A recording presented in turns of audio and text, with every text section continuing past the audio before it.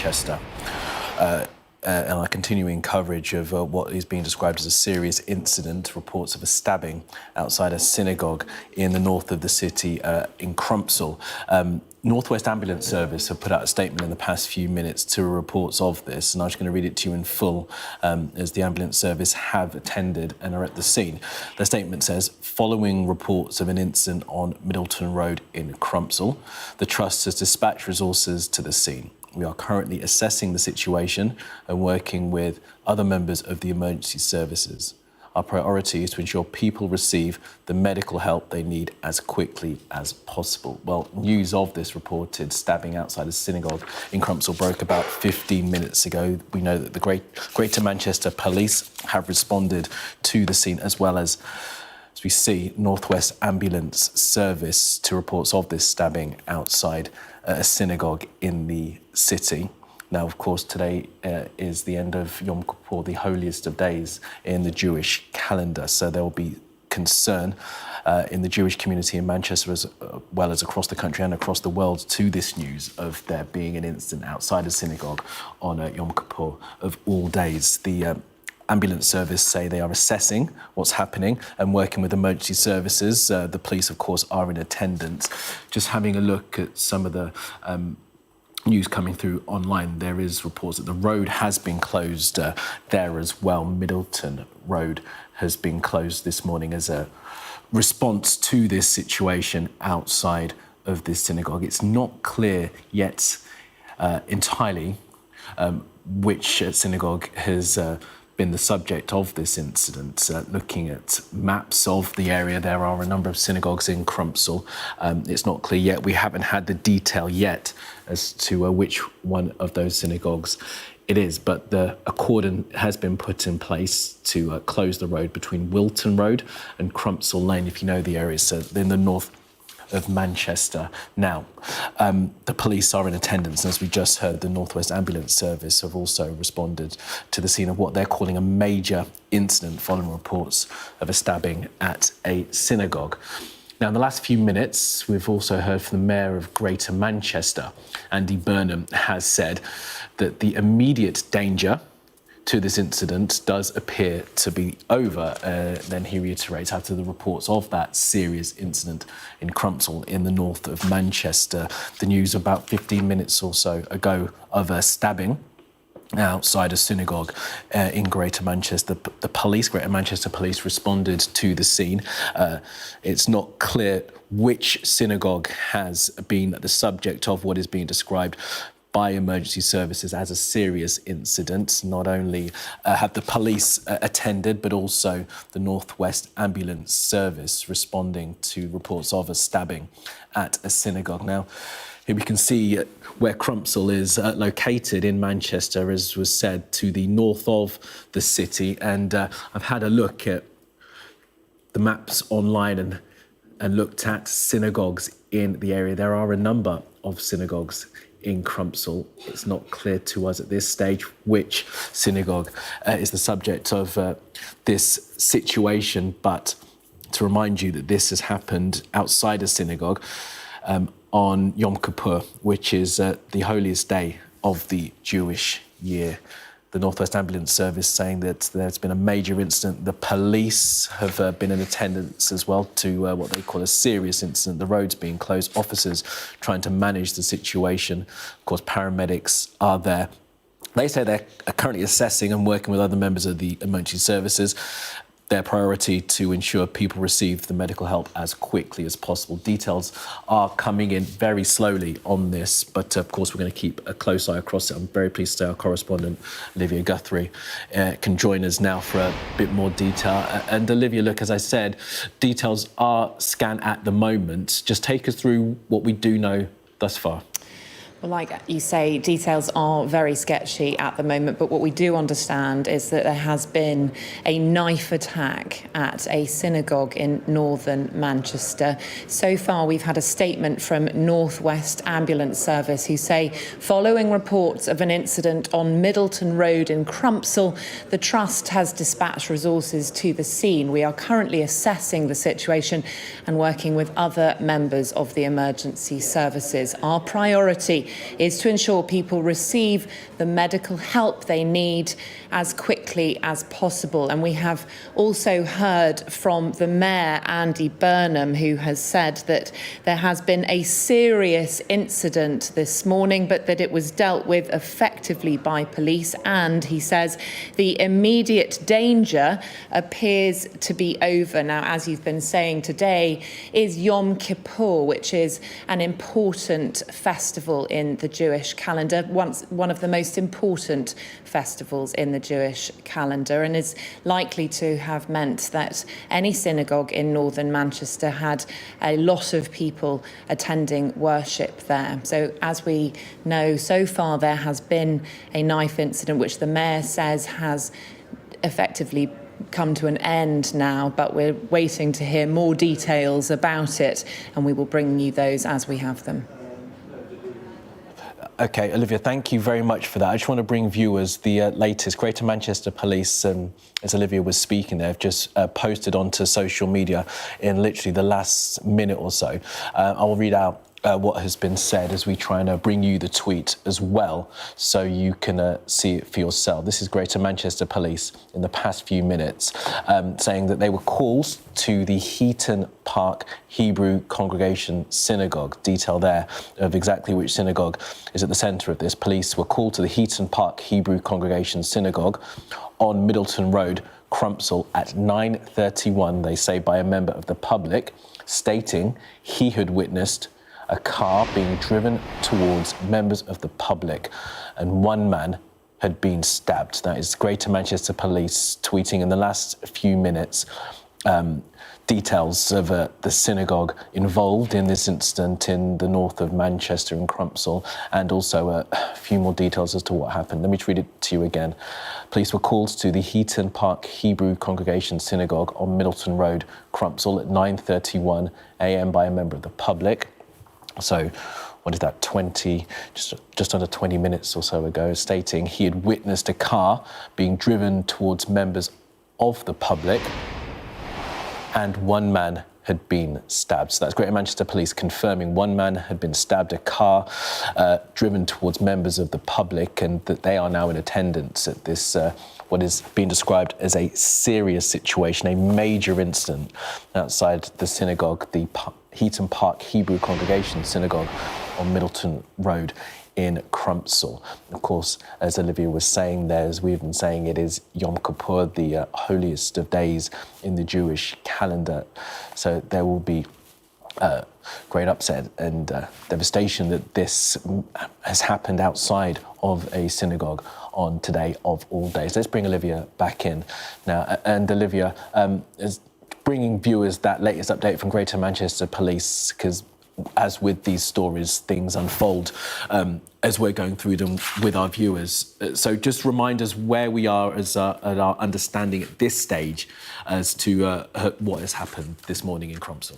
Well, yes, indeed. As I say, the details remain sketchy, and we're basically learning about this story very much alongside our viewers. But as we've just been hearing from Manchester Police, we understand that one man has been stabbed outside the Heaton Park Synagogue in Crumpsall in northern Manchester. They were called just after 9:30 this morning after reports of a car being driven towards members of the public and one man being stabbed. Now, we also have a statement from North West Ambulance, who say, following reports of an incident on Middleton Road in Crumpsall, the Trust has dispatched resources to the scene. We are currently assessing the situation and working with other members of the emergency services.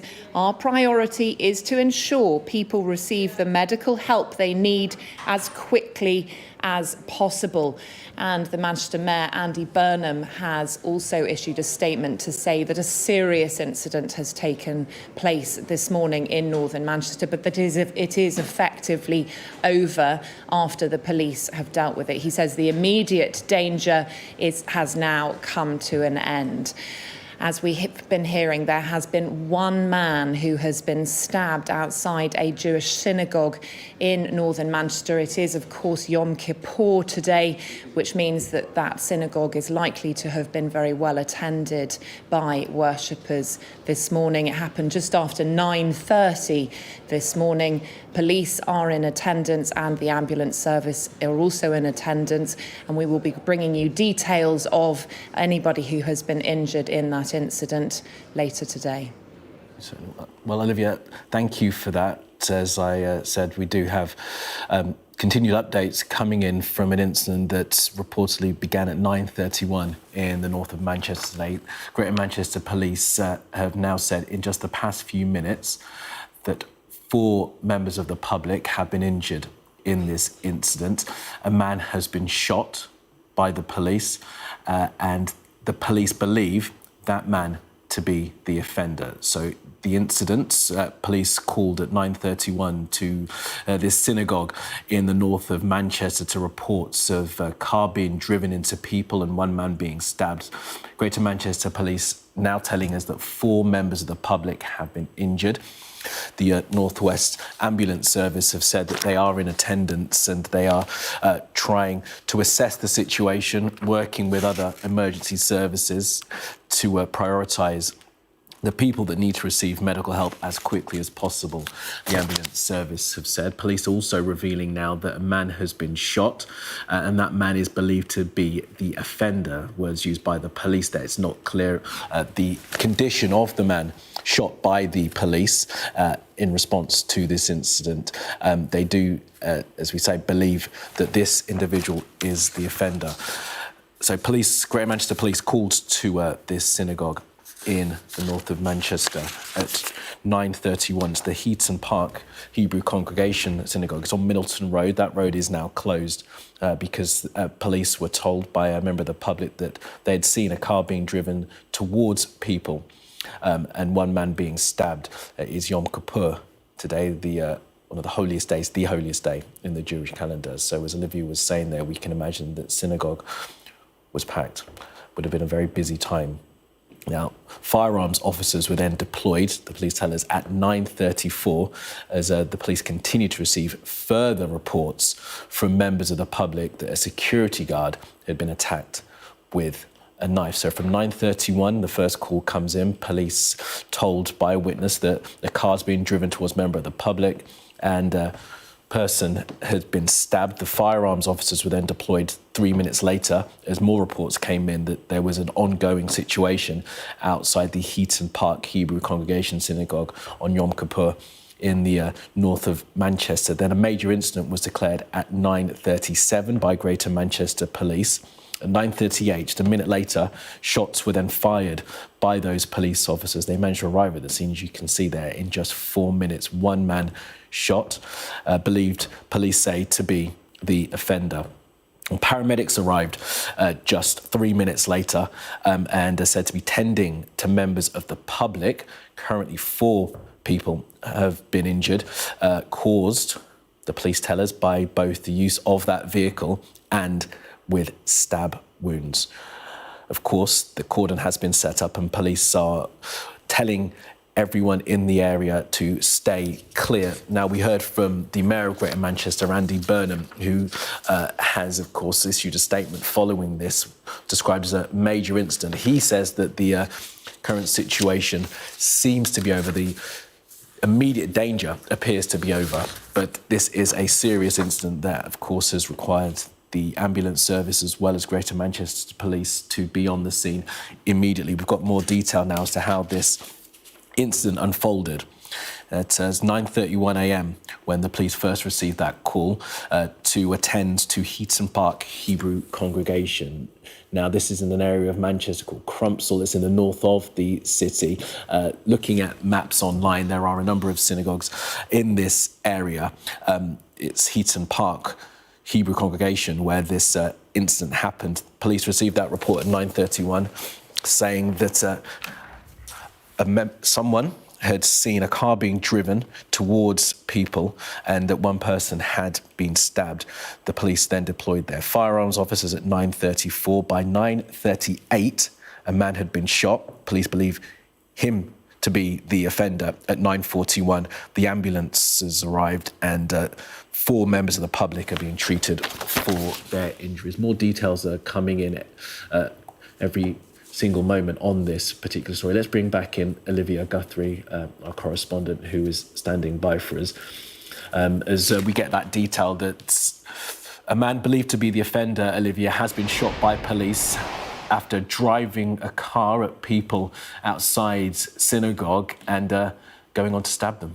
Well, indeed, that's what we understand. Police say that they have shot a suspect in northern Manchester. It's not known what condition that suspect was in, but that firearms officers had been dispatched to this incident at a synagogue in Manchester. We know that it is Heaton Park Synagogue in the Crumpsall area.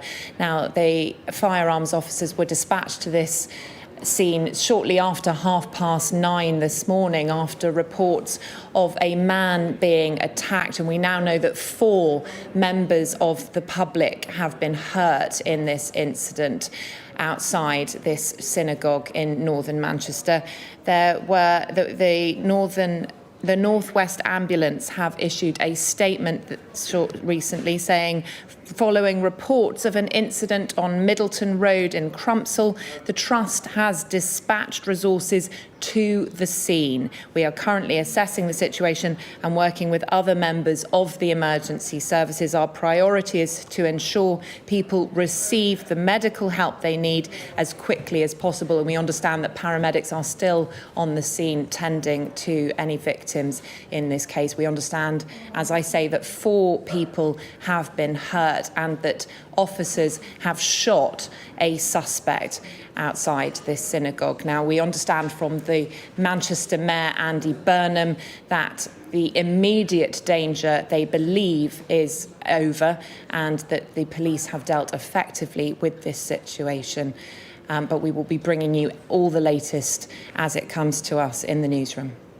We certainly will. All right, Olivia, let's continue to go through some of the detail that we have here. We've got a pretty specific, detailed timeline of events that occurred this morning. It's 10 to 11 now. Police were first called at 9:31, so an hour and 20 or so minutes ago, by members of the public, saying that they had seen a car being driven towards people outside of the Heaton Park Hebrew congregation and that one person had been stabbed. Now, police have told us that they have shot who they believe to be the offender. That happened at 9:38 this morning. It's not clear at this stage the condition of that person who has been shot by the police, but we do know that 4 members of the public are being attended to by the ambulance service. Paramedics were at the scene at Heaton Park Congregation Synagogue at 9:41.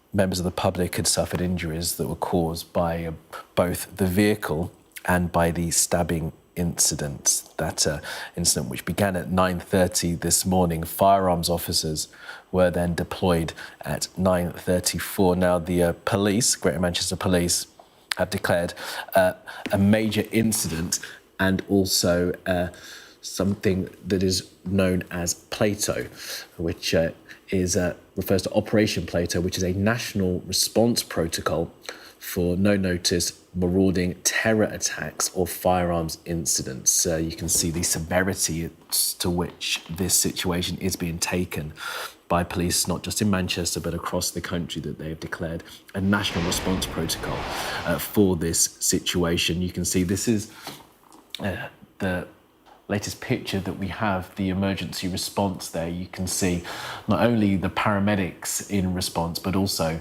fire service have responded to this incident as well, which began after a call from a member of the public at 9:31 to police that they had witnessed a car being driven into members of the public and people being stabbed.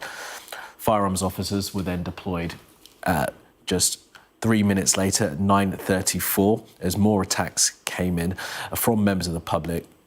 Detail here that a security guard, they say, had been attacked with a knife. This all happening outside Heaton Park Hebrew Congregation Synagogue on Yom Kippur, the holiest of days in the Jewish calendar. And of course, synagogues have for many decades had to have their own private security, such as the threat to Jewish places of worship in this country.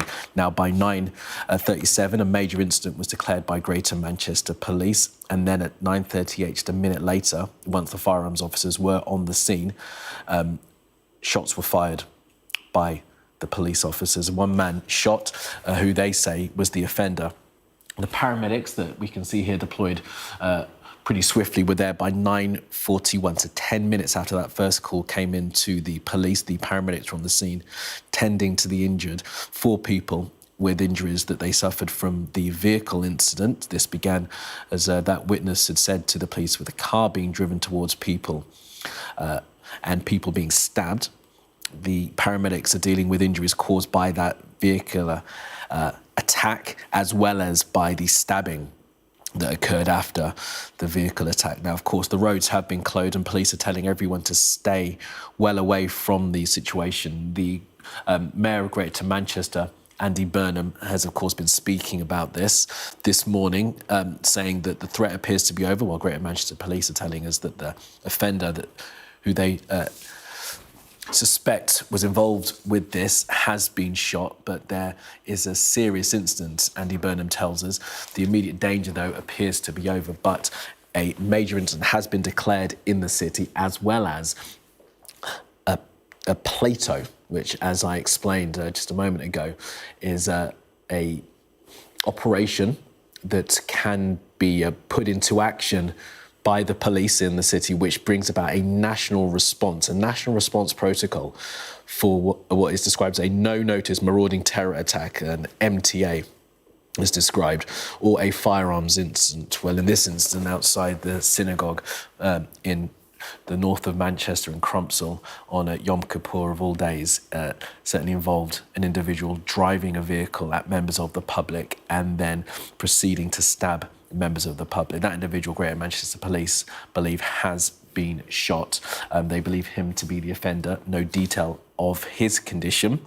We do know that 4 members of the public have been injured, and the emergency services, the ambulance crews, are tending to them at this time. All right, let's bring back in Olivia Guthrie, if we can, for a bit more on this. So, look, Olivia, we've heard a little bit from Andy Burnham. I'm just going to spend the time now having a look for some more reaction to this. Of course, as the Jewish community on Yom Kippur in Manchester will be coming to terms with this horrific news. Well, yes, of course, and we can't possibly speculate as to what was behind this incident, but we do know that this synagogue has been no stranger to violence. It has, in fact, had a murder outside of it in 2008, and there has been anti-Semitic graffiti written on the side of it in the past. Now, what we know so far about this particular attack today is that a suspect has been shot by police after firearms officers were dispatched to this synagogue, Heaton Park Synagogue in Crumpsall in northern Manchester. Police were called just after 9:30 this morning after 4 members of the public were hurt. A car was driven towards members of the public and there was a stabbing. Now, a major incident was declared at 9:38, and we know that there has been a national response to this under Operation Plato, which is an anti-terror operation. Now, paramedics are currently attending at the scene, and we've had a statement from North West Ambulance. Following reports of an incident on Middleton Road in Crumpsall, the Trust has dispatched resources to the scene. We're currently assessing the situation and working with other members of the emergency services. Our priority is to ensure people receive the medical help they need as quickly as possible. Now, Manchester's Mayor Andy Burnham has also made a statement saying that the immediate danger is believed to be over in Manchester, and he has thanked the police for their effective dealing of this serious incident. Now, as we've been saying, today is Yom Kippur, which is the most important religious festival in the Jewish calendar. And so the synagogue in northern Manchester is likely to have been attended by an awful lot of worshippers this morning. And we understand that 4 members of the public have been injured in this incident, but police have attended very soon, and it is understood that a suspect has been shot, and police say they believe that suspect to have been the offender.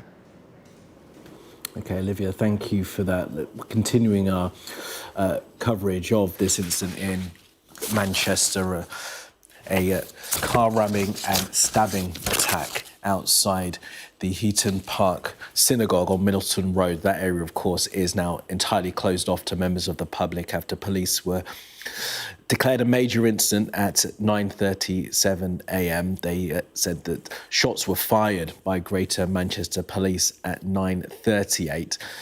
One person, believed to be the offender, has been shot. Paramedics were on the scene by 9:41, tending to members of the public. Now, the police are telling us that 4 members of the public with injuries caused by being struck by a vehicle as well as being stabbed are being treated. Of course, the police telling everyone to stay away from what is a major incident. And as Olivia was saying, Operation Plato has been initiated as well, which is a nationwide response to terror attacks. The police have said that they believe that the offender has been shot by firearms officers following the first reports of this at 9:31. At 9:31, a member of the public called Greater Manchester Police saying that they'd seen a car being driven towards members of the public and one man being stabbed. The police say that they had received more calls at 9:34. By 9:34, they'd dispatched their firearms officers and had heard that a security guard had been attacked with a knife. It was by 9:38, after a major incident had been declared, that Greater Manchester Police firearms officers were on the scene and one man was shot, who they believed to be the offender. Now, 4 people have been injured as a result of this car ramming as well as stabbing incident. And this, of course, all happened outside the Heaton Park Synagogue, which is on Middleton Road. It's in the north of Manchester, and it comes on a day of significance, a holy day, high holy day for the Jewish faith in the Jewish calendar. It is Yom Kippur today, a festival that has run for the past couple of days, and this incident happening outside a synagogue will bring a greater horror to that community as they come to terms with what's happened in the north of Manchester. Now it is 11 a.m. You're watching Sky News Today as our continuing coverage of an incident in Manchester where police say they have shot an individual after responding to a stabbing outside a synagogue. At least 4 people have been injured following this attack. Now, the emergency services have been responding to this incident after they were called at 9:31 following reports of a car being driven towards members of the public and one person being stabbed. Now, it happened at the Heaton Park Hebrew congregation. That is in Crumpsall, in Greater Manchester. It's in the north of the city, if you know the area. Now, in a statement this morning, Greater Manchester Police have said the following. Police were called to the Heaton Park Hebrew congregation synagogue on Middleton Road, Crumpsall, at 9:31 a.m. by a member of the public, stating he had witnessed a car being driven towards members of the public and one man had been stabbed. Greater Manchester Police then declared Plato and a major incident at 9:37. Now, Plato is a national operation that responds to terror attacks. That was at 9:37. At 9:38, shots were fired by Greater Manchester Police firearms officers. One man has been shot, believed to be the offender, the police say. Paramedics were on the scene at 9:41 and attending to members of the public. Currently, 4 members of the public with injuries caused by both the vehicle and stab wounds. And they, of course, have asked everyone in the area to stay away while they deal with this incident. Well, the North West Ambulance Service have also issued a statement. It says the following. Following reports of an incident on Middleton Road in Crumpsall, the Trust dispatched resources. We are currently assessing the situation and working with other members of the emergency services. Our priority is to ensure people receive the medical help they need as quickly as possible. As we have said, Greater Manchester Police telling us 4 people at least have been injured and are being cared for following that attack with a vehicle, as well as stab wounds. Now, it all began outside Synagogue at 9:31. Now, remember, today is Yom Kippur. It's the holiest day in the Jewish calendar. And this incident happened outside the Heaton Park Hebrew congregation. A member of the public had called the police after having witnessed a car being driven into people. By 9:37, the police had declared a major incident. Then 1 minute later, a man believed to be the offender was shot by police. The condition of that individual is not known at this stage. Now, paramedics arrived at 9:41 and are tending to 4 members of the public who have injuries caused by the vehicle, as well as stab wounds. All right, well, Olivia Guthrie, our correspondent, is across this for us this morning and joins us now. So, Olivia, that's what we know so far. Just take us through some of the detail. I certainly will do, and we are expecting a statement from Downing Street shortly, so we will bring you that as soon as we have it. But what we know so far is that 4 people have been hurt in this incident outside a synagogue in northern Manchester, the Heaton Park Synagogue in Crumpsall. We know from police that firearms officers were dispatched this morning and that a suspect has been shot outside. Now, let me walk you through the timeline of what happened this morning. Apparently at 9:31, there was a call from a member of the public after there were reports of a car being driven at people in the area and a stabbing. At 9:37, so 6 minutes later, there was a national response under Operation Plato, which is an anti-terror operation. Shots were fired by Greater Manchester Police firearms officers, and they believe that the offender has been shot. And at 9:41, paramedics began attending to those injured on the scene. Now, we've had a statement from the Manchester Mayor, Andy Burnham, who has thanked officers for their effective dealing with this situation. He says that the immediate danger appears to be over. Now, today is Yom Kippur, which is the most significant date in the Jewish religious calendar, and so this synagogue is likely to have been attended by a great number of people this morning. As we say, we understand that 4 members of the public have been hurt in a stabbing and a car being driven into people outside this synagogue in northern Manchester. OK, thank you for that, Olivia. Now, let's take a look at the latest picture that we have coming to us from Crumpsall in Greater Manchester, outside the synagogue there. You can see police and there, the Community Security Trust. That is the security service, private security set up by synagogues all across the country to protect them from incidents like this. That they're at the cordon. You can see the emergency response, not just the police, their Greater Manchester Police, but also you will have seen that there was an ambulance there, number of ambulance, as well as a couple of fire trucks as well. The full response from the emergency services following this incident that they were first made aware of at 9:31 a.m. following a call from the member of the public that a car had been driven into people and that people were then being stabbed. The police dispatched firearms officers just 3 minutes later. 4 minutes after that, police say that shots were fired by their officers, hitting the offender, as they describe it. His condition is not yet known. Major incident had been declared, and by 9:41, the emergency services were on the scene, tending to those who had been hurt. We know that 4 members of the public, have been hurt by both the vehicle as well as being stabbed. The police said that by 9:34, they were continuing to get calls. That's 3 minutes after the first call that came in, telling them that a security guard had been attacked with a knife. And then just, as I say, 4 minutes later, they dispatched their firearms officers there who fired shots, taking down the offender, as the police have described. Now, this is the latest picture from Crumpsall, but I can now bring a live picture from Crumpsall where we can just see the response here, and members of the community, members of the congregation tending to each other, comforting each other. This is, of course, happening on Yom Kippur, the holiest day in the Jewish calendar. One can imagine synagogue, temple would have been packed with people worshipping, and we can see that now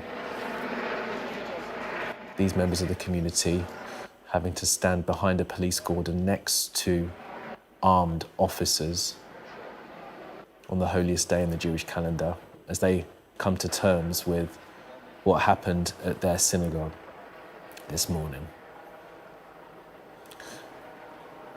Impossible to know what's going through their minds, to be able to understand the feeling that must be, but at this point, of course, they may well having to be held within this cordon while the investigation continues into exactly what happened. You can see there were children there among this group. Just see a young man there with his back to us, with his kippah and puffer coat, and there are some kids as well. We can see wrapped in blankets as they've had to leave synagogue this morning because there has been a terror attack outside as an individual has driven their car into people and then got out and proceeded to stab people. First calls came into police at 9:31. By 9:38, Greater Manchester Police say that firearms officers had dispatched their weapons, had shot who they describe as the offender.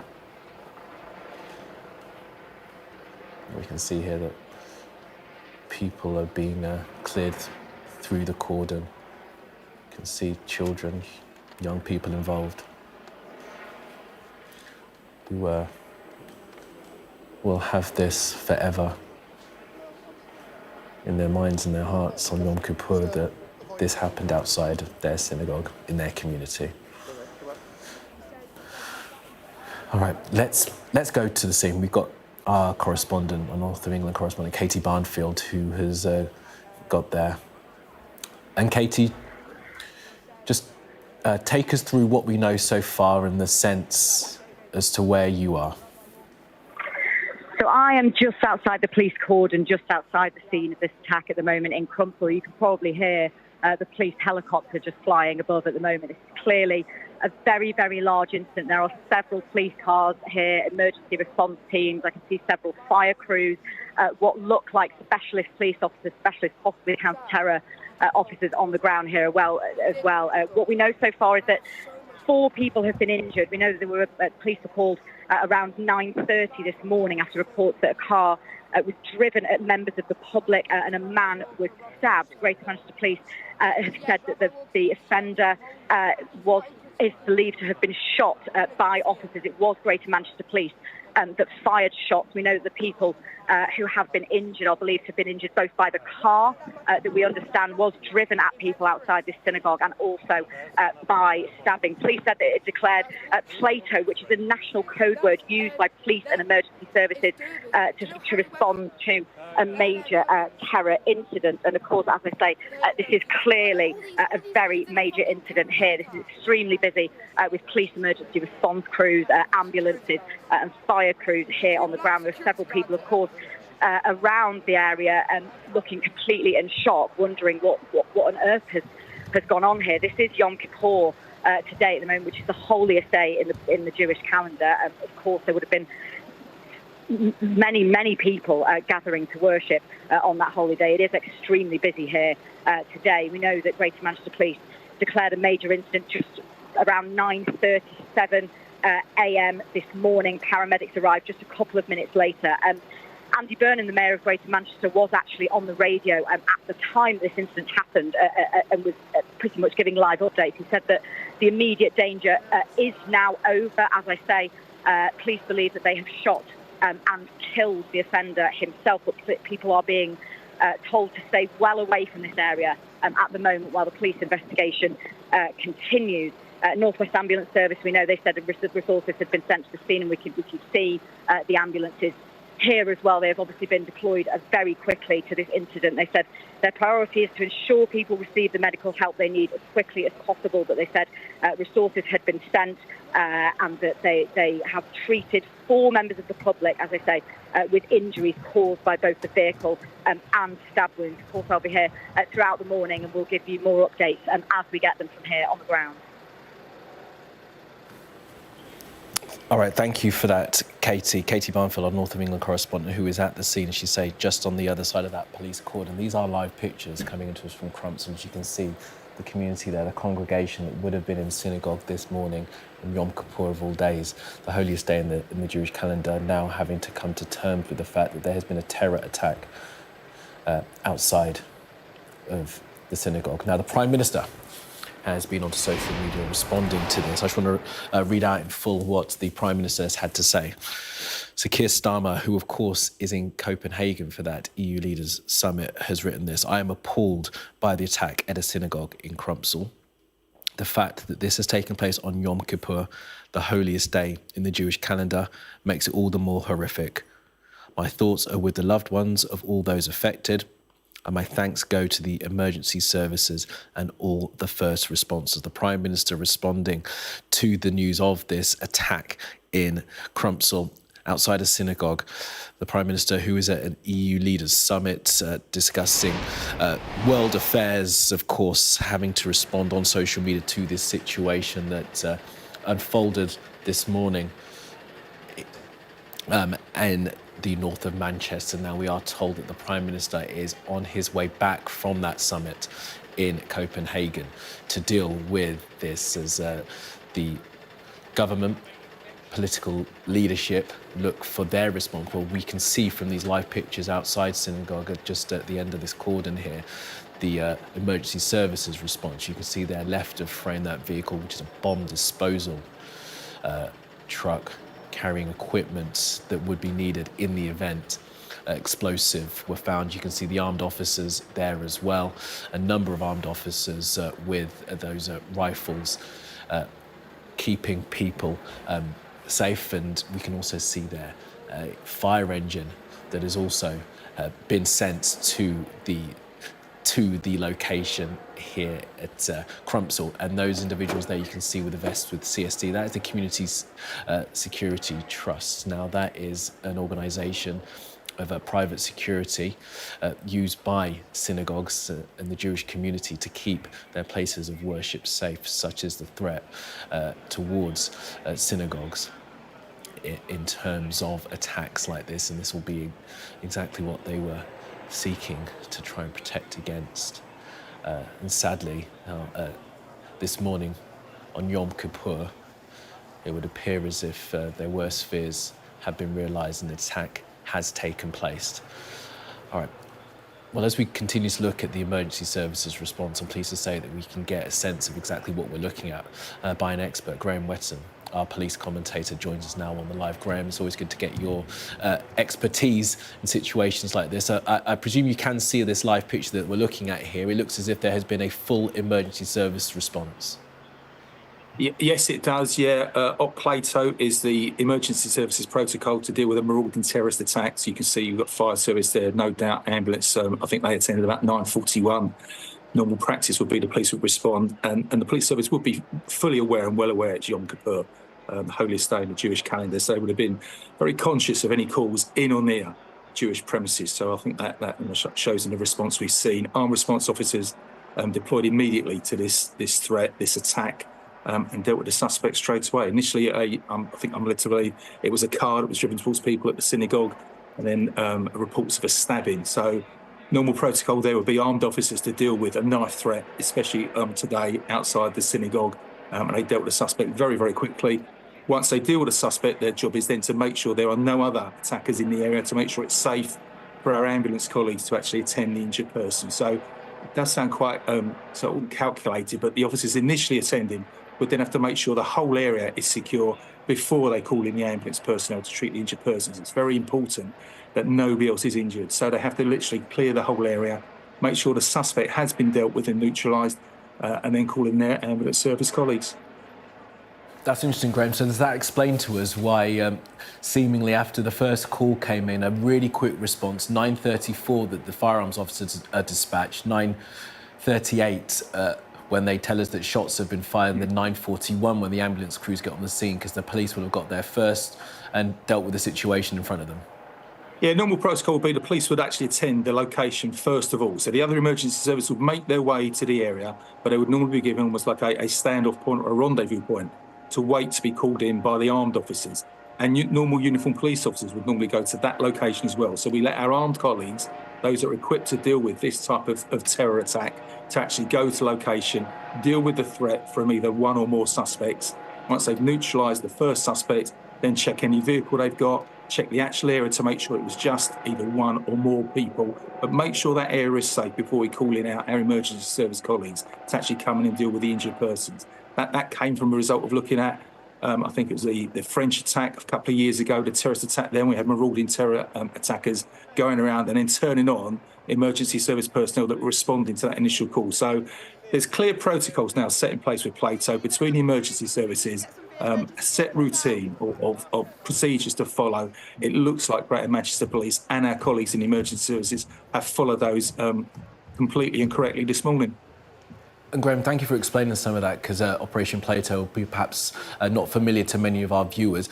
We saw a bomb disposal vehicle there. Is that part of the procedure, that every single resource that you might well need for these situations is sent to the area in the first instance and then withdrawn if it's not needed? Yeah, absolutely. At the initial stage, you're not sure what sort of threat or attack is taking place, be it with a bladed weapon, firearms, or even explosives. So they will deploy the resources they may need at the scene. They will be on standby once we've actually secured the scene, as I said, and make sure it's safe for those personnel to enter. We've got to check then the suspect themselves, their clothing, what they're carrying, and any vehicle they've travelled in. So we call all those expert resources in, make sure the scene is safe, then they will go in and properly clear the scene, examine the vehicle, examine the suspect, and make sure there are no improvised explosive devices either on the individual or on the car, waiting for, as I said, other personnel to come into the area and then be victims of another attack. OK, Graham, for now, thank you for that. I wonder if you can stay on the line, Graham, because we will want to speak to you again very soon as we're continuing our coverage of this. Looking at live pictures here from Crumpsall, you can see members of the Jewish community there in Manchester gathered behind the police cordon speaking to officers there, as well as to members of the Community Security Trust. And tragically that there you can see some kids who've been at synagogue this morning. It's Yom Kippur, the holiest day in the Jewish calendar, as their parents, their elders will have to explain to them what has happened outside of synagogue in their community today. Now, the Prime Minister, as I said, had been in Denmark. He was at a European Leaders Summit meeting discussing world affairs, not least the Russian invasion of Ukraine. We are now told that he is on his way back here. He's on his way back to the UK, where he will chair a Cobra meeting, Cobra, which you will hear each and every time there is an emergency situation here in the country, is a cabinet office meeting. Its purpose is to bring high-level coordination and decision-making in the event of major or catastrophic emergencies, including natural disasters, and in this case, of course, terror attacks. Now, the Prime Minister on his way back to chair that Cobra meeting, joined around the Cabinet Office table. He will be joined by his new Home Secretary, Shabana Mahmood. Now, in the past few minutes, the Home Secretary has posted onto social media her response to this. Let's just read it out to you in full. "I am horrified," Shabana Mahmood says, "by the news of an attack at a synagogue in Manchester today on the holiest day in the Jewish calendar. My first thoughts are with the victims, our brave police and emergency services. I am being kept updated by Greater Manchester Police. I urge people to follow the advice of the emergency services. Shabana Mahmood there, the Home Secretary, only in job a couple of weeks now, having to respond to this news of a terror attack outside a synagogue in Greater Manchester on the holiest day in the Jewish calendar. Continuing our live coverage of this incident in Crumpsall in Greater Manchester, as we can see, these are the latest images that we have, still images of the emergency response following this car ramming and then stabbing attack outside a synagogue in the north of Manchester in Crumpsall on Yom Kippur, the holiest day in the Jewish calendar. Police responded following a call from a member of the public who said they had seen a person driving their car into people and then proceeding to try and stab them. The police dispatched the Greater Manchester Firearms officers by 9:34. By 9:38, Greater Manchester Police said that shots had been fired and that the offender, as they described it, had been hit. The situation there, as far as the unfolding incident came to an end, we can see the huge emergency response. Operation Plato has been initiated, which is a national protocol which allows for all relevant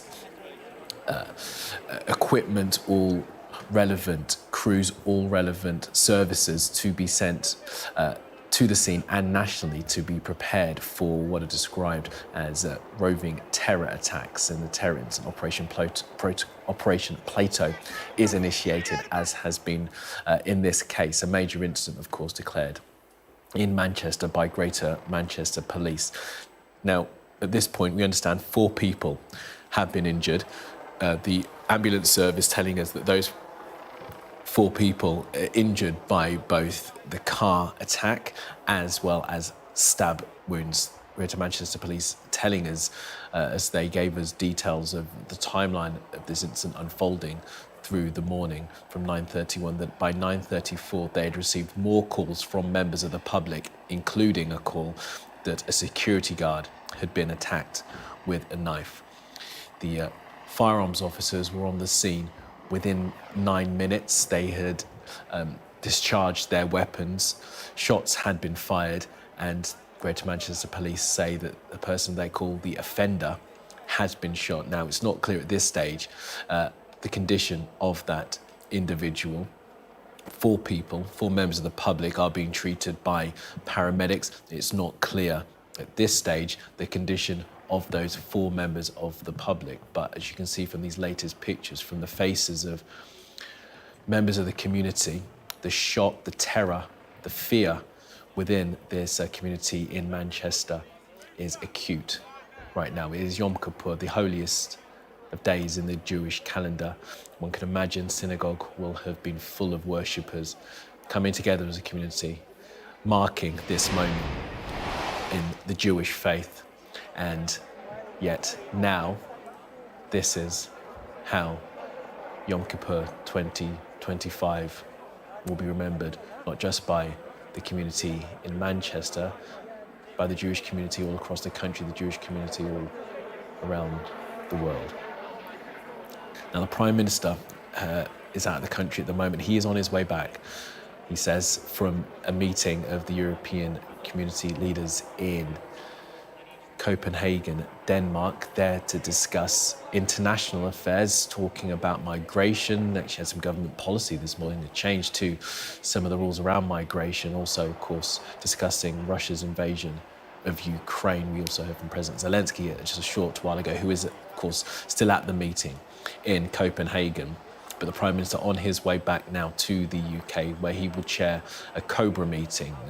Cobra called of high-level cabinet officials, of politicians, as well as senior civil servants and members of the emergency services to coordinate a response to incidents like this, terror incidents like this that occur. The Prime Minister will be chairing that later. He wrote on social media just a short time ago, perhaps on his way back from Denmark, that he's appalled by this attack on a synagogue. The fact that it's taken place on Yom Kippur, the Prime Minister says, the holiest day in the Jewish calendar, makes it all the more horrific. My thoughts are with the loved ones of all those affected, and my thanks go to the emergency services and all the first responders. That's the Prime Minister. The Home Secretary, Shabana Mahmood, has also posted on social media similar sentiments, a revulsion and horror at this attack on a synagogue on Yom Kippur. Now, the Mayor of Greater Manchester, Andy Burnham, has also been speaking. He was actually on the radio at the time when this attack happened and was able to respond pretty quickly to all of this, was able to declare that the incident was self-contained. I presume that's because he knew that the offender had been shot by police.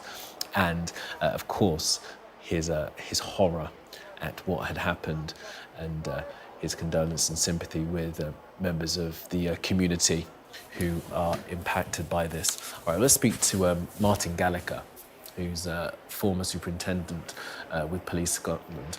Martin, thank you for joining us today. I just want to get your sense of this response and give us a bit more detail, if you can, about Operation Plato, which we know has been initiated here. We're looking at live picture, Martin, as we can see that members of the community being taken through the cordon by members of the emergency services. This incident affecting the young and the old, all members of the community who will have been at synagogue today, marking Yom Kippur.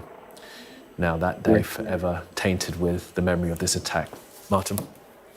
Yes, so first of all, my thoughts are obviously with the victims of this terrible attack. Operation Plato is a well-rehearsed police response to a marauding terrorist attack, which this appears to have been, and Greater Manchester Police have called it so from the outset. I think from your own reporting, it would appear that the police response to that call has been very rapid, and that the threat was neutralised very quickly. Unfortunately, there's casualties involved, but it would appear from the reporting that I've seen that the police response has been very rapid. Yeah. And we're going to get a Cobra meeting as well. I mean, I know that's slightly outside of your frame of expertise, Martin, but that will be another high-level meeting of officials, won't it, that will discuss the response? Yes. And I think, we've got to consider that although we're dealing with an isolated incident here, we're doing that against a backdrop of an increase of incidents of this nature and the motivation for them appearing to change and have altered. And obviously the highest levels of government will be very concerned about where the community tensions are now simmering and resulting in attacks such as this. And are we in a phase of where such attacks will continue? That's really where government will be focused. Yeah, absolutely. Now, Martin, we've seen from the footage that we've got, these are live pictures again from, one presumes, the other side of the cordon as perhaps members of the community, members of the public have arrived to see what's going on and provide solidarity with one another. The Community Security Trust, of course, will have been at synagogue this morning protecting the synagogue. Just how do the police work with the CST? So that's something with my area of experience. I did not work with any security bodies that were responsible for synagogue security, so I couldn't comment on that, I'm sorry. No, that's understandable, Martin. Sorry, I thought I'd ask the question because we are seeing members of the CST on screen all the time, and of course they protect synagogues up and down the country. Just looking at their website at the moment, they say that they've recorded 1,521 anti-Semitic incidents across the UK in the first half of 2025, which is the second highest total ever reported in the first 6 months of any year. And we have been reporting. Yeah, it's just the threat, isn't it? I mean, for a community to have their own security detail to protect against this sort of thing, it just reveals to you how under threat they can be. Yes, and certainly the tensions round about the Palestinian situation are bubbling over into these attacks against Jewish communities around the world. And I think it's important that we acknowledge that this isn't a UK issue. This is a worldwide issue. You've had incidents recently in Australia. There'll obviously be queries as to whether this is an isolated actor or whether there's anyone obviously pushing for this, as it has happened in Australia. But there's an increasing tension, an increasing threat to the Jewish community, which is the knock-on from the Palestinian situation. Well, Martin, look, as we're talking, we are seeing the raw emotion of what one can imagine is family connection. There is a cordon set up, an individual perhaps who has been separated from a family member. Yeah. Tragic. Absolutely tragic.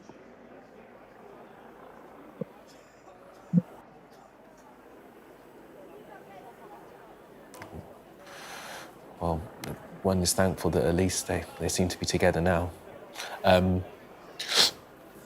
Martin, can you explain to us why the cordon would be like this at this point? This incident happened 9:30. It seems as if police are keeping some people within the cordon and obviously others who are not allowed across. Why do they keep the cordon up these hours after the incident? So there'll be an inner and an outer cordon. The inner cordon will contain the crime scene and related materials, particularly where you've got both the incident with the stabbing and the car hitting members of the public, plus you have the police shooting. So you have an investigation to carry out here. And the inner cordon will preserve that evidential base for those inquiries to continue. And the outer cordon provides that sterile area to maintain the safety of people not interfering within the inner cordon. Now, if you're saying there's people still within that outer cordon, my guess would be that's witnesses and such that the police have not been able to process yet. They'll be wanting to get statements from individuals as to what they've experienced, what they've seen.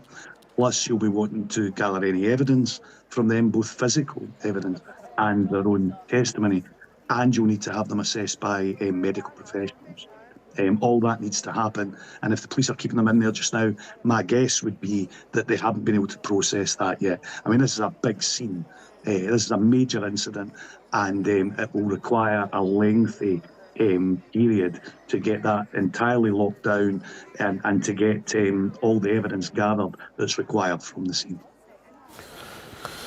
Absolutely. The police will want to try and get a sense and try and understand in any way they can what's happened here. The grief on the faces of these individuals so palpable. I think, we should just have a look at, rather than intrude on that family as they're trying to come to terms with what happened, probably best just to take a little step away from a moment, Martin. Now, look, as we said, the response was fulsome. I mean, again, from your perspective, Martin, police tell us that the first call came in at 9:31. Yep. We then are told that by 9:38, shots are fired. I mean, firearms officers on the scene are dispatched at 9:34. Yep. I mean, you tell me, that seems really quick, but I mean, I don't suppose we know where they are stationed, but that seems like a rapid response. Yeah, well, let's be frank. You already highlighted yourself the rising tension towards the Jewish community. The police will have been alive to that.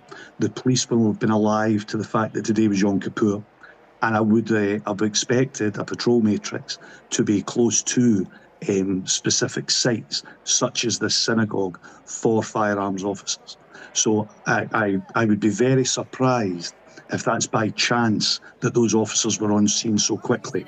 I think that it will come out in due course that the police had used their intelligence, had conducted a threat assessment, and were able to respond.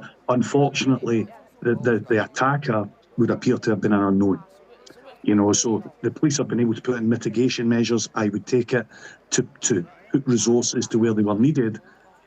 That hasn't prevented the attack. But what it has prevented is the attack going on for a significant length of time. The police have been able to get there within minutes and neutralise that threat, which I think we have to commend the police for, that they've been able to do that they've been able to respond so quickly and been able to neutralise that threat. It's terrible that we've got casualties from this, but the police have been there quickly and have mitigated that threat very, very quickly. Yeah, the police on the scene rapidly within 9 minutes of the first call coming in saying that they had been able to stop the offender by shooting him. Martin, I'm going to let you go for now. Thank you very much for being with us, Martin, as we continue to look at these pictures of the community coming to terms with what has happened at Crumpsall, outside Synagogue on Yom Kippur. I was trying to bring in our other policing commentator, Graham Wetton. And Graham, thanks for sticking around and for being with us. I know you've got to get off, you have other commitments, but do appreciate it. Now, we just saw there a moment ago, tactical aid units, 4 vans worth of that coming in. Why would they be dispatched at this point? Do we know? I would imagine that they are going to start relieving the armed officers, the firearms officers, on some of those cordons. So, and I've worked with Martin. Martin was quite right. There would be an inner cordon and an outer cordon set up. They're probably being resourced or staffed by armed officers at the moment, because they were the initial ones that would go to the scene, because it is a Operation Plato response, which deals with marauding terror attacks. So we initially send armed officers to the scene and to secure that inner and outer cordon. There then becomes a process of relieving those armed officers, including the ones that dealt with the initial suspect, and relieving those with non-armed officers. Graham, so tactical aid unit from GMP has probably been deployed, have arrived on scene. Graham, my apologies, we're going to interrupt you there because we've heard from the Prime Minister in the last few minutes. Let's listen to what Sir Keir Starmer has to say as he's on his way back from Denmark to chair a Cobra meeting. The attack in Manchester this morning is absolutely shocking, and all of our thoughts are with those affected. I'm on my way back to London. When I arrive, I will chair an emergency Cobra meeting. I'm already able to say that additional police assets are being deployed to synagogues across the country, and we will do everything to keep our Jewish community safe.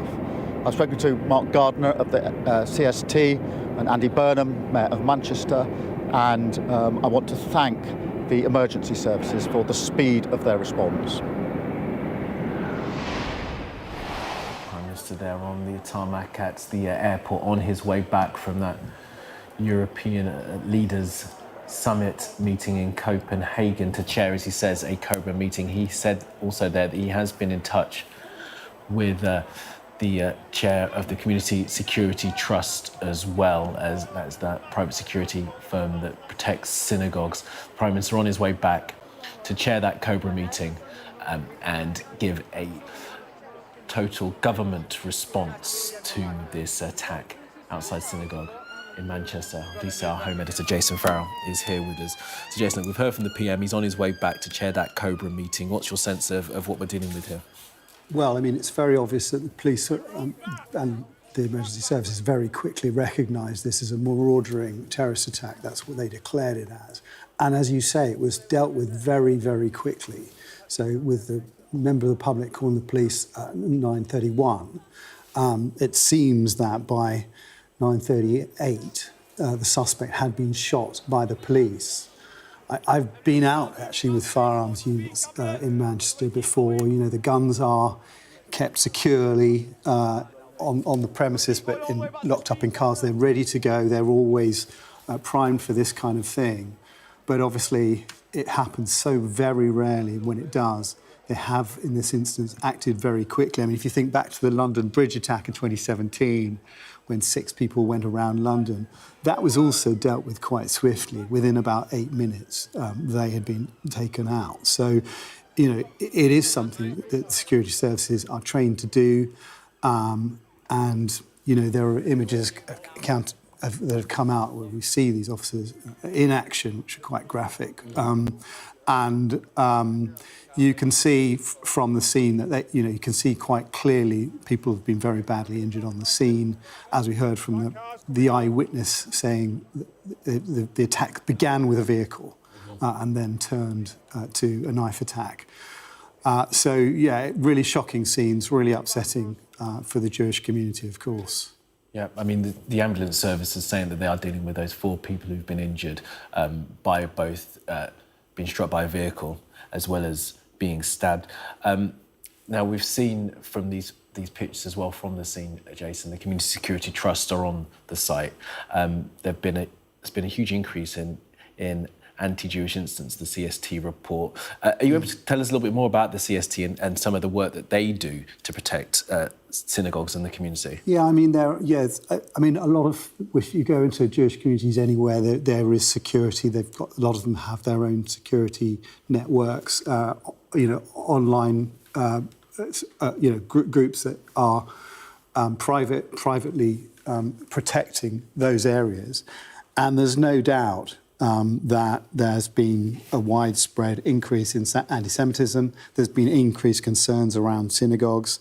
There was a report commissioned by the Board of Deputies of British Jews, which came out earlier this year, which was talking about sort of shocking experiences and unacceptable levels of anti-Semitism, since the October 7th Hamas-led attack in Israel, where 1,200 people were killed and obviously led to the conflict in Gaza. And they've often felt that this anti-Semitism has been missed off the agenda.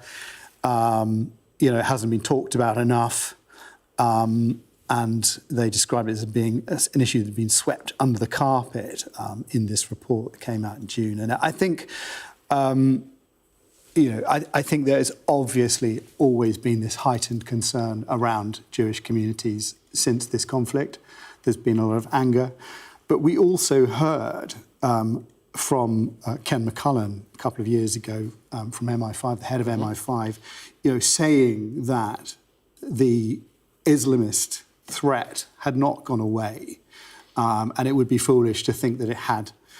He talked about lone individuals being radicalised online, making up the most part of the threat in the Islamist space, whilst there are still concerns around other, the rise of other terrorist groups that haven't gone away, like Al-Qaeda and ISIS. A lot of this is lone individuals acting on what they've been reading online.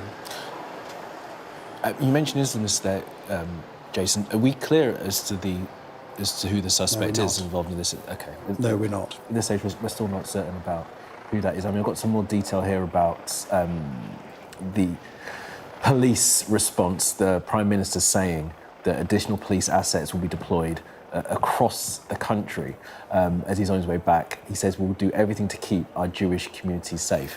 So this is part of Operation Plato, is it that it now becomes something that all across the country there's a response by forces? Yeah, Plato is a code word. Is used by the police and emergency services when responding to a marauding terror attack.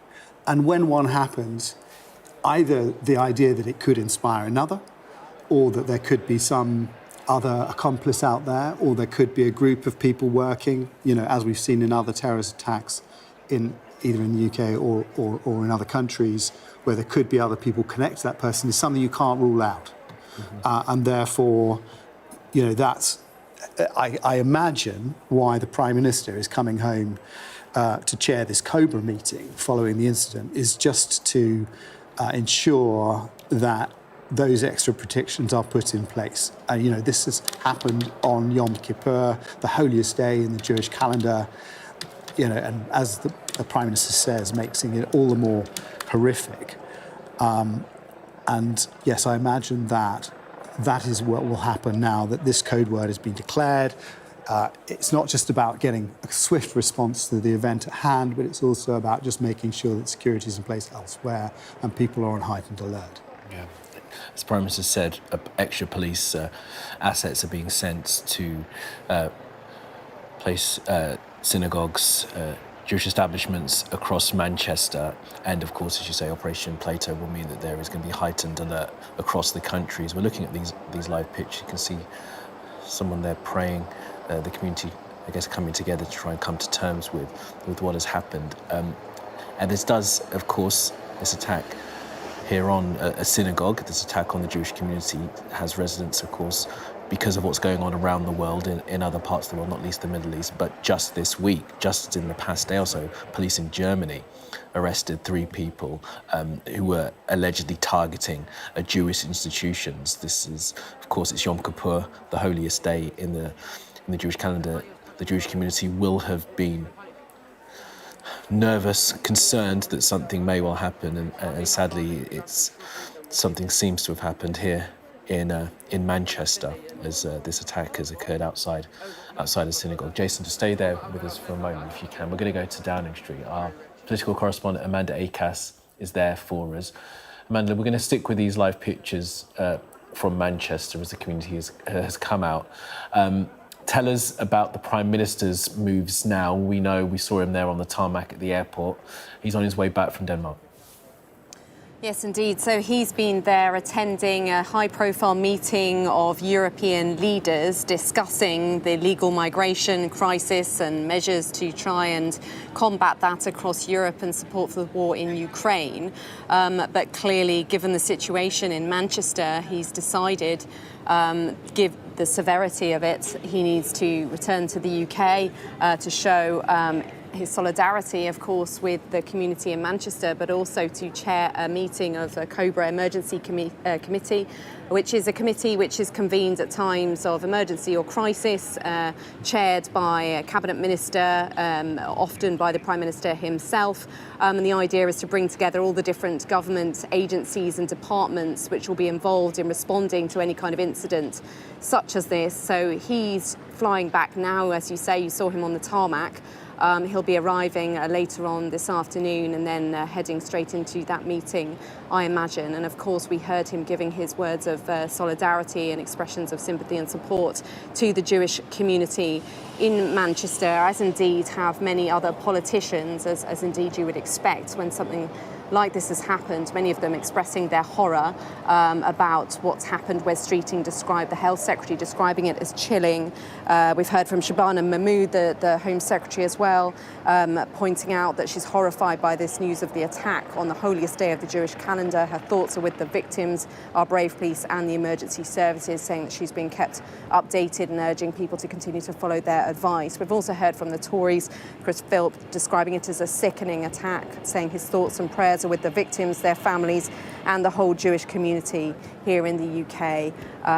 Davy as well, referring to the holiest day in the Jewish calendar. So clearly politicians across the board united in their shock and at what's happened and wanting to show their solidarity with the Jewish community. Of course, there have been real concerns about the rise of anti-Semitic incidents across the country, and I think that's clearly partly what the Prime Minister wants to be taking a stand against. And of course, talking about solidarity for the Jewish community. His own wife is of Jewish heritage. He clearly has strong connections with that community. It's obviously a very shocking incident to be flying back to. It shows the kind of the seriousness of it, I think, because this conference that he's been attending, we saw him earlier today on a stage alongside President Macron of France and Mark Rutte, Secretary General of NATO, President Zelensky there too, talking about the need to keep up the pressure on Russia over the war in Ukraine, and with a whole series of announcements about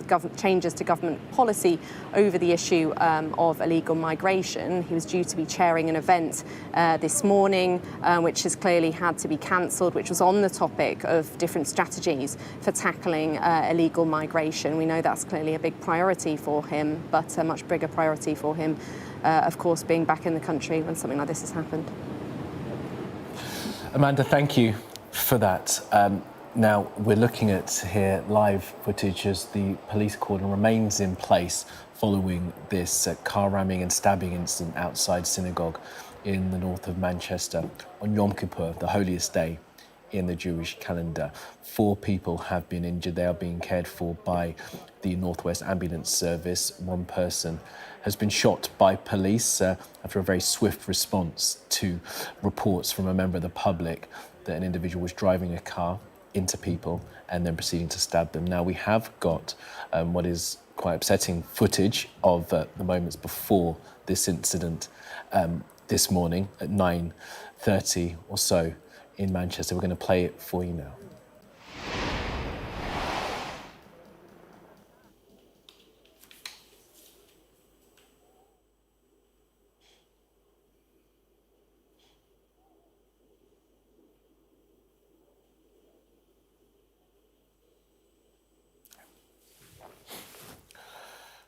Well, this is the latest footage that we have from social media of the moments around the incident to this attack in Manchester, a car ramming and stabbing.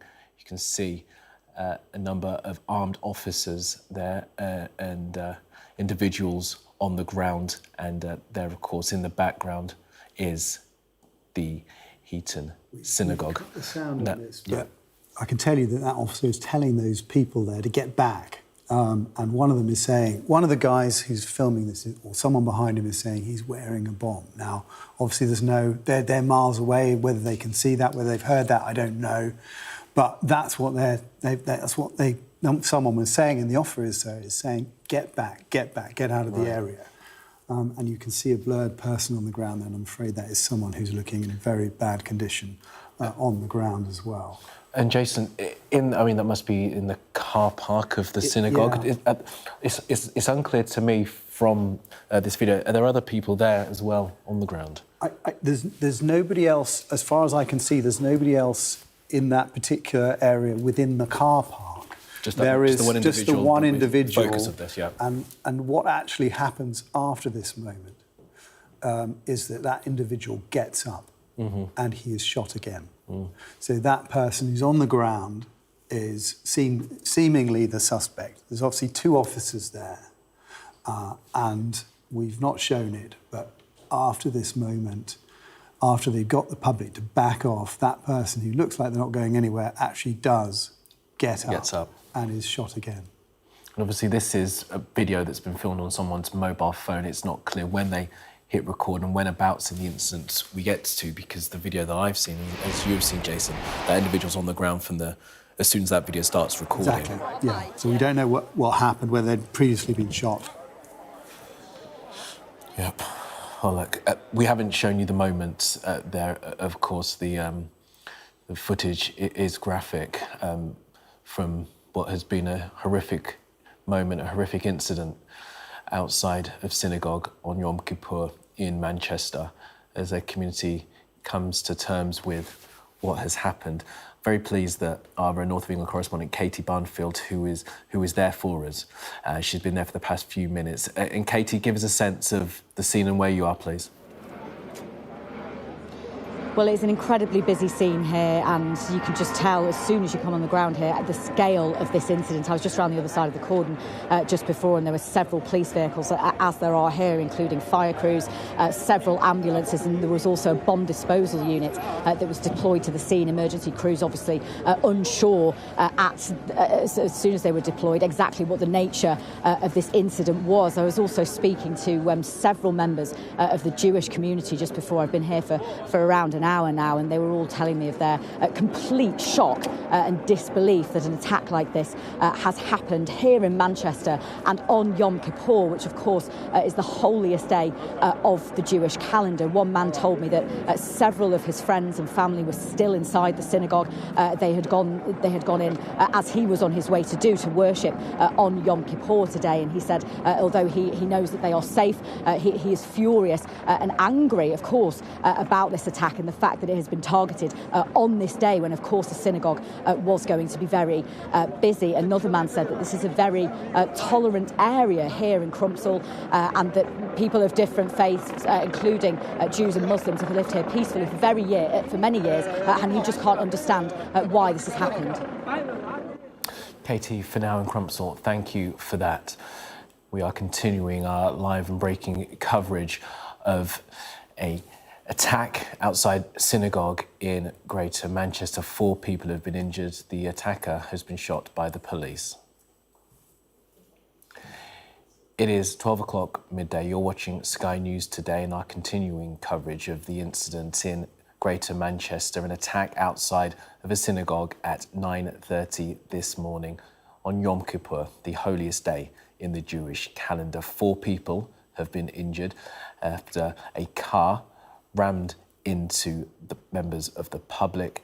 The driver of that car then got out and proceeded to stab people. The police were called at 9:31. By 9:38, they had discharged their weapons, and the offender, as the police have described them, was shot The condition of that individual is not clear at this point. Those 4 who were injured by both the car attack as well as the stabbing are being cared for by paramedics. Their condition is not clear. Now let's bring in Katie Barnfield, our North of England correspondent, who is at the scene for us. Katie, just take us through the feeling where you are now and what more we know. Well, the feeling really on the ground here is just shock and disbelief. I've been here for a little while now speaking to members of the Jewish community, of course, who had come to the synagogue today to worship for Yom Kippur, which is the holiest day in the Jewish calendar. One man I spoke to said he was on his way into the synagogue. His friends and family were actually still inside, although he's had reports that they are safe. And he said he's just in complete disbelief that that this has happened, and very, very angry, of course, that it has been targeted on this day, the holiest day of the Jewish calendar. And another man I spoke to told me how tolerant this is as an area here in Crumpsall. He said people of different faiths, including Jews and Muslims, have lived here peacefully for many years and are very tolerant of one another. And he just cannot understand why this has happened and why this has happened in a city like Manchester. As soon as you come here on the ground, you can just see the size of the police and emergency service presence here. There have been several police vehicles. We've seen armed police. There was a bomb disposal unit that was deployed to the scene as well as fire crews, and a police helicopter has been circling ahead for at least an hour now since that incident happened. We know 4 people have been injured. That's the detail that we have at the moment on them. We know they were injured both by the car that witnesses reported ramming into people outside of this synagogue, and then also they're believed to have sustained stab wounds. We haven't had an update just yet on the condition of those people. In terms of the offender himself, Greater Manchester Police have confirmed that they opened fire when they arrived at this scene. Emergency services arrived extremely quickly within around 6 or 7 minutes. They were called at 9:31 this morning.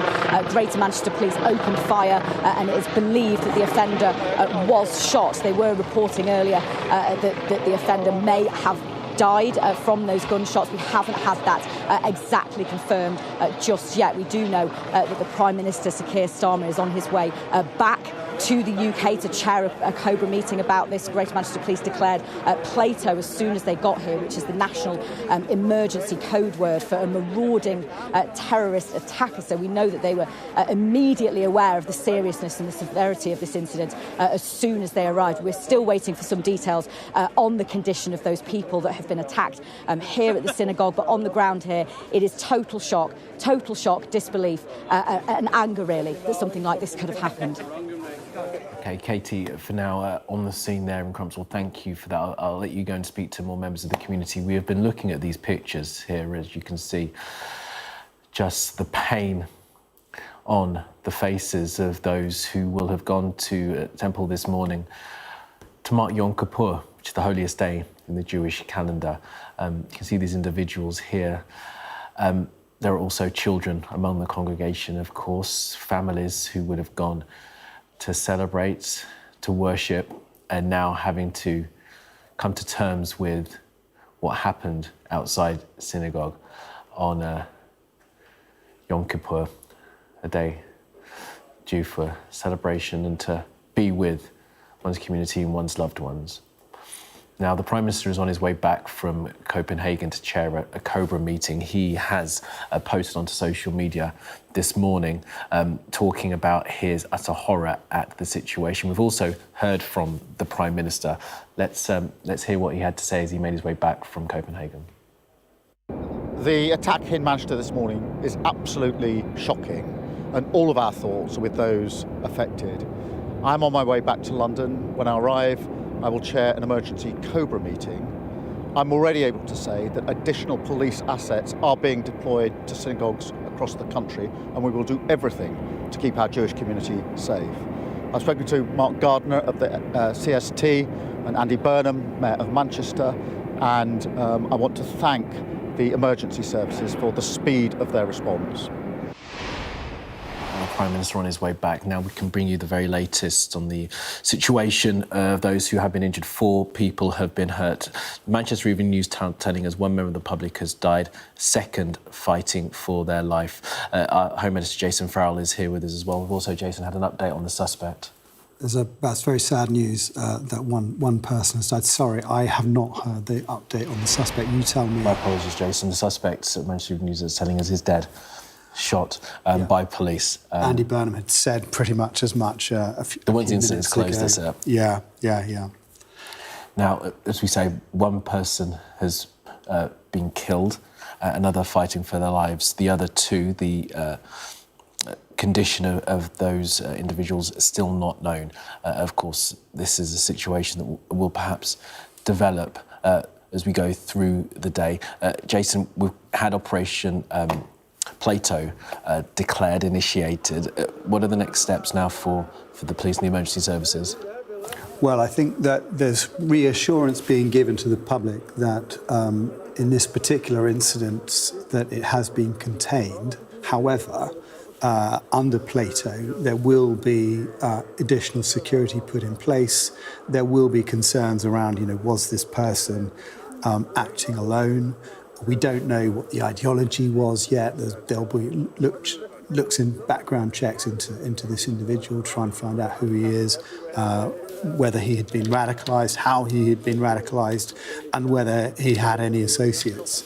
Whether those people are at large, whether there are other plans on other locations. And I think it is a moment of nervousness, and that is why the Prime Minister will come back and chair this Cobra meeting, just to see exactly what we can go. This is the very early stages of the intelligence gathering. I mean, this incident happened so quickly, from a member of the public calling at 9:31 to this individual being shot 7 minutes later, and the immediate threat and danger is taken out, but there's always this secondary concern, and you can see, certainly officers are keeping that scene very tightly closed off so they can carry out the forensic studies and to piece together exactly what happened. But from the eyewitnesses, what we know seems to have happened is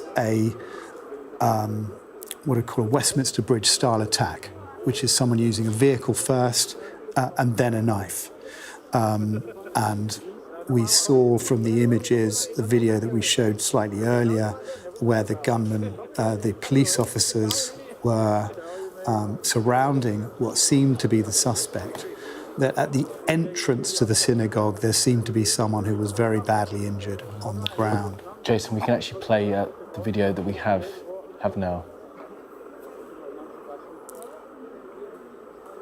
There you see the 2 police officers surrounding what seems like the suspect on the ground. One of them was about to turn to the public and tell them to back off.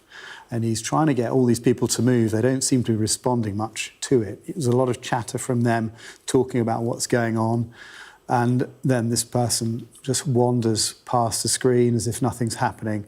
And then there's a person that seems to be on the ground very badly injured. We've blurred that for obvious reasons. And the police there then, following that, we're not showing the footage, but then what happens is that person who's on the ground inside what looks like the synagogue car park stands up and is shot again by the police. And we're obviously not going to show that footage. We have, as you say, in the past few minutes, had confirmation that the suspect is dead. You can see here just the emotion, people from the community comforting each other, coming to terms with what's happened here.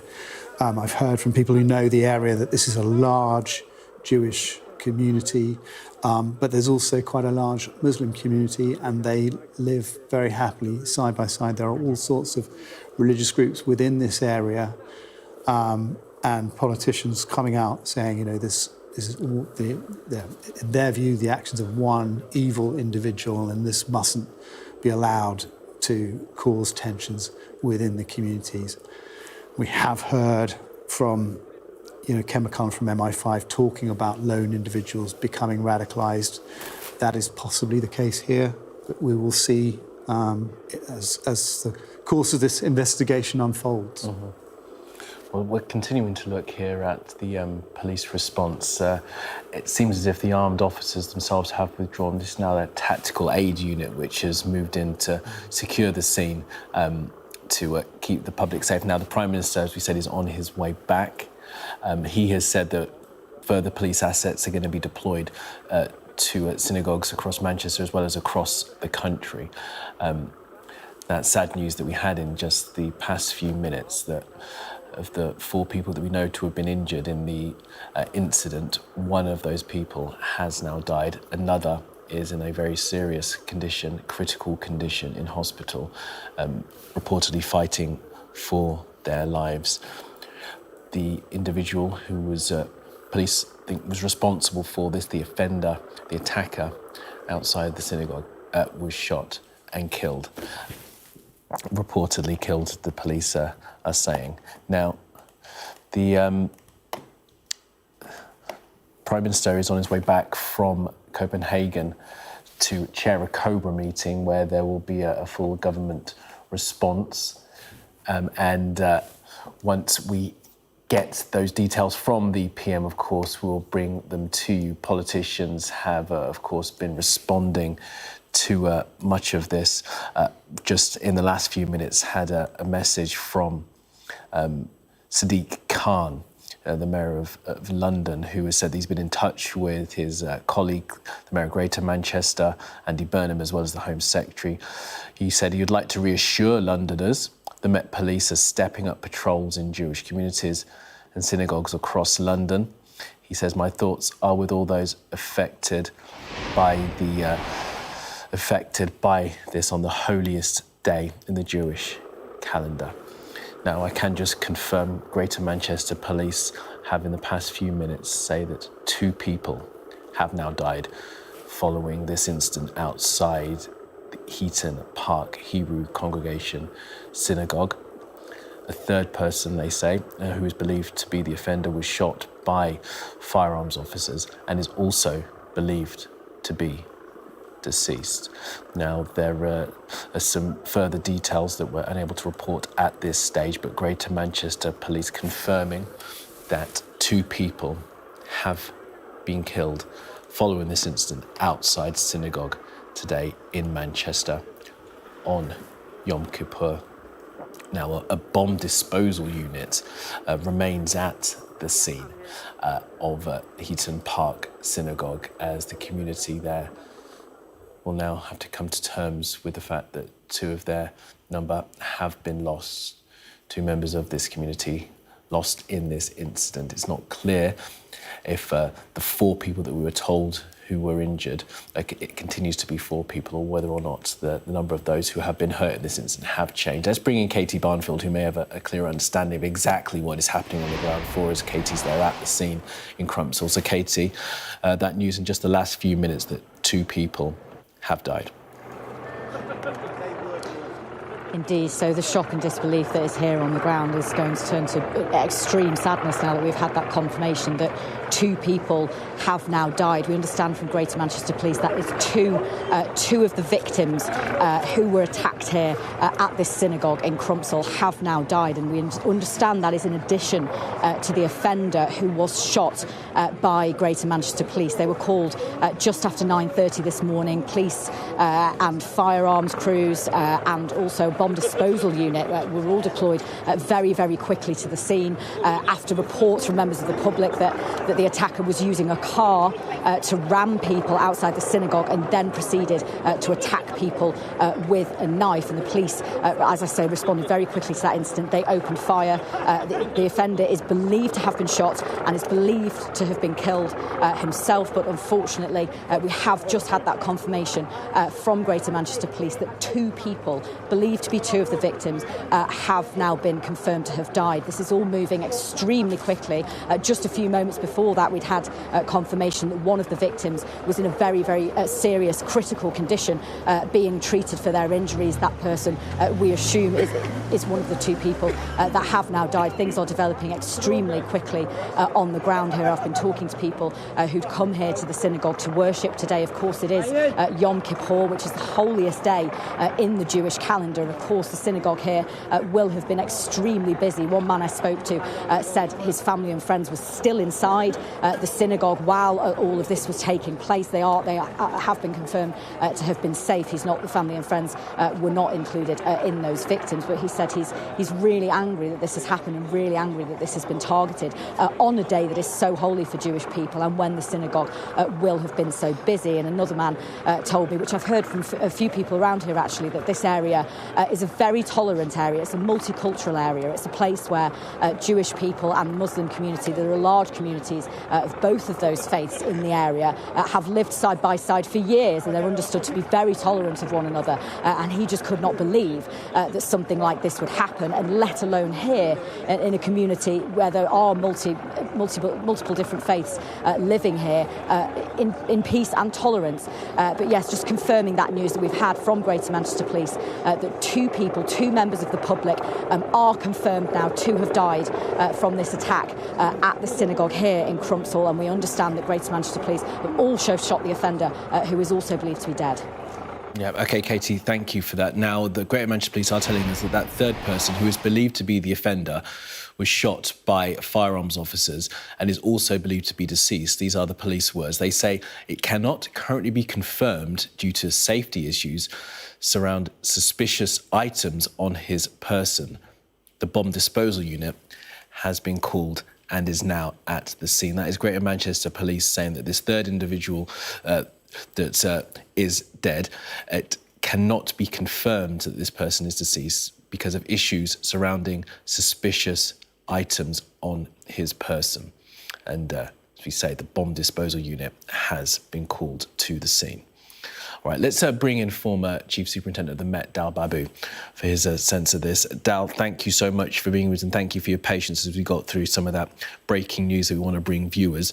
We've seen a full police response. I wonder if you can just pick up on that last line that I was just able to bring viewers then, that two people have been killed, but the third person, who we think is the offender, has been shot. His condition, whether or not he is deceased, cannot be confirmed due to suspicious items on his person. What do we make of that? Well, I think normally when somebody is deceased, it's obviously very, very clear, but the police may have decided that they've shot the individual and aren't prepared to go near his body or him. Currently, because maybe explosive devices on the individual.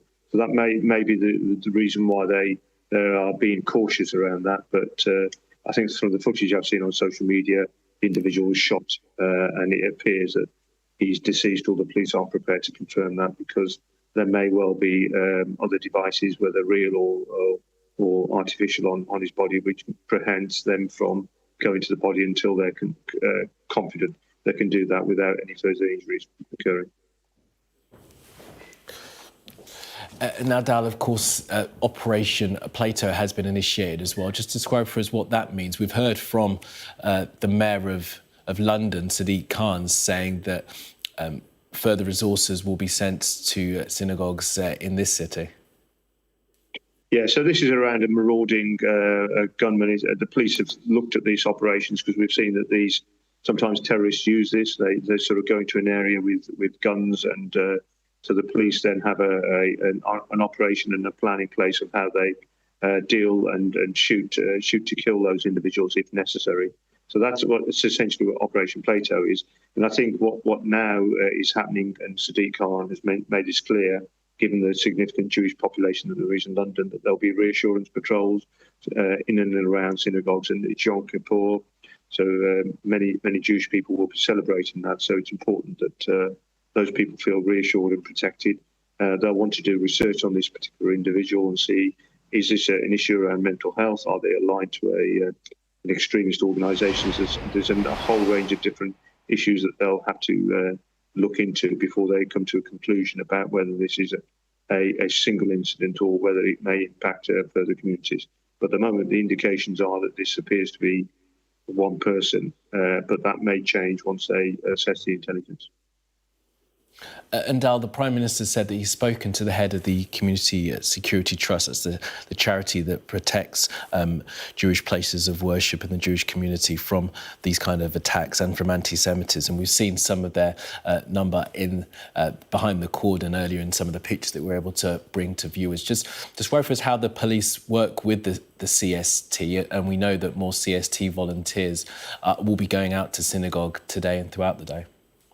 Yeah, so CST is an organisation that provides security to Jewish schools, to synagogues, Jewish events, and they have a very close relationship with the police across the country. So they will essentially be looking at how they can help provide reassurance to Jewish communities, and particularly synagogues, who may be looking at celebrating Yom Kippur this weekend, this Friday and Saturday. So I think the Jewish Sabbath is almost upon us, so I think that's an additional reason for having resources there to provide reassurance to the community.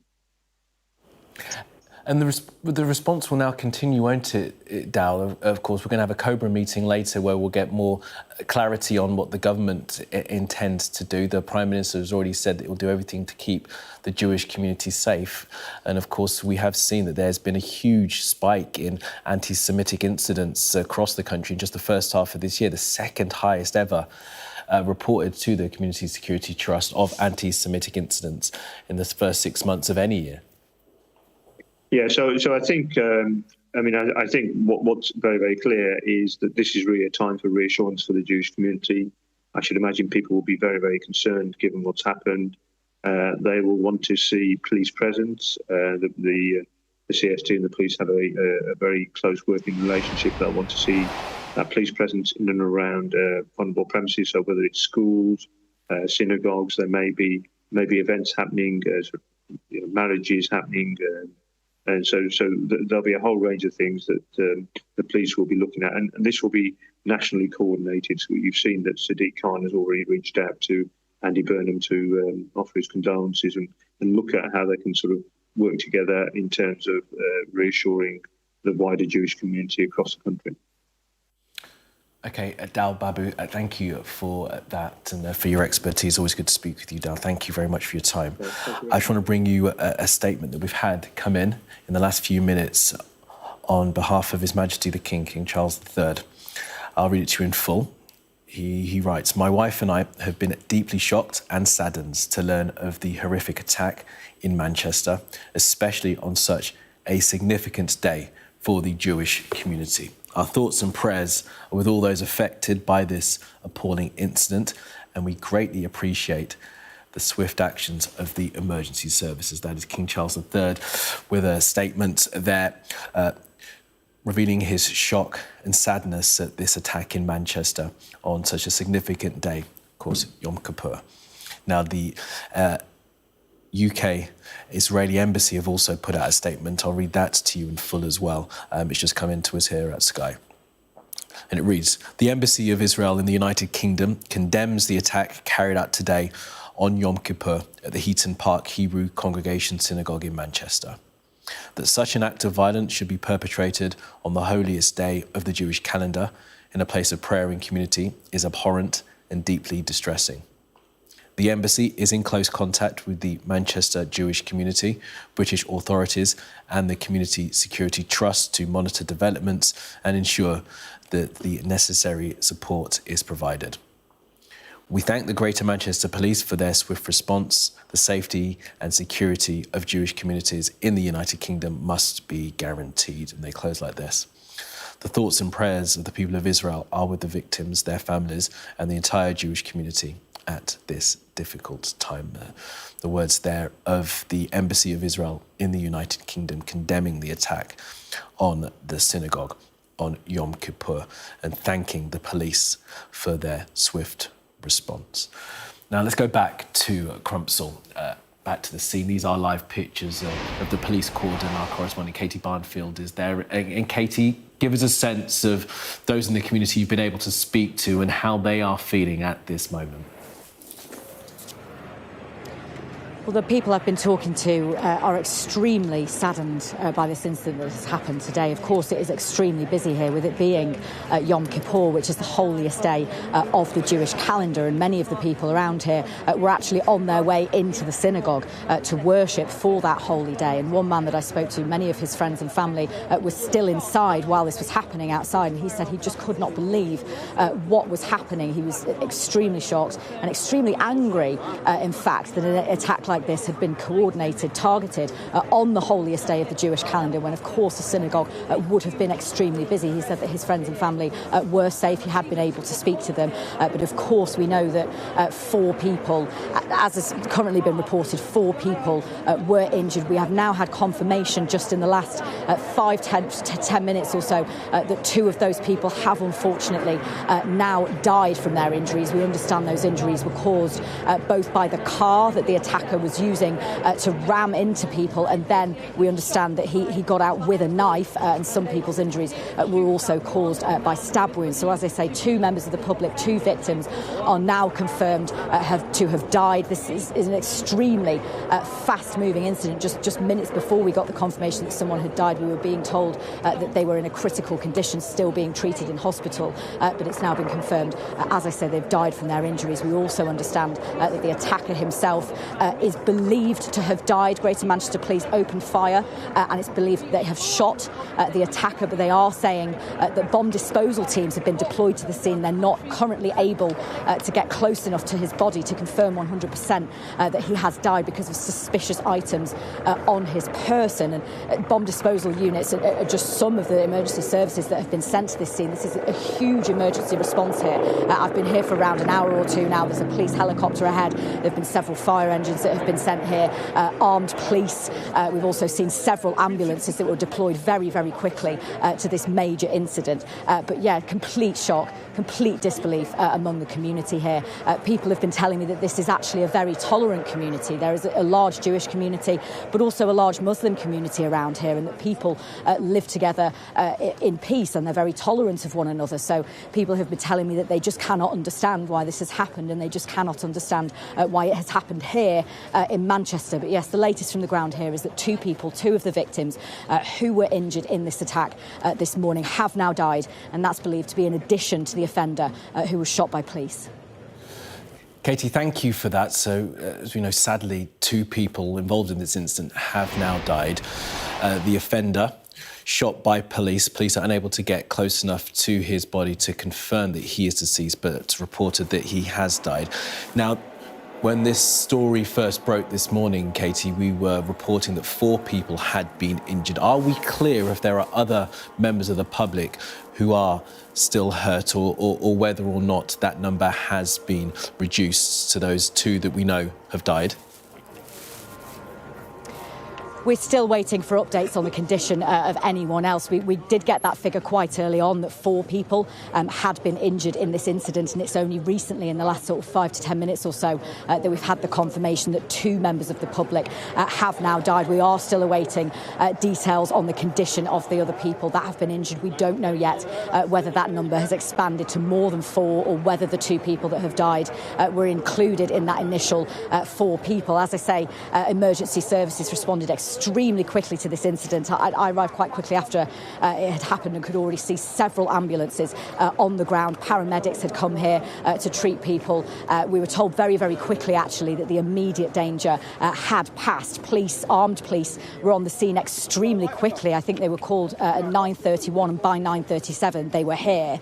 They had attended to this scene, and they opened fire fairly quickly on the offender, who is now believed to have died. As you say, they just can't get close enough quite to confirm yet whether he is deceased, because he has suspicious items on his person, and a bomb disposal unit has been deployed there, and they are just trying to get close enough to confirm that he has died. But police did open fire very, very quickly. They were able to shoot the offender. The immediate danger was brought under control very quickly, but unfortunately, as far as we understand it, 4 people were injured.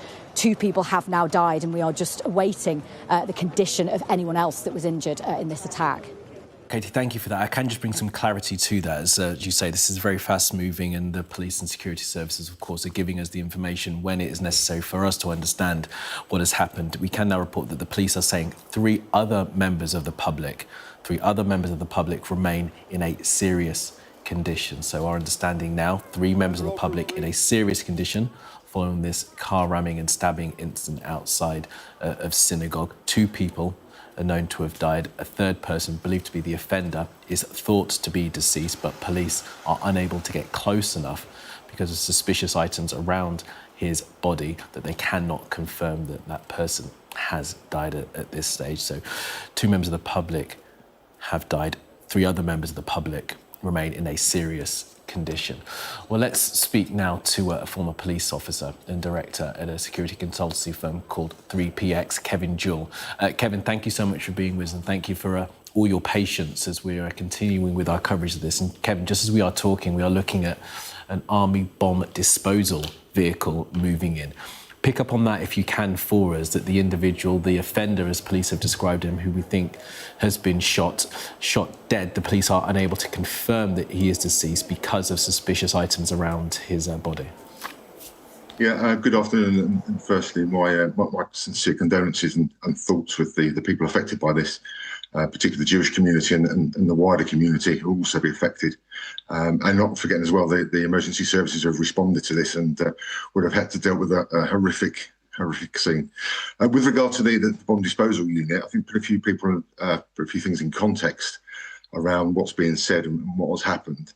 You know, going right back to the beginning of this, when the attacker was shot, it's worth remembering, of course, that he wouldn't have been shot unless it was absolutely necessary. It's a last resort, and he would have only been shot if he still presented a threat. So that would tie in with what's sort of been insinuated or understood, I believe, around the belief that he's got items on his body which could well be explosives or mock explosives. But it's worth reiterating that would all tie together. That's why he was shot, because the actual threat to the public would have probably ended if he'd been cornered by police. But he still poses a threat to those police officers. Kevin, give us a sense as to why an army bomb disposal unit would be called in after we saw earlier a police vehicle that's had a bomb disposal on the side was already there. Why do you think there needs to be an extra resource coming from the military in this situation? That will depend on capabilities and the technical response that's required. So it may be that it's needed somewhere else. It may be because there's obviously a vehicle outstanding as well. So I wouldn't like to necessarily guess, but as you say, there's a police bomb disposal and there's an army one as well. So it's either due to the requirement of specialist technology that's on board there, or it's indeed in fact an extra resource with regard to some other things that need to be examined.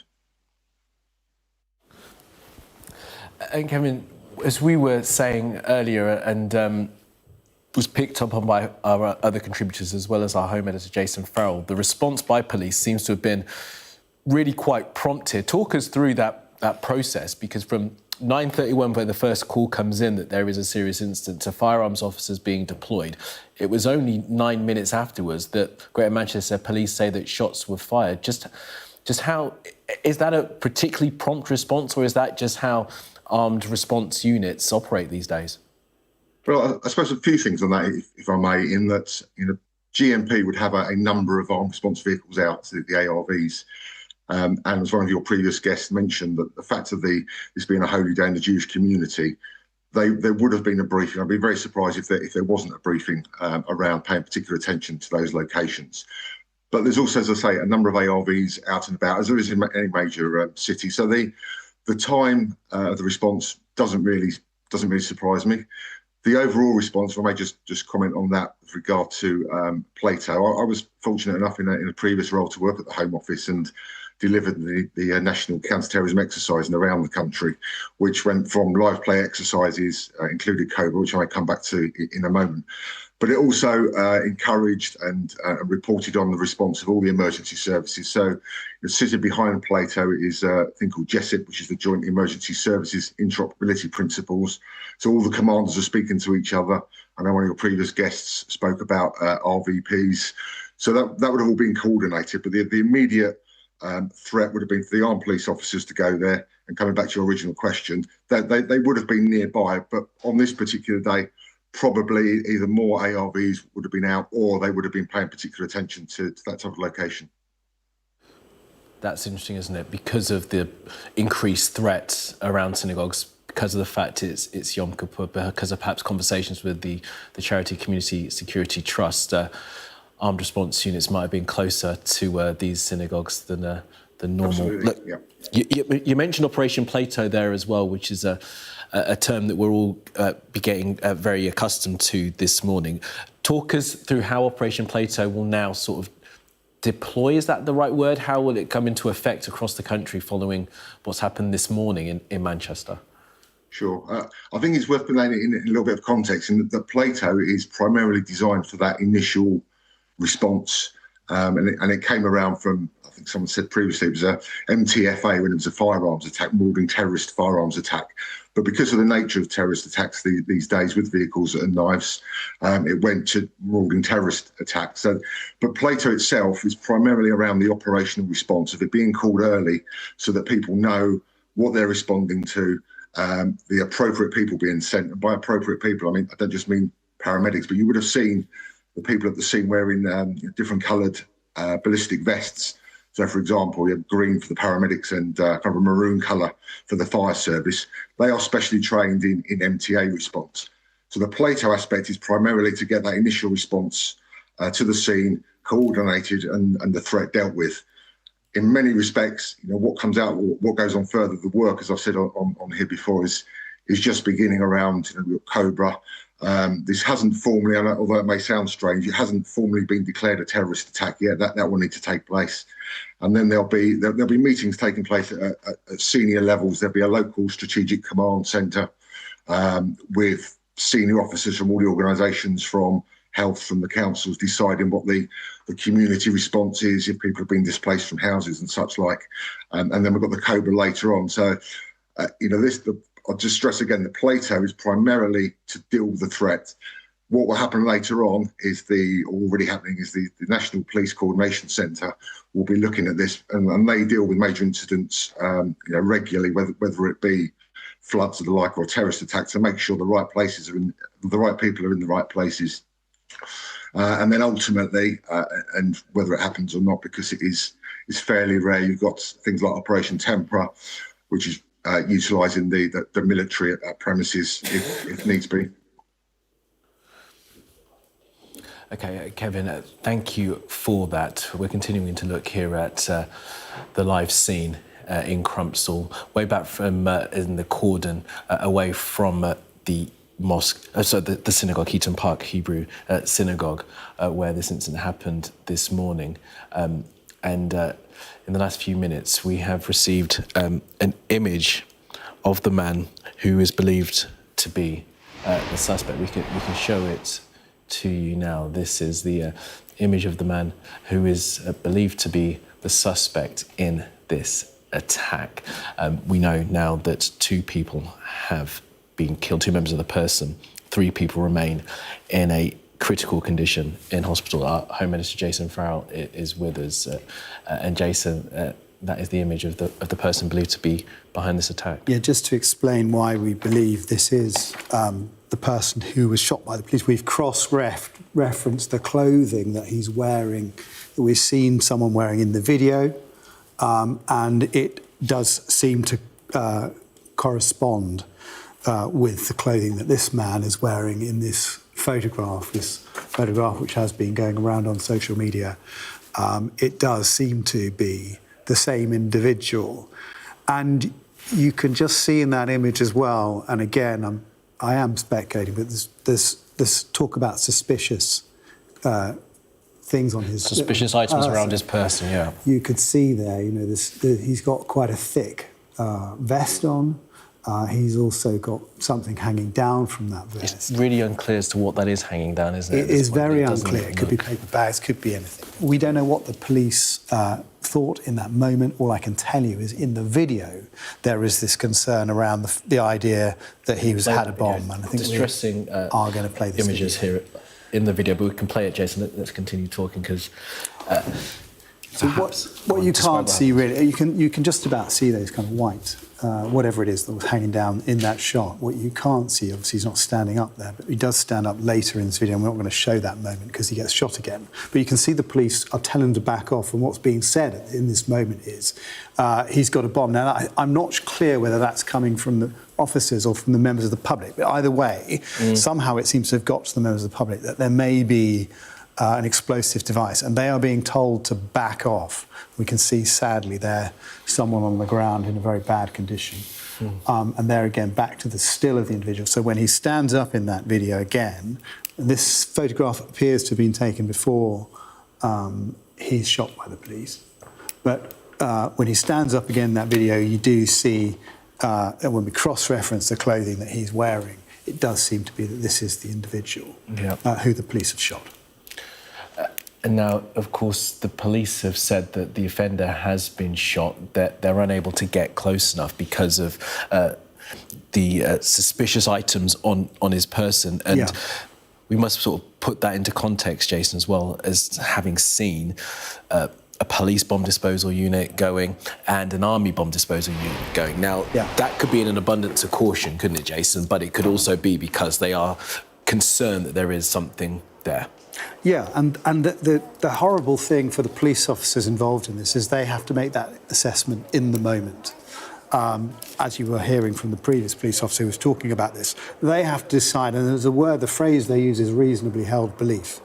They have to have a reasonably held belief that this person poses a threat to the public. And they have to make that decision in a fraction of a second.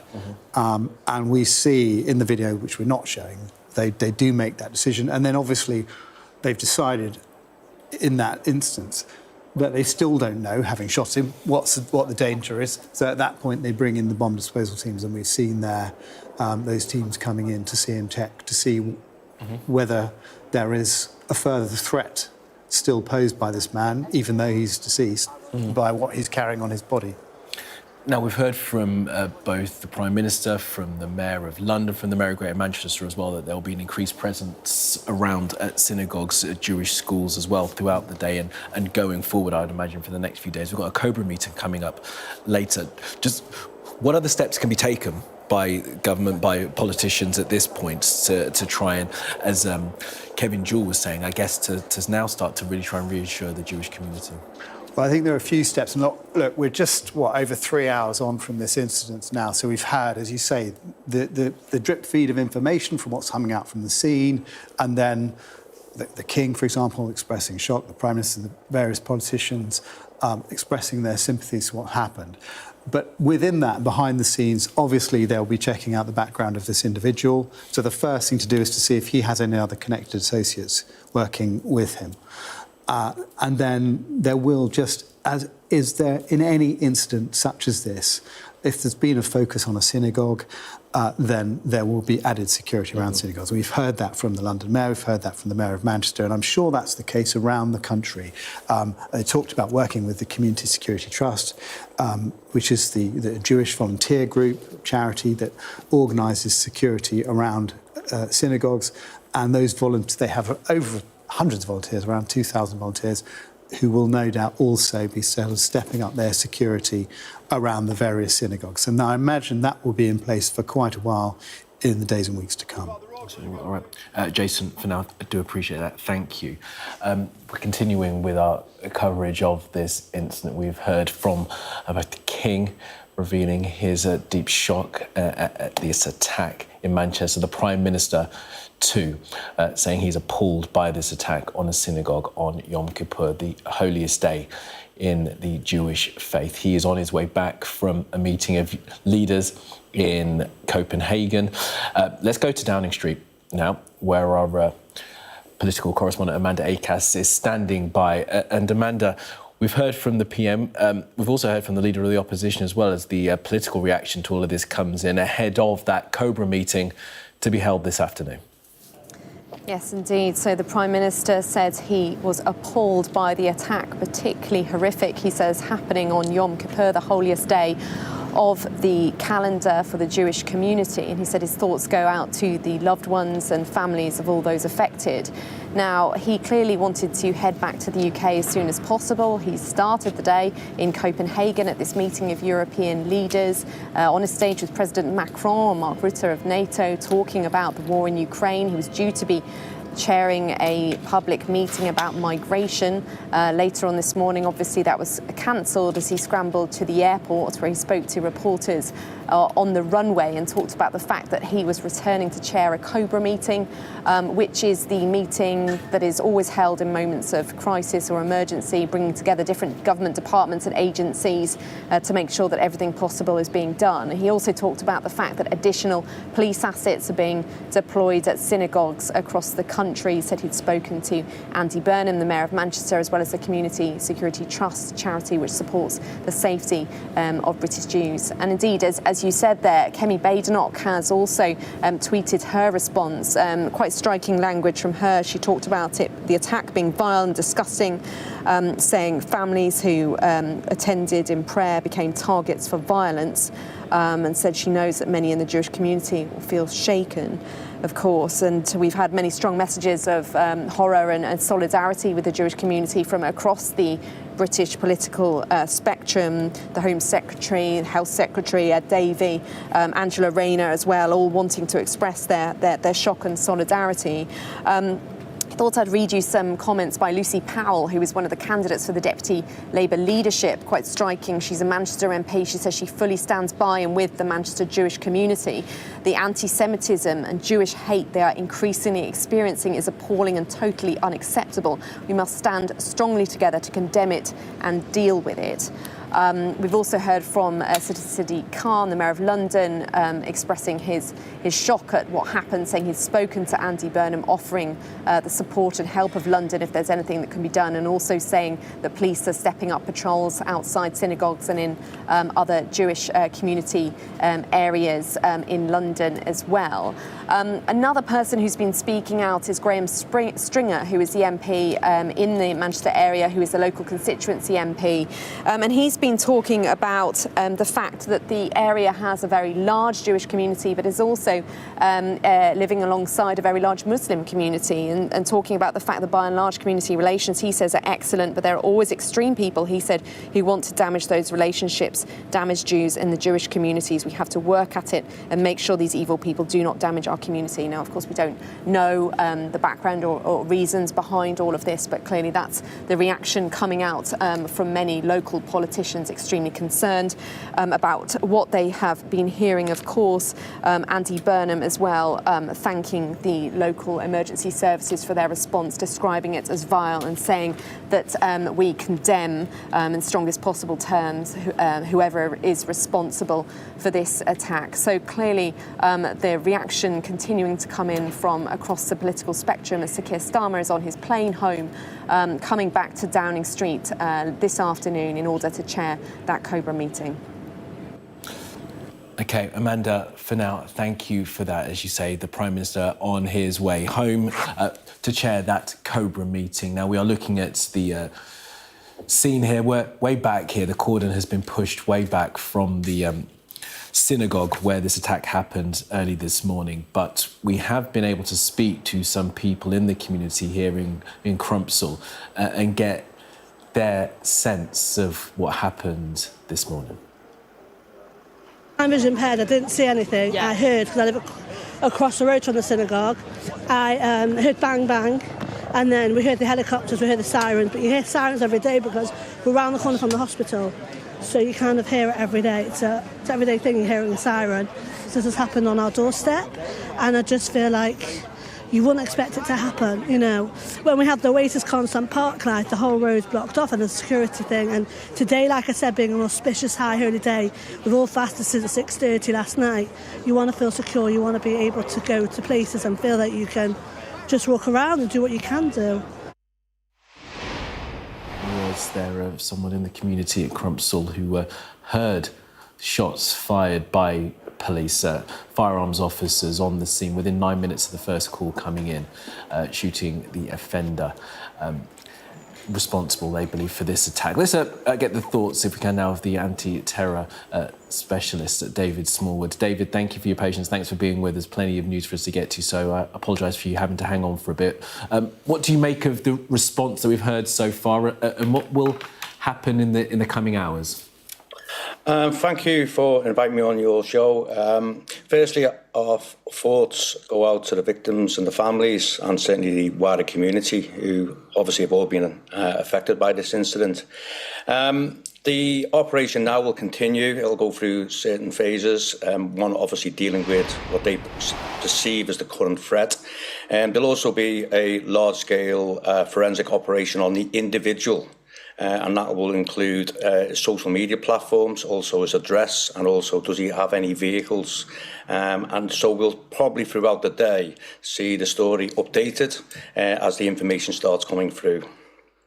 And David, give us your assessment of that detail that we got from Greater Manchester Police, that they say a third person believed to be the offender was shot by officers, believed to be deceased, but can't be confirmed due to safety issues around suspicious items on his person. The bomb disposal unit is at the scene. We saw an army bomb disposal unit called in as well.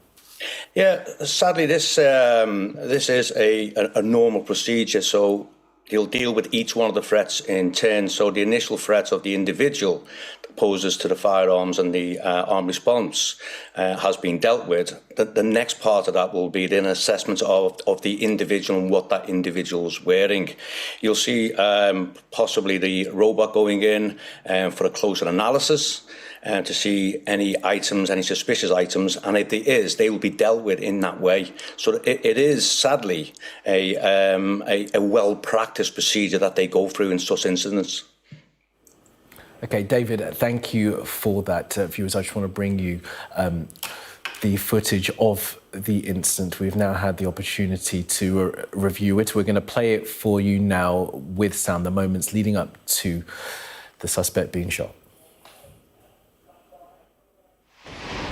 Who killed him? No, they did with him.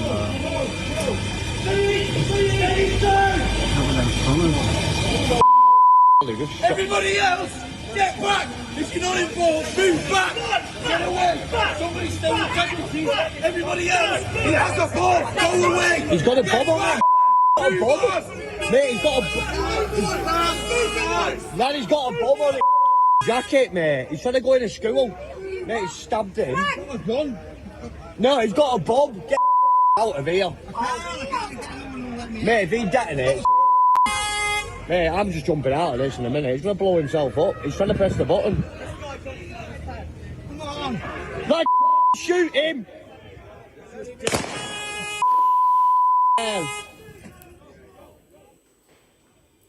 That was the moment the suspect was shot by police. Our home editor, Jason Farrell, is here with us. And Jason, look, for the past hour or so, you've been describing what happened in that video in terms of the audio. We now hear it for ourselves. Yeah, that's the first time we've played that with audio. And you can see there, actually, it does seem as if it is the police officer who says he's got a bomb, and then the person videoing it responds to that with surprise. The officer is clearly trying to tell people to clear the area. He doesn't know what might happen next. And then you see the person see a blob on the ground, which we blurred out, which is unfortunately a very horrific injury. Really severely injured. That person on the ground, he seems to be saying that person's been stabbed. We then see the camera pan back round, and the person on the ground, the suspect, starts to get back up. And at that point, the officer has to make a really, really difficult decision. You know, and it's what is described as reasonably held belief. That officer has to have a reasonably held belief that there is a serious and imminent threat to the public. And in that moment, he's decided that that is quite feasible. And given the fact that we are now over 3 hours on, and we still haven't established whether that person is wearing a bomb, with all that time to spare, you can understand perhaps why the officer made that decision. Because they still don't know whether or not that person is wearing some kind of vest or carrying some kind of equipment that could have caused greater harm to either the police officer or the other members of the public at the scene. I think another thing's just worth mentioning as well at this point, that the police have praised the individual who called in with a very quick response, the witness to the attack, which allowed the police to take such swift action. Yeah. You know, from 9:31, that call coming in, to 9:38, when the first shots are heard to be fired. 7 minutes. But they really do say they're grateful to the member of the public whose quick response to what they witnessed allowed our swift action. And the result, the offender was prevented from entering the synagogue. Mm-hmm. So it seems as if the suspect didn't get inside. Everything that happened was outside, according to what we get from that police statement there. And they just added to that, you know, we're in direct contact with synagogues across Greater Manchester Police to provide reassurance, and we will continue to do so as long as is needed. Yeah. Jason, I want to play that video for our viewers again, because I think it's sort of revealing as to what we can understand, what we can try and glean from it. Obviously, we don't know what happens prior to this, why the individual is prone on the ground prior to that, but we can see what I think is so remarkable, sort of the public response as well as this thing's unfolding. Let's just play it again, Jason. We'll talk off the bat. You killed him? No,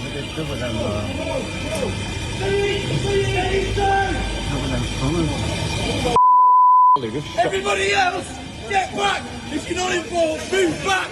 Get away! Somebody's still in casualties! Everybody else, he has a bomb! Go away! He's got a bomb on him!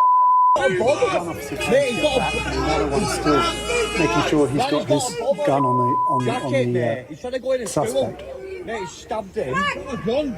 And it's only after we see, from this moment onwards, when it pans back round, you'll see the suspect start to get up. Starts to move very slowly. And this is where the officer perceives a threat to others. Sees some movement. We hear a call from a member of the public as well, and again, I reiterate, it's not clear as to why that individual was prone. A quick thought from you, Jason. We're going to go back to the scene for the top of the hour. Well, I mean, obviously, thoughts with everyone who's been caught up in this. We have 2 people who've been killed by this individual. We think this individual himself is dead. There are 3 other members of the public in a serious condition. We don't know if there are other minor injuries, but this is going to be a real shock to this community and Jewish communities around the country. It's a very, very tragic day. Jason, thank you for that. Of course, you'll be sticking around for the rest of the afternoon. Let's go back to the scene. Katie Barnfield. There, Katie was able to speak to members of the community. And Katie, we could hear the pain in the voice of the individual you spoke to who heard those gunshots and has spoken about that feeling now within this community as this attack has occurred outside synagogue on the holiest of days in the Jewish calendar, Yom Kippur. Yes, a complete shock among the Jewish community outside this synagogue. I spoke to many of them earlier who had come here to go into the synagogue, of course, to worship on Yom Kippur, the holiest day of the Jewish calendar. They're in complete disbelief about what had happened here. People saying that their friends and family were still inside at the moment, that this was happening. That no one, fortunately, who knew the people who have now died. We have had that confirmation that 2 members of the public, unfortunately, have passed away from their injuries. We understand that to be injuries from the car that the suspect was using to ram into people outside this synagogue, and then he was also attacking people with a knife. We understand that 2 people, as I say, have now passed away from their injuries, and the attacker himself is also believed to have been shot dead by police, although they can't quite get close enough to the body just now to confirm that because of items around his person. We understand that a bomb disposal unit was called here. They said he had suspicious packages on his person, but we understand that it was the very quick actions of a witness here calling police that allowed them to respond so quickly and prevent him from actually entering the synagogue. All the attack occurred outside. We've actually just had an update from hospitals in Greater Manchester saying that they are in lockdown at the moment following the incident here. There's been a note shared by the Northern Care Alliance Foundation Trust said that all sites have been asked to immediately currently locked down following the declaration of this major incident. Said they've been informed that emergency services are at the scene and they will share further details as they become available. And that's affecting hospitals including Salford, Fairfield General, Rochdale Infirmary and the Royal Oldham. So there is a very large response to this incident. As I say, there are several people who have been injured in this attack. We don't have confirmed numbers about exactly how many people have been injured at the moment. We've heard that 3 people are in a very serious condition and that 2 members of the public, unfortunately, have died. So there is extreme shock, extreme sadness in this community today and just complete disbelief that this has happened and here in Manchester in a very tolerant community.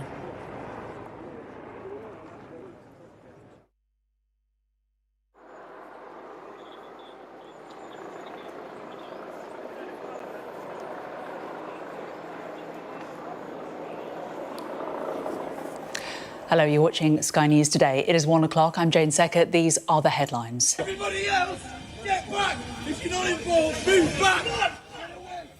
2 people die following an attack at a synagogue in Manchester. A third person, thought to be the attacker, is shot dead by police.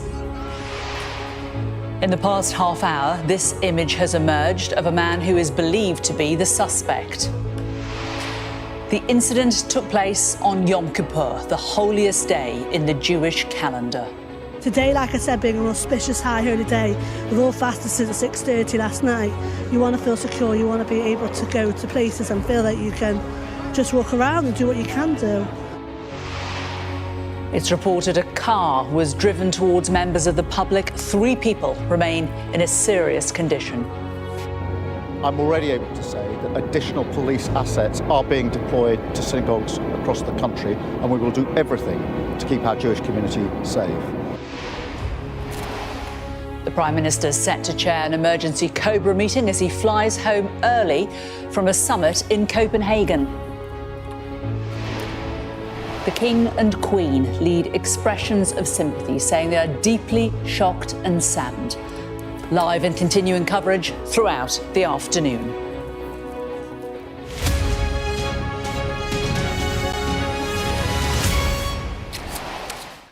Hello, good afternoon. Thank you for joining us. You're watching Sky News, our full breaking news coverage from Greater Manchester, where 2 people have been killed following an incident at a synagogue in Crumpsall.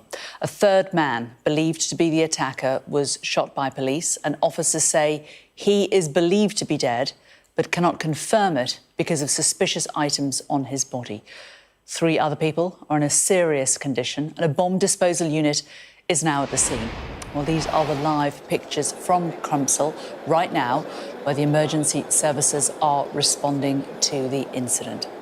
Police have said it has declared Plato. That is the national code word used by the police and the emergency services when they respond to what they define as a marauding terror attack.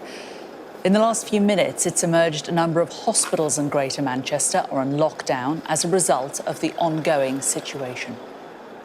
Well, let's take you through how the events unfolded, according to police. At 9:31 a.m. this morning, a 999 caller said a man had been stabbed and a car had been driven towards members of the public at Heaton Park Hebrew Congregation Synagogue in Crumpsall.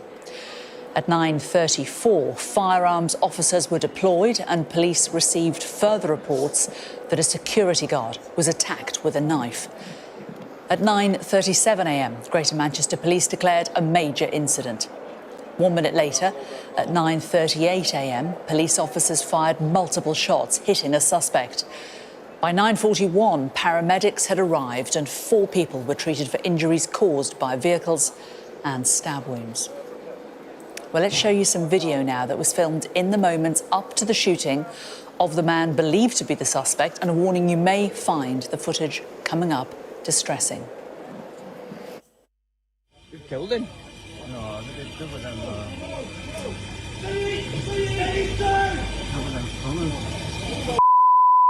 everybody else, get back! If you're not involved, move back!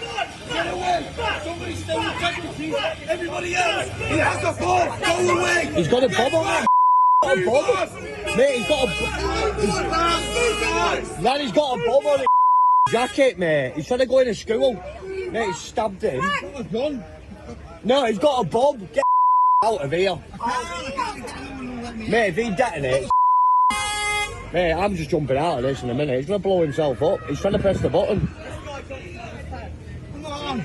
No, shoot him.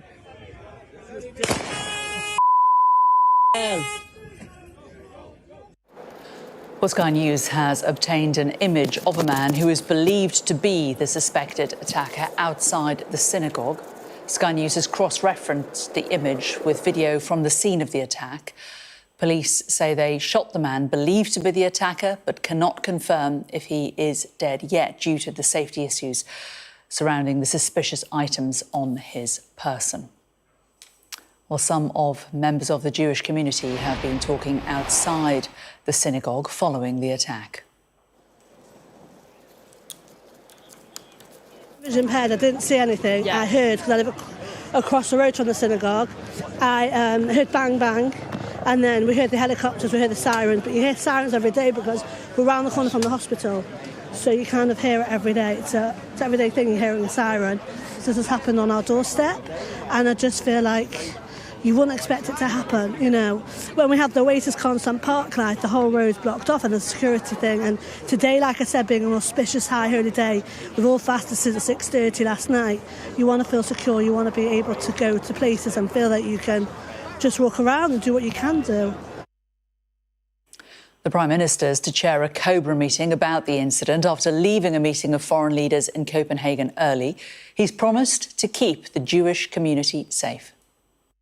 The attack in Manchester this morning is absolutely shocking, and all of our thoughts are with those affected. I'm on my way back to London. When I arrive, I will chair an emergency Cobra meeting. I'm already able to say that additional police assets are being deployed to synagogues across the country, and we will do everything to keep our Jewish community safe. I've spoken to Mark Gardner of the CST and Andy Burnham, Mayor of Manchester, and I want to thank the emergency services for the speed of their response.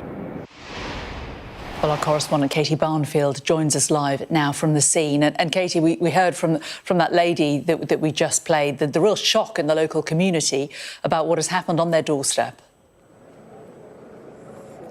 There is absolutely just complete disbelief among the people I've spoken to here in Crumpsall, particularly because people have been telling me that this is a very tolerant area. There is a large Jewish community living side by side with a large Muslim community in this area, and many people I spoke to outside the synagogue here earlier said that people normally live in peace with one another, and they just didn't expect an attack, a violent attack on this scale to have happened, particularly in this area. People were telling me they are so shocked that this has happened here in Manchester, and particularly in this area that is known to be very tolerant. Of course, people in complete shock and fear about what had happened. Many people were telling me that their friends and family were inside the synagogue at the time the attack had happened. Of course, it is Yom Kippur today. That is the holiest day in the Jewish calendar. Many people had arrived at synagogue to worship. One man did tell me that it's just lucky, actually, that it wasn't later in the day when many more people would have been here. And in fact, Greater Manchester Police have also confirmed that this attack potentially was intended to be a lot worse and could have been a lot worse. They have thanked actually a witness, the quick response of a witness who called police for preventing this attack, for being so much worse. They actually were able to deal with it very, very quickly on the ground outside the synagogue, and it's understood to be a witness who called the police that helped with that very, very quick response. They were called at 9:31. They were already on the ground here within minutes, and they then opened fire. It's understood the attacker was shot and killed in those shots that were fired by Greater Manchester Police attempting to make his way into the synagogue, but he was prevented from doing so. Now, the police have said that they can't 100% confirm that the attacker has died because there are bomb disposal units here. They currently cannot get close enough to his body because of suspicious items on his person. You could hear in the videos you've been playing a little earlier, people shouting, "He's got a bomb, he's got a bomb." That that was very much the belief among the emergency services that arrived here on the ground so quickly this morning, that he had a bomb and was attempting to get into the synagogue. Now, in terms of the numbers of people that have been injured, we know that 2 members of the public have very sadly now died. That's in addition to the attacker who we are waiting for 100% confirmation is dead. So that would be 3 people in total. We've also been told that there are another 3 people who have been seriously injured and are still being treated for their injuries. Initially, we were being told that 4 people were injured, so we don't know the full number of everyone who has been injured here, but it was a witness that called the police saying that they had seen a man using a car to ram into people outside the synagogue. He then got out and started using a knife to attack people. But as I say, emergency services on the scene here extremely quickly were able to remove the immediate danger. The attacker was shot by Greater Manchester Police and he was taken down outside of the synagogue before he was able to get inside. But with this being such a holy day in the Jewish calendar, many people say they're just so angry that this attack has happened today, that it's been targeted on such a holy day for the Jewish community and at a synagogue on a day where it will be extremely busy with families and with children as well. So complete shock, complete disbelief here, and we're just waiting for more details as they come on the condition of anybody else who's been injured in this attack. Katie, thank you very much. Well, the King and several politicians have released statements following the attack. King Charles said, "My wife and I have been deeply shocked and saddened to learn of the horrific attack in Manchester, especially on such a significant day for the Jewish community. Our thoughts and prayers are with all those affected by this appalling incident, and we greatly appreciate the swift actions of the emergency services." Home Secretary Shabana Mahmood said, "I'm horrified by the news of an attack at a synagogue in Manchester today on the holiest day in the Jewish calendar. My first thoughts are with the victims, our brave police and emergency services. I'm being kept updated by Greater Manchester Police. I urge people to follow the advice of the emergency services." The Mayor of Greater Manchester, Andy Burnham, said, "Today we have witnessed a vile attack on our Jewish community on its holiest day. We condemn whoever is responsible and will do everything within our power to keep people safe. We stand with Greater Manchester's Jewish community at this time and will work through the day to support them." And the Israeli embassy said it condemns the attack carried out today on Yom Kippur at the Heaton Park Hebrew Congregation Synagogue in Manchester. They go on to say that such an act of violence should be perpetrated on the holiest day of the Jewish calendar in a place of prayer and community is abhorrent and deeply distressing. The embassy is in close contact with Manchester Jewish community, British authorities and the Community Security Trust to monitor developments and ensure that the necessary support is provided. We thank the Greater Manchester Police for their swift response. The safety and security of Jewish communities in the United Kingdom must be guaranteed. The thoughts and prayers of the people of Israel are with their victims, their families, and the entire Jewish community at this difficult time. Well, our home editor, Jason Farrell, is with me here in the studio. And Jason, just as we come to you, we're getting more statements coming in. We've got the leader of Manchester City Council, Bev Craig, who says that she stands with our Jewish community at this darkest of moments. Our thoughts are with those who've been killed and seriously injured, their loved ones, and with everyone who's been affected by this awful incident. We've been supporting our local community throughout the morning and offer our full support and love. We'll be working with the Greater Manchester Police, Greater Manchester Combined Authority and our local communities in the hours ahead to offer support and reassurance. Manchester stands with our Jewish community at this darkest of moments, and we will come together as a city. The British Muslim Trust in the last few moments has described the attack as despicable and cowardly and said that it too stands with the Jewish community. And as we bring in Jason, that just looking at another bit of information that's come to us from A&E departments across Greater Manchester, people are being asked to only attend if their condition is life-threatening. What more can you tell us about this, and why might this be significant? Well, we heard about their going into lockdown by the Northern Care Alliance, which is the group of hospitals around that particular area. This first came out in the Manchester Evening News. They've seen an internal note which says we've been asked to immediately lock down following the declaration of a major incident. We've been informed that emergency services are at the scene of the incident with Manchester, and we'll share further details as they become available. And these hospitals include Salford, the Salford Royal, Fairfield General, Rochdale Infirmary, and the Royal Oldham. And then it's sort of been confirmed, if you like, that people have been told not to go to A&E unless their condition is life-threatening. This was a statement from the Greater Manchester Integrated Care Partnership, which represents NHS and care organisations in the area. And they say we are actively supporting the multi-agency response led by Greater Manchester. Our priority is to ensure the safety and care of patients and staff across the region, and we're working closely with partners to manage any impact on local hospitals and emergency departments. We urge the public only to attend accident and emergency A&E departments if your condition is urgent or life-threatening. This will help us prioritise care for the most in need and ensure emergency teams can respond effectively to this incident. They add, if you have an appointment, please attend as planned unless contacted. So, you know, if you've got a life-threatening emergency, of course, go to A&E. But I think some of those sort of smaller ailments, people are being told to stay away. It's a bit of a peculiar one in the sense that we know that there are only, at this stage, we've been told there are only 3 other members of the public in a serious condition on top of the 2 other people killed. So it's not like a huge mass incident. Yes, it's not like the Manchester attack or something where the hospitals are overwhelmed. It's not like the Manchester Arena attack where there's just multiple casualties. There hasn't been an explosion. But I think the thing is that they have implemented this marauding code name, which is perhaps, this is Operation Plato, which is perhaps just an automatic response to that, that emergency services take various precautions. That may be part of it, but it does also really suggest that they say they need to, make priorities over emergency patients. So it's very hard to interpret at this stage how much of it is to do with security of staff and the concern of an attack, for example, or whether it is around more that they just need time to get through the patients that are coming through from the synagogue. Yeah, or as you say, whether or not they think that hospitals are a potential site of attack or that the hospitals are at risk of attack. Yeah, it doesn't explicitly say that.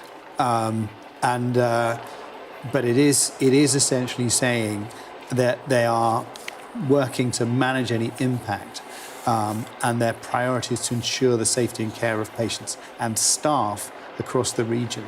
So there might be some implication in that, that they're trying to increase the security around hospitals, as well as the obvious security around synagogues in the area as well. The Operation Plato, this marauding terror attack that we've been learning about, what do we know about that? What can you explain to us about that? Well, I mean, this attack in itself had all the hallmarks of what I would call a Westminster Bridge attack, where someone is using first a vehicle, then other methods to try and cause casualties and to try to cause as many casualties as possible. It's not got the same kind of planning, for example, as a targeted terrorist attack involving explosive devices, although there may also be an explosive device involved in this as well. There's this sense that the bomb disposal unit had been brought in. The general sense of a marauding attack is someone just trying to cause as much damage as possible in whatever way they can. So this, by announcing Plato, it does lead to this very quick and rapid response. They know what kind of teams they need to send to the scene, and so obviously immediately they sent the Firearms team to the scene, and everything happened very quickly, and this person was shot within 7 minutes of that phone call coming up. And the police have thanked that member of the public for making that call and establishing what was going on. But it also incorporates other emergency services. So they will get paramedics very quickly to the scene. should be said, the firearms officers themselves are trained paramedics. They will start, if they have time and they're not dealing with the threat, they will also start with paramedic work on the scene. But it will get as many of the agencies involved and aware of what's going on as quickly as possible. Jason, let me just bring you another bit of breaking, developing news on this. We're hearing from the police in London that they have deployed additional resources to the areas around synagogues, other Jewish community venues in London as well. They say, though, that there is nothing to suggest an increased threat to London. But this does, Jason, come on the back of the Prime Minister's comments that there were going to be additional assets sent to synagogues. So it appears that in London, the Met certainly are doing that, which is perhaps no surprise, given that London has been the focus of a lot, for example, of the big marches recently. Yeah, I think, there's always been this concern around increased threat to the Jewish community ever since October the 7th. And we don't know the motivations of this attacker. We know who he targeted. We know he targeted Jewish people in Manchester who, for whatever reason, we don't know what his motives are.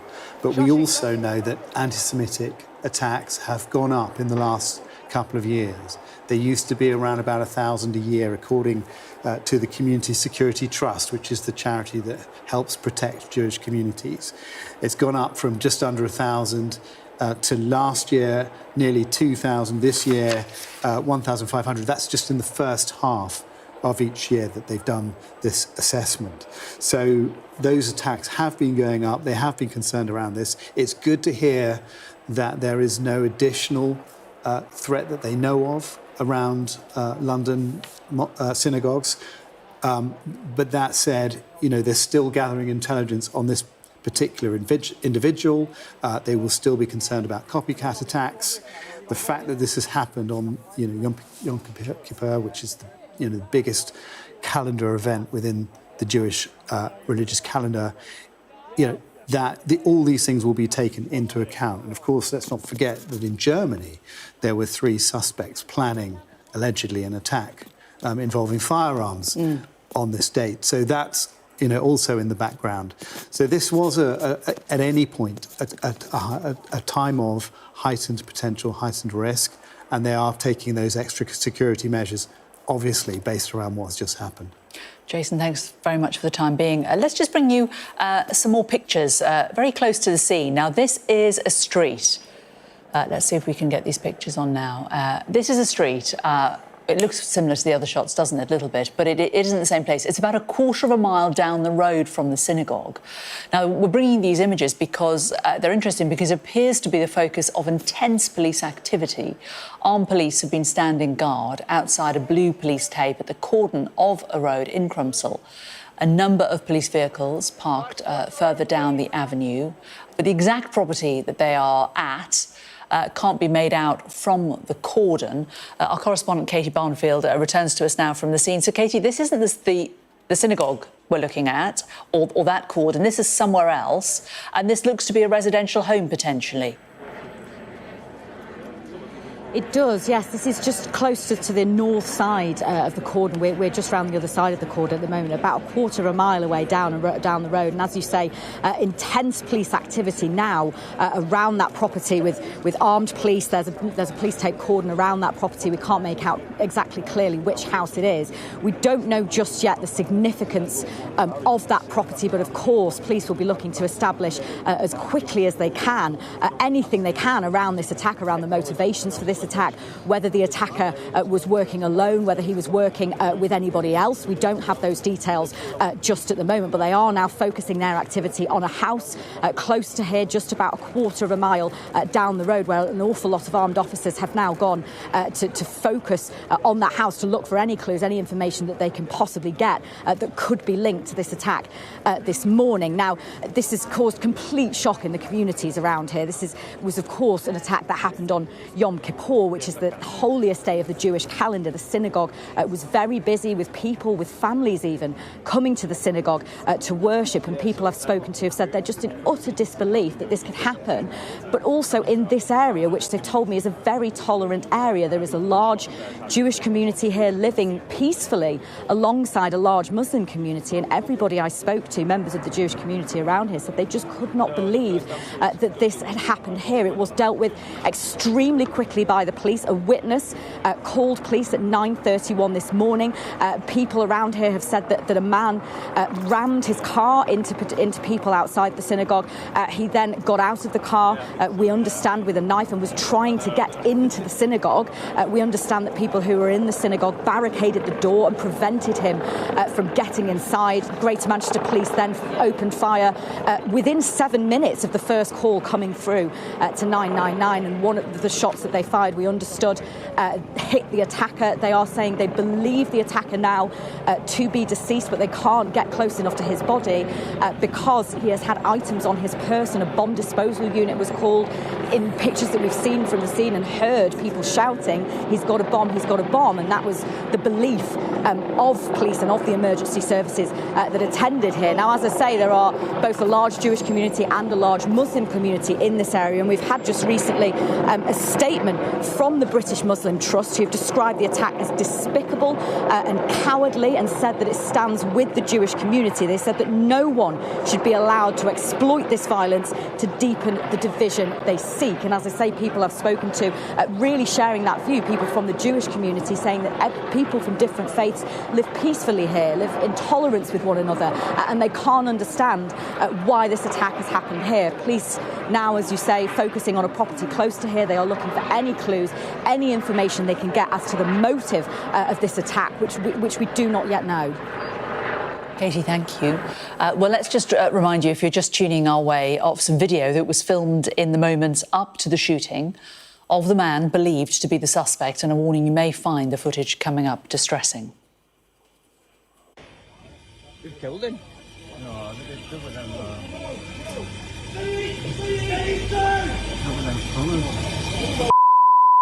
Everybody else, get back! If you're not involved, move back!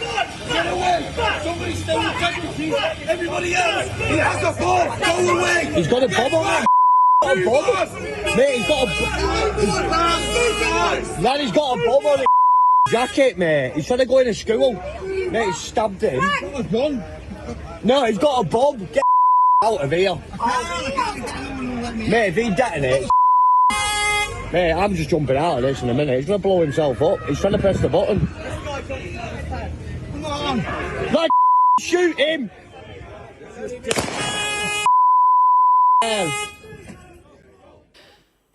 Well, Sky News has also obtained an image of the man who is believed to be the suspected attacker outside the synagogue. Sky News has cross-referenced the image with the video from the scene of the attack. And as I was saying, police say they shot the man believed to be the attacker, but cannot yet confirm if he is dead yet due to safety issues around the suspicious items on this person. Let's return to our home editor, Jason Farrell. Jason, just to perhaps explain to our viewers this image that we're looking at. How are we able to say that this is the same man that we saw on that previous footage lying on the ground in the car park area of the synagogue? Well, as you say, we've cross-referenced it. We can tell it's taken at the same location. We can tell that he's wearing the same clothing. You don't perhaps see it as clearly as we saw it at the end of that video, that person standing up just before he gets shot, but you get a better image of his clothing when he gets up from the floor. So we believe that this is the suspect who was shot by the police in that video footage. And what we know just from eyewitnesses, again, this is just people on the ground who've seen stuff, is that this individual appears to have driven his vehicle at the gate of the synagogue and perhaps potentially injured someone with the vehicle before stepping out and attacking people with a knife. We believe a security guard who was on the gate. And then, as you heard from the ground, people within the synagogue were able to barricade themselves in. but we believe he started kind of stabbing at the windows to try and get his way into the synagogue. The police had obviously had that phone call from a member of the public who they praised for calling them so quickly and identifying this as a terrorist attack.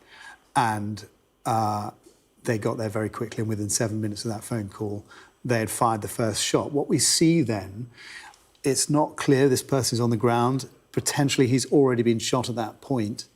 He's laying flat on the ground, and the police are trying to tell the members of the public to get back, and you hear one of the officers mention a bomb. Now, that's then repeated by the person filming it. He's got a bomb, and obviously they're trying to get people back to get them out of any potential blast area. And we saw there was what looked like a slightly older gentleman sort of just stood at the railings looking, not moving, and you sort of slightly wonder whether he was just actually quite stunned at what was going on around him. He almost didn't seem to be aware of the gravity of what was literally, there was somebody lying on the ground next to him in an appalling state.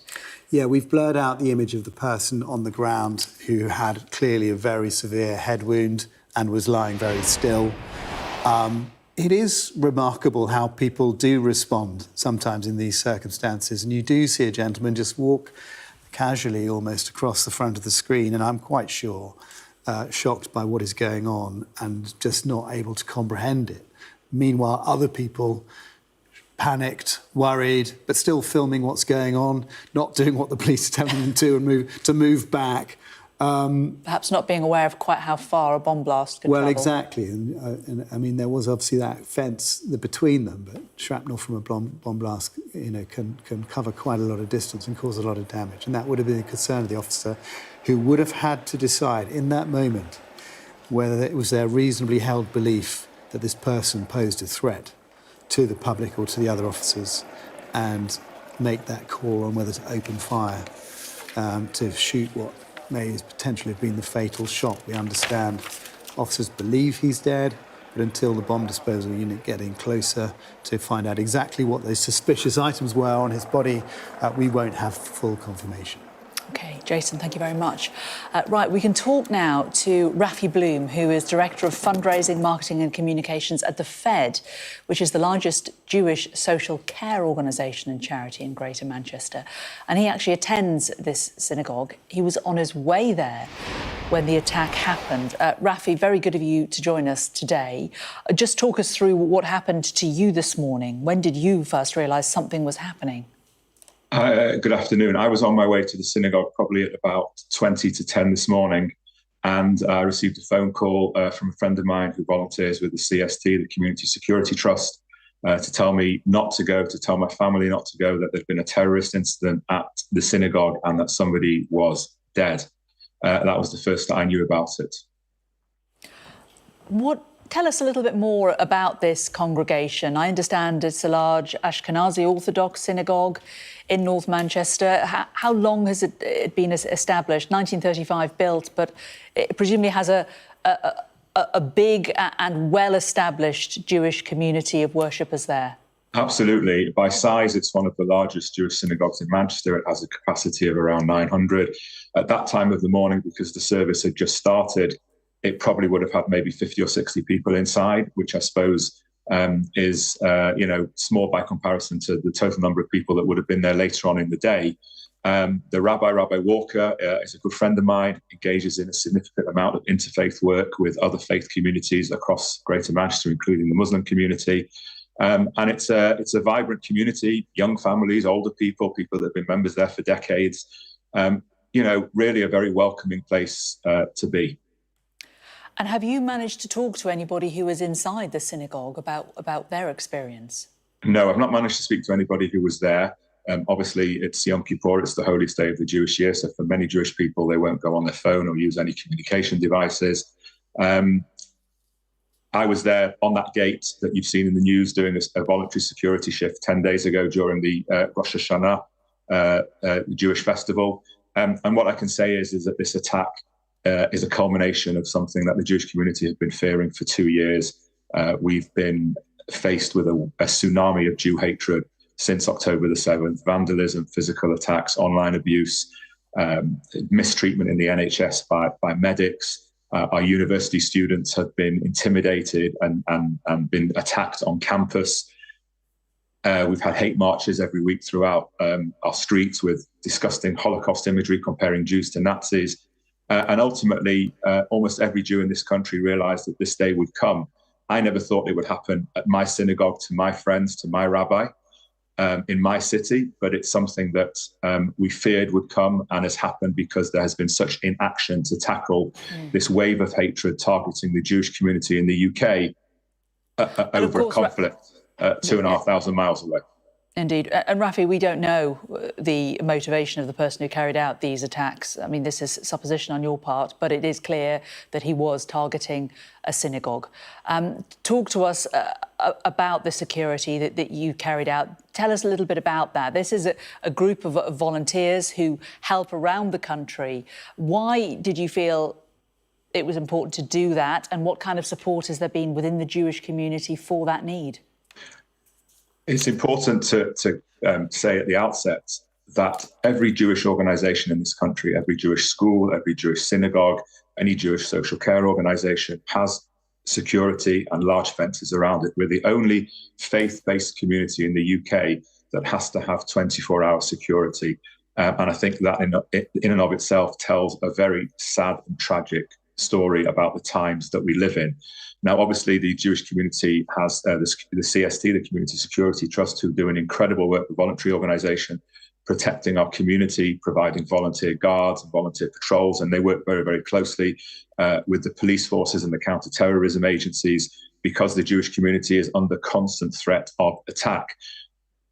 In addition to that, when it's the Sabbath or High Holy Days, then members of the synagogue itself will volunteer to supplement that security and supplement the paid security that is on the gates, to add an extra layer of checks to make sure that people coming into the synagogue are known, that they're there for legitimate reasons. And so we all do our bits. Parents do that outside Jewish day schools. And it happens everywhere because we realise that we all have to play our part in protecting our community, because sadly, we are under constant threat as a UK Jewish community. And you are doing that, but without any kind of arms or anything. I mean, what would you know about the level of security that this synagogue would have? Would it have been somebody just like yourself, a volunteer who was on the door today? There would have been. I know exactly who was on the door today because I was there last night. There were 2 paid-for security guards, and I hope and pray that they are okay. And they would have been supplemented by 2 volunteer members from the community who would have been wearing stab vests and high-vis jackets, equipped with walkie-talkies.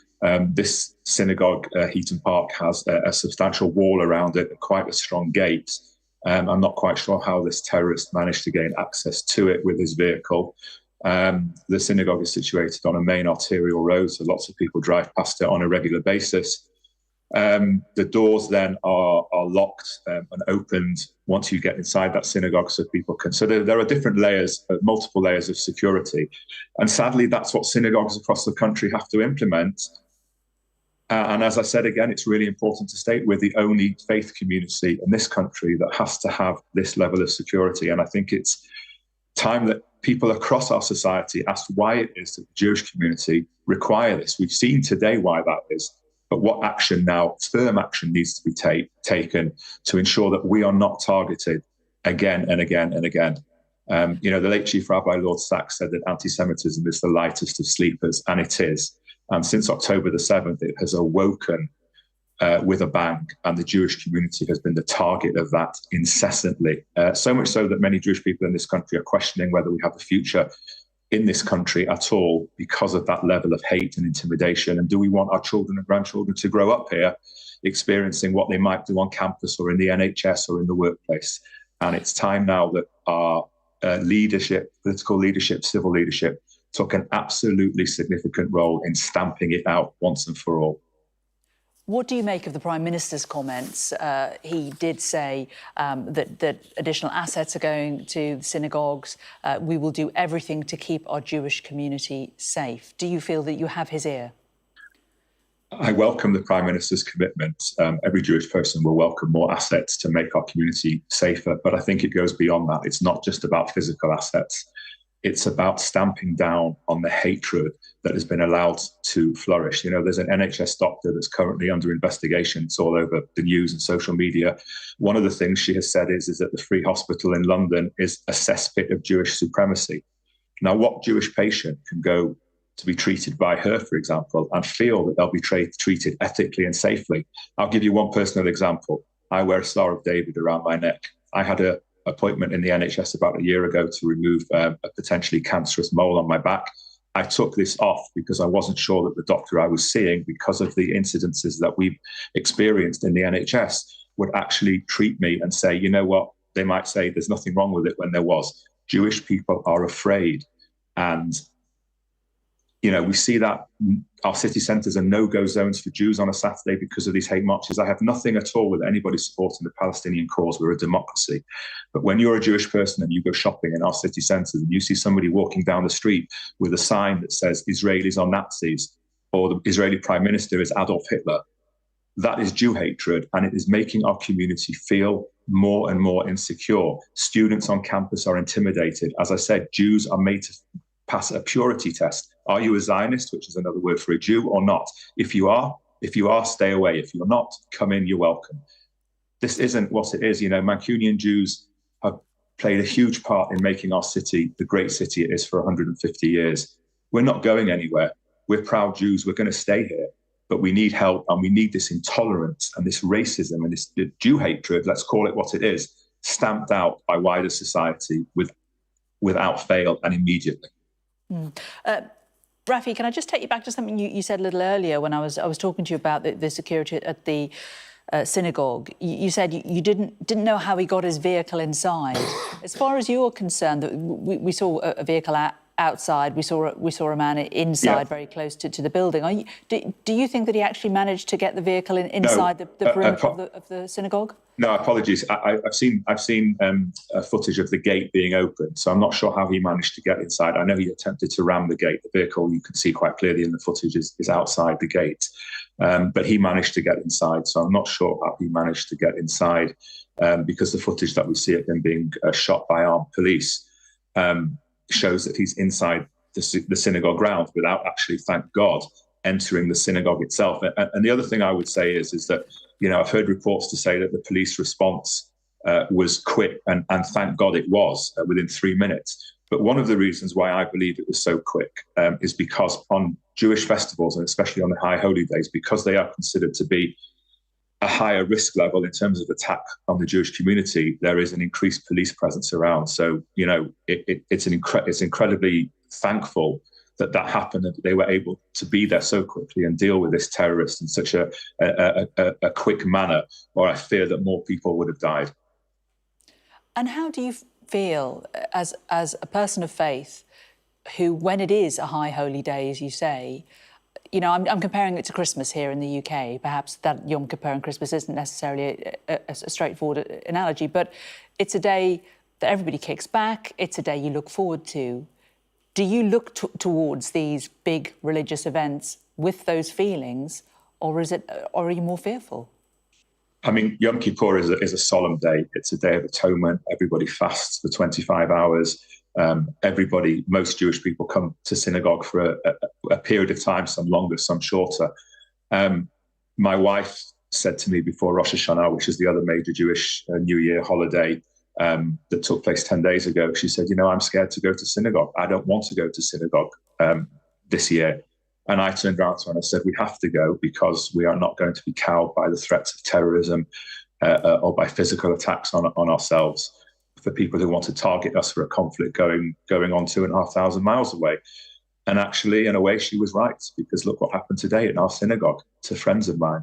And it scares people. Synagogues went into lockdown. Nobody was allowed to leave for a number of hours because people weren't aware whether this was a lone wolf or part of a more concerted attack on our community.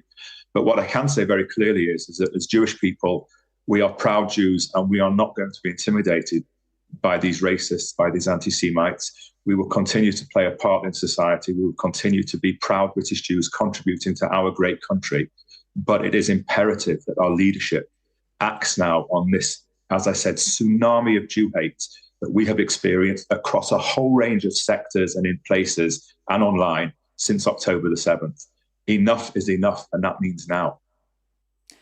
Rafi Bloom from the Fed, the largest Jewish social care organisation and charity in Greater Manchester, who attends this synagogue, the Heaton Park Hebrew congregation.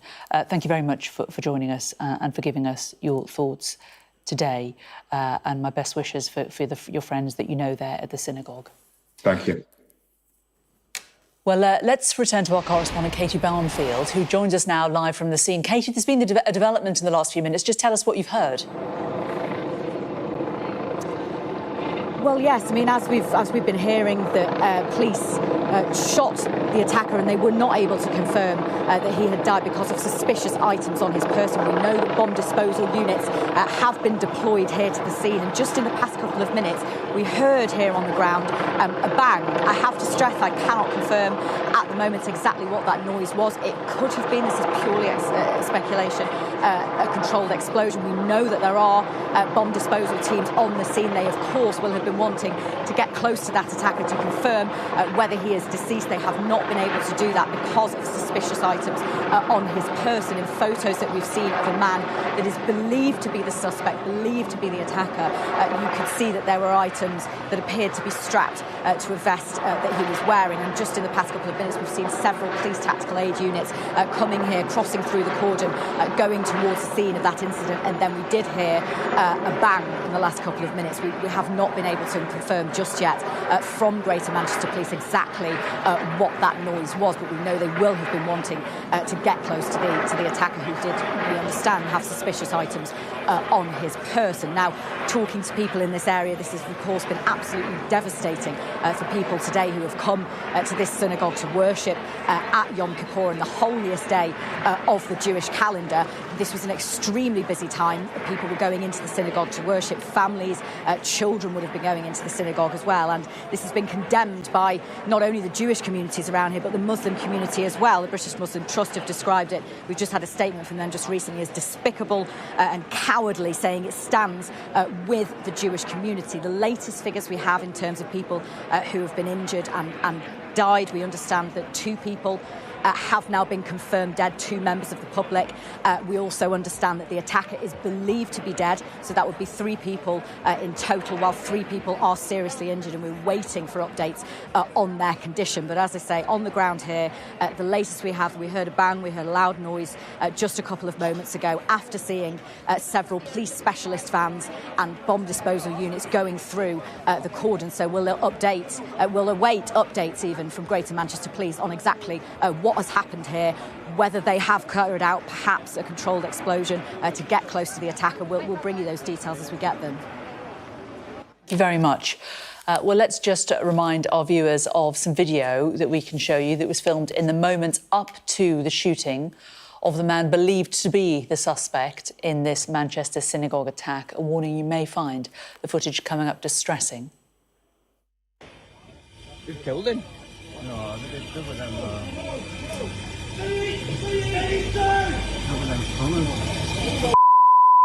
Everybody else, get back! If you're not involved, move back! Get away! Somebody's still integrity!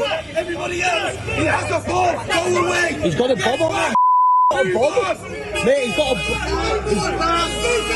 man, he's got a bomb on his jacket, mate. He's trying to go into school. Mate, he's stabbed him. What a gun? No, he's got a bomb. Get out of here. Mate, if he detonates, mate, I'm just jumping out of this in a minute. He's going to blow himself up. He's trying to press the button. Come on. Like, shoot him.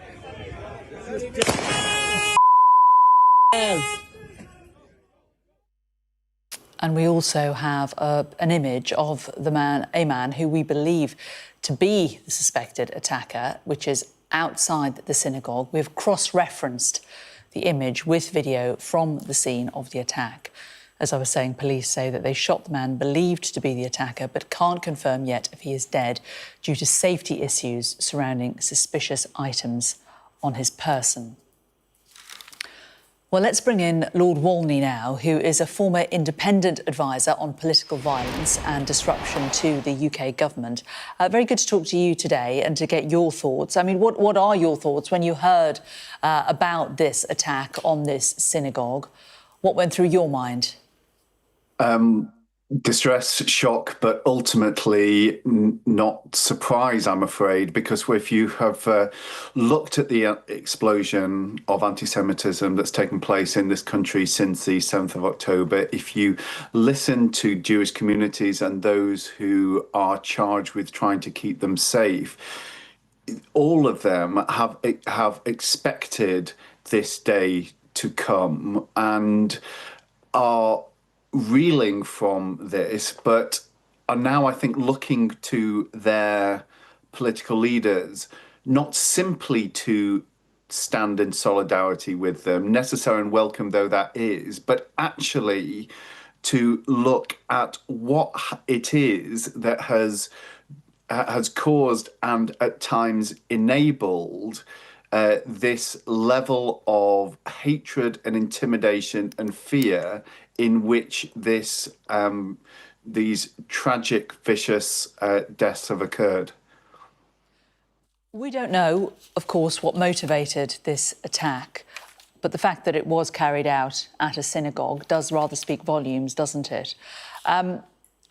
If this is shown to be something that was especially targeting Jews, how can, as a society, as a government, we stamp out this kind of hatred?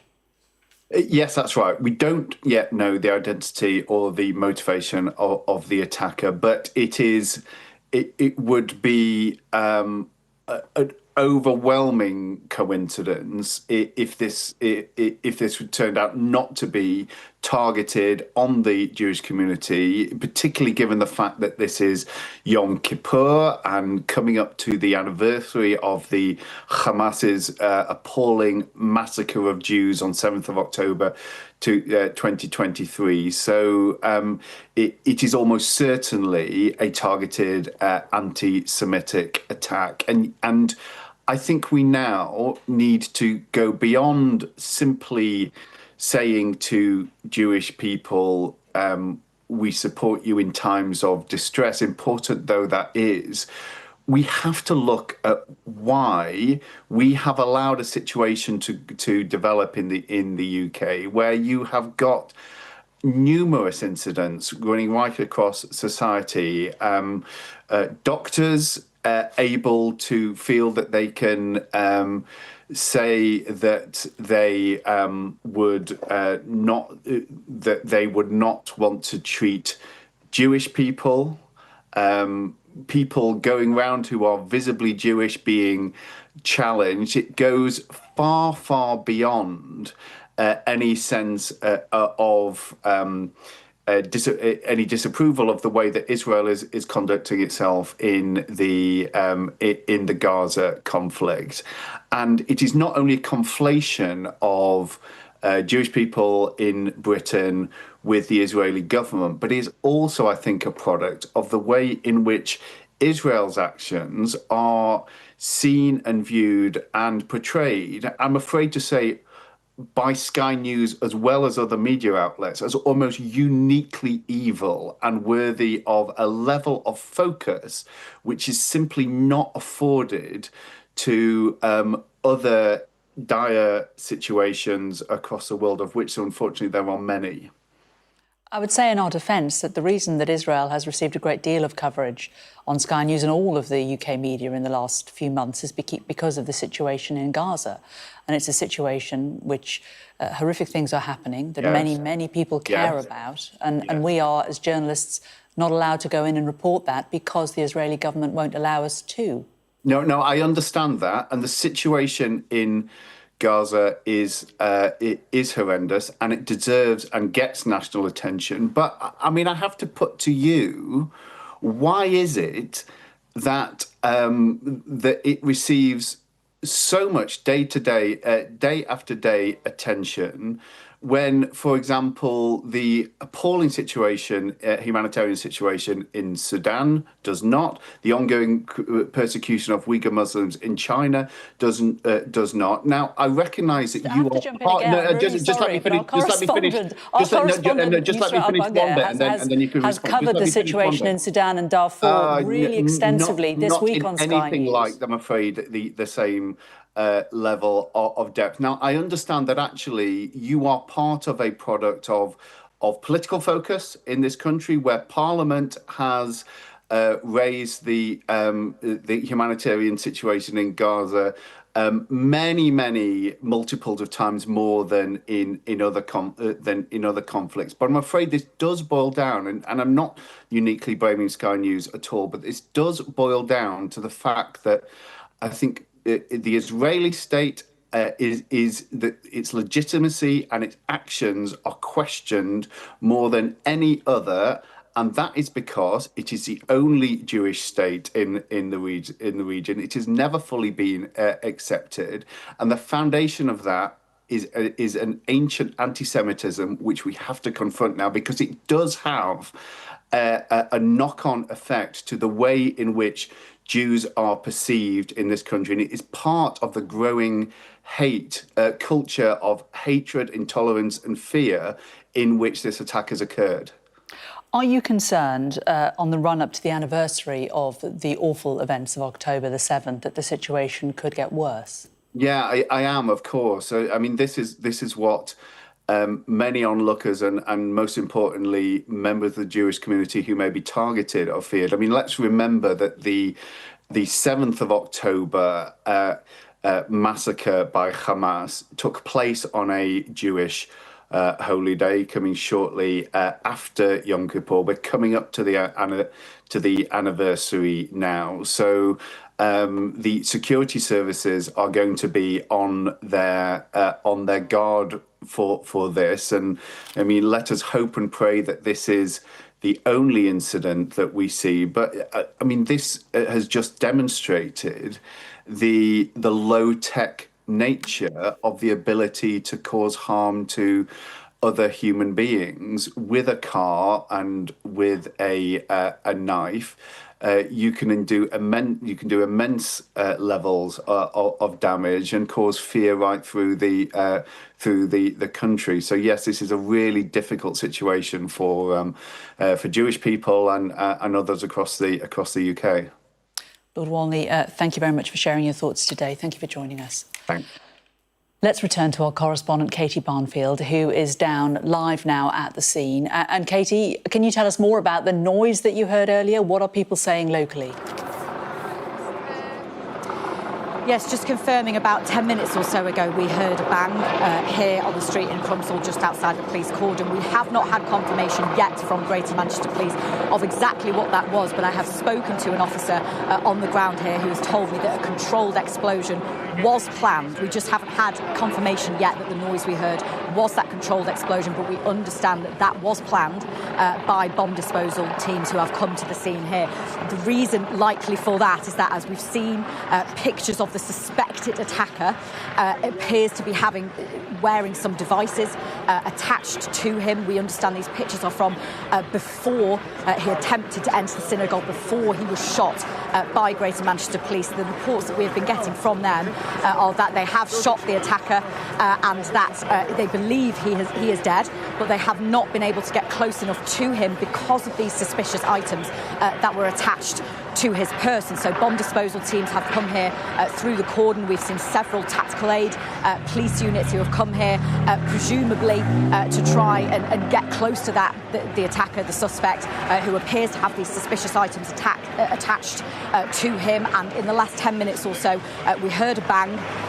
We've confirmed with officers on the ground here that a controlled explosion was planned by bomb disposal teams. We've seen that it appears bomb disposal robots have been sent in, presumably to try and get close to the attacker who seems to have had these items attached to him. We've just not had confirmation that the noise we heard was a controlled explosion, but we know that one was planned by teams on the ground here. OK, Katie, thank you very much for that. Katie Barnfield there, down on the ground as things are still happening.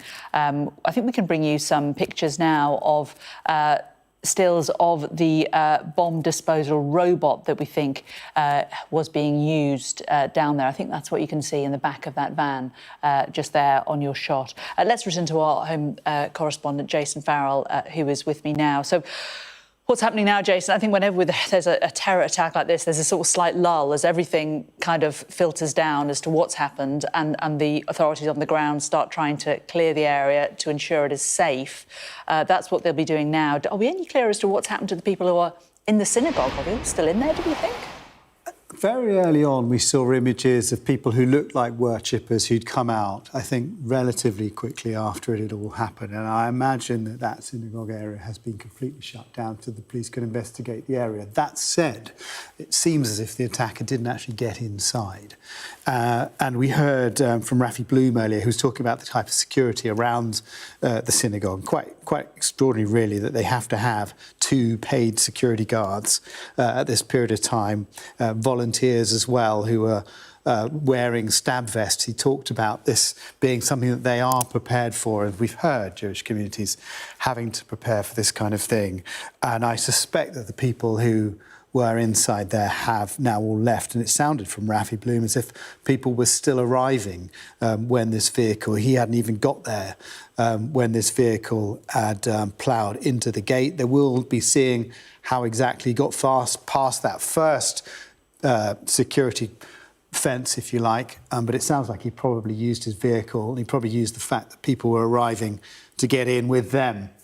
But the injuries, it seems, and the fatalities were caused outside of the synagogue. And just to confirm, so far we know 2 dead and 3 other members of the public in serious condition in hospital. We know that there's just a short way down the road from the images you're seeing there, there is another police presence on a street in the area, which it seems as if they're investigating a house.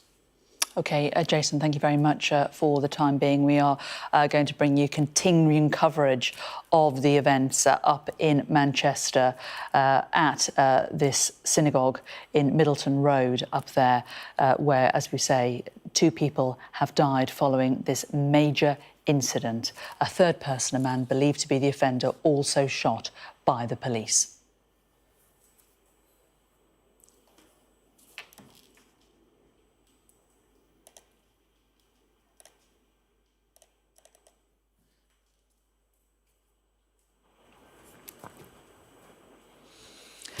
Hello, you're watching Sky News Today with me, Jane Secker. It's 2 o'clock. These are the headlines. Everybody else, get back! If you're not involved, move back! 2 people die following an attack at a synagogue in Manchester. A third person, thought to be the attacker, is shot dead by police. This image has emerged of a man who is believed to be the suspect. The incident took place on Yom Kippur, the holiest day in the Jewish calendar.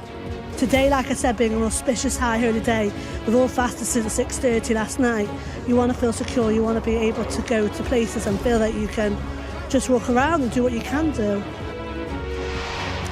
It's reported a car was driven towards members of the public. 3 people remain in a serious condition.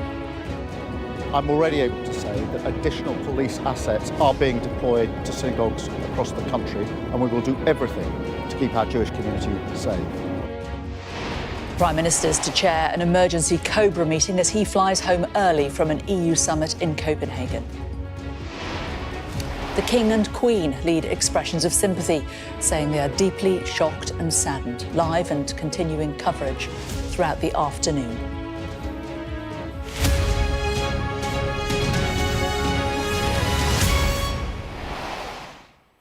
Hello, thanks for joining us. You're watching Sky News, our full breaking news coverage from Greater Manchester, where 2 people have been killed following an incident at a synagogue in Crumpsall.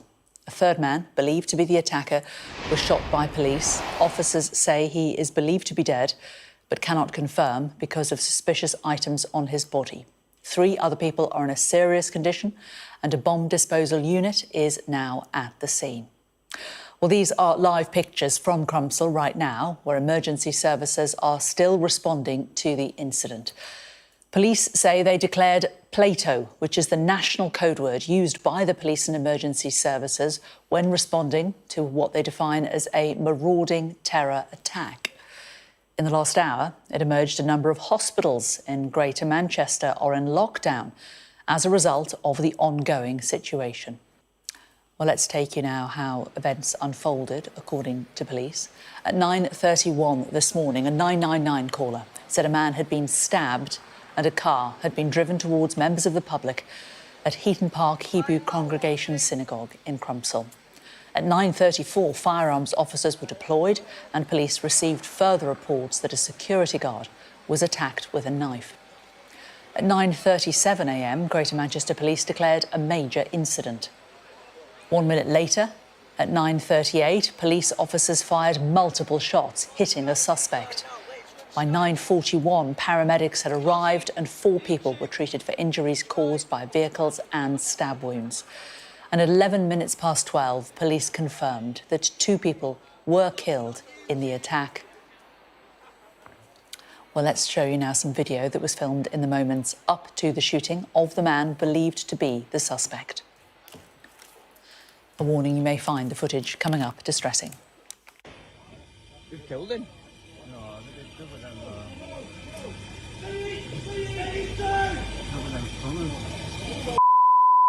Everybody else, get back! If you're not involved, move back! Get away! Somebody's still in casualties! Everybody else, he has a bomb! Go away! He's got a bomb on him! Got a bomb? Mate, he's got a lad, he's got a bomb on his jacket, mate. He's trying to go into school. Mate, he's stabbed him. Got a gun? No, he's got a bomb. Get out of here. Mate, if he detonates, mate, I'm just jumping out of this in a minute. He's going to blow himself up. He's trying to press the button. Come on. Lad, shoot him.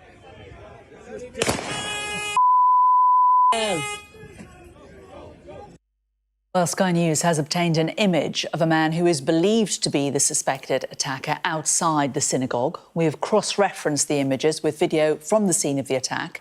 As I was saying, police say they shot the man, believed to be the attacker, but cannot confirm if he is dead yet, due to safety issues surrounding suspicious items on his person. A street around a quarter of a mile down the road from the synagogue now appears to be the focus of intense police activity, with armed police outside.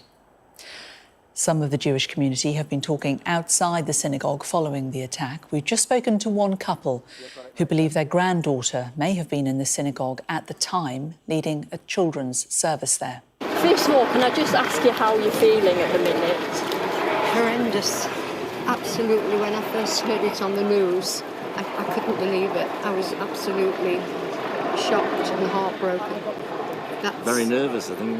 And of course, absolutely. But for something like this to happen on Yom Kippur, on the holiest day of the year, and I don't know why, because we are good people. I know in my heart we are good people, and we just want to live and let live, and I don't understand why. And can you just tell us about the connection you have to the synagogue? We know most of the members in there, and we're singers, we entertain, so we've been there we've been quite there a few times, a lot of times, charity shows doing shows there. And I work I volunteer just opposite at the Nicky Alliance, which is, they use it for some functions as well. I do voluntary twice a week there, serving the tea, so I'm passing it all the time, I'm looking at it all the time. It has a deep place in my heart. And you've actually got a family member who was at the synagogue I think today. so, yes. Can you tell us about I think so. I think, well, my granddaughter works there. She takes a service there every Shabbos on a Saturday, so I would have thought she would have been there today. So I'm just a bit concerned about that. But you feel very vulnerable. You know, you really are feeling very vulnerable at the moment with what's happening, and it's very hard. So you think your granddaughter was at the synagogue at the time, but you haven't heard anything as to how she is? No, I know that she's there every week, but she would have been inside, so I would have thought so. Are you concerned about the fact you haven't heard from her? Yes, but I will hear from her later. Are you, how worried are you as a family about your granddaughter? I'm just very worried. Generally, I'm just very worried about the whole community at the moment. You know, the I just feel very, very vulnerable. You know, it's not easy. It's not easy. You know, the Prime Minister this morning has said he's going to put extra security on the synagogues and in the Jewish schools. You know, we've both got children at Jewish schools. My grandchildren are at the Jewish school, and it worries me. And your granddaughter, you said you think she would have been teaching in there this morning? No, she takes the service. She takes the children's service. Yeah. So do you think there would have been a lot of young children in the synagogue at the time? I would have thought there'd be a lot of children in there today, yes. Especially as they have a children's service every week. I would have thought there'd been quite a few children in there. There would have been more people there today than any other time because it's the holiest day of the year. Yeah, I was going to say, how distressing is it, the fact that this has happened on your holy day? Very distressing. You know, of all days for it to happen. You know, this is the holiest day of the year in the Jewish calendar. And, you know, just horrendous. Really, really is. What impact do you think this will have on the community here? I just think it's going to make people very, very wary. And have a huge impact. It must do. You know, it's happened in Manchester out of the whole country on our doorstep. It'll have a huge impact. And I think, you know, people are going to be very, very nervous. Yeah, do you feel like you will feel unsafe, you know, going into your synagogue the next time? Yeah, definitely. Well, maybe not, because they're going to have more security now. Yeah. So, you know, of course that will make you feel a lot better knowing that there's more security, that they realise what could happen again. If it's happened once, they could possibly try and it would happen again. What would be kind of your message, you know, to the Jewish community at the moment, you know, stay strong, unite? Absolutely. Stay strong, you know, stay focused. Rally around each other, you know, everybody help. Be there for each other. Do you know personally anything more about specifically what happened at the synagogue? Have you heard anything? Not heard anything. No, only what we've heard on the news. That's all. Well, the Prime Minister is to chair a Cobra meeting about the incident after leaving a meeting of foreign leaders in Copenhagen early. He's promised to try to keep the Jewish community safe. The attack in Manchester this morning is absolutely shocking, and all of our thoughts are with those affected. I'm on my way back to London. When I arrive, I will chair an emergency Cobra meeting. I'm already able to say that additional police assets are being deployed to synagogues across the country, and we will do everything to keep our Jewish community safe. I've spoken to Mark Gardner of the CST and Andy Burnham, Mayor of Manchester, and I want to thank the emergency services for the speed of their response. Our correspondent Katie Barnfield joins us live now from the scene. And Katie, what is happening down there now? What's happened in the last hour? Just to confirm the very latest from the scene here, we know that bomb disposal teams have gone into the scene. There is a bomb disposal vehicle with a lot of activity around it at the moment, just on the road behind me here. We're being asked not to film that directly because of sensitivities around it. We did hear just about 20 minutes ago now a bang.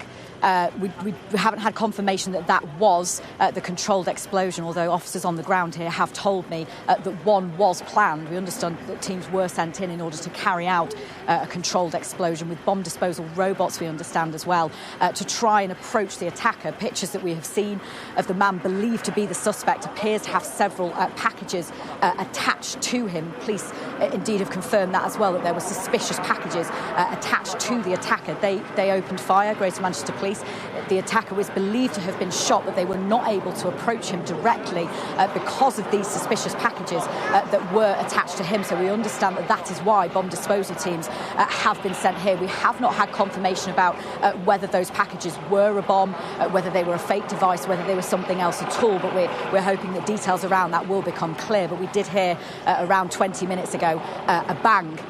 here at the scene, and there is a lot of activity around a bomb disposal vehicle just behind me. In terms of the mood on the ground here, there is just complete disbelief, complete shock among the Jewish community here. Anger as well that this attack was targeted at a synagogue on Yom Kippur, which is the holiest day of the Jewish calendar, on a day where plenty of people would have gone to synagogue to worship, including families and including children as well. I spoke to several people who said members of their family and friends were still inside at the time, although they were safe. But it would have been extremely frightening, of course, with this happening outside. We do understand that the attacker, because of the speed of the police presence, which Greater Manchester Police have actually attributed to a witness who called police extremely quickly, and they have thanked them for that. They were on the scene within minutes, and they were able to open fire, to shoot who we believe was the suspect before he was able to enter the synagogue. We've also heard from witnesses that he was trying to get inside after, we believe, using his car to ram through the gates and then also get out of the car and use a knife to attack people. Witnesses have said that he was attempting to get inside the synagogue, but police were here so quickly and managed to tackle him so quickly that he was not able to get inside, and he was taken down outside of the synagogue. In terms of people who were injured, we have had confirmation that 2 members of the public involved in this attack unfortunately have died. They were initially taken to hospital. 1 person we know was in a critical condition. We've now had confirmation that 2 people have died. In addition to that, the attacker is believed to be dead. Police at the moment, as I say, trying to approach the body using bomb disposal teams, trying to get close to the body with those suspicious devices attached to it, but that would make it 3 people in total who have died around this attack. We also know that 3 other people are still critically injured, and we are waiting for an update on their condition. Lots of activity still here on the scene in Crumpsall, although the immediate threat, we understand, was dealt with extremely quickly. Katie, thank you very much for that. And as Katie was just saying, we've just had confirmation from the police in Manchester that they say they can confirm 3 people have died and the offender is included among those dead. So that is the confirmation. They said they thought that he had died, but that they weren't sure because they weren't able to get near him. But they are now saying that they are including him amongst the dead, which takes the total to 3. They're also saying there is no risk to the public following the synagogue incident. So that is the confirmation that the person believed to be the perpetrator in this Manchester attack has died. Let's bring in Jason Farrell, our Home Affairs editor, he's here with me in the studio. We did think that this was the case, didn't we, Jason? Because he appeared to have been shot by police, but they weren't able to confirm that he had died because they couldn't get close to him because they presumably were concerned that he possibly had something like a bomb vest on him. Yeah, that's right. I mean, very early on in this, we've suspected that there was strong suspicion that he had a bomb. And we saw that in the video where the police officer is telling the public, he says, everybody get back. If you're not involved, move back, get away. He has a bomb, go away. So the people on the scene suspected that. And then a few minutes or a few seconds later, the man who is the suspect seems to stand up, perhaps having already been shot, and he is shot again. And it did seem very likely from that moment that that had been fatal. But obviously, to protect the officers, they brought in the bomb disposal unit and they have conducted this controlled explosion.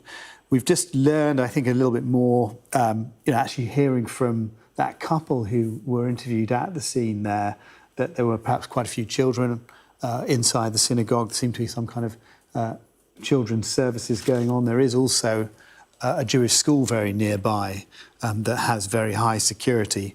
And we also learned about the levels of security that were already in place. There would have been, we heard from Rafi Bloom, who goes to the congregation, 2 paid security guards outside the gates, and then there would be further security inside the area. And it would have been very difficult, therefore, for this individual to get inside the synagogue itself. And that seems to have helped and perhaps saved lives, that they do have those security procedures in place.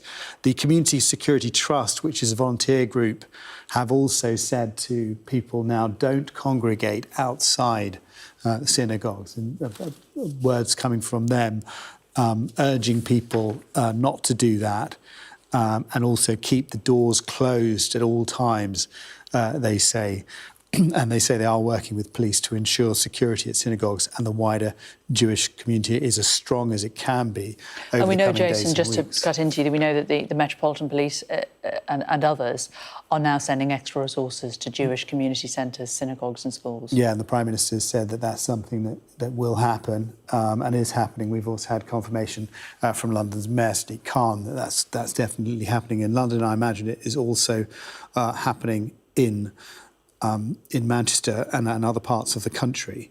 But it is, it should be noted that this is something that the Jewish community, and they've talked about this, it was said this was a distinct likelihood. The Community's Security Trust had said that this kind of attack might happen. They had been prepared for this kind of thing. Yom Kippur, this calendar, the most significant calendar in the Jewish religious year, was always likely to be a potential target date. There had been an attack back in 2019 in Germany, and we know that in recent days in Germany as well, individuals had been, 3 suspects there, had been arrested over an alleged plot in Germany. So it has huge significance, this day, for Jewish people. It is a day of contemplation. Jewish people will have been fasting overnight, and to strike on this day does add, additional hurt to that community, and that we don't know yet, obviously, the motivations of the attacker, but that may well have been part of his planning in doing this on this particular day. But we wait to hear. We know now that there's police activity nearby, at a property nearby, again, potentially obviously linked to this investigation, and we wait to hear, and no doubt we will hear from police later in the day about where they're up to with that investigation. OK, Jason, thank you very much indeed. Let's bring in Hans Jakob Schindler, who is the Senior Director of the Counter-Extremism Project. Hans Jakob, good to talk to you today. What has happened today is something from people we've talked to today. Many Jews in the UK really feared would happen, felt was inevitable, and now it has. Yeah, unfortunately, for the last 2 years since the pogrom-like terror attack of Hamas against Israel and Israeli civilians in October 2023, we have seen consistently rising levels of anti-Semitic incidents, both in the UK, but also in Europe and North America. And unfortunately, tragically, we already had 2 fatal attacks in the US, one in May where 2 Israeli embassy workers got shot in DC, and one in June where a vigil for the Israeli hostages still with Hamas was firebombed and a woman died of the result. So we seem to be slowly moving from hateful speech, calls for the eradication of violence on the streets and online, to actually real-world violence, which unfortunately is not a total surprise. How have we got to this point, do you think? Look, what really October 7 did, and the continuing conflict in the Middle East continues to do, is really radicalize already pre-radicalized communities. We see re-emerging alliances, because there were alliances already between Palestinian terrorists and left-wing extremist terrorists in the 60s, 70s and 80s. Those coalitions between now Palestine-oriented Islamist extremists and left-wing extremists are re-emerging and strengthening and broadening out the pool of that milieu. Plus, of course, we have the right-wing milieu always being infused with anti-Semitic narratives. However, over the past 2 years, Hamas has been masterfully really grafting in a narrative of Hamas as the victim and Israel as the pure perpetrator. Not to say that there are not actions by the Israeli government and the Israeli military that shouldn't be harshly criticized, but it is clear that Hamas is definitely not a victim in this situation. But the narrative sometimes veers over into that territory, and that re-radicalizes people. Now, unfortunately, anti-Semitism really combines all of these milieus, and so you have a much more complex, much more diverse threat environment that you would have had or had in any other major international incidents that had an influence on the terrorism threat situation.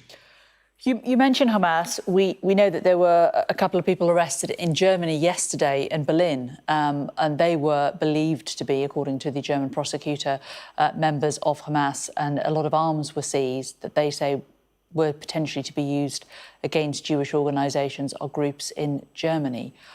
Would you go, are you possibly even suggesting that this could be more serious than that in terms of what's happened here in the UK, or are you just saying that this is part of a wider narrative?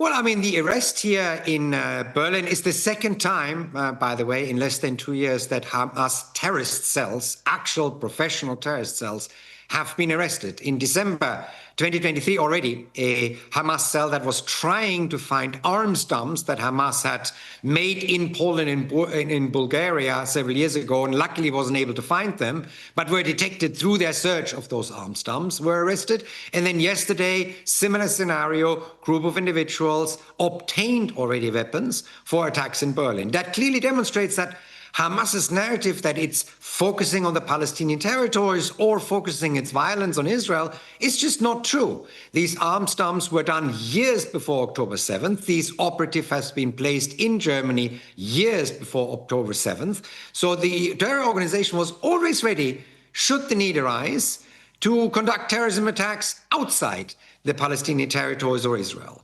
So I'm not sure what the background of this particular perpetrator is. There seems to be a little bit more preparation than initially have met the eye. It looked like it is a standard, in inverted comma, vehicle ramming attack and a knife attack, something that we've seen in the terror wave that we had in Germany between May 2024 and May 2025. We had 9 terror attacks in Germany, successful terror attacks in Germany, all involved either a vehicle or a knife. Now, in this case, it was a combination. But if he really did have, in addition to that, an improvised explosive device on his body, then there is definitely far more preparation that was involved in the attack and potential for him not necessarily having acted all alone.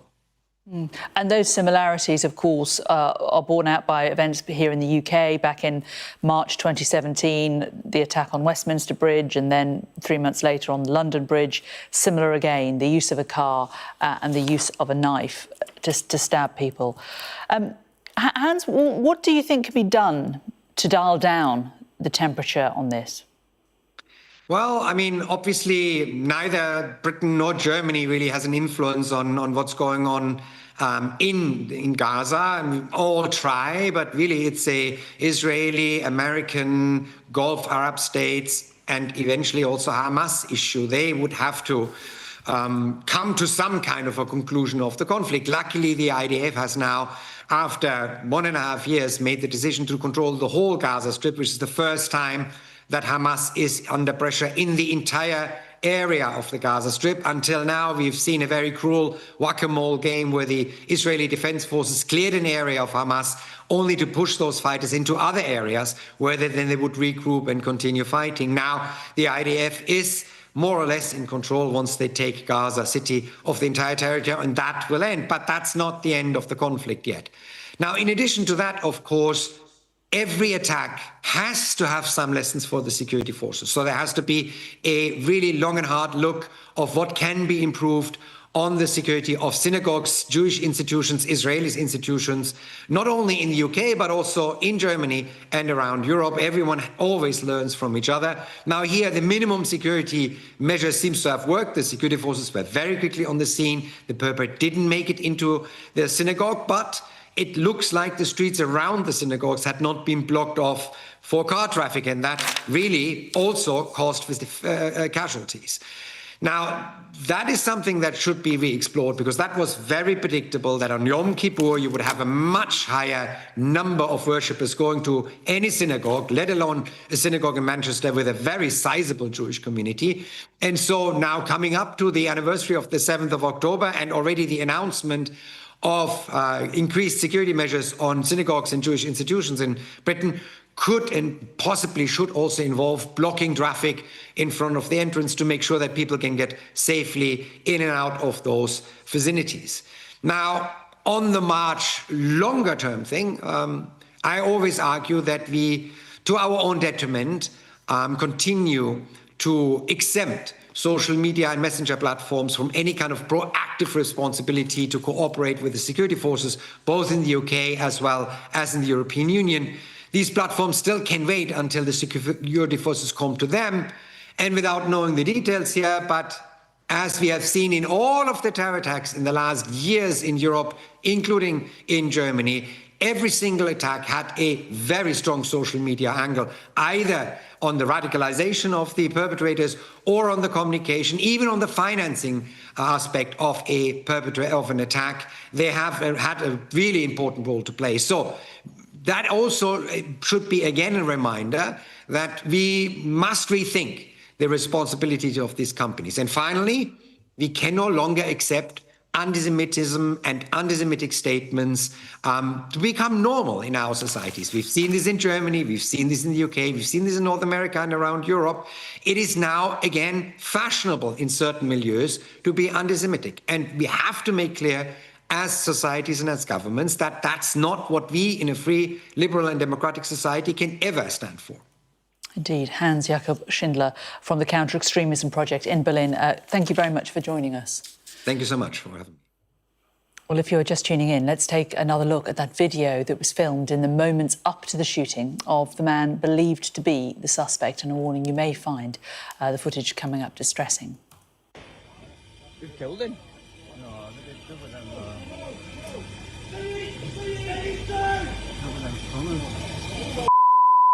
Everybody else, get back!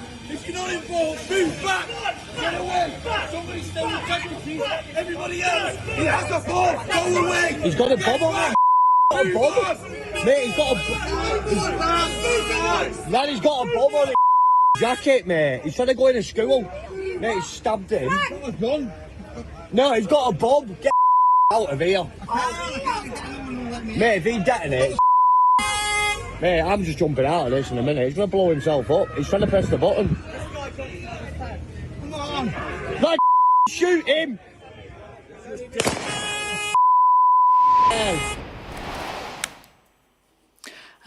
We're also just getting a little bit of an update from Greater Manchester Police, who in the last few minutes have confirmed that the suspect in the attack is dead after being shot by armed officers. We also heard a loud noise. Our correspondent down there on the scene, Katie Barnfield, heard it with her own ears a short while ago. The force is now saying that that was officers gaining entry to his vehicle as a precaution.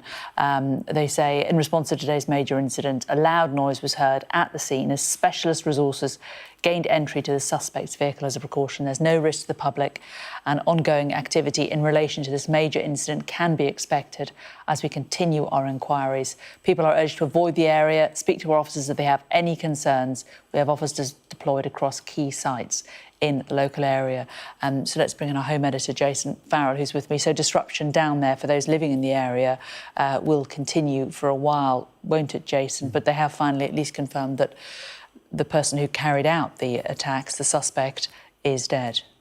That's right. And just to make sense of what people were seeing in that, those images there on the screen with the two police officers pointing their guns towards the suspect who was on the ground. And you hear one of the officers saying, everybody else, get back. If you're not involved, move back, get away. He has a bomb. Go away. And then people around are responding to that. We also see the image of someone on the ground who's blurred. We've blurred because they had a severe injury to the head. And then we see the man attempt to stand up. And at this point, the officer will have had to make that decision. Was it his reasonably held belief that that person posed a threat to the public? And he opens fire as that man is standing up, and we don't show it, and obviously the man falls back to the ground, and we've just had this confirmation that he is now dead. We can also just confirm as well, Jason, just to butt in briefly, the Prime Minister, who was, of course, was in Copenhagen this morning, cut short his trip, has now landed back in the UK. So he will be whizzing his way to Downing Street, where that Cobra meeting is going to be held this afternoon. And I think the focus of that is, obviously, he's already said heightened security around synagogues, but also getting intelligence from what's going on in this investigation. Is there any other suspects involved? Is there anyone else connected with this man? What do we know about what sort of materials he's been accessing online, who his associates are, trying to get to the motivation. We know that there's an investigation just down the road from this on a place called White House Avenue, which is close to the synagogue. And according to PA, 2 men have been led away from a property in handcuffs, according to an eyewitness there, who says they'd arrested 2 people on the road who they didn't know who they were.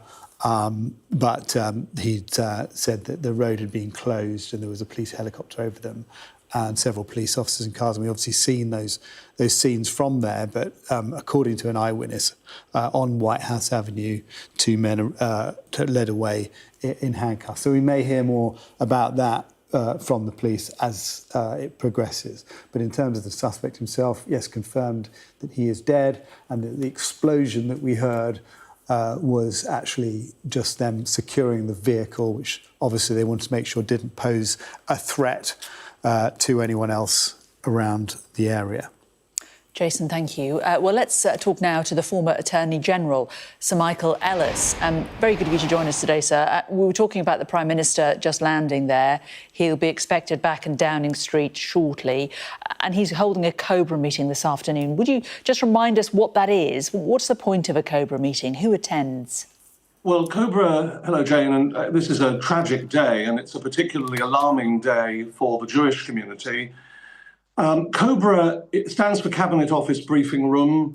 It takes place in a meeting room in the Whitehall area.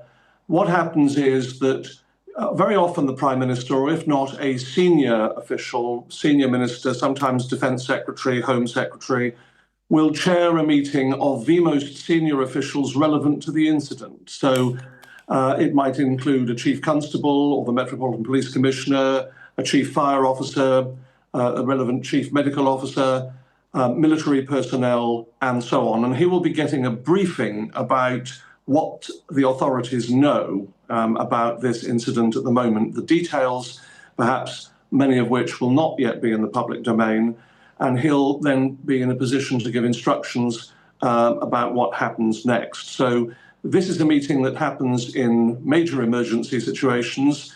The Prime Minister doesn't always chair them, but on this occasion he's flown back early from a meeting in Europe. So it's an indication of the level of seriousness of this particular incident. And the fact also the police have declared this a Plato incident, which is the code name that the police use for a marauding terrorist as the suspected root of this incident, is another indication, if we needed it, of the tier 1 level of seriousness that the British security authorities are making of this incident. And in terms of Operation Plato, it's not something many of us had heard of before today. How often has that been used before, do you know? Is it something that's been deployed recently? It's practiced quite a lot, Jane, but we obviously know that the incident at Westminster Bridge was, if you like, the most horrific type of marauding terrorist incident where a person is often on foot, and it can be quite difficult for the police authorities responding to the scene to keep up or to find that individual if he's entered a building. And that's a great fear of the authorities. So here the concern was that an individual was a marauding terrorist. We haven't had absolute confirmation that that's the route that's occurred here, but it certainly looks like it. And I think it's important to recognise here that with this being Yom Kippur, Jane, as you will know, this is the most holy day for the Jewish community, and it's actually a day that many anti-Semites and many others who have a hatred towards Israel, for example, will focus their attentions on this day. I mean, even going back to the Yom Kippur War of 1973, where Israel's neighbours in the its Arab neighbours attacked Israel on Yom Kippur. It's a day that is not actually a day of celebration. It's a day of atonement, It is a day that is supposed to be for reflection of the sins of the past year. And people of the Jewish faith fast on that day. And they actually fast for 25 hours, which is a very long time to go without food or drink. And it's therefore quite weakening if you're fasting for that period of time. And people use this day to attack Jews because they feel, presumably, that it's a soft spot. But here we have a Jewish community, as some of your other guests have been saying this afternoon, who feel under attack in the UK, and they do elsewhere in Europe too. And the fact is they are under attack, and there is a number of people and commentators, of course, both on social media and elsewhere, who conflate the Jewish community with Israel. And the very small Jewish community in the UK, statistically it's only 0.2% of the population of this country, feel under attack. There's a tremendous amount of anti-Semitism on university campuses. There have been episodes of NHS anti-Semitism, especially over the last couple of years, where people don't feel safe getting medical treatment. There are those that feel the legal system has let them down in the Jewish community for various reasons.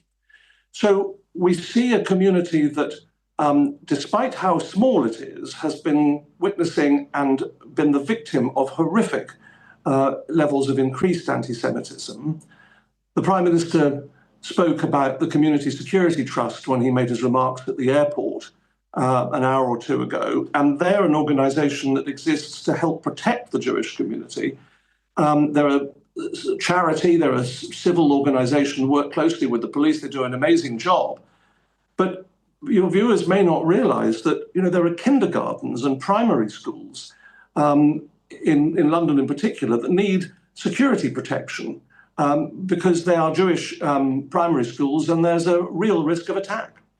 Indeed. And so, Michael, because of that, because of what this community knows and understands the risk to be, and the fact that it is Yom Kippur, emergency services in Manchester would have been on high alert for an attack, wouldn't they? And that's perhaps borne out in the speed with which they responded. From the first 999 call to the shot was 7 minutes. I think you've hit the nail on the head there, Jane. I mean, I think the police have reacted very quickly to this, and it's probably because they were close by. Armed police were probably quite close by because they knew they had to keep an eye on synagogues on this day of all days.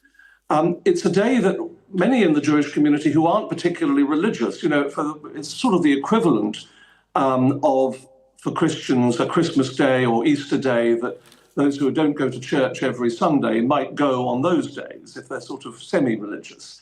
And although Yom Kippur is not like Christmas, as I say, it's not a celebration day, it is a day where even people who are not particularly observant in their faith will go to synagogue on this particular day. And in those circumstances, it's a very high-risk occasion. And I suspect the Greater Manchester Police did have officers nearby, and it's very fortunate that they did.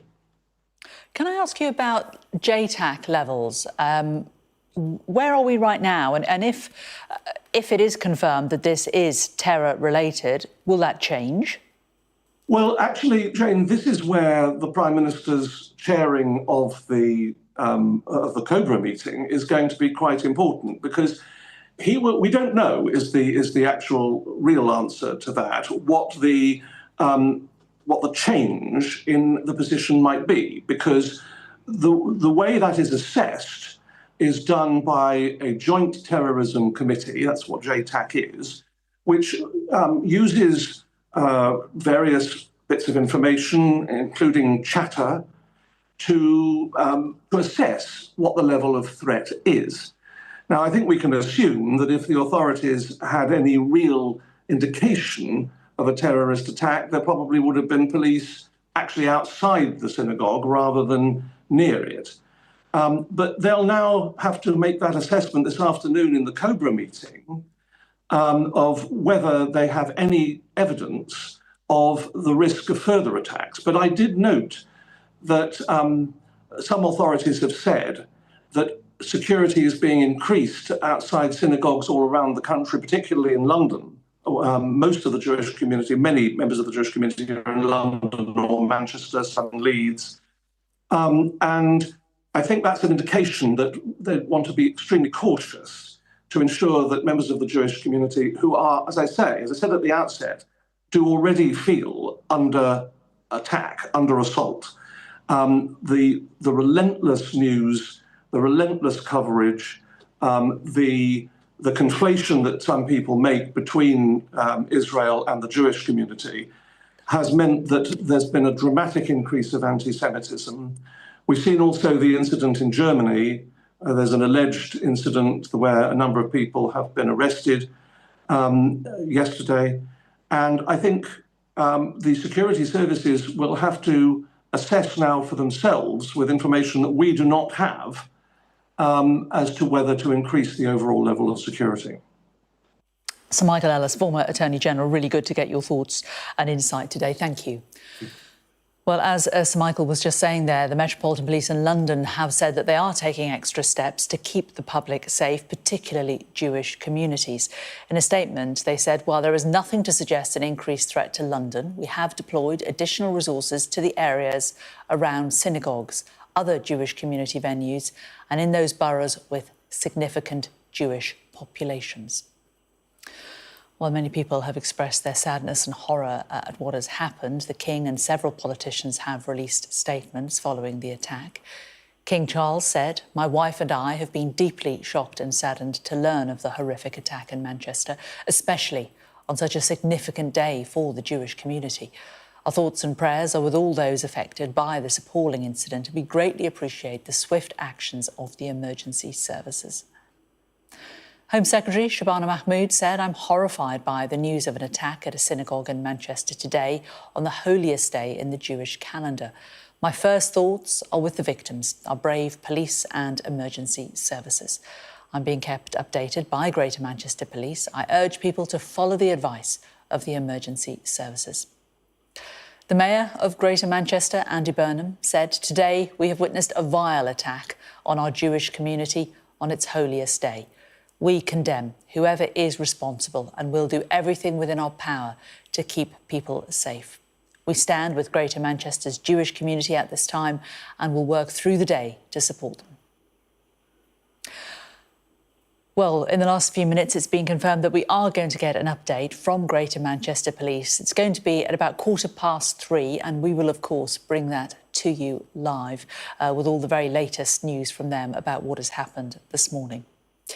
Well, earlier I spoke to Rafi Bloom. He goes to the synagogue and he was on his way there when the attack happened this morning. He's also Director of Fundraising, Marketing and Communications at the Fed, which is the largest Jewish social care organisation and charity in Greater Manchester. I was on my way to the synagogue probably at about 20 to 10 this morning, and I received a phone call from a friend of mine who volunteers with the CST, the Community Security Trust, to tell me not to go, to tell my family not to go, that there'd been a terrorist incident at the synagogue and that somebody was dead. That was the first that I knew about it. Tell us a little bit more about this congregation. I understand it's a large Ashkenazi Orthodox synagogue in North Manchester. How long has it been established? 1935 built, but it presumably has a big and well-established Jewish community of worshippers there. Absolutely. By size, it's one of the largest Jewish synagogues in Manchester. It has a capacity of around 900. At that time of the morning, because the service had just started, it probably would have had maybe 50 or 60 people inside, which I suppose is small by comparison to the total number of people that would have been there later on in the day. The Rabbi Walker, is a good friend of mine, engages in a significant amount of interfaith work with other faith communities across Greater Manchester, including the Muslim community. And it's a vibrant community, young families, older people that have been members there for decades. Really a very welcoming place to be. And have you managed to talk to anybody who was inside the synagogue about their experience? No, I've not managed to speak to anybody who was there.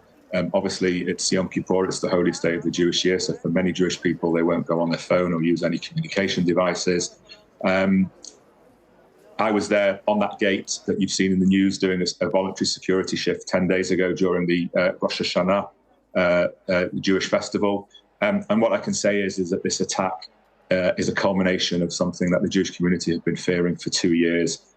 We've been faced with a tsunami of Jew hatred since October the 7th, vandalism, physical attacks, online abuse, mistreatment in the NHS by medics. Our university students have been intimidated and been attacked on campus. We've had hate marches every week throughout our streets with disgusting Holocaust imagery comparing Jews to Nazis. And ultimately, almost every Jew in this country realized that this day would come. I never thought it would happen at my synagogue, to my friends, to my rabbi, in my city, but it's something that we feared would come and has happened because there has been such inaction to tackle this wave of hatred targeting the Jewish community in the UK over a conflict 2,500 miles away.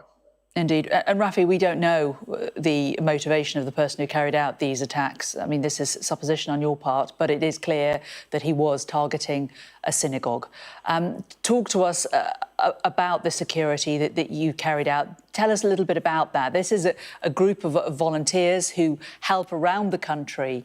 Why did you feel it was important to do that? And what kind of support has there been within the Jewish community for that need? It's important to say at the outset that every Jewish organisation in this country, every Jewish school, every Jewish synagogue, any Jewish social care organisation has security and large fences around it. We're the only faith-based community in the UK that has to have 24-hour security. And I think that in and of itself tells a very sad and tragic story about the times that we live in. Now, obviously, the Jewish community has the CST, the Community Security Trust, who do an incredible work, the voluntary organisation, protecting our community, providing volunteer guards and volunteer patrols, and they work very, very closely with the police forces and the counter-terrorism agencies because the Jewish community is under constant threat of attack. In addition to that, when it's the Sabbath or High Holy Days, then members of the synagogue itself will volunteer to supplement that security and supplement the paid security that is on the gates, to add an extra layer of checks to make sure that people coming into the synagogue are known, that they're there for legitimate reasons. And so we all do our bits. Parents do that outside Jewish day schools. And it happens everywhere because we realise that we all have to play our part in protecting our community, because sadly, we are under constant threat as a UK Jewish community. And you are doing that but without any kind of arms or anything. I mean, what would you know about the level of security that this synagogue would have? Would it have been somebody just like yourself, a volunteer, who was on the door today? There would have been. I know exactly who was on the door today because I was there last night. There were 2 paid-for security guards, and I hope and pray that they are okay. And they would have been supplemented by 2 volunteer members from the community who would have been wearing stab vests and high-vis jackets, equipped with walkie-talkies. This synagogue, Heaton Park, has a substantial wall around it, quite a strong gate. I'm not quite sure how this terrorist managed to gain access to it with his vehicle. The synagogue is situated on a main arterial road, so lots of people drive past it on a regular basis. The doors then are locked and opened once you get inside that synagogue, so people can. So there are different layers, multiple layers of security. And sadly, that's what synagogues across the country have to implement. And as I said again, it's really important to state we're the only faith community in this country that has to have this level of security. And I think it's time that people across our society ask why it is that the Jewish community require this. We've seen today why that is. But what action now, firm action, needs to be taken to ensure that we are not targeted again and again and again. The late Chief Rabbi Lord Sachs said that anti-Semitism is the lightest of sleepers, and it is. And since October the 7th, it has awoken with a bang, and the Jewish community has been the target of that incessantly. So much so that many Jewish people in this country are questioning whether we have a future in this country at all because of that level of hate and intimidation. And do we want our children and grandchildren to grow up here experiencing what they might do on campus or in the NHS or in the workplace? And it's time now that our leadership, political leadership, civil leadership, took an absolutely significant role in stamping it out once and for all.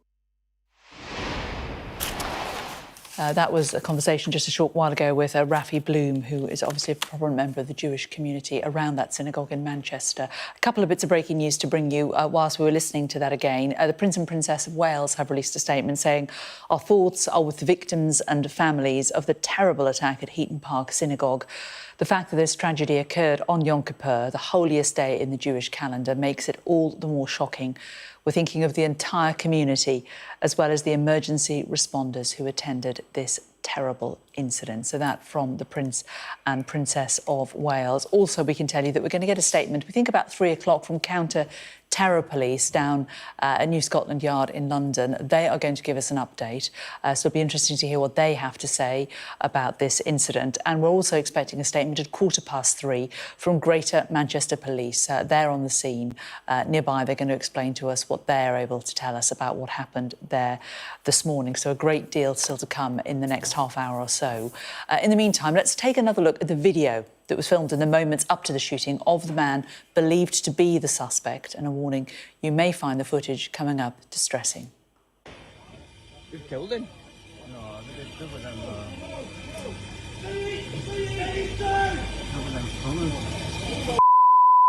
Everybody else, get back! If you're not involved, move back! Get away! Somebody stay with integrity! Everybody else, he has a bomb! Go away! He's got a bomb on him! Got a bomb? Mate, he's got a... Man, he's got a bomb on his jacket, mate. He's trying to go into school. Mate, he's stabbed him. Got a gun? No, he's got a bomb. Get out of here. Mate, if he detonates...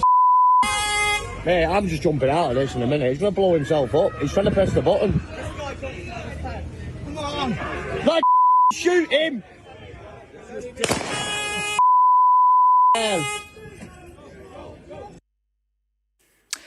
Well, Sky News has obtained an image of a man who is believed to be the suspected attacker outside the synagogue. We've cross-referenced the image with video from the scene of the attack. And as I was saying, police say that they shot the man believed to be the attacker. They have now confirmed that he has died. There's also been a lot of police activity at a street around a quarter of a mile down the road from the synagogue, which there has been intense police activity this afternoon with armed police outside. Well, the Prime Minister was in Copenhagen today for a European summit. He came back to the UK urgently. He touched down around 20 minutes ago or so, en route now to Downing Street, where our political correspondent Serena Barker-Singh is there for us. And Serena, there's going to be a Cobra meeting this afternoon when the Prime Minister arrives. Yes, exactly. That's what he's rushed back for. As you said, he was in Copenhagen. He was meant to be meeting high-profile European leaders, discussing legal migration and measures to try and combat that across Europe, as well as support for Ukraine. We know that's an issue particularly led on by the UK, but also talking to international leaders, crucial. But all of that, he said he wanted to come back for, and you saw earlier his remarks on the tarmac, where he said he stands in solidarity with the Jewish community. As you said, we understand he has landed now, so he will be making his way to Downing Street. We understand that he will be coming through the front door, so all of that within the next hour. But clearly, this is to also chair the Cobra meeting. This is an emergency committee, a committee that is convened at times of crises and emergencies, clearly needed for the events earlier today. And it's usually chaired by different cabinet ministers. This time we understand it will be the Prime Minister that will chair it, hence why he's coming back. And the idea is to bring different government agencies and departments who are involved in responding to any kind of incident like this. Usually they happen either in Downing Street or in just in the Cabinet Office in Whitehall. Not sure exactly where today, but we understand the Prime Minister will be chairing. we think he'll probably be heading to that immediately after he lands, but we will have to see. This is obviously emerging very quickly. Of course, we heard him give words of solidarity and expressions of sympathy and support to the Jewish community in Manchester. Indeed, many politicians have echoed that, as you would expect. You had many describing their horror. Wes Streeting, the Health Secretary, described it as chilling. You had Shabana Mahmood, the Home Secretary, pointing out she's horrified by the news of the attack on the holiest day of the Jewish calendar. Kemi Badenoch, the leader of the opposition, also tweeted, and Chris Philp said it was a sickening attack and his thoughts are with the family. Ed Davey has also tweeted and sent his messages of support. The politicians across the board are united on this, concerned obviously about the rise of anti-Semitic attacks. But the Prime Minister also did give a crucial bit of information on the tarmac. He said additional police assets are being deployed to synagogues across the country. That's already happening. We've also heard from the Mayor of London, Sadiq Khan, who said the Met are also taking steps to do that as well in London where they can. We know the Prime Minister also very vocal when it comes to community issues. We'll have to see later how he responds. We're not sure whether he will make more public statement, but I think once this Cobra meeting has been underway, we'll get a bit more detail from Downing Street after that. Yeah, and Serena, the terror level is something that there will be questions about at the Cobra meeting, won't it? Is there a potential it could get raised today? Potentially. This is a meeting convened with lots of different departments and lots of different agencies. That is something they will have to discuss. Obviously, we'll wait for Greater Manchester Police to give us an update later on exactly more detail on the motivations of the crime. And I think those conversations will be feeding into that. I think if there is a change to the status, then we will have a formal update after Cobra. But no doubt, whilst the Prime Minister has definitely been briefed on the plane to the UK, there will be further discussions in person at Cobra, and that's why those emergency committee meetings are crucial, as we said. Serena Barker-Singh for us in Downing Street. Thanks very much. Well, if you're just joining us, just a reminder of the one main breaking news story that we are covering today here on Sky News, and that is that 3 people are dead following a major incident outside the Heaton Park Hebrew Congregation Synagogue in Manchester.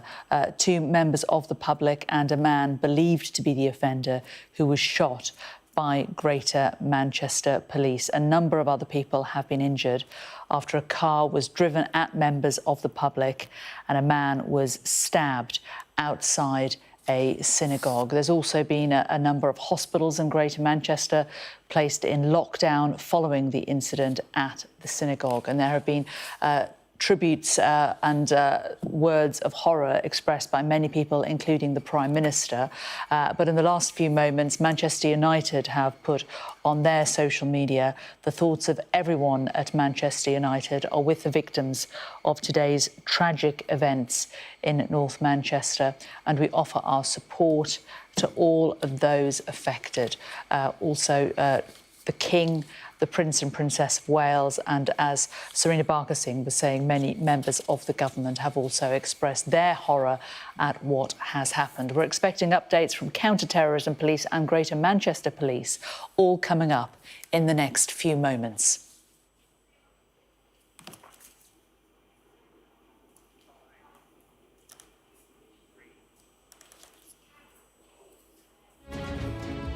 Hello, it's 3 o'clock. You're watching Sky News Today with me, Jane Secker. These are the headlines. Everybody else, get back! If you're not involved, move back! 2 people are killed in an attack at a synagogue in Manchester, with the suspect also shot dead by police. This image has emerged of a man who is believed to be the suspect. It's reported a car was driven towards members of the public. 3 people remain in a serious condition. Manchester Police say there's no risk to the public following the incident. For something like this to happen on Yom Kippur, on the holiest day of the year, and I don't know why. The Prime Minister's to chair an emergency Cobra meeting as he flies home early from an EU summit in Copenhagen. I'm already able to say that additional police assets are being deployed to synagogues across the country, and we will do everything to keep our Jewish community safe. The King and Queen lead expressions of sympathy, saying that they are deeply shocked and saddened, live in continuing coverage throughout the afternoon.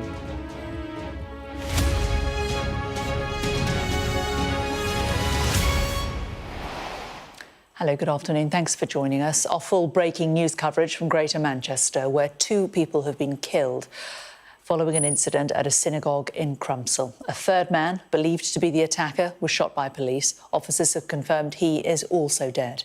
3 other people are in a serious condition, and a bomb disposal unit is at the scene, although police say that there is no ongoing risk to the public. Well, these are live pictures from Crumpsall right now, where emergency services continue to respond to the incident. Police say that they have declared Plato, which is the national code word used by the police and emergency services when responding to a marauding terror attack. Earlier, it emerged a number of hospitals in Greater Manchester are in lockdown as a result of the ongoing situation. Well, let's take you through how the events unfolded, according to police. Just after 9:30 this morning, a 999 caller said a man had been stabbed and a car had been driven towards members of the public at Heaton Park Hebrew Congregation Synagogue in Crumpsall. At 9:34 a.m, firearm officers were deployed and police received further reports that a security guard was attacked with a knife. At 9:37, Greater Manchester Police declared a major incident. 1 minute later, at 9:38 a.m, police fired multiple shots, hitting a suspect. By 9:41 a.m, paramedics had arrived and 4 people were treated for injuries caused by vehicles and stab wounds. And at 12:11, police confirmed 2 people were killed in the attack. Well, let's show you some video now that was filmed in the moments up to the shooting of the man believed to be the suspect. And a warning, you may find the footage coming up distressing. You've killed him? No, there was them.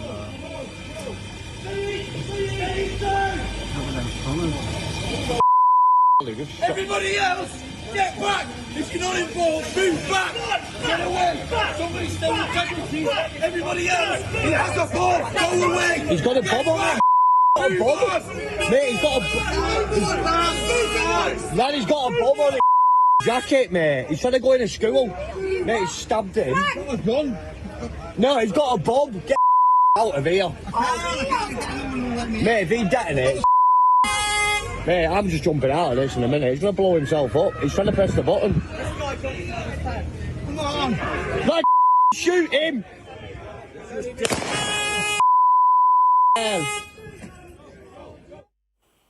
Well, Sky News has obtained an image of a man who is believed to be the suspected attacker outside the synagogue. We've cross-referenced the image with the video from the scene of the attack.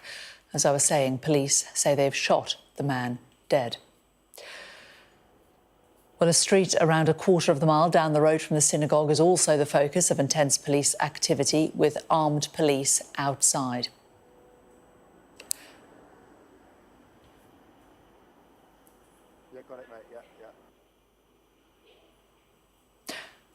Well, some of the Jewish community have been talking outside the synagogue following the attack. We've spoken to one couple who believe their granddaughter may have been in the synagogue at the time, leading a children's service there. First of all, can I just ask you how you're feeling at the minute? Horrendous. Absolutely. When I first heard it on the news, I couldn't believe it. I was absolutely shocked and heartbroken. That's... Very nervous, I think, weren't you? And of course, absolutely. But for something like this to happen on Yom Kippur, on the holiest day of the year, when and I don't know why, because we are good people. I know in my heart we are good people, and we just want to live and let live, and I don't understand why. And can you just tell us about the connection you have to the synagogue? We know most of the members in there, and we're singers, we entertain, so we go. We've been there quite a few times. A lot of times. Charity shows doing shows there. And I work I volunteer just opposite at the Nicky Alliance, which is, they use it for some functions as well.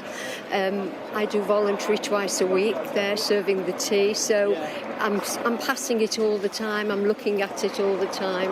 It has a deep place in my heart. And you've actually got a family member who was at the synagogue today. I think today. so, yes. Tell us about I think so. I think, well, my granddaughter works there. She takes a service there every Shabbos on a Saturday, so I would have thought she would have been there today. So I'm just a bit concerned about that. But you feel very vulnerable. You know, you really are feeling very vulnerable at the moment with what's happening, and it's very hard.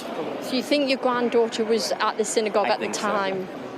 But you haven't heard anything as to how she is? No, I know that she's there every week, but she would have been inside, so I would have thought so. Are you concerned about the fact you haven't heard from her here? Yes, but I will hear from her later. Are you, how worried are you as a family about your granddaughter? I'm just very worried, generally. I'm just very worried about the whole community at the moment. You know, I just feel very, very vulnerable. You know, it's not easy. It's not easy. You know, the Prime Minister this morning has said he's going to put extra security on the synagogues and in the Jewish schools. You know, we've both got children at Jewish schools. My grandchildren are at the Jewish school, and it worries me. And your granddaughter, you said you think she would have been teaching in there this morning? No, she takes the service. She takes the children's service. Yeah. So do you think there would have been a lot of young children in the synagogue at the time? I would have thought there'd be a lot of children in there today, yes. Especially as they have a children's service every week. I would have thought there'd been quite a few children in there. There would have been more people there today than any other time because it's the holiest day of the year. Yeah, I was going to say, how distressing is it, the fact that this has happened on your holy day? Very distressing. You know, of all days for it to happen. You know, this is the holiest day of the year in the Jewish calendar.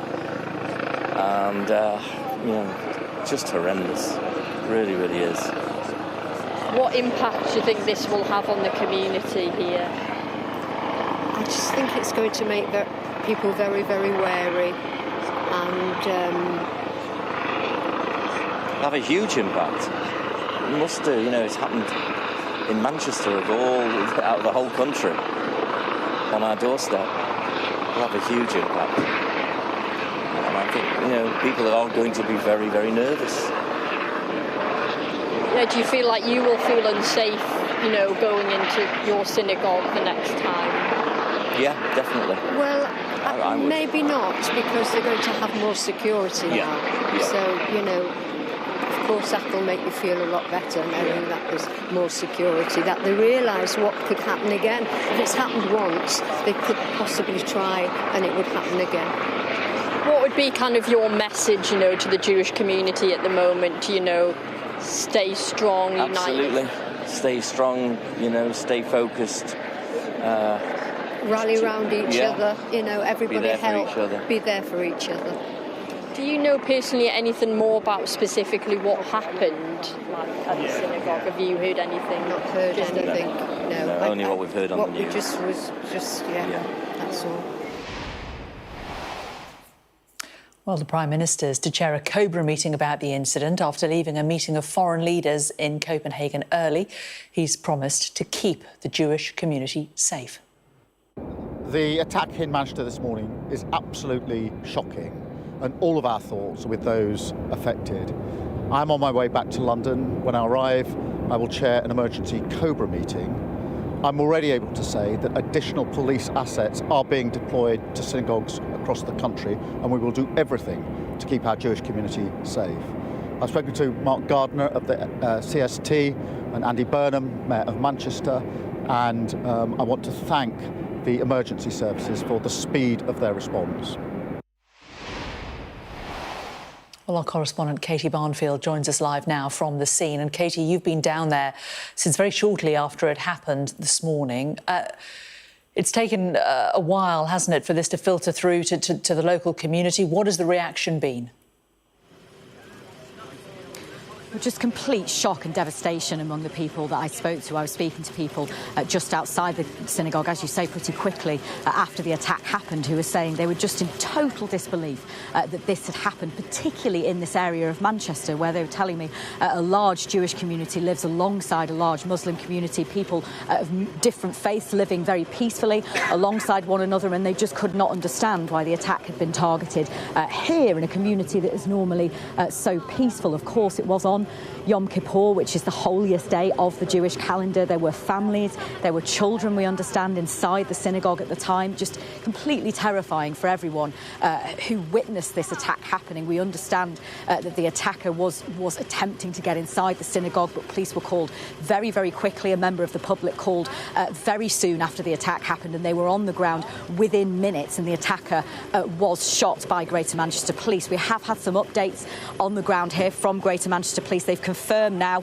that the suspect has died. Initially, they were saying that he had been shot, but they couldn't completely confirm that he had died because they weren't able to approach the body because he had had suspicious packages, as they said, attached to him. We did see bomb disposal teams going to the scene. Police on the ground told me that there had been a controlled explosion planned. We did hear a loud bang not too long ago. We've had an update on that as well from Greater Manchester Police. They said the loud noise was as specialist resources gained entry to the suspect's vehicle as a precaution, and they've stressed that there is no ongoing risk to the public and the ongoing activity can be expected as they continue their inquiries. We understand there's an awful lot of police activity and address close to here as well, about a quarter of a mile away from the synagogue. There's a lot of activity around a house, of course.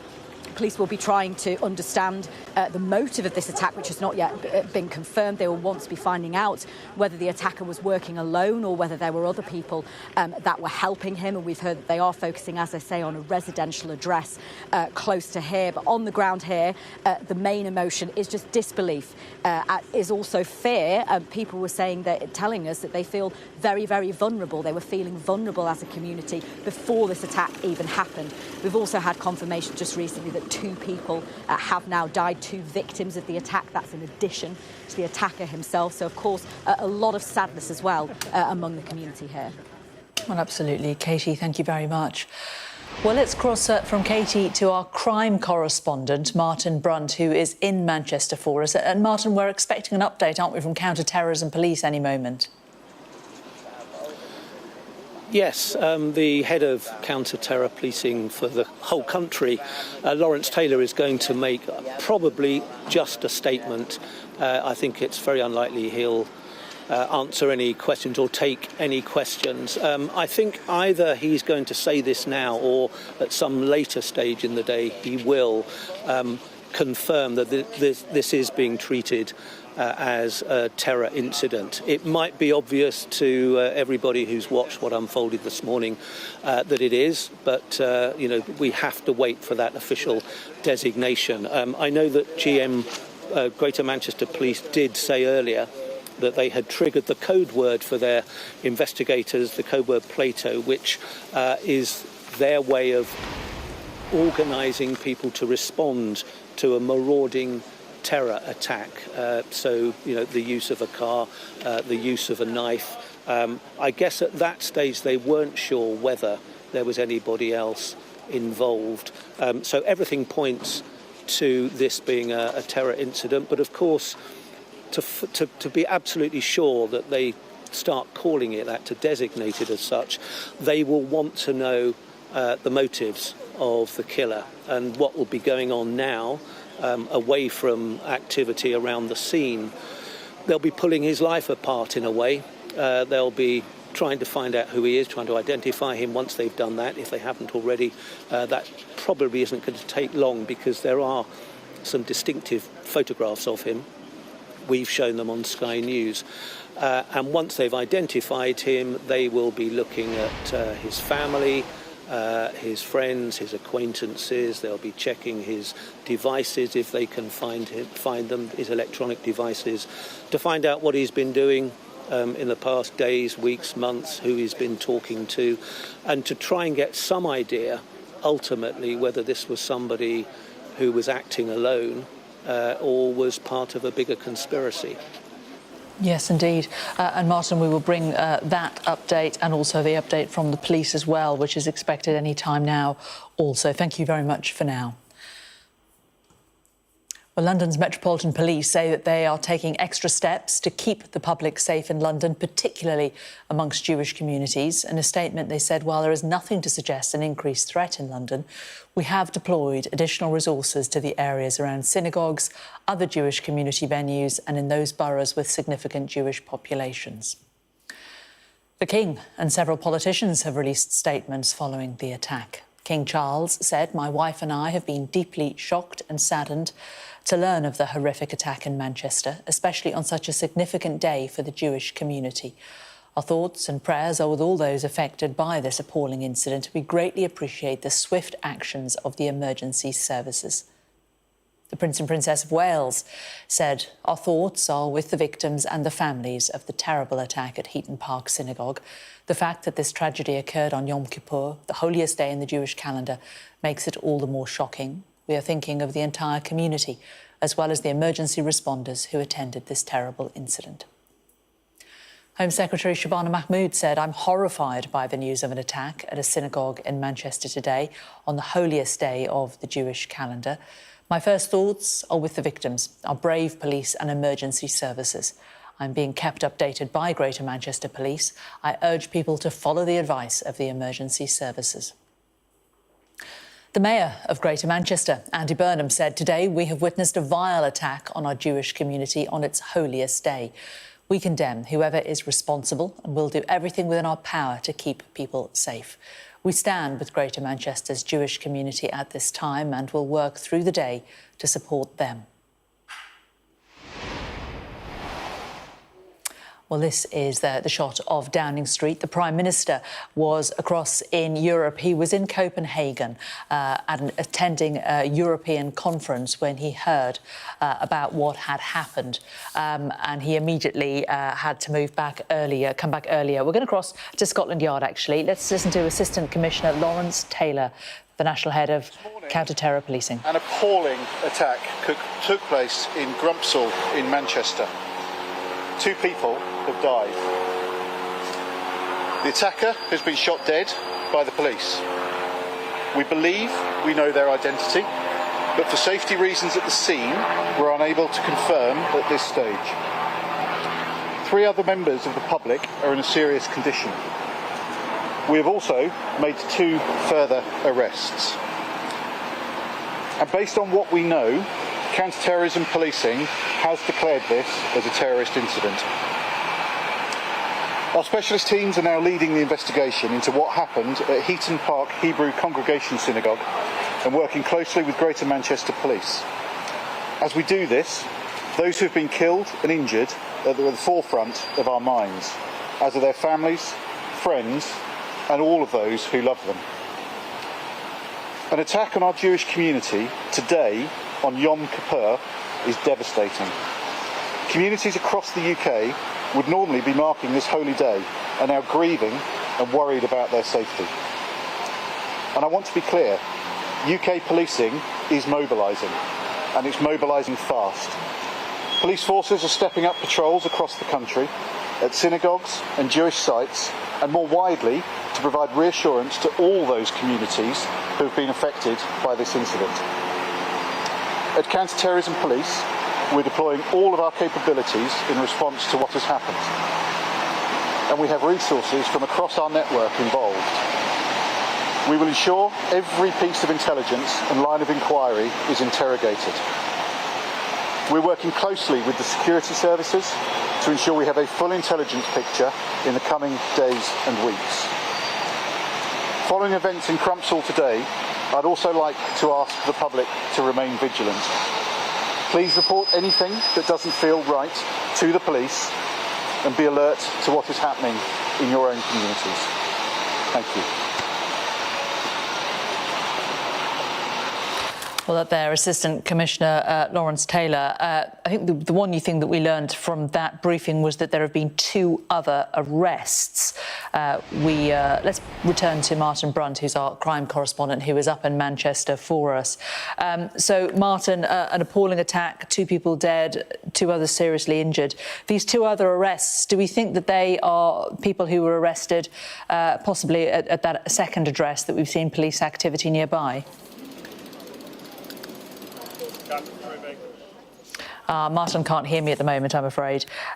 So we'll try and cross to Martin in a short while. But just to remind you what we just heard there from Assistant Commissioner Lawrence Taylor, who is the national head of counter-terrorism policing. He said this has been declared as a terrorist incident. He said an attack on our Jewish community today, of all days, Yom Kippur, is appalling. And he said the message to the Jewish community in the UK is that UK policing is mobilising and mobilising fast. He says that the counter-terror police have deployed all of our resources. They're working closely with security services and they are asking the public to remain vigilant. He described it as an appalling attack and confirming that 2 people had died and also the attacker was shot dead, 2 others in a serious condition. Also confirmed that 2 other people were arrested in the last few hours as well in Manchester. Well, let's bring you a couple of new images that we can bring to you on Sky News. Now, these images are I understand, relatively difficult to watch. These are images of the attacker, we do believe, and you can see him lying on the ground. You can see there are blood stains on him, and you can also see there is a knife very close to his head on the ground, and something that looks to have been the thing that we saw hanging down from his body earlier. It looks to be some kind of parcel or package, and it looks potentially like it a belt next to it. I'm speculating here that this could potentially be what the police thought potentially was some kind of suicide belt device. It is no longer on his person. You can see it's on the ground to the right of him, and you can see to the far right of that image the bomb disposal machine that presumably was taken in to remove that from him. But that is an image of the man we believe to have been the attacker, and you can see the bomb disposal equipment to the right there on that image of him on the ground. These images just come to us in the last few moments from Manchester. Well, let's return to our crime correspondent, Martin Brunt. And Martin, just listening to Assistant Commissioner Lawrence Taylor there, confirming the number of people who've died, but also confirming 2 further arrests. And I wonder, Martin, do we think these could be people who potentially have been arrested locally? Well, we know that there was some hectic police activity not far from here at an address down the road, round the corner. And there were reports of people being led away. Whether they were under arrest at that stage, very difficult to say. But Lawrence Taylor's confirming there have been 2 arrests, and he has as we predicted, officially designated it as a terrorism incident.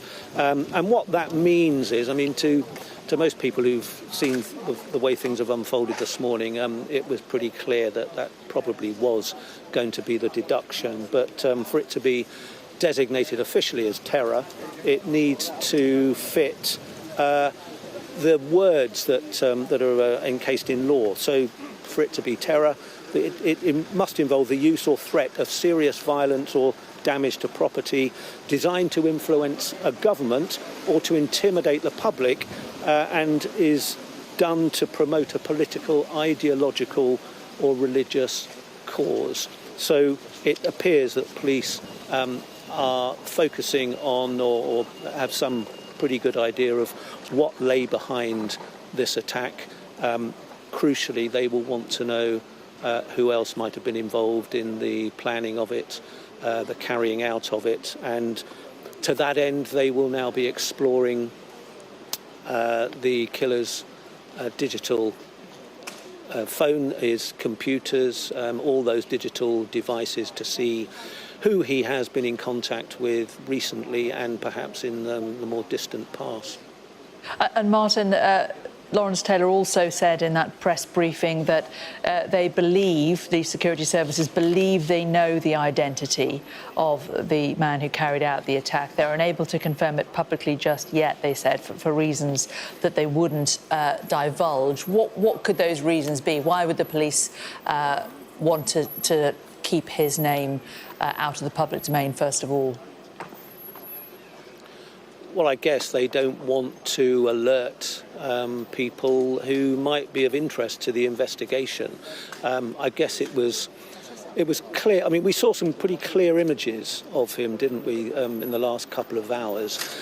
So the anticipation was that it wouldn't take long for the police to identify him. It may well be that members of his family don't know what's happened. That would be one reason for not issuing his name, but perhaps they are in pursuit of friends and acquaintances who they believe might have been involved in a wider conspiracy, and perhaps some of them aren't absolutely aware of what's happened this morning. So I think the longer they keep that name out of the public, the better chance they have of pursuing the people that might be associated with him. OK, Martin, thank you very much for that. Martin Brunt, our crime correspondent, who is up in Manchester for us. Thank you. Let's just show you the latest aerial shot that we have of that area. A little bit foggy, we can see, up in Manchester at the moment, as it has been across a lot of the UK today. But you do get a sense of the area that this attack was carried out in. It was right in the middle of a residential area, a well-established Jewish community. We know that that synagogue had a large congregation. It could have had as many as 600 people at once who were at that synagogue. They think 50 or 60, though, were inside at the time. Well, we are waiting now for the Prime Minister to return to Downing Street. He is expected to return there imminently. He landed back early from Copenhagen around an hour ago, and he's expected at Downing Street to carry out a Cobra meeting. And our chief political correspondent, John Craig, is already there at Downing Street for us. And John, I understand Assistant Commissioner Lawrence Taylor, who we just heard from, has just arrived for this Cobra meeting. Yes, about 1 or 2 minutes ago, actually, he walked up the street, clearly straight from Scotland Yard, which is not very far from here. And he appears to be the first to arrive for this Cobra brief meeting, which, well, we still haven't seen the Prime Minister arrive back. Obviously, what time it happens will depend on that. There were some thoughts that he might be back here by now, but no sign of him yet. I'm just obviously looking down towards the big gates at the end of Downing Street. Anyway, the PM obviously will want to be briefed. Clearly, it's Assistant Commissioner Taylor, who is the senior police officer at the Met responsible for counter-terrorism. He's obviously gone in, and if the PM is not yet back, and we were expecting him to come back in here, I don't think he's come back through the back entrance. He will be briefing, if not the PM in person, but certainly senior Downing Street officials. So he is a key figure in all this. And clearly, given what you've just been discussing with Martin Brunt, Jane, the very fact that the Prime Minister wasted no time in coming straight back here from Copenhagen suggests that he was briefed pretty early on that this was a terrorist incident. Just to recap what he said, he talked about how shocking it was and so on. And he said he was already able to say that additional police assets were being deployed to synagogues across the country. And he talked about doing everything to keep our Jewish communities safe. He said he'd spoken to, among others, Andy Burnham, the Mayor of Greater Manchester. Well, they haven't spoken for a while for reasons we know about from where we were the last 4 or 5 days. He said he wanted to thank the emergency services.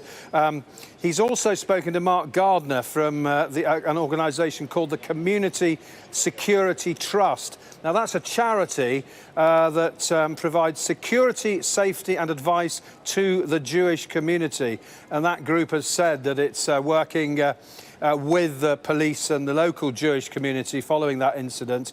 And, of course, they're making the point that it's the holiest day of the Jewish year and on the day of this incident. So Mr. Taylor is the only person to arrive so far. I would have thought we'll see some senior ministers arriving soon. That's assuming they're here in person. Something like this, a terrorism incident, well, you would expect to see the Home Secretary, other senior ministers, perhaps the Foreign Secretary or a Foreign Office Minister, perhaps the Communities Secretary. So we're talking about the new Home Secretary, Shabana Mahmood, almost certain to be here, possibly the new Foreign Secretary, Yvette Cooper, the new Communities Secretary, that's Steve Reed. So I would have thought, given that the Prime Minister has deemed this so important, to cut short a visit to a big international summit where he was talking about migration, how to tackle illegal migration across the continent of Europe, confirms really how seriously the PM and the government are seeing this incident. And while some Cobra meetings are chaired by a senior minister and some even by officials, they take place, it's called Cobra because it's Cabinet Office Briefing Room A, which is actually in the Cabinet Office is just around the corner, but all these buildings here are interconnected. Number 70 Whitehall is where some of them will enter, but the fact that Lawrence, the police chief, has just come in through the front door suggests he's talking to the Prime Minister personally. But I think we can expect some pretty senior ministers. If they don't arrive and come through this door, it may be that they arrive at number 70 Whitehall, the entrance there to the Cabinet Office. But clearly, this is... this is very serious. This is, I mean, my mind goes back to 7/7 when Tony Blair and Jack Straw and other senior ministers were up at Glen Eagles when the 7/7 attacks. And I remember interviewing Jack Straw for Sky News, and he was saying this bears all the hallmarks of Al-Qaeda, he said. And on that occasion, Tony Blair rushed from Glen Eagles back here. Here we have the British Prime Minister, the current Prime Minister, dashing back from an international summit to be here. So that's how serious it's viewed. Clearly, there are fears about other potential attacks, either in Manchester or elsewhere, and it's significant that the police and the government are talking about increased security at synagogues all around the country. So, as so far, just one arrival, but I guess in the next 15-20 minutes, we may well see some senior cabinet ministers arriving for this Cobra meeting. Not confirmed yet. I don't think that the PM has arrived back. As I say, he may have gone in the back entrance, but we were told he may well come in through the front door. As soon as we have more news on arrivals, we'll bring it to you. OK, John, thanks very much for that. Well, let's just bring our viewers the very latest images that we have. They are quite graphic, but these are images of the man believed to be behind this attack in Manchester early this morning. These appear to be images after he had been shot by the police. You can see on the ground a couple of items. It looks like the thing that we could see around his waist when we looked at images of the man standing. He appeared to have something hanging below his jacket that looks very much like that thing on the ground to the right, which presumably was suspected to be some kind of explosive device, and it looks like there's a belt next to it. And you can also see the bomb disposal equipment to the right there, and also just above the man's head you can see there is a knife on the ground as well. So those are the latest images that we have from the scene. John Craig was just talking about him. Steve Reed there, just arriving for that Cobra meeting. We're expecting lots and lots of other members of the government to arrive there in the next few minutes. The Prime Minister is due there as well. We know the Assistant Commissioner, Lawrence Taylor, is already there as well. Well, a little earlier, I talked to Rafi Bloom. He goes to the synagogue that was attacked and was on his way there when the attack happened this morning. He is also Director of Fundraising, Marketing and Communications at the Fed, which is the largest Jewish social care organisation and charity in Greater Manchester. I was on my way to the synagogue probably at about 20 to 10 this morning, and I received a phone call from a friend of mine who volunteers with the CST, the Community Security Trust, to tell me not to go, to tell my family not to go, that there'd been a terrorist incident at the synagogue and that somebody was dead. That was the first I knew about it. Tell us a little bit more about this congregation. I understand it's a large Ashkenazi Orthodox synagogue in North Manchester. How long has it been established? 1935 built, but it presumably has a big and well-established Jewish community of worshippers there. Absolutely. By size, it's one of the largest Jewish synagogues in Manchester. It has a capacity of around 900. At that time of the morning, because the service had just started, it probably would have had maybe 50 or 60 people inside, which I suppose is, small by comparison to the total number of people that would have been there later on in the day. The Rabbi Walker, is a good friend of mine, engages in a significant amount of interfaith work with other faith communities across Greater Manchester, including the Muslim community. And it's a vibrant community, young families, older people that have been members there for decades. Really a very welcoming place to be. And have you managed to talk to anybody who was inside the synagogue about their experience? No, I've not managed to speak to anybody who was there. Obviously, it's Yom Kippur, it's the holiest day of the Jewish year, so for many Jewish people, they won't go on their phone or use any communication devices. I was there on that gate that you've seen in the news doing a voluntary security shift 10 days ago during the Rosh Hashanah, the Jewish festival. And what I can say is that this attack is a culmination of something that the Jewish community has been fearing for 2 years. We've been faced with a tsunami of Jew hatred since October the 7th, vandalism, physical attacks, online abuse, mistreatment in the NHS by medics. Our university students have been intimidated and been attacked on campus. We've had hate marches every week throughout our streets with disgusting Holocaust imagery comparing Jews to Nazis. And ultimately, almost every Jew in this country realized that this day would come. I never thought it would happen at my synagogue, to my friends, to my rabbi, in my city, but it's something that we feared would come and has happened because there has been such inaction to tackle this wave of hatred targeting the Jewish community in the UK over a conflict 2,500 miles away. Indeed. And Rafi, we don't know the motivation of the person who carried out these attacks. I mean, this is supposition on your part, but it is clear that he was targeting a synagogue. Talk to us about the security that you carried out. Tell us a little bit about that. This is a group of volunteers who help around the country. Why did you feel it was important to do that? And what kind of support has there been within the Jewish community for that need? It's important to say at the outset that every Jewish organisation in this country, every Jewish school, every Jewish synagogue, any Jewish social care organisation has security and large fences around it. We're the only faith-based community in the UK that has to have 24-hour security. And I think that in and of itself tells a very sad and tragic story about the times that we live in. Now, obviously, the Jewish community has the CST, the Community Security Trust, who do an incredible work, the voluntary organisation, protecting our community, providing volunteer guards and volunteer patrols, and they work very, very closely with the police forces and the counter-terrorism agencies because the Jewish community is under constant threat of attack. In addition to that, when it's the Sabbath or High Holy Days, then members of the synagogue itself will volunteer to supplement that security and supplement the paid security that is on the gates, to add an extra layer of checks to make sure that people coming into the synagogue are known, that they're there for legitimate reasons. And so we all do our bits. Parents do that outside Jewish day schools. And it happens everywhere because we realise that we all have to play our part in protecting our community, because sadly, we are under constant threat as a UK Jewish community. And you are doing that, but without...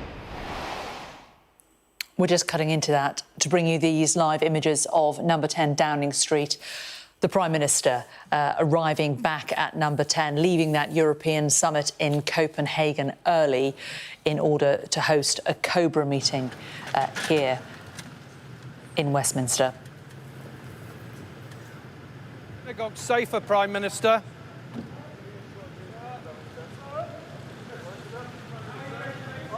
How can you reassure the Jewish community about Well, no words from a stone-faced Keir Starmer as he walked into Downing Street there. John Craig valiantly trying to ask him a question.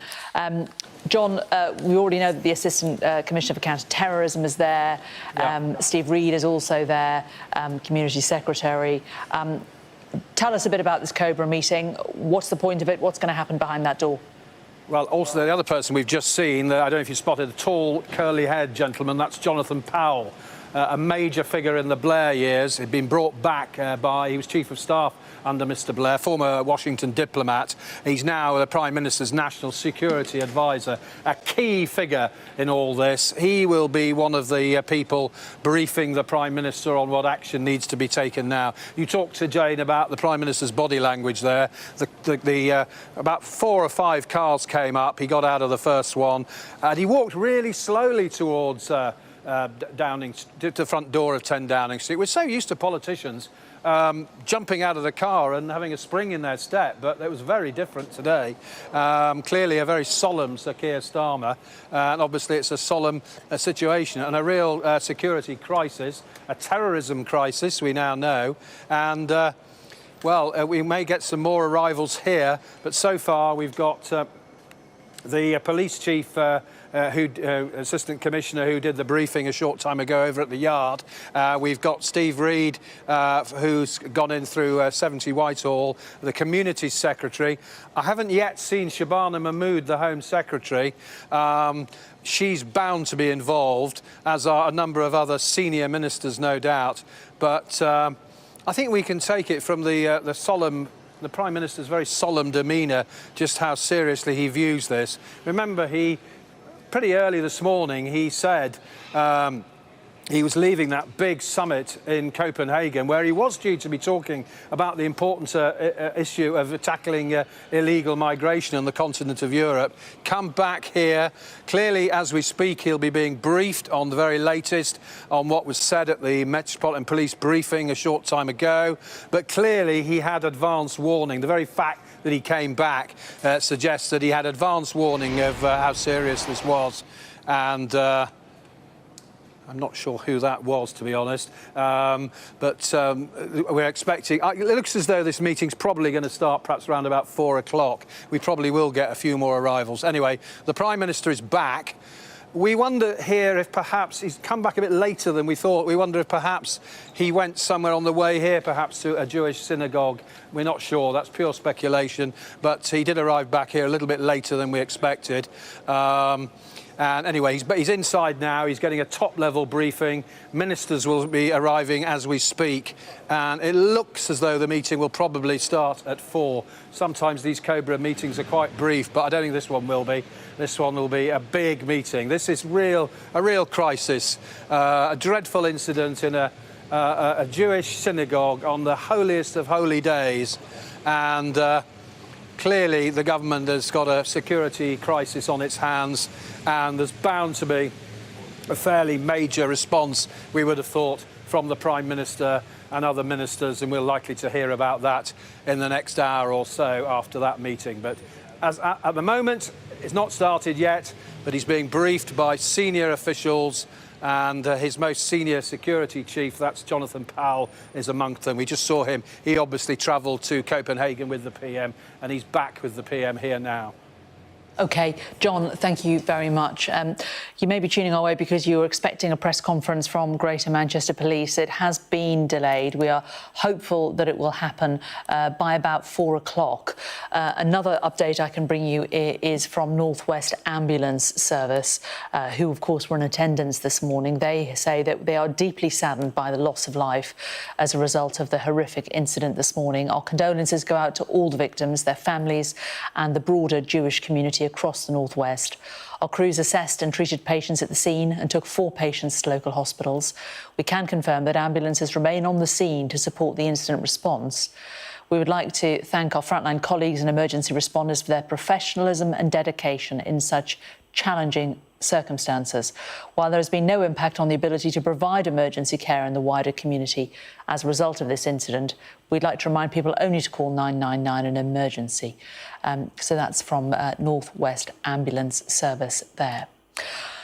Let's talk now to Nigel Tobias, who is a member of the Jewish Representative Council of Greater Manchester and Region. Nigel, thank you very much for joining us today. My condolences really to you and your community. Tell us your reaction to what has happened. Well, thank you very much for your condolences. Very, very shocked, but not surprised at what has happened. The community is very, very upset. Our thoughts go out to the victims and also for the security guard who seems to have lost his life in protecting the Jewish community. The Heaton Park Synagogue is a synagogue that I'm very, very close to. I had my bar mitzvah there. I had wedding there. My parents are members there. And when my mum passed away, we had prayers there. So I'm absolutely shocked and stunned at what has gone on today. Yeah. Did you fear something like this would happen? I spoke to Rafi Bloom a little earlier, and he said this was the thing that every Jewish person in the UK had feared, and it's now come to pass. I know Rafi. I was with Rafi yesterday. Yes, I think we definitely were fearful. It does appear as if, well, not appear, it is the case that anti-Semitism is growing, becoming much more aggressive, and Jews have become the target, I think, predominantly because, you know, most of us identify as Zionists, and somehow that has given us pariah status now. So we were very much aware that something might happen.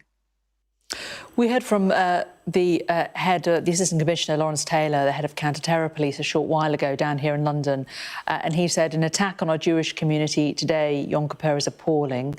UK policing is mobilising and mobilising fast. Are you reassured by that? Yes, I am, and I'm also very grateful for the police this morning at Heaton Park Synagogue, because I think they clearly stopped the situation from getting even worse, and they put their lives on the line for the Jewish community. So yes, I am reassured, and I am grateful to the, particularly to the GMP. The Prime Minister too says that he is appalled by this attack and will do everything to keep our Jewish community safe. Do you feel confident that those in positions of authority understand the threat and the way that many Jewish people in the UK feel at the moment? No, I don't think that they do understand. I really don't particularly want to go into the politics too much, but as I say, it's quite a simple link. Most Jews identify as Zionists, which is self-determination for a Jewish state. It does not preclude self-determination for a Palestinian state, which I sought to achieve for many years working with Palestinians.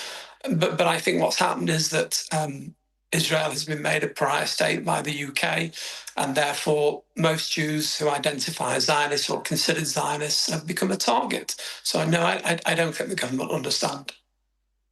I mean, you talk about Jews who identify as Zionists.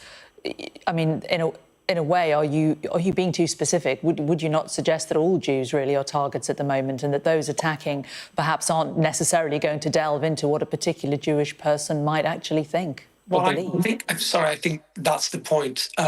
Exactly, yeah. You can't tell whether a Jew is or isn't a Zionist, but I think what's happened is that, you know, the words Jew and Zionism have been conflated, and that is a problem.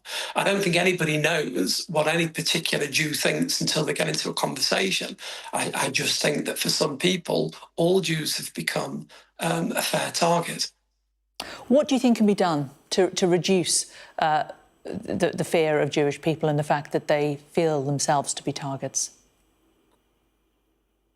I think we need to find a distinction between free speech and hate speech, and I know many people have tried, and I don't know how that can be achieved, but I think holding an opinion that somebody disagrees with or is offended by, you know, shouldn't seek to, you know, it's causing greater trouble and greater disharmony among communities. I think we're all entitled to hold opinions, but it seems as if some opinions are not allowed to be held anymore, and I think that is a wider point. It is indeed. I mean, do you think this changes what has happened today changes life for British Jews. Rafi Bloom was saying that many Jewish people in the UK are questioning their future in this country even. Is this a conversation that you have had amongst friends? Yes, for sure. There are many, many Jewish people that I know, and I say many because there are many that are leaving the UK and have already left the UK because I was born and bred in the UK. I'm a very proud British-born Jew, but I do not think it is safe anymore. It hasn't been served for the last 2 years.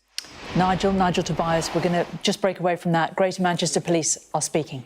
First and foremost, my thoughts and those of my officers and staff are with the families of the loved ones who have been affected by today's horrific incident on what is the Jewish community's holiest day, Yom Kippur. This attack has been officially declared as a terrorist incident, and the investigation is now being led by counter-terrorist police. As has been confirmed by CT policing, we believe that the identity of the offender has been established, but until we are certain of this fact, it is premature to set out this detail at this juncture. In addition, I can confirm that 2 other individuals have been arrested in connection with this incident, and urgent inquiries are ongoing. We can confirm that 2 members of our Jewish community have sadly died as a result of this attack. Following a rapid response, armed officers from Greater Manchester Police intercepted the offender, and he was fatally shot by officers within 7 minutes of the original call. 4 further people remain in hospital, having suffered a variety of serious injuries, and their treatment is ongoing, and our thoughts are with them and their families. Inquiries are moving at pace, and very visible and proactive policing activity is ongoing across Greater Manchester and beyond. Updates will be provided as soon as is practicable. Our priority is to keep the public safe.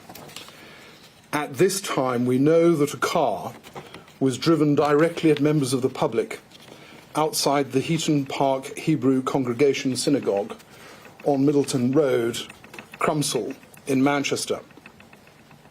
The driver of the car was seen then to attack people with a knife.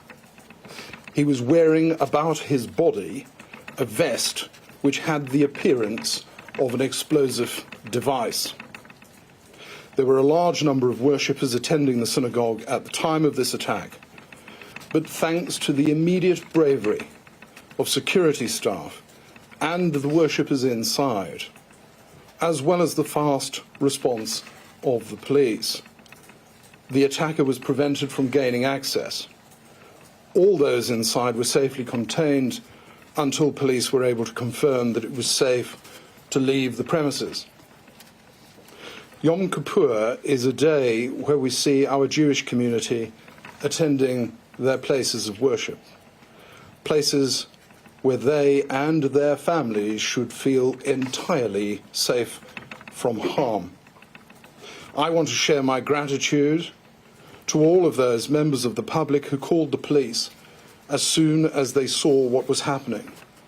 This allowed the quick response from our officers, who were able to act swiftly and bravely to bring this horrendous attack to an end. I also want to thank our partners from the other emergency services, local authorities and the health service, who have provided their ongoing support to us throughout the day and will continue so to do over the coming days. I know that today's horrific events will have a significant impact on all of our communities, not only in Greater Manchester, but across our country. There will be lots of questions that people would like answers to, and quickly. But please understand that some of this will take time. What I can say is that the highly visible response to these dreadful incidents will be sustained as we work to understand the full circumstances of what has happened. I know that you will all join me in keeping those directly affected by what has happened in our thoughts and prayers. There are grieving families and communities at the heart of this, in Greater Manchester and beyond. I would therefore ask that people refrain from sharing disturbing and insensitive content online. If you have information, then share it with the police. We stand with all of those affected and will continue to do everything in our power to keep our communities safe. I thank you.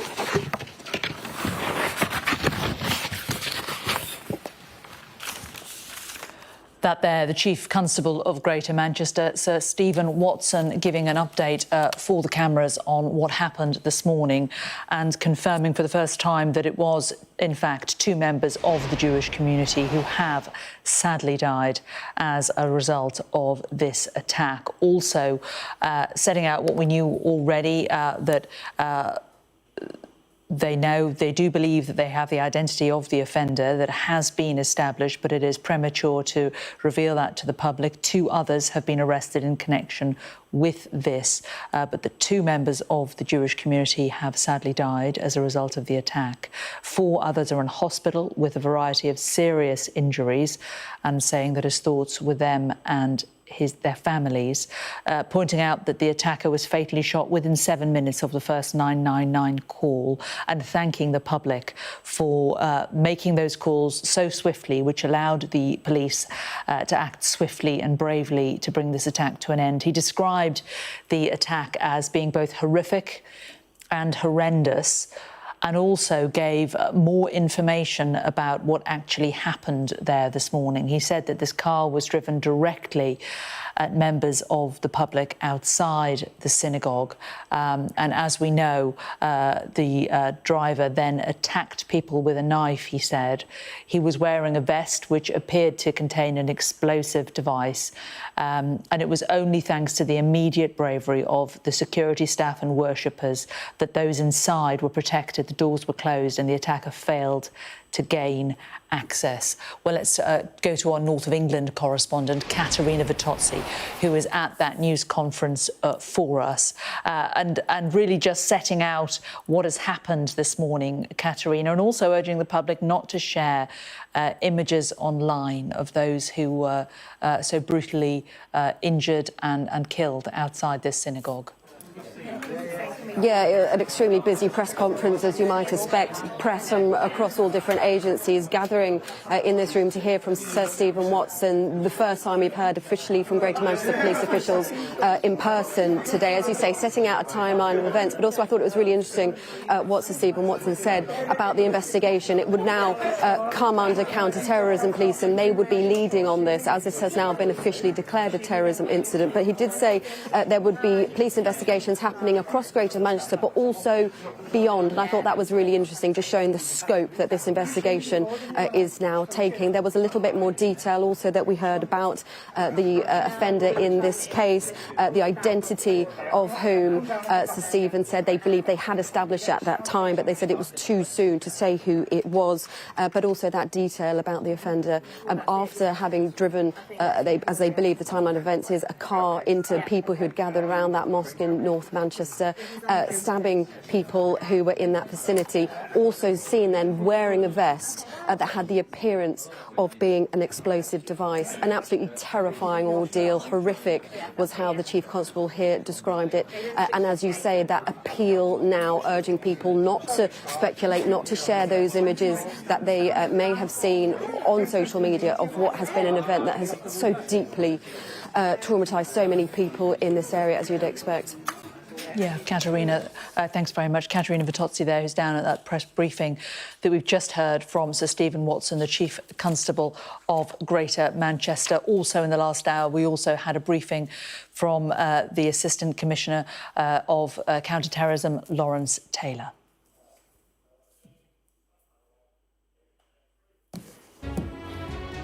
You're watching Sky News Today with me, Jane Secker. It is 4 o'clock. These are the headlines. Everybody else, get back! If you're not involved, move back! 2 people have been killed in an attack at a synagogue in Manchester, with the suspect also shot dead. Police are describing it as a terrorism incident. Based on what we know, counter-terrorism policing has declared this as a terrorist incident. This image has emerged of a man who is believed to be the suspect. Other images show the body of the suspect at the scene with a knife and what appears to be a bag on the floor. Manchester police say there is no risk to the public following the incident. 3 people remain in a serious condition in hospital. For something like this to happen on Yom Kippur, on the holiest day of the year, and I don't know why. The Prime Minister has flown home early from an EU summit in Copenhagen to chair an emergency Cobra meeting in Downing Street. I'm already able to say that additional police assets are being deployed to synagogues across the country, and we will do everything to keep our Jewish community safe. The King and Queen say they're deeply shocked and saddened by the attack. We will have live and continuing coverage throughout the afternoon.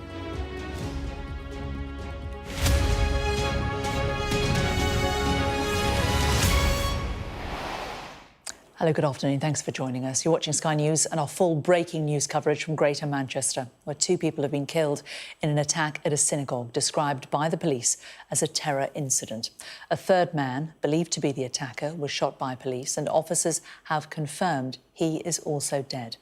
3 other people are in a serious condition, and a bomb disposal unit is now at the scene, though police have said that there is now no risk to the public. Within the last hour, police have confirmed 2 other people have been arrested in connection with the attack. Well, these are live pictures from Crumpsall right now, where the emergency services continue to respond to the incident. Police said it had declared Plato, the national code word used by police and emergency services, when responding to a marauding terror attack. Earlier, it emerged a number of hospitals in Greater Manchester were placed in lockdown as a result of the ongoing situation, although that has now eased. Speaking within the last hour, the National Head of Counter-Terrorism Policing, Lawrence Taylor, formally declared the attack as a terrorist incident. This morning, an appalling attack took place in Crumpsall in Manchester. 2 people have died. The attacker has been shot dead by the police. We believe we know their identity, but for safety reasons at the scene, we're unable to confirm at this stage. 3 other members of the public are in a serious condition. We have also made 2 further arrests. And based on what we know, counter-terrorism policing has declared this as a terrorist incident. Our specialist teams are now leading the investigation into what happened at Heaton Park Hebrew Congregation Synagogue and working closely with Greater Manchester Police. As we do this, those who have been killed and injured are at the forefront of our minds, as are their families, friends, and all of those who love them. An attack on our Jewish community today on Yom Kippur is devastating. Communities across the UK would normally be marking this holy day are now grieving and worried about their safety. And I want to be clear, UK policing is mobilising, and it's mobilising fast. Police forces are stepping up patrols across the country, at synagogues and Jewish sites, and more widely to provide reassurance to all those communities who have been affected by this incident. At Counter-Terrorism Police, we're deploying all of our capabilities in response to what has happened. And we have resources from across our network involved. We will ensure every piece of intelligence and line of inquiry is interrogated. We're working closely with the security services to ensure we have a full intelligence picture in the coming days and weeks. Following events in Crumpsall today, I'd also like to ask the public to remain vigilant. Please report anything that doesn't feel right to the police and be alert to what is happening in your own communities. Thank you. Well, let's take you through how events unfolded, according to police. At 9:31 this morning, a 999 caller said a man had been stabbed and a car had been driven towards members of the public at Heaton Park Hebrew Congregation Synagogue in Crumpsall. At 9:34, firearms officers were deployed and police received further reports that a security guard was attacked with a knife. At 9:37, Greater Manchester Police declared a major incident. 1 minute later, at 9:38, police fired multiple shots, hitting a suspect. By 9:41, paramedics had arrived and 4 people were treated for injuries caused by vehicles and stab wounds. And at 12:11, police confirmed 2 people were killed in the attack. Well, let's show you some video now that was filmed in the moments up to the shooting of the man believed to be the suspect, and a warning, you may find the footage coming up distressing. You've killed him? No,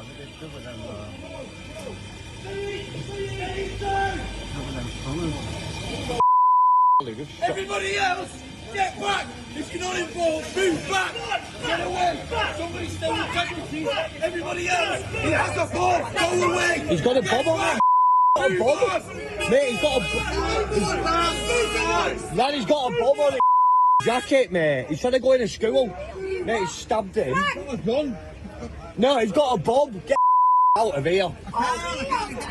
Mate, if he detonates, mate, I'm just jumping out of this in a minute. He's going to blow himself up. He's trying to press the button. Come on. Like, shoot him.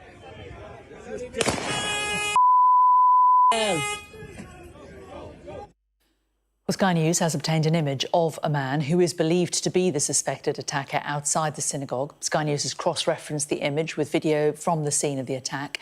As I was saying, police say they have shot the man dead.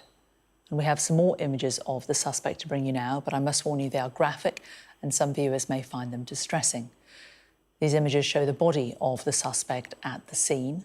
A knife and what appears to be a bag are on the floor. A bomb disposal robot can be seen working next to the body in a second shot.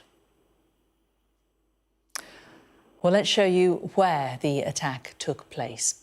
This is the location of the synagogue in Greater Manchester. And as you can see, the location of where the suspect was shot dead was outside the building where he was shot by the police. A street around a quarter of a mile down the road from the synagogue is also the focus of intense police activity, with armed police stood outside. And we've just heard from the Chief Constable of Greater Manchester Police. Let's bring you that update. First and foremost, my thoughts and those of my officers and staff are with the families of the loved ones who have been affected by today's horrific incident on what is the Jewish community's holiest day, Yom Kippur. This attack has been officially declared as a terrorist incident, and the investigation is now being led by counter-terrorist police. As has been confirmed by CT policing, we believe that the identity of the offender has been established, but until we are certain of this fact, it is premature to set out this detail at this juncture. In addition, I can confirm that 2 other individuals have been arrested in connection with this incident, and urgent inquiries are ongoing.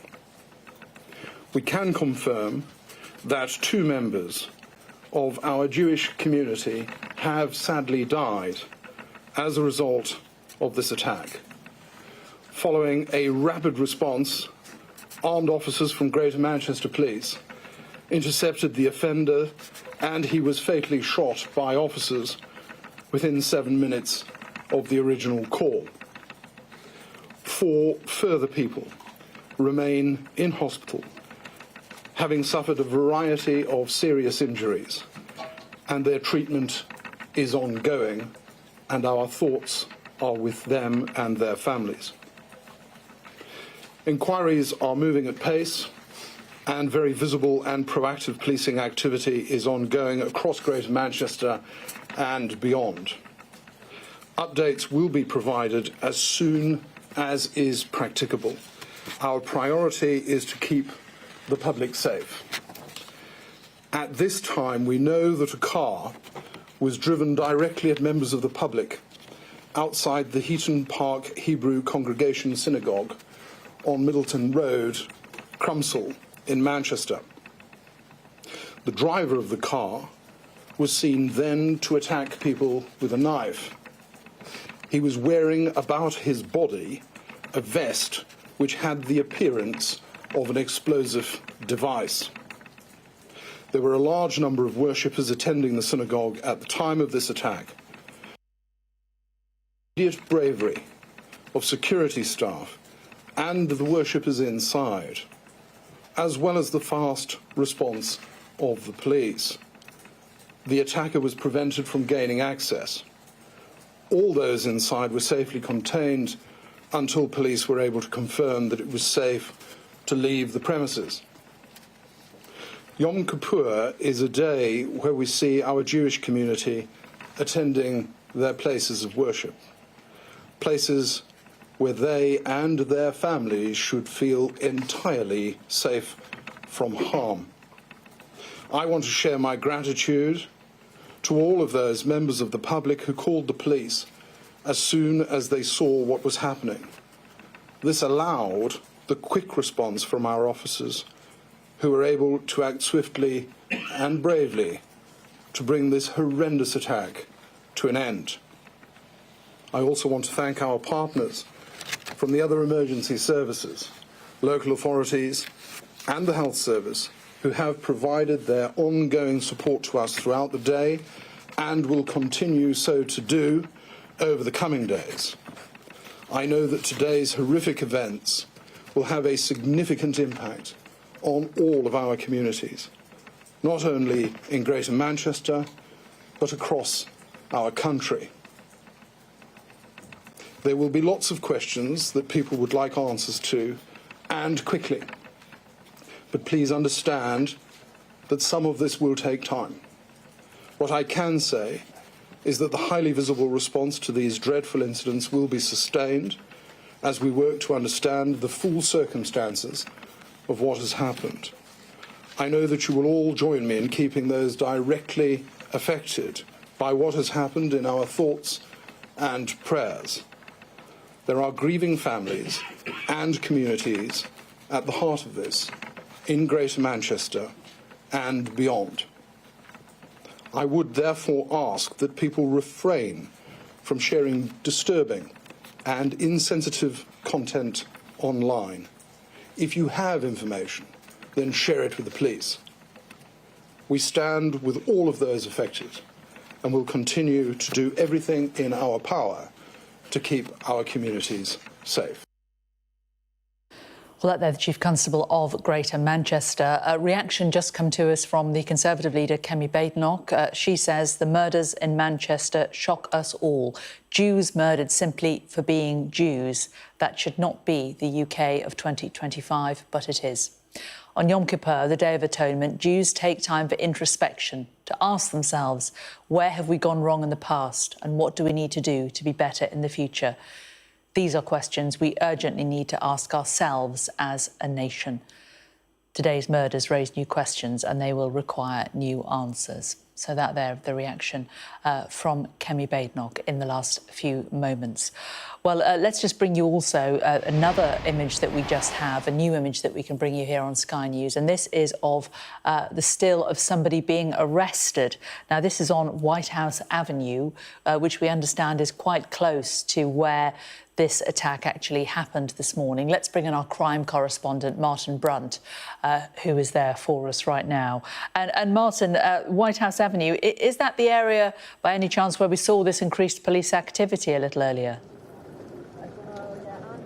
I believe it is. I haven't long been here, but colleagues who were here several hours ago became aware of some activity, some very obvious police movement in a hurry down to that part of Crumpsall, and we believe that that's where one of those arrests at least was made. But as we've heard from the Chief Constable of Greater Manchester Police, there have been 2 arrests and a spreading ongoing investigation, which can only have been vastly improved by the police establishing the identity of the killer, the man who was shot dead by his officers this morning.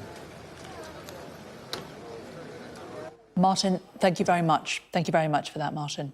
Let's just bring you an update also. We just had a reaction from Kemi Badenoch, also had a reaction from the Green Party leader, Zach Polanski, who says, "This horrific attack feels deeply personal for me as I grew up in the Jewish community in Manchester. My heart goes out to all those impacted by this dreadful act of terror. It's a sad reflection of the growing anti-Semitism we witnessed for several years, as well as rising hate crime. It emphasises the importance of interfaith work, of bringing people together in our communities. We must all work to calm tensions and reaffirm our shared commitment to peace and solidarity." So those words of Zach Polanski, the Green Party leader who grew up in a Jewish community in Manchester. Well, some of members of that community have been talking outside the synagogue following the attack. We talked to one couple who believe their granddaughter may have been in the synagogue at the time, leading a children's service there. First of all, can I just ask you how you're feeling at the minute? Horrendous. Absolutely. When I first heard it on the news, I couldn't believe it. I was absolutely shocked and heartbroken. Very nervous, I think.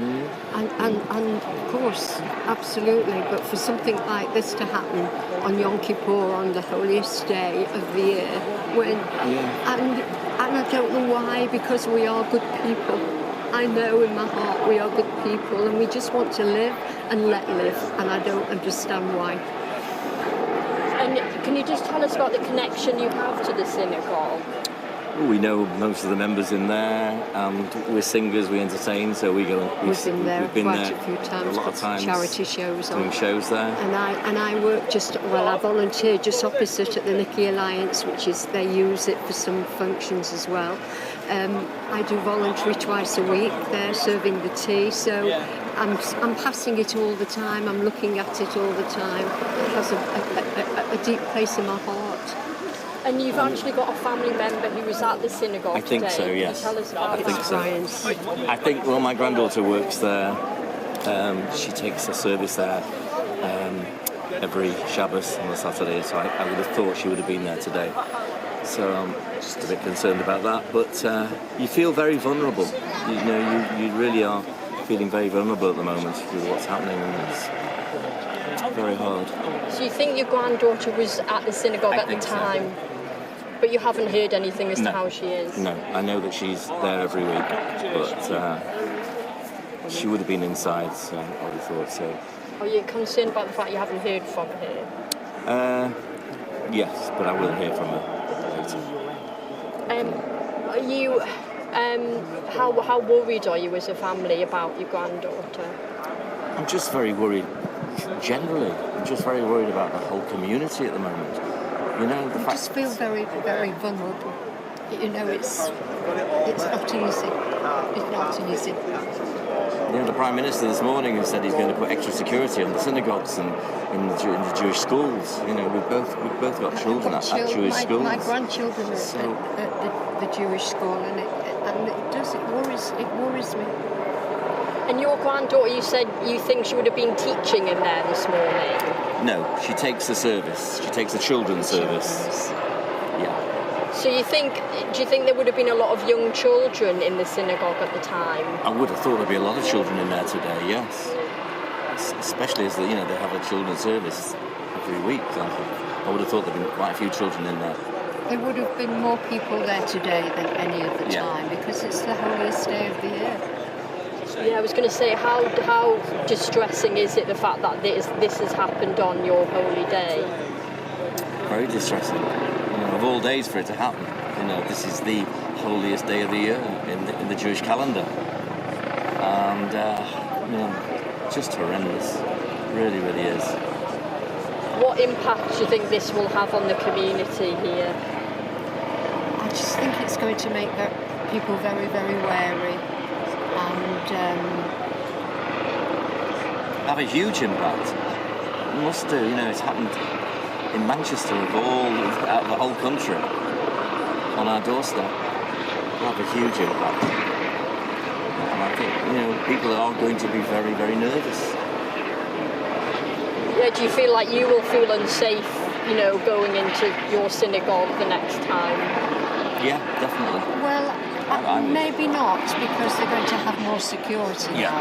So, of course that will make you feel a lot better knowing that there's more security, that they realise what could happen again. If it's happened once, they could possibly try and it would happen again. What would be kind of your message, to the Jewish community at the moment? Stay strong, united. Absolutely. Stay strong, stay focused.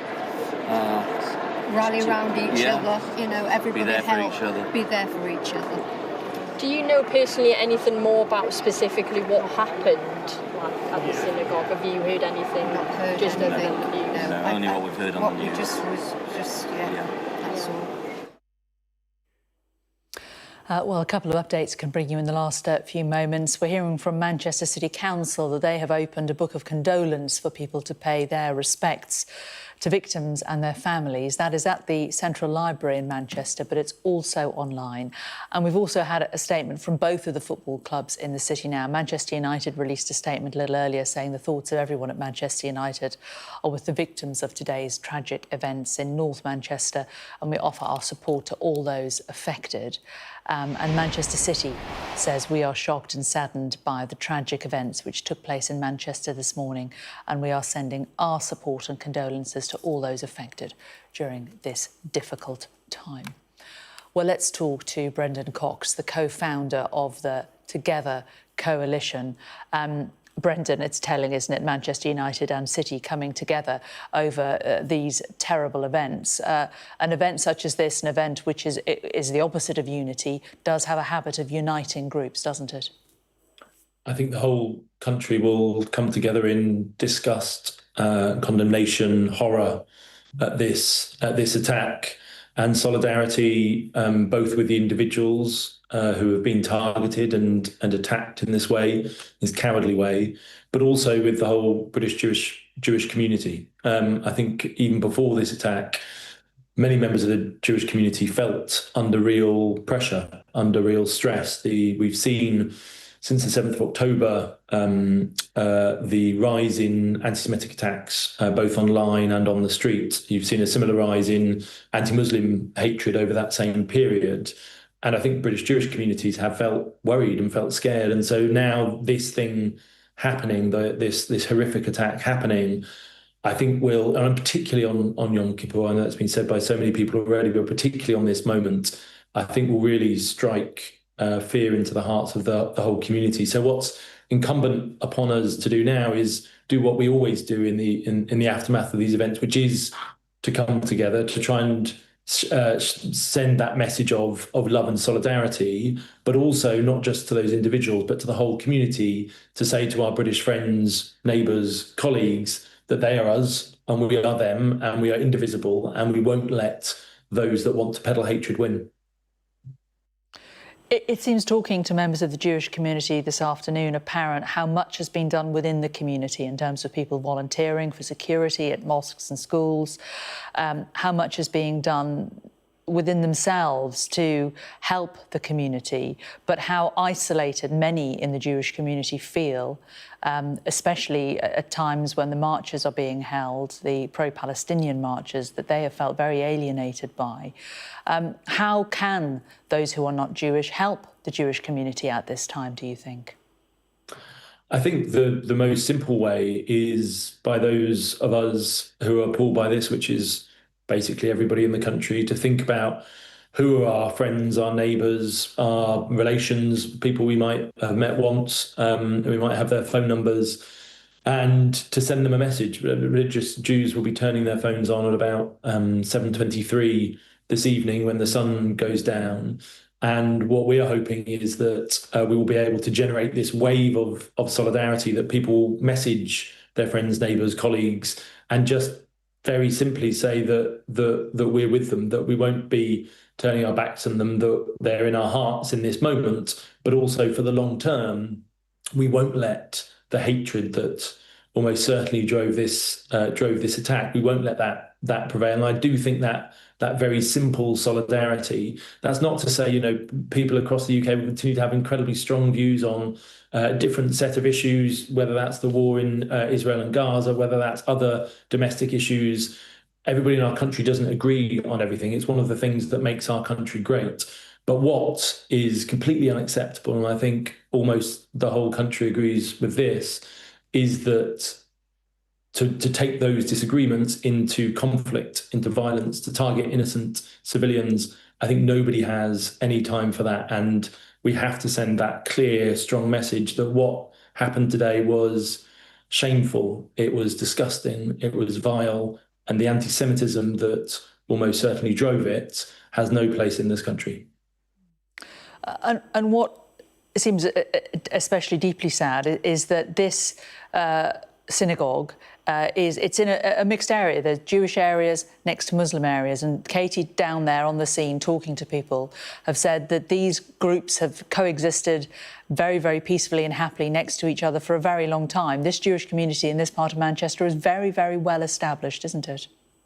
It definitely is. I know Manchester fairly well, and it's been one of the great cities of incredible connection across lines of difference. We talk about diversity a lot, but the amazing thing actually is the commonality, the sense that the communities have managed to get on, live not just alongside each other, but as friends, neighbours. And I think this attack, it will put some of that under the microscope. It will create strains in that. But what I also hope it will do is it will create that really unifying sense of solidarity, that these kind of things, these kind of awful attacks, there's no upside to them. But I know from my experience when my wife was killed by a far-right extremist in that case, that the solidarity, the coming together of people who I might have completely disagreed with politically and views on that coming together really makes a difference to those individuals. And I'm sure it's something that the country will do now as well.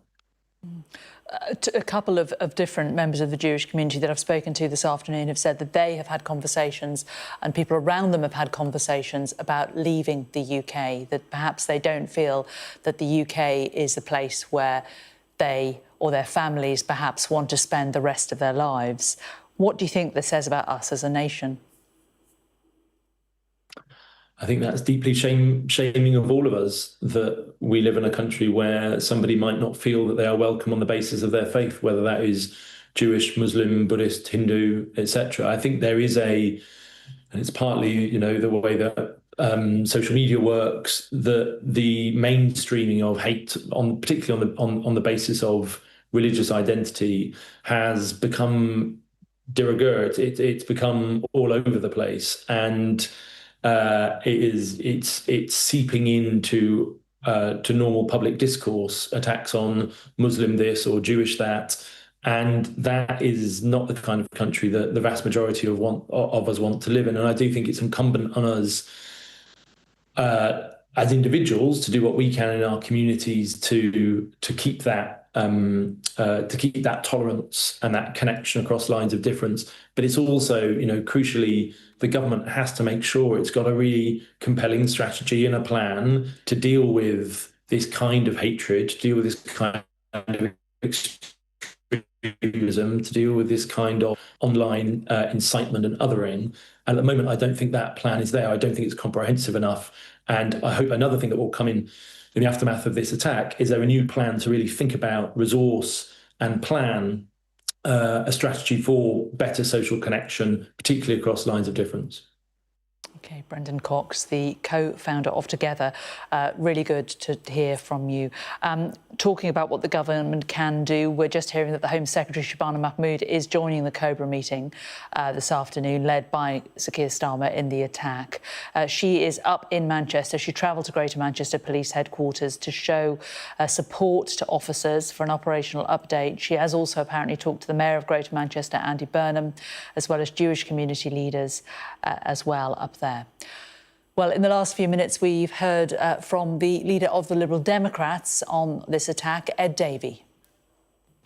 Our thoughts and prayers are with the families of the victims and to all the Jewish community in our country Frankly, this terrorist outrage is an attack on all of us, and we should stand in solidarity with our Jewish friends and make it clear that all violence is unacceptable and anti-Semitism is outrageous. Are you surprised by the events of today? I think everyone will be shocked by this terrorist violence on the streets of Manchester, and want to send our thoughts and prayers to the families of the victims and to the whole Jewish community on this holiest of holy days for our Jewish community. And the Jewish community have said that anti-Semitism attacks have been on the rise. What's your response to that? There's no doubt that the threat to our Jewish community from people committing these terrorist acts and through anti-Semitic acts has got worse and worse, and we need to stand with them. The government needs to do everything it can to protect our Jewish community and our synagogues. And how can the Prime Minister do that? How can they make synagogues safer?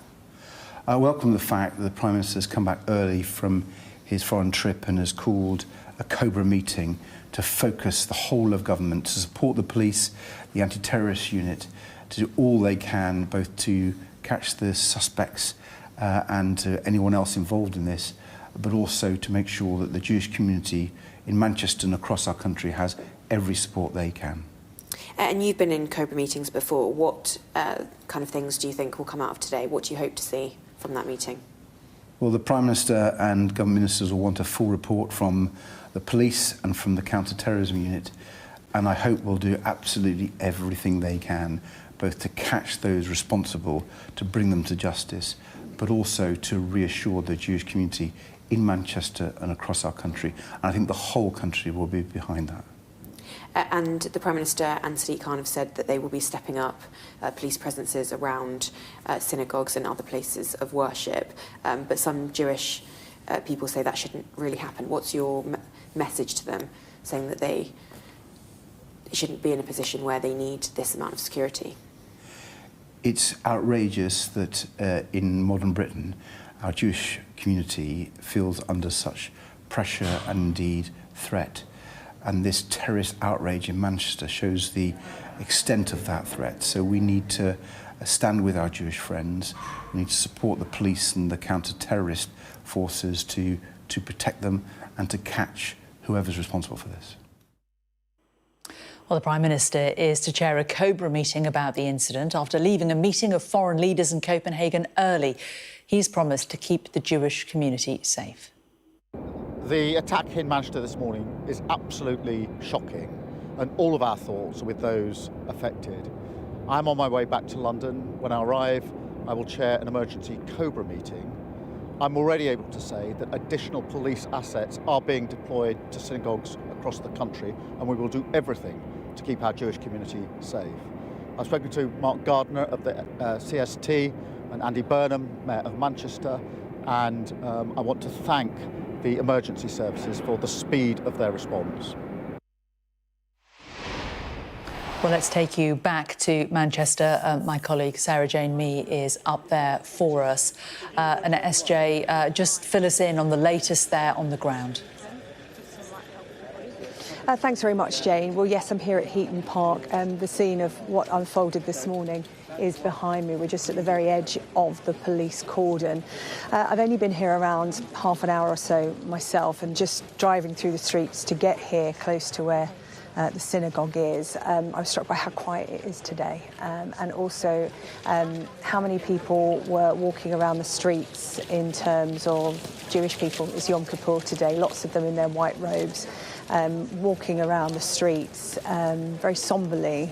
But also this is a community that is very diverse. I've also seen lots of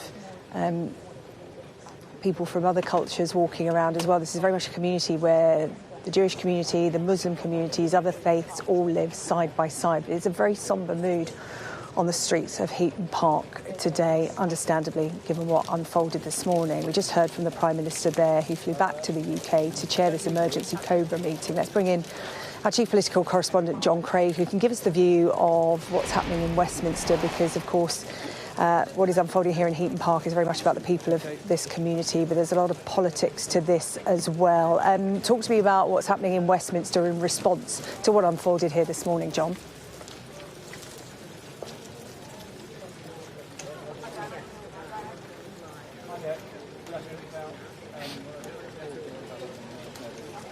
John, I'm hoping you can hear me. John, I was just going to ask you, what's been the political reaction to what's unfolded here today?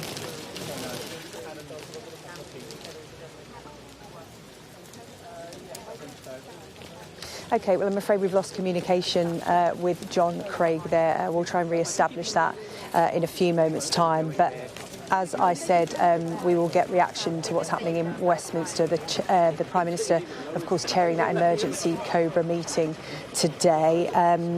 Just to update you on what has happened so far, we have had an incident here in Manchester this morning, 2 people killed, and also the perpetrator of this morning's attack killed as well. It's been confirmed as an incident of terrorism. That was confirmed earlier by authorities, getting reaction to that throughout the day here on Sky News. Let's bring in Alex Hearn, co-director of Labour Against Anti-Semitism. Alex, thank you so much for joining us here on Sky News. People here still trying to come to terms with what unfolded this morning. It has been confirmed as an act of terror right at the heart of this very quiet Manchester suburb where, as I was just telling people watching this afternoon, is a real mix of religions, ethnicities, a real mix of people living side by side. This is a very ordinary area of Manchester, but terror came to them today. The problem is that attacks against Jews have spiralled out of control, and that is not had enough recognition. You know, last night, for the start of Yom Kippur, I patrolled my synagogue in a bulletproof vest. It could have been any one of us. Synagogues have needed serious security for a long time, even Jewish schools, even primary schools. And it's like America, where children have to practice what to do in the event of a gunman breaking in. So this is our reality, is that Jews are not allowed to enjoy the basic rights that other people take for granted, the right to go to school and to worship safely. These cornerstones of democracy, these shouldn't be life-threatening exercises. It's a fundamental human right. So this attack on British Jews is also an attack on our democracy. And it must serve as a wake-up call. Although, given the number of alarm bells that were already ringing, I won't hold my breath.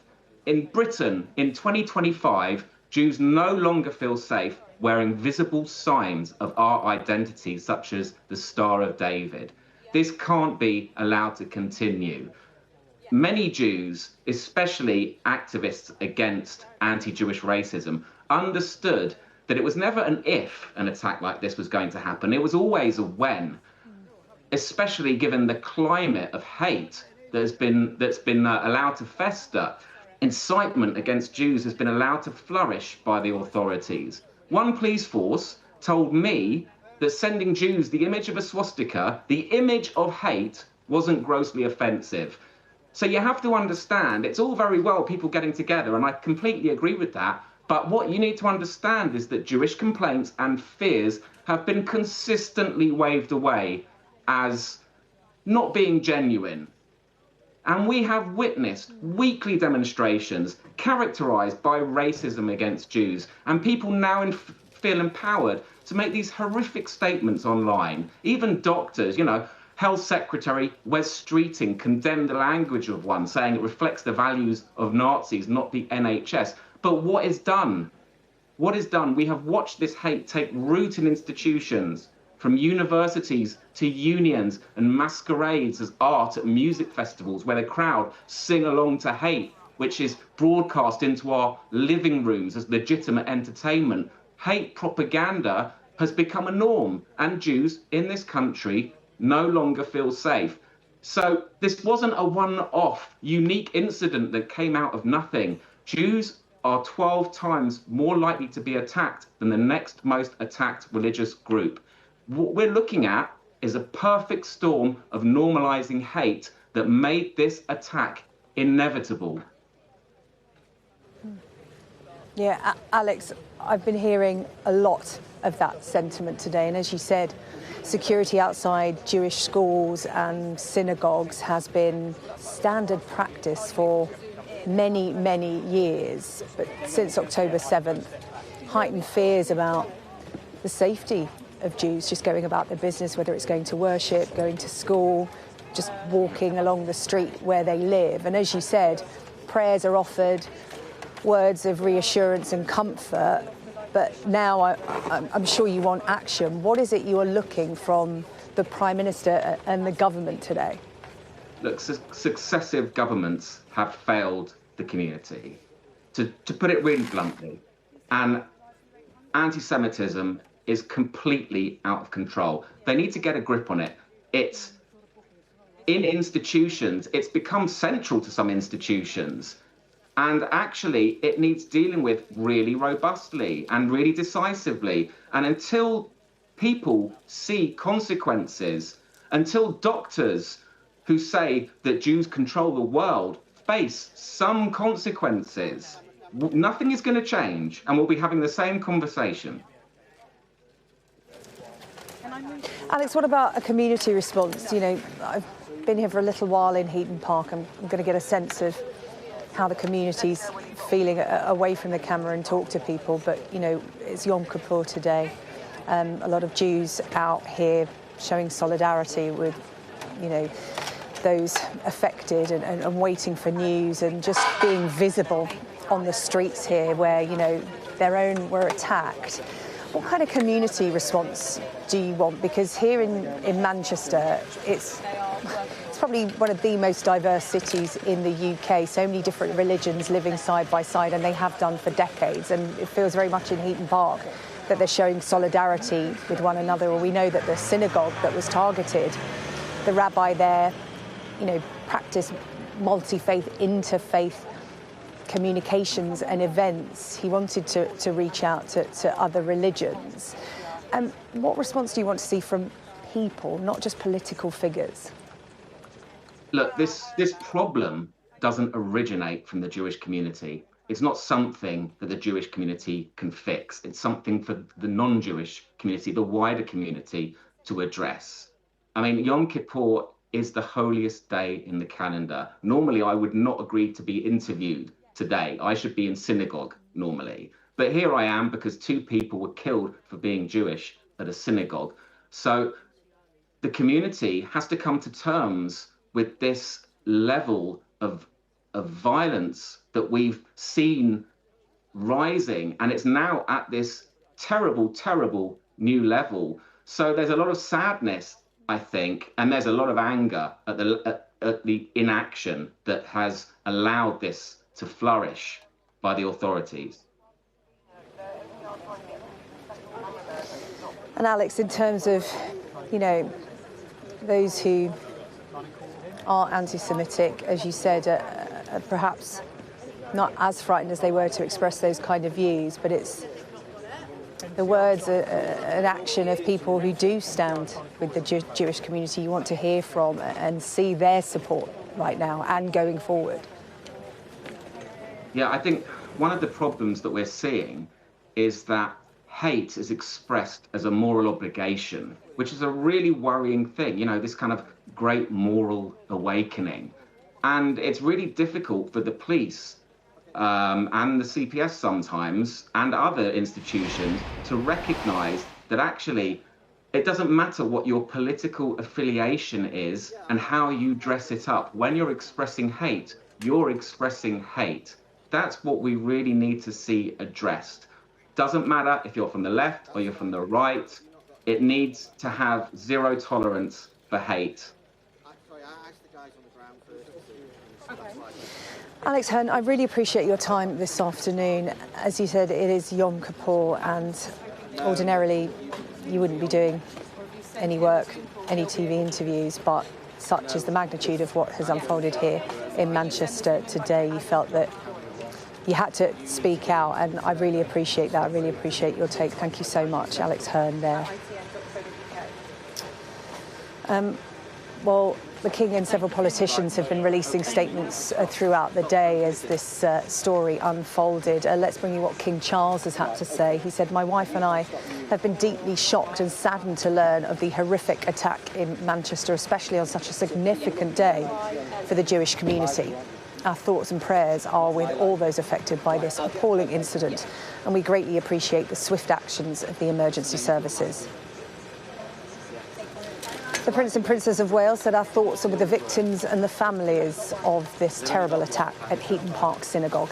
The fact that this tragedy occurred on Yom Kippur, the holiest day in the Jewish calendar, makes it all the more shocking.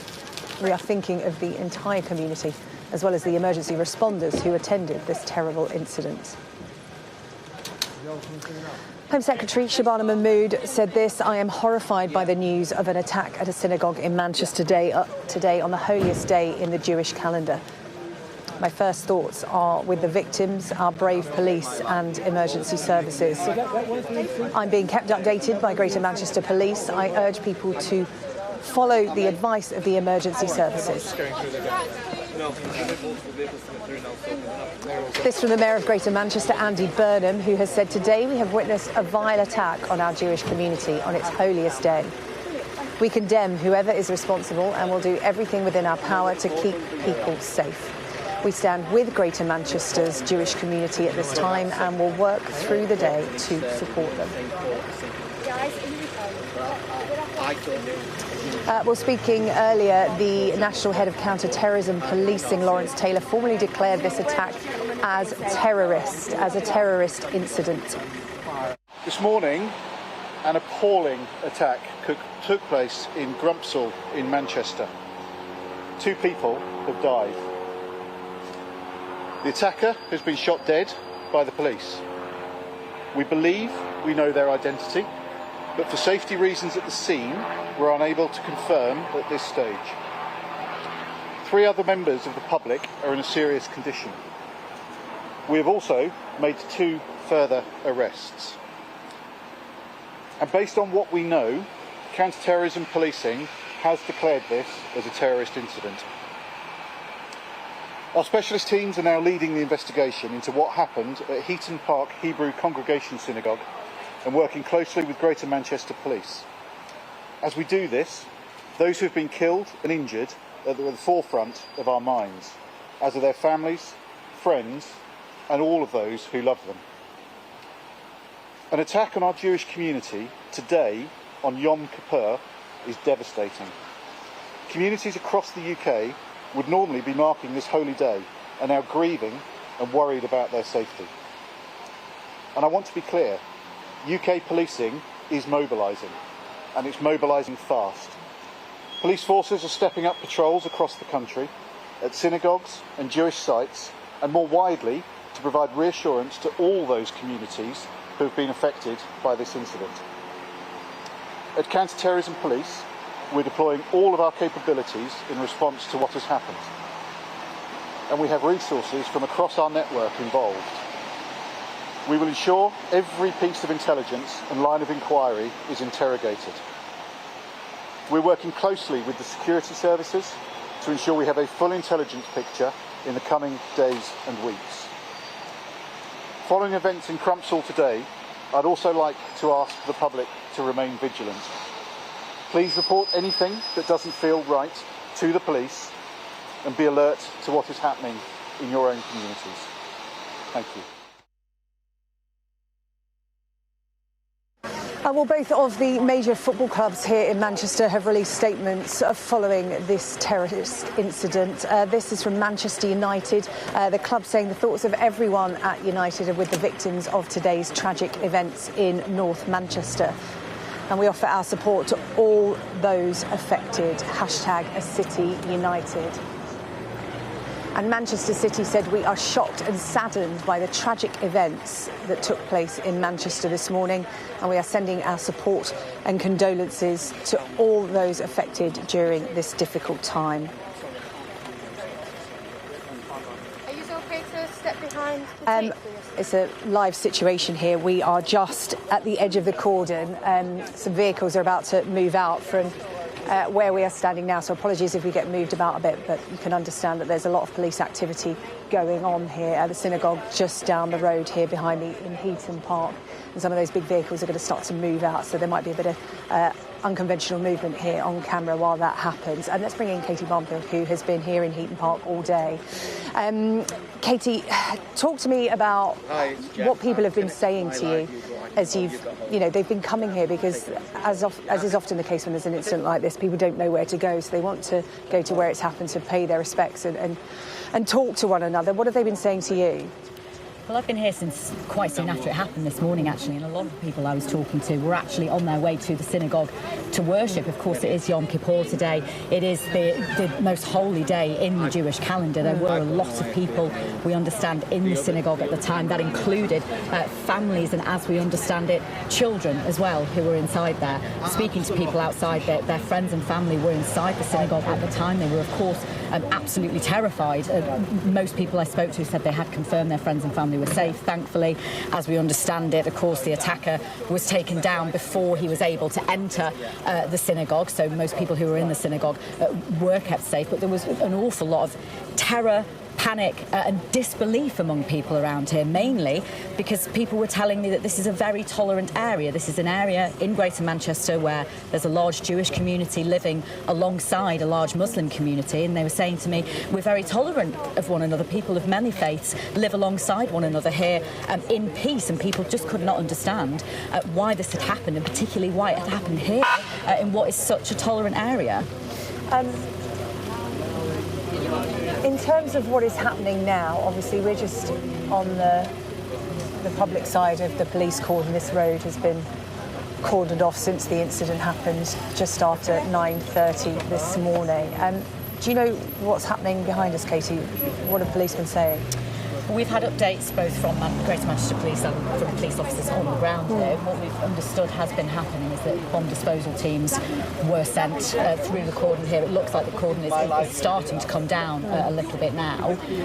We understand, of course, that the attacker had suspicious packages attached to him. Police initially shot him. That's now been confirmed, of course, that he was killed in those shots. Initially, they were not able to approach the body, though, because of these suspicious packages he had on him. We did see bomb disposal teams going into the cordon behind us, tactical aid units, things like that. We understand they have now been able to approach the body.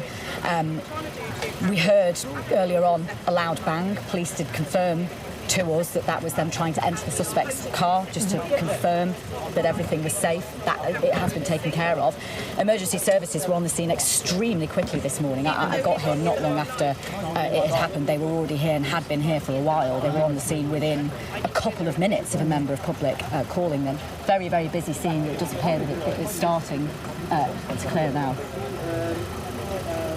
And of course, many people heading in to the synagogue for their service. Of course, Yom Kippur, many services taking place throughout the day, many opportunities for people to worship. And we've been hearing from so many people who were planning to go to the synagogue later that day, people who were on the road as this event started to unfold. And, we've seen a picture of the attacker, we have seen footage taken by bystanders as well, and a real sense of shock for those who were caught up in it.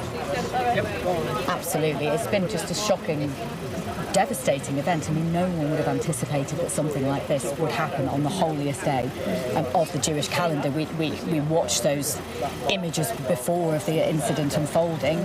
Complete panic ensuing outside the synagogue as police arrived, as police responded to the incident. They have actually thanked Greater Manchester Police, people who were at the synagogue at the time, who called police incredibly quickly. They put out a statement thanking a witness who called police within minutes of this happening, and they were able to respond, as I say, within about 6 or 7 minutes, and they were actually able to control this incident fairly quickly. But many people around here that I've been speaking to have been saying that they were already feeling vulnerable before this happened. There was already a sense of fear, a sense of perhaps even an expectation that something like this would happen. Of course, nobody hoped that anything this bad would take place, but they have been concerned that something like this might happen.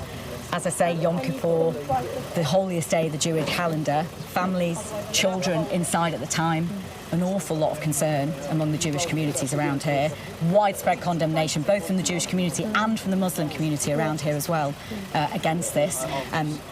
We're still waiting for an update on some of the people that have been injured. We understand 2 victims have died alongside with the attacker. We're waiting for an update now. Many people will be very concerned, of course, about their state as well. OK, Katie, thank you so much. Well, many members of the Jewish community out on the streets today. It is, as Katie said, the holiest day in the Jewish calendar, but just wanting to come out and show their presence here on the streets. And, you know, they're joined by other members of the community, their neighbours, just wanting to come and mark what has happened and show themselves on the streets where they live. As Katie said, this was a really shocking incident that happened in a very quiet, close-knit community this morning. It all unfolded just after 9:30 this morning. The perpetrator shot dead by police. 2 other people have been killed in this, and as Katie said, 2 people in hospital. We are waiting for updates on those. Police confirming this afternoon that it is a terrorist incident and will be treated as such. The Prime Minister has been chairing an emergency Cobra meeting. We understand that may be coming to an end. So we'll bring you an update from Westminster on that Cobra meeting chaired by the Prime Minister, attended by the Home Secretary as well today, and bring you more updates as and when we get it here on Sky News. Stay with us. We'll be back with more from Manchester at 5 o'clock.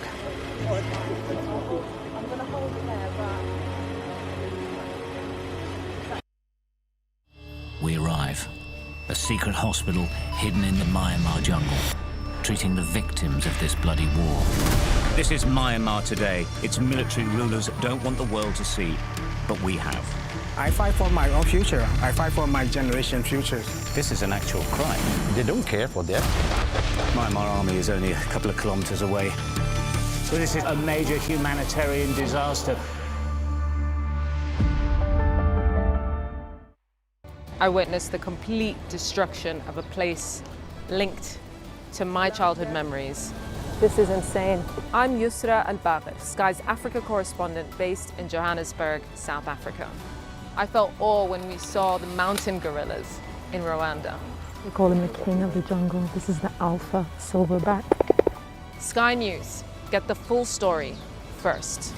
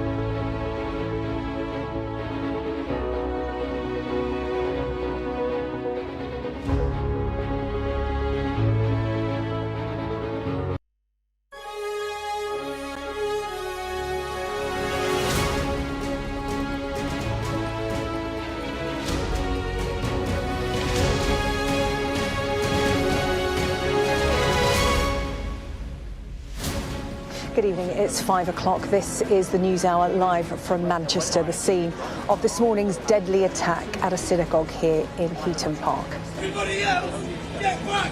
If you're not involved, move back! 2 members of this city's Jewish community were killed and 4 other people seriously injured as the congregation gathered for a service on Yom Kippur, Judaism's holiest day. This is the man believed to be the attacker, wearing what police said were suspicious packages. He was shot dead by firearms officers. Counter-terror police say they are aware of his identity but are yet to release his name. It's reported he drove a car towards members of the public and attacked at least 1 person with a knife in what police say was a terrorist attack.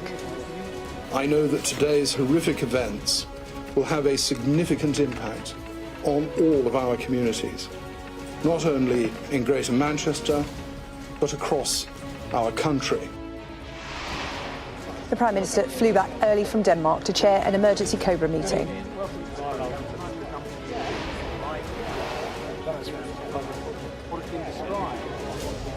The King and Queen, as well as the Prince and Princess of Wales, have expressed their shock and sympathy. We'll have continuing coverage throughout the evening.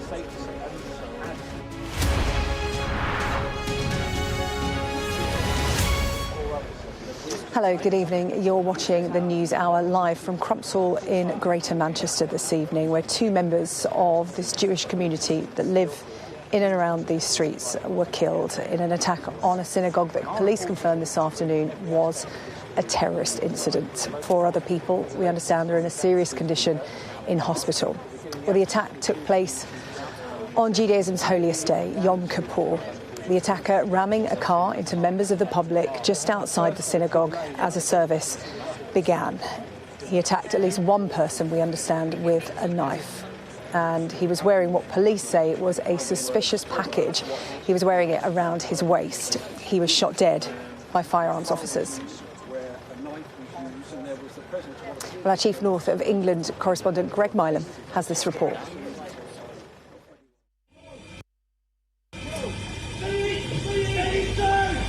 Armed police, their guns trained on the suspected attacker. Get back! If you're not involved, move back!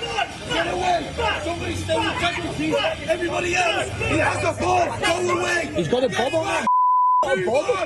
Mate, he's got a... They try to get members of the public away. Lad, he's got a bomb on his jacket, mate. He's trying to go into school. Mate, he's stabbed him.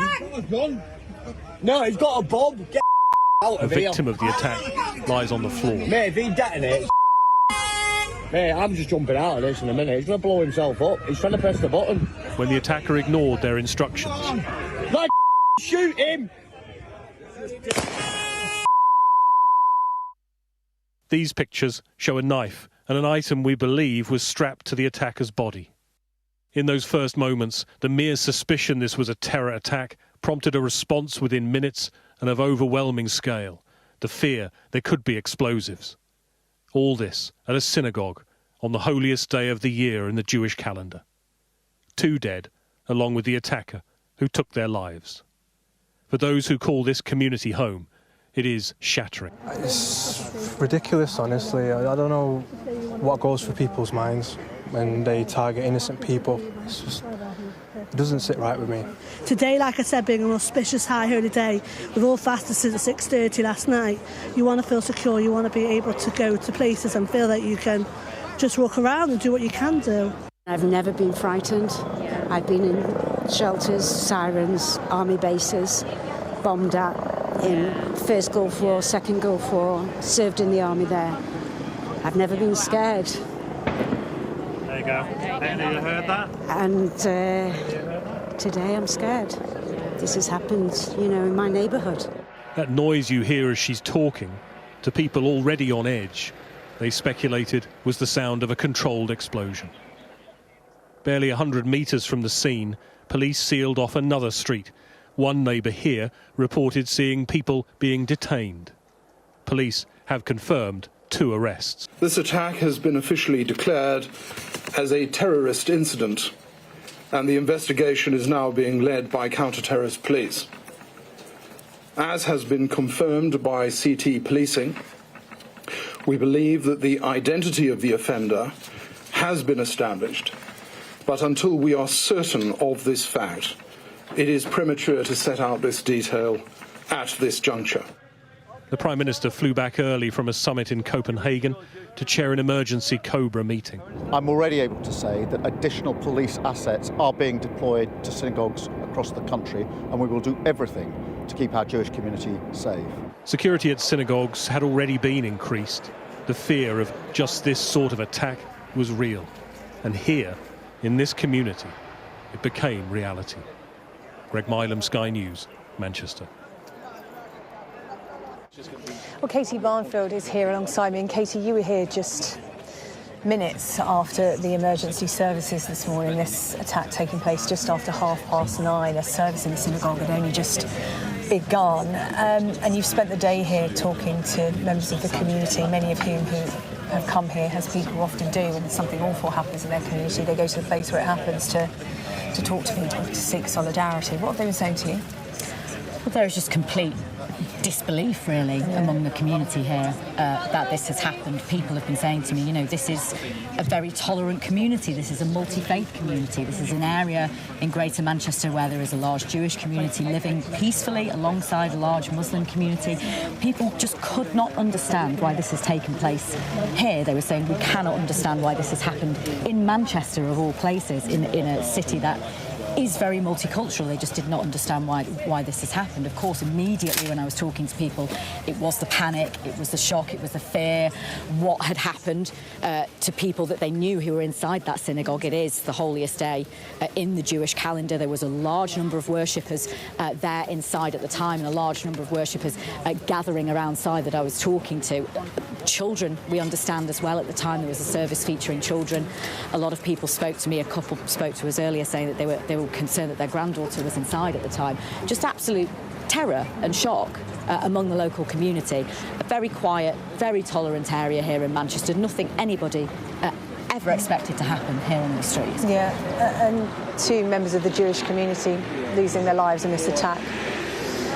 The alleged attacker as well, shot and killed by firearms officers, and a number of people also in hospital. We are waiting updates on them. It's been a very fast-moving situation. The information was coming thick and fast. It has been all day that I've been here. Initially, we had reports that 4 people were injured. That then turned to 1 person was in a critical condition. Very soon afterwards, we learned that 2 people had, in fact, passed away. So, of course, people's conditions have been developing through the day. Extremely sad news that 2 members of the Jewish community have now lost their lives in this attack. We understand the injuries to people were caused by a mix of the car that the attacker was using, driving directly at people outside the synagogue, and also stab wounds from him taking out a knife and then trying to attack people. This could, however, have been much, much worse. Police have thanked witnesses around here, the very, very quick actions of people around the synagogue who called the police. They were on site within minutes. The first shots were fired by Greater Manchester Police 7 minutes after the first 999 call, and police have said had it not been for the extremely quick actions of people around here, he may have been able to get inside.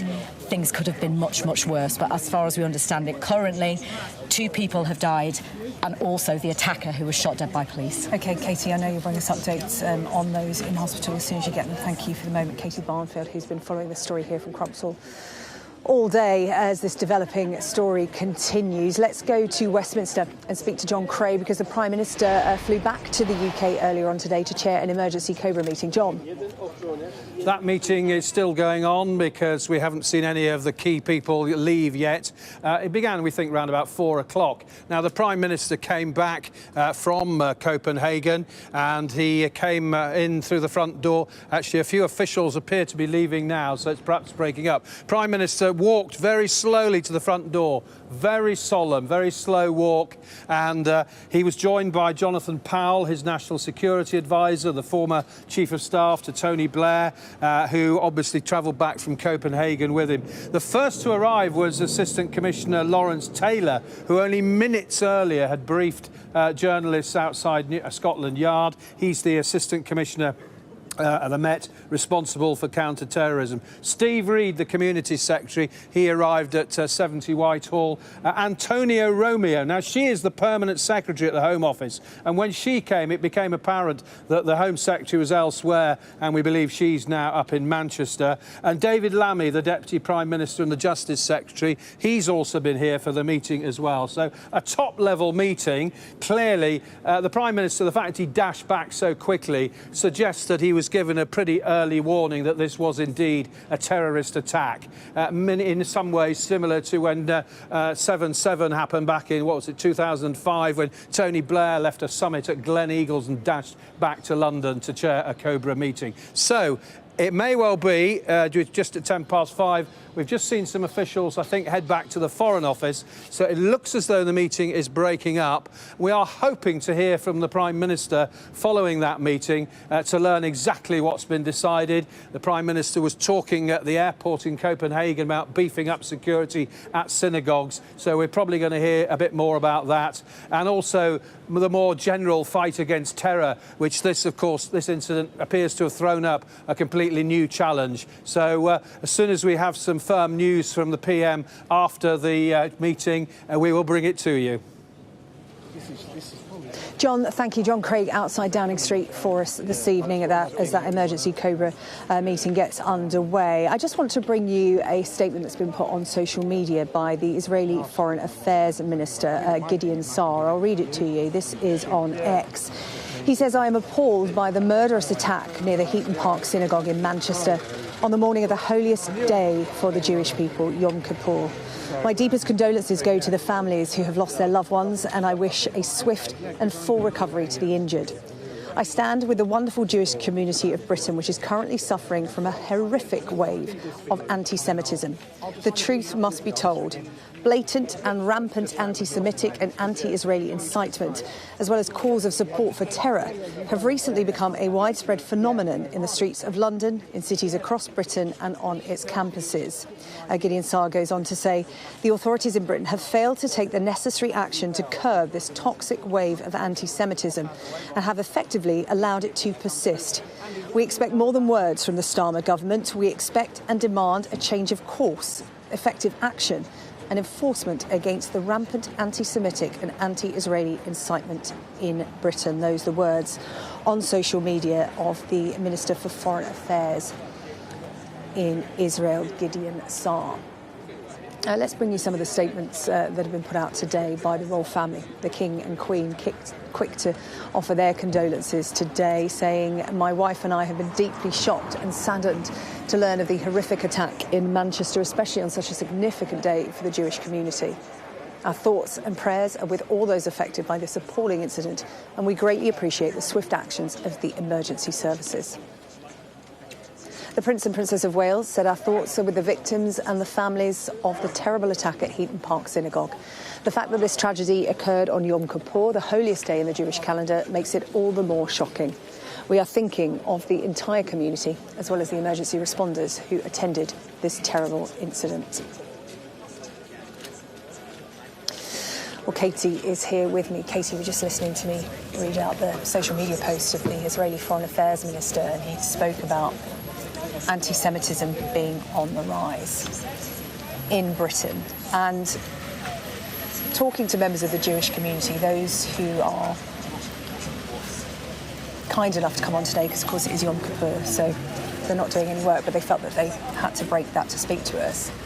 They have said that the threat of something like this happening at a synagogue or a Jewish school has been hanging over them for the last 2 years. They have. People we spoke to had said they almost feared that something like this might happen. People we spoke to earlier said they have already been feeling extremely vulnerable, and we know there already had been additional security at synagogues, and we know that that may have been the reason why police were able to get here so quickly, because additional security had been brought in on this, the holiest day in the Jewish calendar, Yom Kippur. But I don't think people ever expected that it would be here in this city, in this community, where they have said there is a large Jewish community living right next door to a large Muslim community. Literally next door. Next door. The Jewish community that I was speaking to was that members of the Jewish community were saying we are all tolerant of one another here. We live peacefully with one another. This is a multi-faith community, and they just couldn't believe why it was here in this city. Greater Manchester is known to be an extremely multicultural, tolerant city, and it was just disbelief, just complete shock and disbelief among those who live around here. Two members of this close-knit community, two Jewish members of this close-knit community losing their lives, more in hospital. We await updates on their condition as well as their identities, Katie. We do. We have been getting information throughout the day here. Everything has been very, very fast-moving. What we understand at the moment is that there are 4 people in hospital. They are in a serious condition.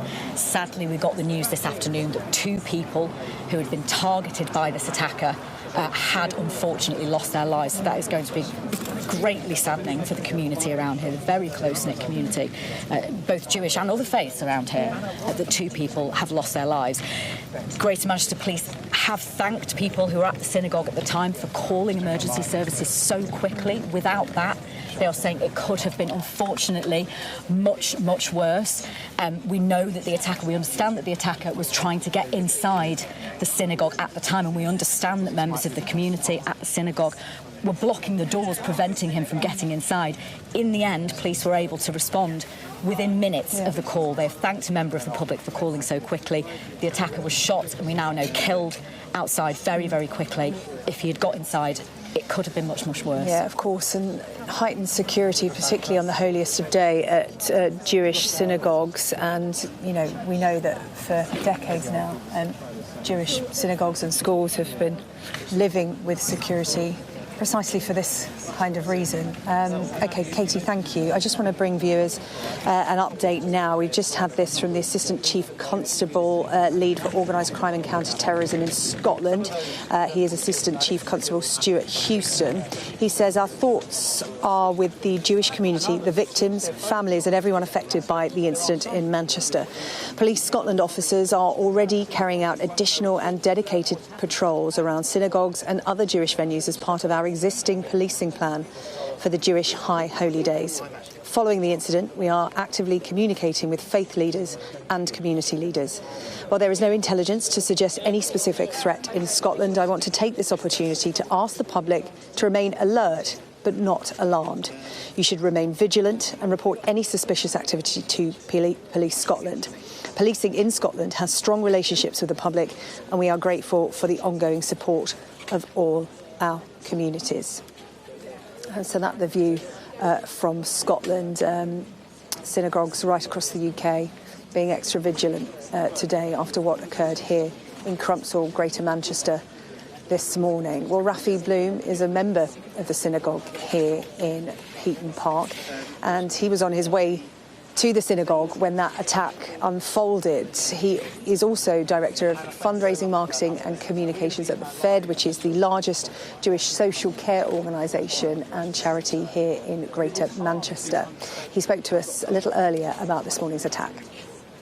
I was on my way to the synagogue probably at about 20 to 10 this morning, and I received a phone call from a friend of mine who volunteers with the CST, the Community Security Trust, to tell me not to go, to tell my family not to go, that there'd been a terrorist incident at the synagogue and that somebody was dead. That was the first that I knew about it. I was there on that gate that you've seen in the news doing a voluntary security shift 10 days ago during the Rosh Hashanah Jewish festival. And what I can say is that this attack is a culmination of something that the Jewish community have been fearing for 2 years. And I know exactly who was on the door today because I was there last night. There were 2 paid-for security guards, and I hope and pray that they are okay. And they would have been supplemented by 2 volunteer members from the community who would have been wearing stab vests and high-vis jackets, equipped with walkie-talkies. This synagogue, Heaton Park, has a substantial wall around it and quite a strong gate. I'm not quite sure how this terrorist managed to gain access to it with his vehicle. The synagogue is situated on a main arterial road, so lots of people drive past it on a regular basis. The doors then are are locked and opened once you get inside that synagogue, so people can. So there are different layers, multiple layers of security, and sadly, that's what synagogues across the country have to implement. Well, we've just had an update from Greater Manchester Police. Katie, this involves the suspected device that the alleged perpetrator was wearing.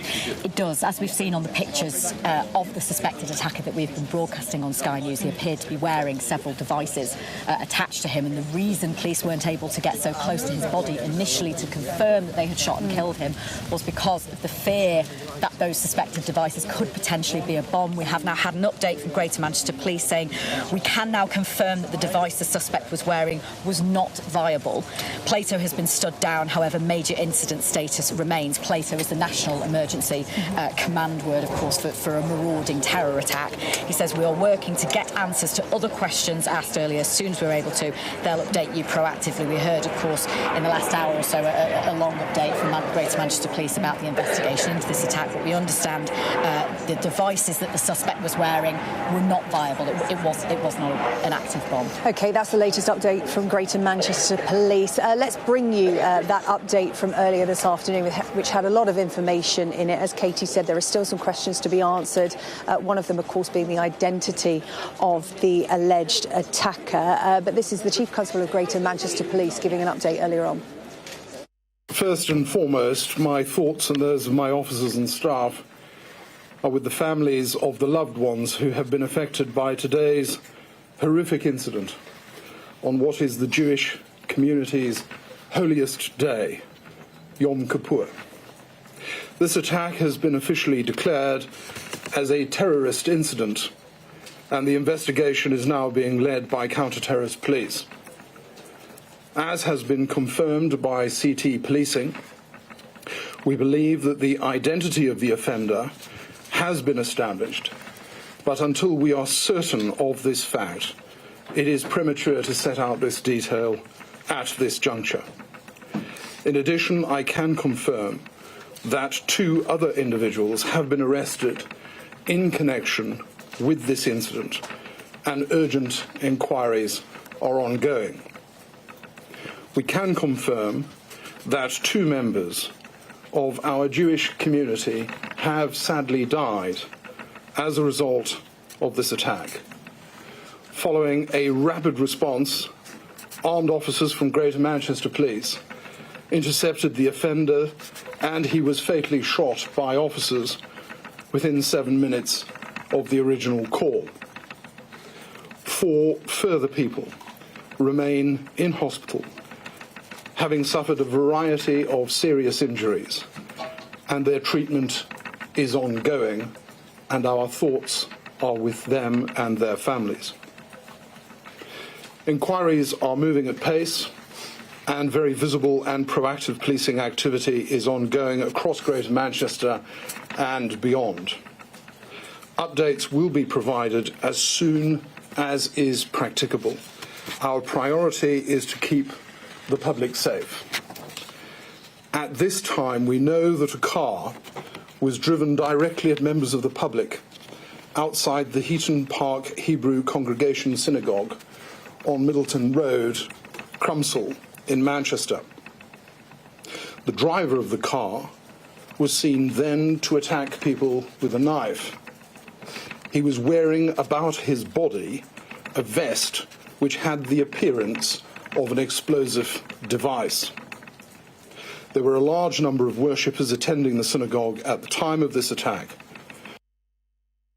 The immediate bravery of security staff and the worshippers inside, as well as the fast response of the police, the attacker was prevented from gaining access. All those inside were safely contained until police were able to confirm that it was safe to leave the premises. Yom Kippur is a day where we see our Jewish community attending their places of worship, places where they and their families should feel entirely safe from harm. I want to share my gratitude to all of those members of the public who called the police as soon as they saw what was happening. This allowed the the quick response from our officers, who were able to act swiftly and bravely to bring this horrendous attack to an end.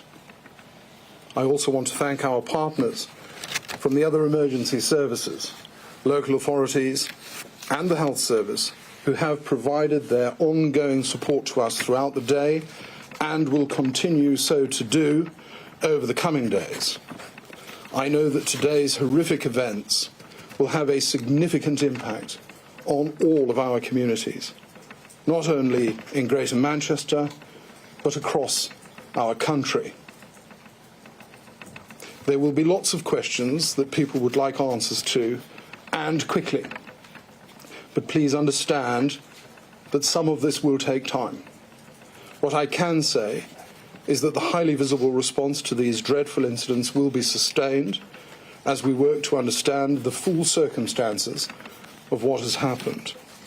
I know that you will all join me in keeping those directly affected by what has happened in our thoughts and prayers.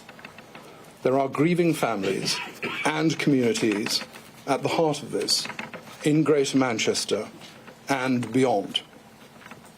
I would therefore ask that people refrain from sharing disturbing and insensitive content online. If you have information, then share it with the police. We stand with all of those affected and will continue to do everything in our power to keep our communities safe. Well, let's bring Katie Barnfield back in, and a lot of police activity still happening behind us, Katie. 2 arrests made following this stabbing. They were made elsewhere in the streets around us here in Crumpsall. What do we know about what's going on at the moment? It all seems to be winding down. It does. The immediate response seems to be winding down here, but of course police have still got a lot of questions to answer about this incident. They will be trying to work out what the motive exactly was for this attack, whether the attacker was working alone, whether he was working with other people. There was, earlier this afternoon, a huge amount of activity, just about a quarter of a mile from the cordon here on the north side, surrounded, concentrated on a property, on a residential street. Witnesses around there were saying they were seeing people being led out in handcuffs. Greater Manchester Police have now confirmed that 2 other people have been arrested in connection with this incident. They've also confirmed that they believe they know the identity of the attacker. They're just not saying that at the moment while they try and gather more information and answer other questions around this attack. So although we can see the immediate response is starting to wind down, the police will be investigating this for a long time to come, trying to answer many, many questions that are still alive around this. Yeah, police saying they believe they know the identity of the alleged attacker, but are not releasing it into the public domain while they still look into it and ask a few more questions before they put that confirmation out there. Katie, thank you for the moment. We spoke a little earlier to a couple who live here in Crumpsall. They believe their granddaughter may have been in the synagogue at the time of the attack because it was a children's service that was taking place this morning. I know that she's there every week, but she would have been inside, so I would have thought so. When I first heard it on the news, I couldn't believe it. I was absolutely shocked and heartbroken. That's... Very nervous, I think, weren't you? And of course, absolutely. But for something like this to happen on Yom Kippur, on the holiest day of the year, when and I don't know why, because we are good people. I know in my heart we are good people, and we just want to live and let live, and I don't understand why. I'm just very worried. Generally, I'm just very worried about the whole community at the moment. You know, the fact... just feel very, very vulnerable. You know, it's not easy. It's not easy. Yeah, the Prime Minister this morning has said he's going to put extra security on the synagogues and in the Jewish schools. You know, we've both got children at Jewish schools. My grandchildren are at the Jewish school, and it worries me. I would have thought there'd be a lot of children in there today. Yes, especially as they have a children's service every week. I would have thought there'd been quite a few children in there. There would have been more people there today than any other time because it's the holiest day of the year. tell me it's like. Well, Christian, we were just having a conversation there, but we'll continue on camera. I'm joined by Christian Wakeford, the MP for the neighbouring constituency here of Bury South. And let's just continue what we were saying there. You know, your constituency literally a stone's throw from here, and in fact, a lot of your constituency members go to Heaton Park Synagogue behind us. Oh, I think when I saw the news, as everyone else was doing this morning, I was trying to get on the phone with friends. Obviously, it's Yom Kippur. You can't use your phone. Yeah. So trying to communicate to see if they're safe, if their family is safe, and thankfully they were. But you see things like this, and you know you see it happen in other, but you don't necessarily think it's going to be your city, your town, your neighbourhood, and your friends. And it's been challenging. But just being at one of the neighbouring shores around the corner to see a young family walk in, genuinely thankful to be protected. What does that say about us? I've seen members of the Jewish community walking the streets as I arrived here today in their white robes. It's Yom Kippur. They're carrying on and attending services, but very much with those who have lost their lives in their mind. Can you give us a sense of what the community is like here? Because Manchester, one of the most diverse cities in the UK, and particularly here in Crumpsall, Heaton Park, you have the Muslim community and the Jewish community living side by side. Quite literally, they are next door neighbours. Well, next door neighbours, across the road from each other, and at some point there have been issues over the last couple of years, but everyone is still trying to work together where they can do. For the local Jewish Community Awards this year, it was one of the imams who won Friend of the Community Award. So that shows that there's so much goodwill from all parts of the community. But I've just seen, whilst I've been around the corner, and there's lots of Muslim neighbours coming out trying to offer what support we can do for the community. And we need more of that today. I think there's been far too much toxicity, far too much division. And it escalates and leads to things like what we're seeing today. So anything we can do to, more importantly, reassure everyone that they are safe. And as I said, after October 7th to my friend, I will stand by them through all of this. And when it comes to different times, I will pray with them and I will cry with them. And I think today we will be crying with them.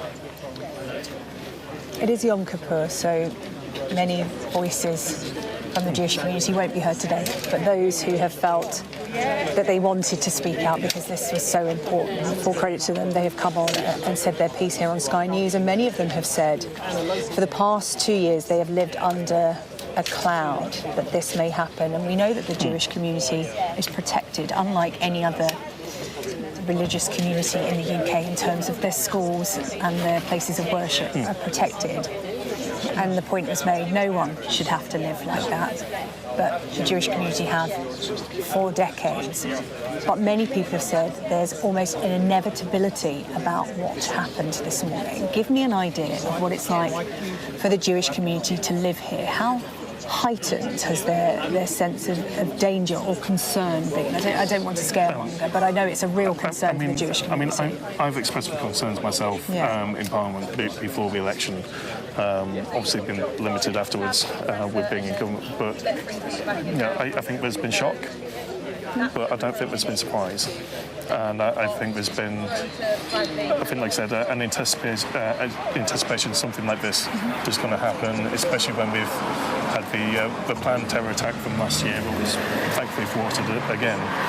So I don't think people are overly surprised. And a lot of that comes down to how things are reported, the language used, actions throughout, and we've seen anti-Semitism rise and rise and rise in recent years, and I know there are a lot of people who don't feel safe, and whether going to their own shul, going home, going to school, the fact we have CST is a damning indictment, and I remember my first meeting with them saying, I want to make sure you're not in business by the time I leave Parliament.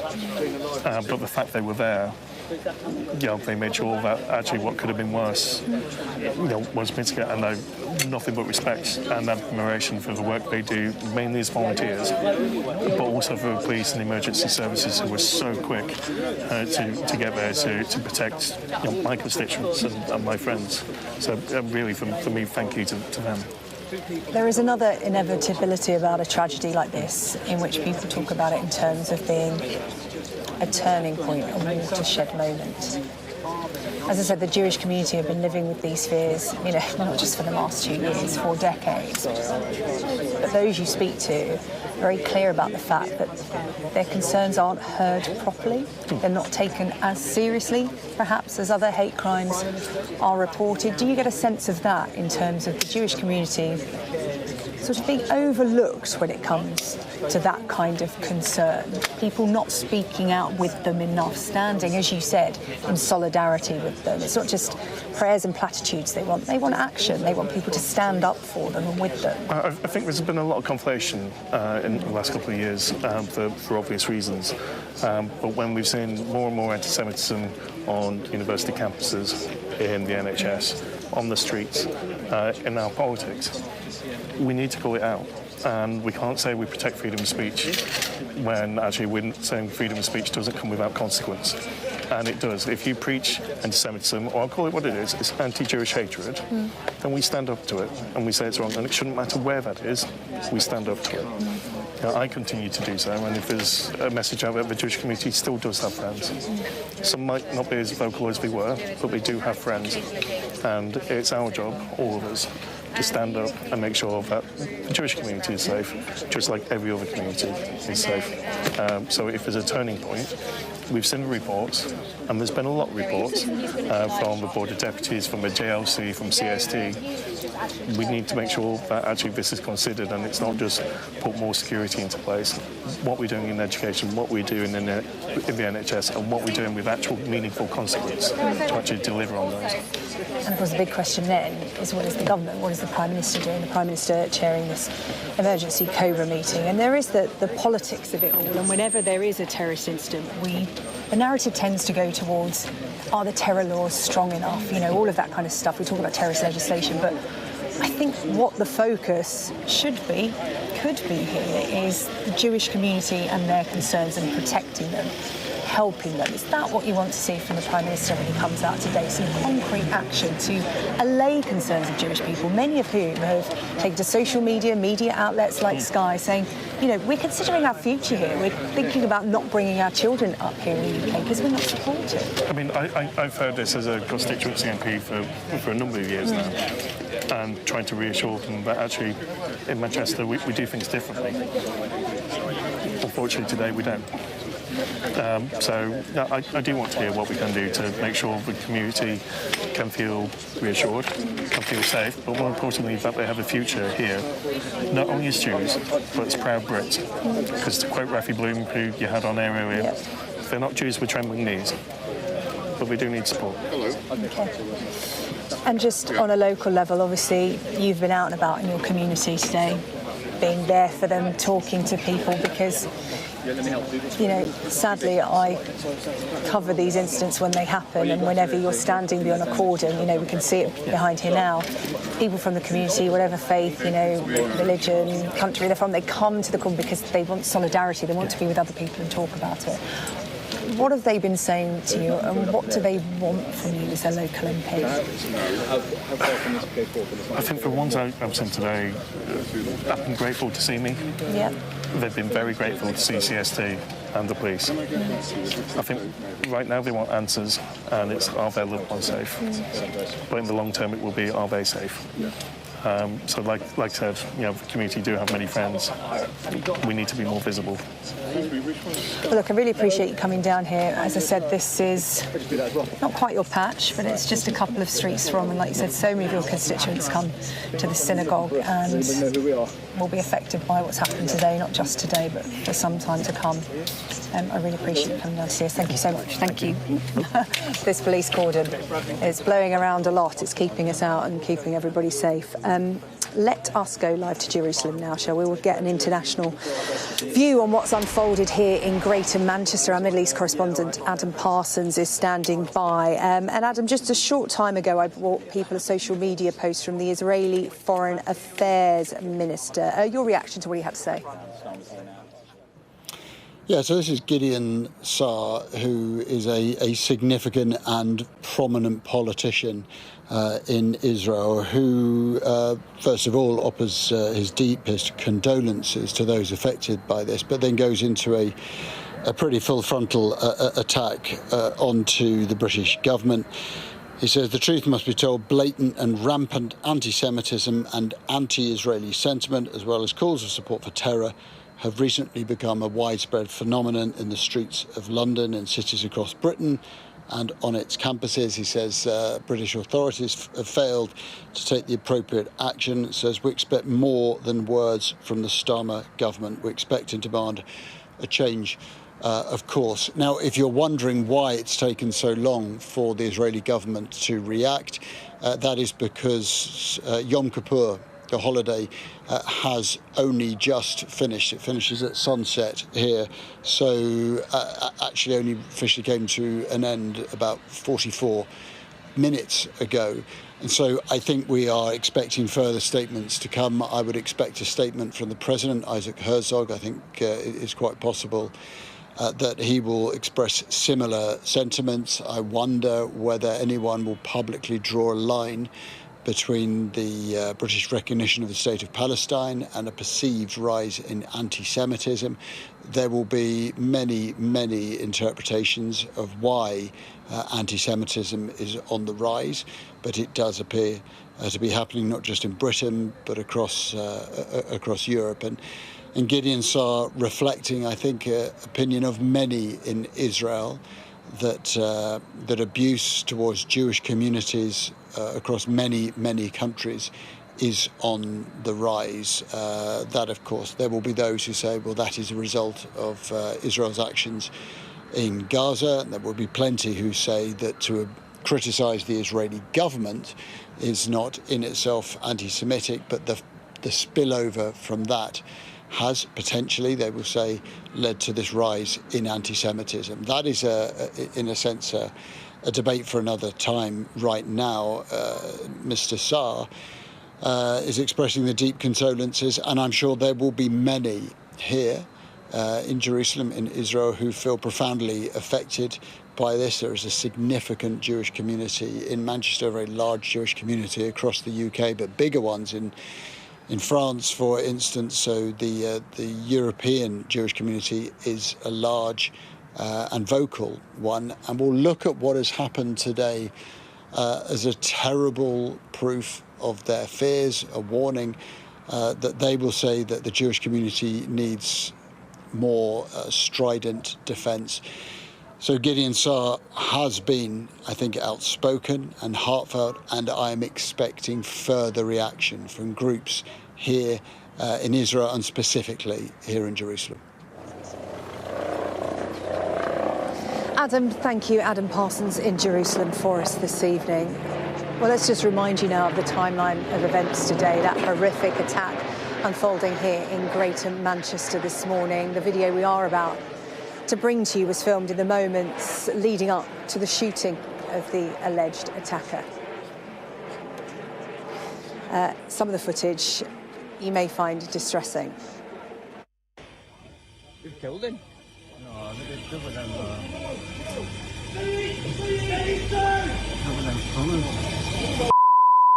everybody else, get back! If you're not involved, move back! Get away! Somebody stay with integrity! Everybody else, he has a bomb! Go away! He's got a bomb on him!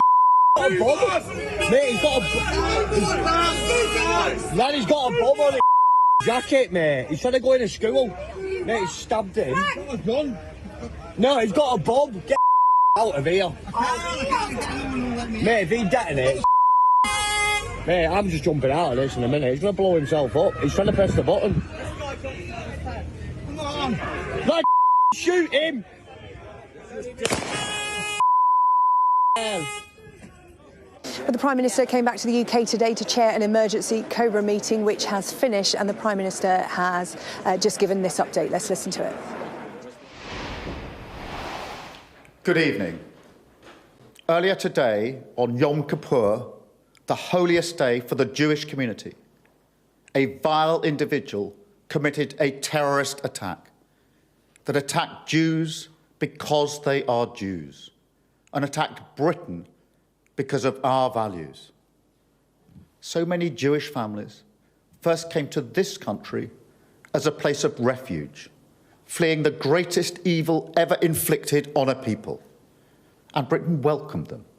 Communities like the one attacked in Manchester provided safety, but also the security that comes from a promise that this is a country that stands up to hatred, and that we don't just provide refuge, we provide a home.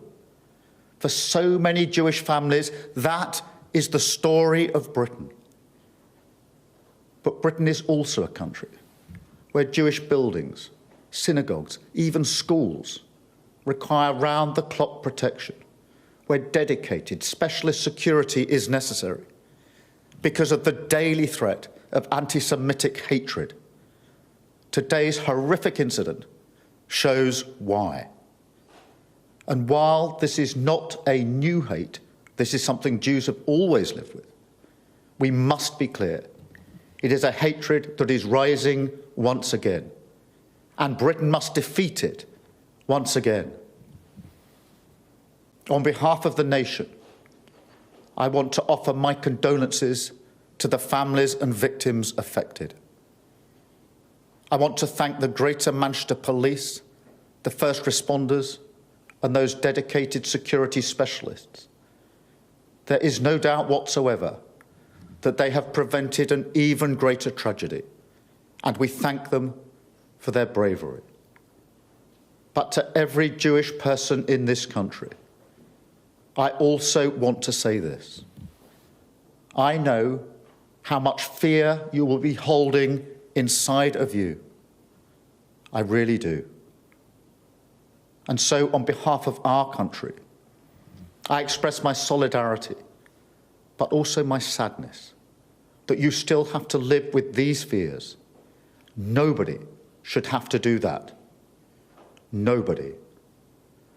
And so I promise you that I will do everything in my power to guarantee you the security that you deserve, starting with a more visible police presence protecting your community. I promise you that over the coming days, you will see the other Britain, the Britain of compassion, of decency, of love. And I promise you that this Britain will come together to wrap our arms around your community and show you that Britain is a place where you and your family are safe, secure, and belong. Thank you. Well, there we are. That was the Prime Minister speaking to the country there. He called it a vile attack. He said it was an attack on Jews because they were Jews. He said this is a country that does not give in to hatred. And then he spoke about anti-Semitism and the history of anti-Semitism. And he said we must be clear. It is a hatred rising once again. We must defeat it once again.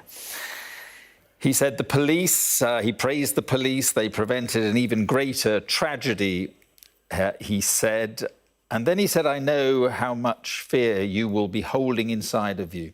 No one should have to live with that fear, he said. I promise you, Britain will be more compassionate and a place of love. And then he said, we will make sure that you are safe and secure. So the Prime Minister there speaking after he returned very quickly from Denmark, Copenhagen, where there was a meeting of EU and other leaders, and straight into what has happened here. Let's talk to Serena Barker-Singh, who is in Westminster. So, well, the Prime Minister suddenly finds himself in the midst of this tragedy, in the midst of a terror attack, and basically in the midst of a security crisis.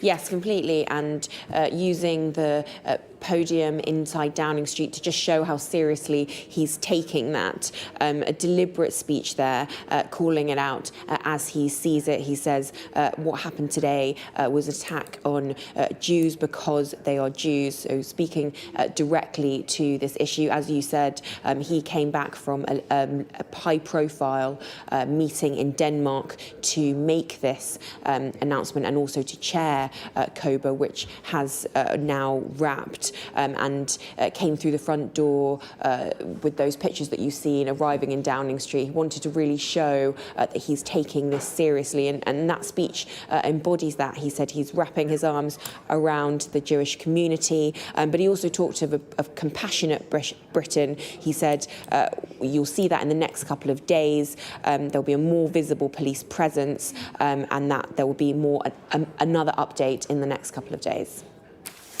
Serena, thank you very much indeed. Let's go straight to our chief political correspondent, John Craig, who is inside Downing Street, where the Prime Minister was speaking. John, what did you make of what he had to say?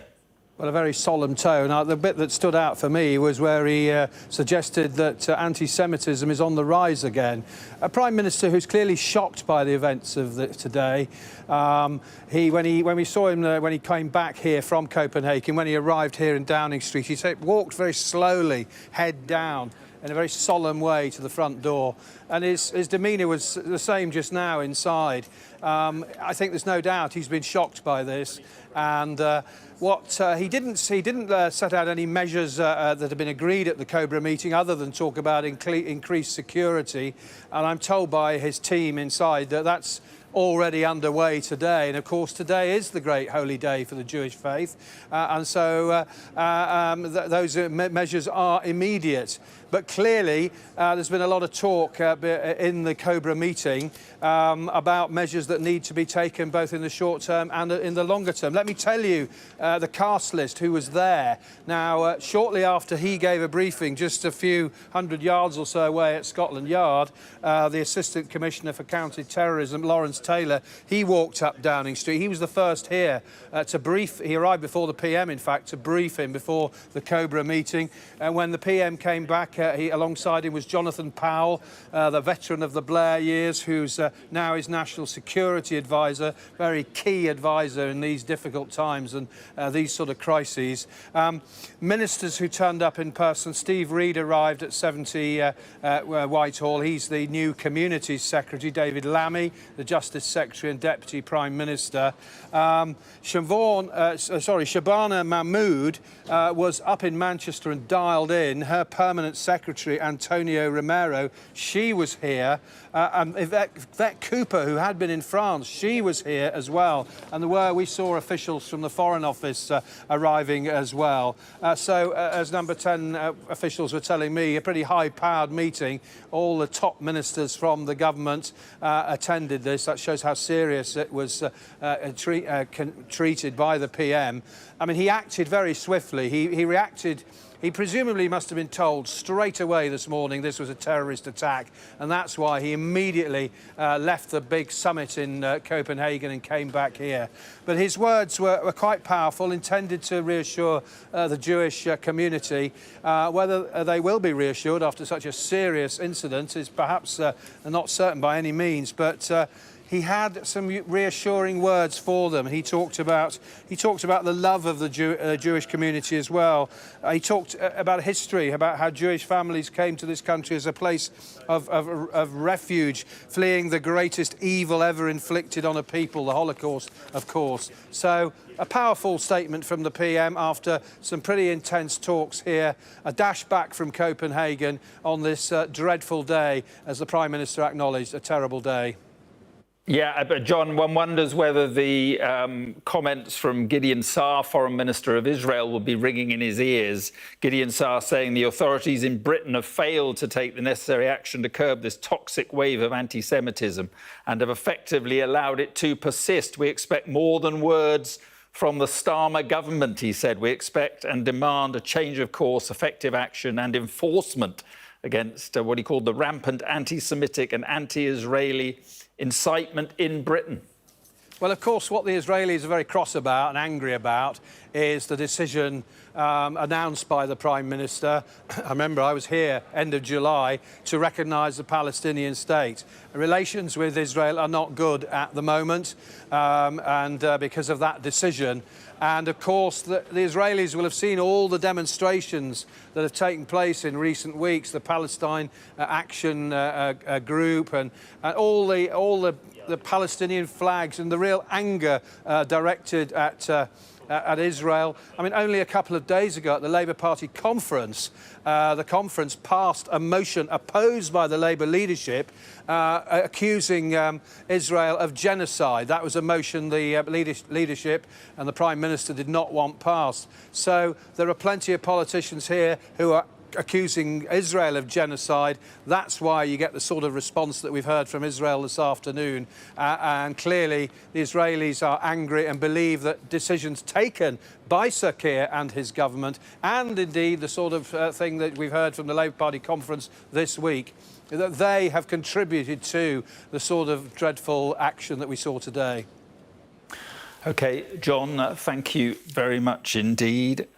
So let's just recap what has happened on a desperately sad day in Manchester. A terrorist has been shot dead after killing 2 people at a synagogue on the holiest day of the Jewish calendar. Counter-terrorism police say 2 people have been arrested following the attack outside the Heaton Park Hebrew Congregation Synagogue in Crumpsall in Greater Manchester. And at a press conference earlier, the Metropolitan Police's head of counter-terrorism policing, Assistant Commissioner Lawrence Taylor, said the identity of the suspect is known to police, but it could not be disclosed at the moment because of what he called safety reasons at the scene. The police also say that 2 members of the Jewish community died in the attack. 4 other people remain in hospital in what is described as a serious condition following the attack. We'll have more from Manchester with Sarah Jane Mee at the top of the hour. I witnessed the complete destruction of a place linked to my childhood memories. This is insane. I'm Yusra Al-Bagher, Sky's Africa correspondent based in Johannesburg, South Africa. I felt awe when we saw the mountain gorillas in Rwanda. We call him the king of the jungle. This is the alpha silverback. Sky News, get the full story first.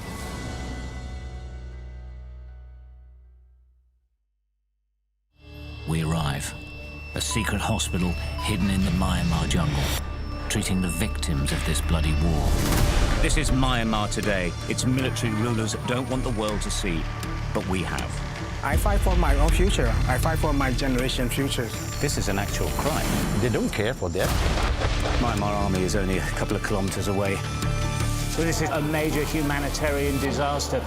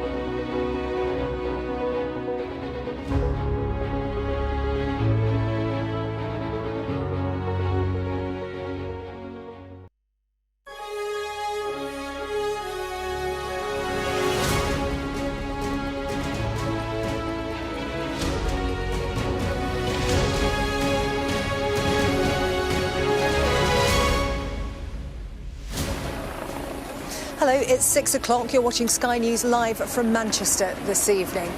The scene of today's deadly attack at a synagogue in Heaton Park. Two members of this city's Jewish community were killed and 4 other people seriously injured as the congregation gathered for a service on Yom Kippur, Judaism's holiest day. This is the man believed to be the attacker, wearing what police said were suspicious packages. He was shot dead by firearms officers. It's reported he drove a car towards members of the public and attacked at least one person with a knife in what police say was a terrorist attack. I know that today's horrific events will have a significant impact on all of our communities, not only in Greater Manchester, but across our country. Well, the Prime Minister flew back early from Denmark to chair an emergency Cobra meeting. While this is not a new hate, this is something Jews have always lived with. We must be clear. It is a hatred that is rising once again, and Britain must defeat it once again. The King and Queen, as well as the Prince and Princess of Wales, have expressed their shock and sympathy. We'll have continuing coverage throughout the evening here on Sky News.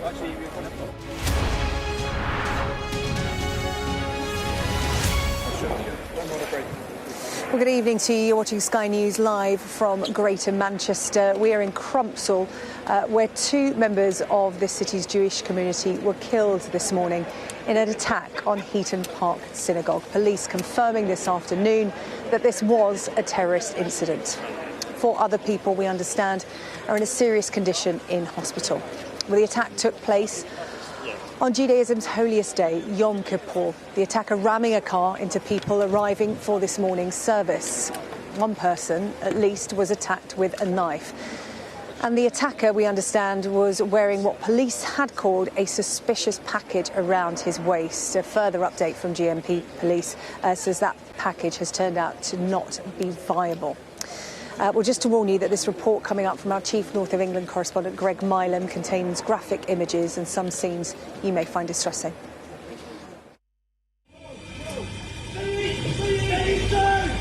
Armed police, their guns trained on the suspected attacker. Get back! If you're not involved, move back! Get away! Somebody stay with deputies! Everybody else! He has the ball! Go away! He's got a bomb on him! Mate, he's got a... They try to get members of the public away. Man, he's got a bomb on his jacket, mate. He's trying to go into school. Mate, he's stabbed him. He's got no, he's got a bomb. Get A victim of the attack lies on the floor. Mate, if he detonates... Mate, I'm just jumping out of this in a minute. He's going to blow himself up. He's trying to press the button. When the attacker ignored their instructions. Like, shoot him! These pictures show a knife and an item we believe was strapped to the attacker's body. In those first moments, the mere suspicion this was a terror attack prompted a response within minutes and of overwhelming scale. The fear there could be explosives.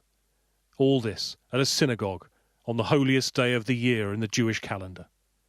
2 dead, along with the attacker, who took their lives. For those who call this community home, it is shattering. Today, like I said, being an auspicious high holy day, we've all fasted since 6:30 last night. You want to feel secure, you want to be able to go to places and feel that you can just walk around and do what you can do. It's ridiculous, honestly. I don't know what goes through people's minds when they target innocent people. It's just, it doesn't sit right with me. I've never been frightened. I've been in shelters, sirens, army bases, bombed at. In First Gulf War, Second Gulf War, served in the army there. I've never been scared. There you go. You heard that? And today I'm scared. This has happened, you know, in my neighbourhood. That noise you hear as she's talking, to people already on edge, they speculated was the sound of a controlled explosion. Barely 100 metres from the scene, police sealed off another street. One neighbour here reported seeing people being detained. Police have confirmed 2 arrests. This attack has been officially declared as a terrorist incident, and the investigation is now being led by counter-terrorist police. As has been confirmed by CT policing, we believe that the identity of the offender has been established, but until we are certain of this fact, it is premature to set out this detail at this juncture. The Prime Minister flew back early from a summit in Copenhagen to chair an emergency Cobra meeting. We provide a home. For so many Jewish families, that is the story of Britain. But Britain is also a country where Jewish buildings, synagogues, even schools require round-the-clock protection, where dedicated specialist security is necessary because of the daily threat of anti-Semitic hatred. Today's horrific incident shows why. And while this is not a new hate, this is something Jews have always lived with, we must be clear. It is a hatred that is rising once again. Security at synagogues had already been increased. The fear of just this sort of attack was real. And here, in this community, it became reality. Greg Milam, Sky News, Manchester. Well, the MP for this local area of Blackley and Middleton South, Graham Stringer, joins me now. Graham, thank you so much for coming to talk to us. An incredibly difficult day for your constituency members. It's awful. I mean, it would be awful wherever this happened in the country, but I've lived in this area all my life. I've attended services, done debates, been to talk to the people in that synagogue. So it's the feeling of sadness and dismay really is more acute than it would be otherwise. I've been speaking to members of the Jewish community today. Of course, it is Yom Kippur, so not many people can speak today, but those who felt that they wanted to speak out because of whatever happened, we've really appreciated talking to them. And they've said that they felt like there was a degree of inevitability about this because of what has been happening over the last 2 years. What has been the sense in this community? Because I would imagine a lot of people are asking, why here? Why Heaton Park Synagogue? I couldn't answer that question, but there is no doubt throughout the whole of the Jewish community, since the war in Gaza started, since the attack on the Israelis and then the Israeli response to that attack, there has been real fear that something like this would happen. Has this been voiced to you by members of the Jewish community? I've talked to people. And I know that security is increased, and the Prime Minister has said it will increase again, but it is extremely difficult if you take common implements like a car and a knife to protect everything. And unfortunately, the person who did this got through, he's killed people, and I'm sure as well as killing Jews, which is the explicit commitment of some people, I'm sure he wanted to divide the communities and make those communities angrier and more fearful, both at the same time. And I think the job of public representatives like myself, the job of the government, as well as arguing for even more security, is to involve ourselves in bringing those communities closer together. Manchester is a tolerance issue. Sadly, this is not the first time innocent people have been killed by bombers in the case of the Manchester Arena bombing in 2017.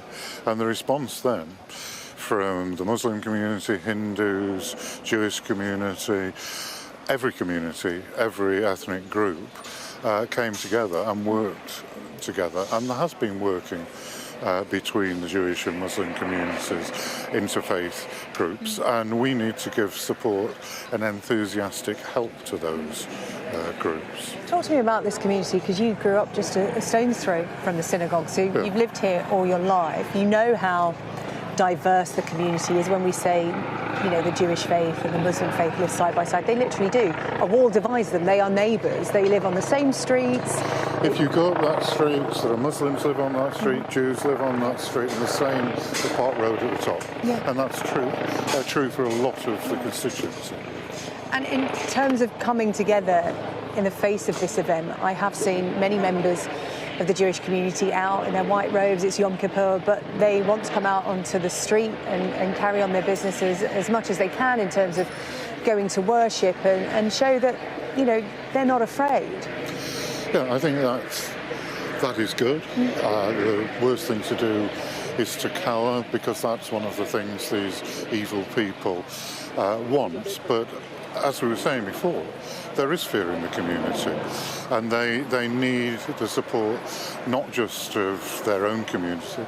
They need to feel that other communities, whether it's the white working class community, which is probably the majority here, or the Hindu community, or the increasingly large African community, everybody, they need to feel that they're supported, and that if this happened to another grouping, whether it's religious or ethnic, that there would be support for them. Yeah. Do you get a sense from the Jews that live in Manchester, particularly those in your constituency, that when they talk about hate crimes against them, specific Jew hate crimes, that they aren't taken as seriously? Because we have spoken to some people today who say, look, you know, we have been delivering security at our synagogues and schools for as long as we can remember. This is part of our everyday life. There is no other factor, there is no other faction in UK society where that happens, yet we don't feel like we're listened to. This isn't being taken seriously. And over the last 2 years, it's not got better. We've not felt better supported. It's got worse. I think their fear has got worse. The Community Security Trust, which is the Jewish security body, which is part funded by government, apart from the... Mainly manned by volunteers? Yeah. I used to live next door to the treasurer of that organisation. They estimate that since the war and conflict in Gaza started this time, there's been a 400% increase in that. And is it going to stop? One hopes it can be dramatically reduced, and I hope that the Jewish community will believe that all of us who are privileged enough to represent a very diverse community want to support them and take their concerns seriously. But as I said before, there are common items that people drive about in, that have in the household, that it is difficult to defend against. You can trace if people are buying a lot of fertiliser. You can see that they may well be going to... They may be on a watch list. We don't know on a bomb. The person involved. But I don't know if this was what the security services call a lone wolf, or where he was part of an organisation. But it is difficult. But what we have to do is everything we can to make the Jewish community secure, and to, where it is possible to chase these people down, to make sure that the security services are focused on it. The Prime Minister, Sir Keir Starmer, we heard him a short time ago giving his address after that emergency Cobra meeting, saying Britain must defeat the rising hatred of Jewish people. When incidents like this happen, when terrorist incidents happen, we often talk about it in terms of a watershed moment, a turning point. For those Jews that live in your community, can you reassure them that this will be a turning point for them in terms of the government, the Prime Minister taking their fears, their concerns seriously? Yes, I'm sure the Prime Minister will do. Shabam Mahmood, the Home Secretary, is about to arrive, I think. The government will take it seriously. Other people, whether it's local councillors, MPs, will also take it seriously and try to make sure this doesn't happen again. One of the things that I would say, it has become on university campuses and in many places, often very respectable middle class homes. Since Gaza started, it has become respectable. It isn't respectable, but it seems to have been, to make anti-Semitic comments. And I think this is an opportunity to make sure, however bad things have got in the Middle East, so whatever Israel has done, there is no excuse in this community for anti-Semitic comments, behaviour. That means there's sort of bad people on both sides in the conflict in Israel and Gaza are winning. We shouldn't import that hatred into this country. Graham, thank you so much for your time. Graham Stringer here, the local MP at the heart of this community. Thank you. Really appreciate your time. Thank you. Well, as I said, we heard from the Prime Minister in Downing Street within the last half an hour or so. Our chief political correspondent, John Craig, could join us now. John, I was just talking to Graham Stringer there, and, you know, the Prime Minister said all of the right things, I'm sure, in terms of, you know, defeating the rising hatred of Jewish people. But as we've been reflecting here on Sky News throughout the day, it's not words, platitudes and prayers the Jewish community need. It is action to keep them safe and to allay their fears. Well, he did talk about promising to do everything to... He said, I'll do everything in my power to guarantee you the security you deserve, starting with a more visible police presence protecting your community. And that is something that emerged from the Cobra meeting that took place here this afternoon. But Sarah Jane, within, as you say, half an hour of the Prime Minister's very solemn words inside 10 Downing Street, you can probably hear the noise. There is a very large and very noisy pro-Palestine demonstration the other side of the Downing Street gates. I'm told the protesters, they go right down to Parliament Square.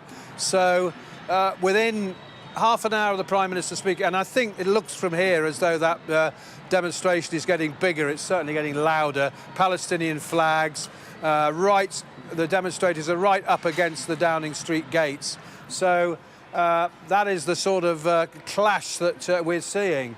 The Prime Minister, I thought the most striking thing actually in his 3.5-minute speech was where he said, he talks about anti-Semitism, it's a hatred that's rising once again. And I think there will be real worry that it is rising once again, because it clearly is producing all sorts of new challenges, not new challenges, but renewed challenges for the authorities.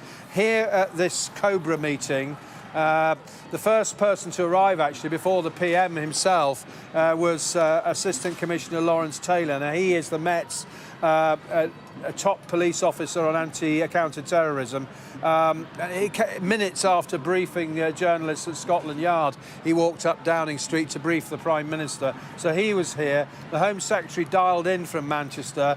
The Home Office Permanent Secretary, that's Antonio Romero, she was here. Steve Reid, the Communities Secretary. David Lammy, the Deputy Prime Minister.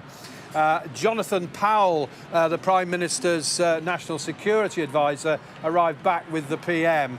And clearly a high-powered meeting.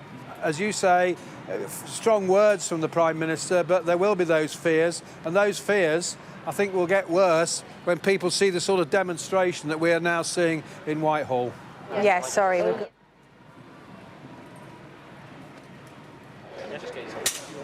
John, thank you very much. John Craig there at Downing Street.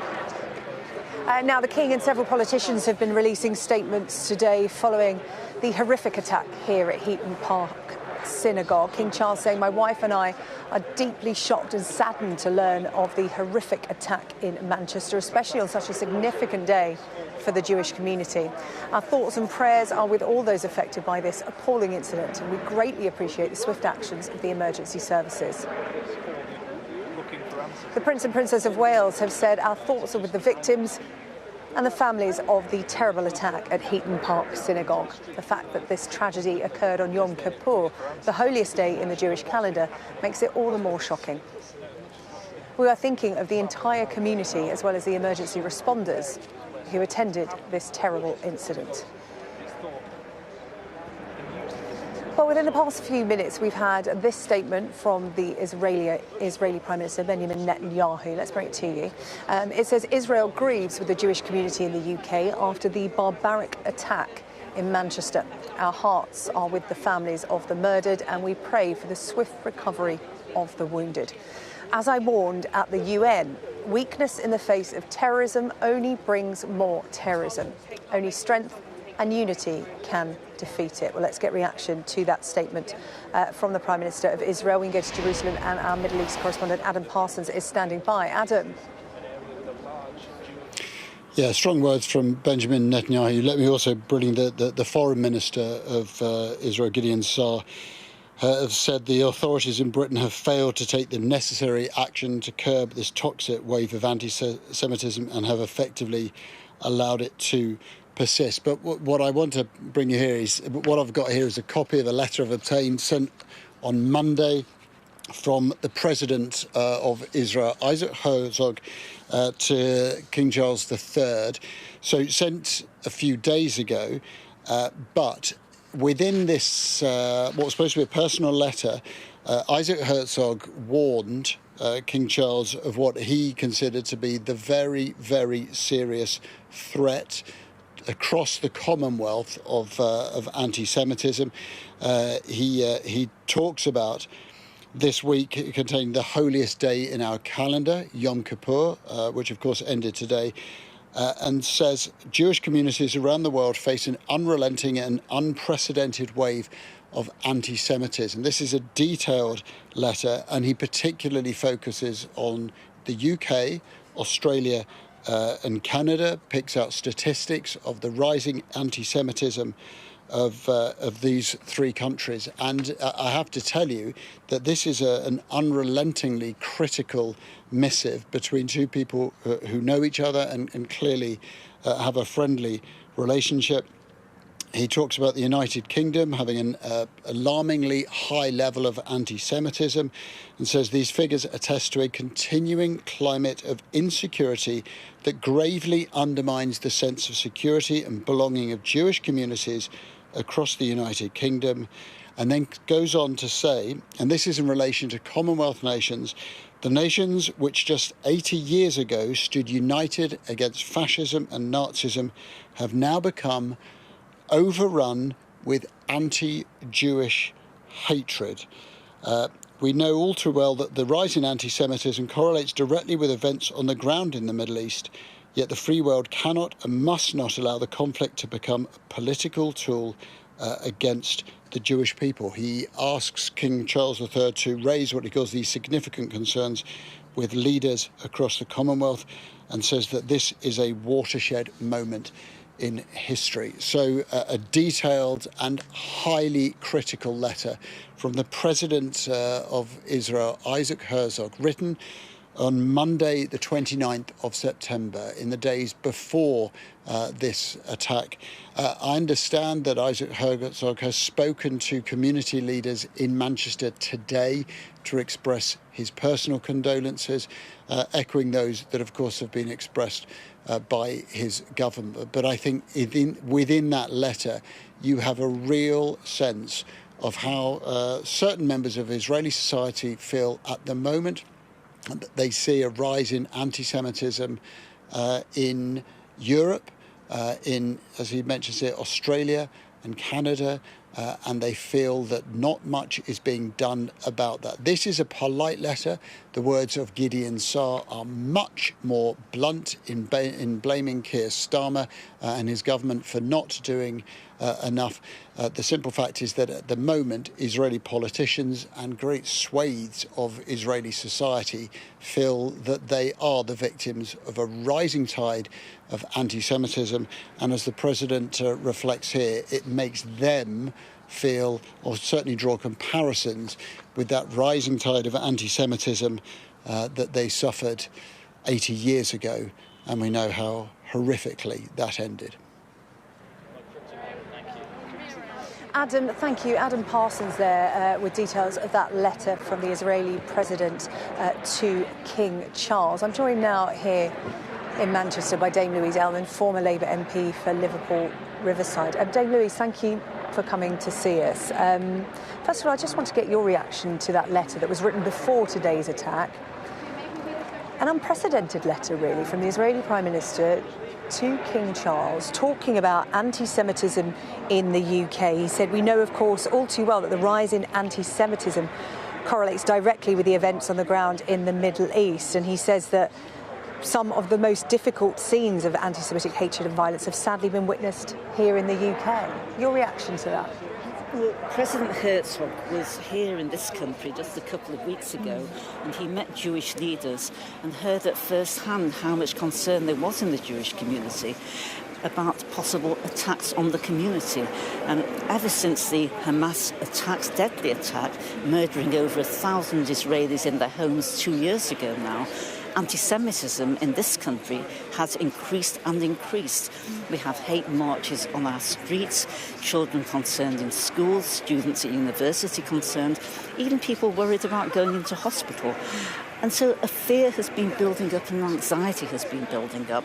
And I think many people thought something like this might happen at some point, but it's still horribly shocking and absolutely devastating for this to take place in Manchester today. Yeah, well, the President of Israel obviously heard from the communities here in the UK, the Jewish communities, was so bad that he felt he had to write to the King. And as I said, that was just a few days ago, the 29th of September. Here we find ourselves at the beginning of October at the scene of a horrific attack at a synagogue that you know well, Dame Louise. I know this synagogue very well. I was brought up in this area. I attended Heaton Synagogue regularly as a child, and I was married there. So this is very familiar to me, very much home ground, and I feel very, very upset for many reasons. Yeah, I was going to say, how did you feel when you heard the news this morning? I was horrified. Horrified this had happened at all, very upset it was here. But then I realised that I had been building up a concern, particularly over recent months, with what I feel is a development of hate towards Jewish people, almost a normalising of it. And I felt that this had now happened, horrendous, but should we really be surprised? Well, I mean, that end of your sentence there is just awful, because again I've been getting that sense throughout the day here on Sky News from members of the Jewish community about the inevitability of what happened here.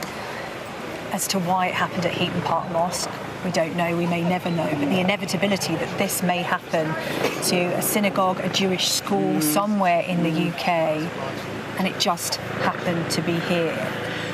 Personally, what have you experienced in terms of, it's been put in bold terms here on Sky News by, members of the Jewish community who have been kind enough to come on Yom Kippur, Jew hatred. What have you been experiencing?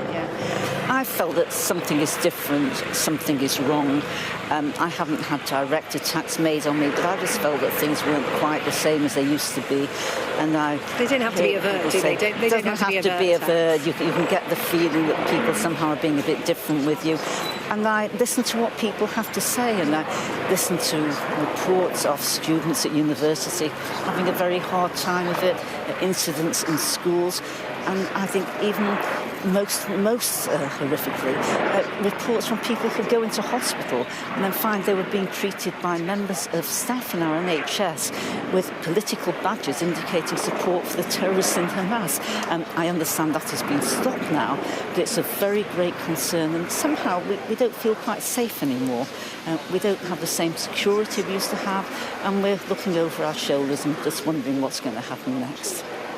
No other religious community in the UK has security outside its place of worship, outside its schools where kids go to get an education. It's a fundamental human right to go to a place of worship, to go to school, to be able to walk down the road wearing a Star of David or, whatever your religious symbol may be.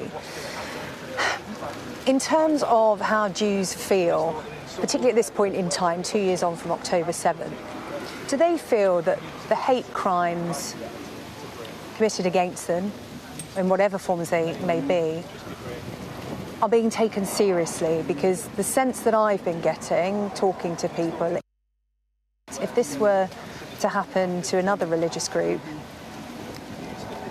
not to this extent, but in terms of what we've been discussing, it would have been taken more seriously. Is that the sense that you get from people you talk to? Yes, many people in the Jewish community feel that their concerns have been ignored, that the hate crimes are just accepted almost as normal, and that it's okay to have people shouting anti-Jewish slogans on our streets.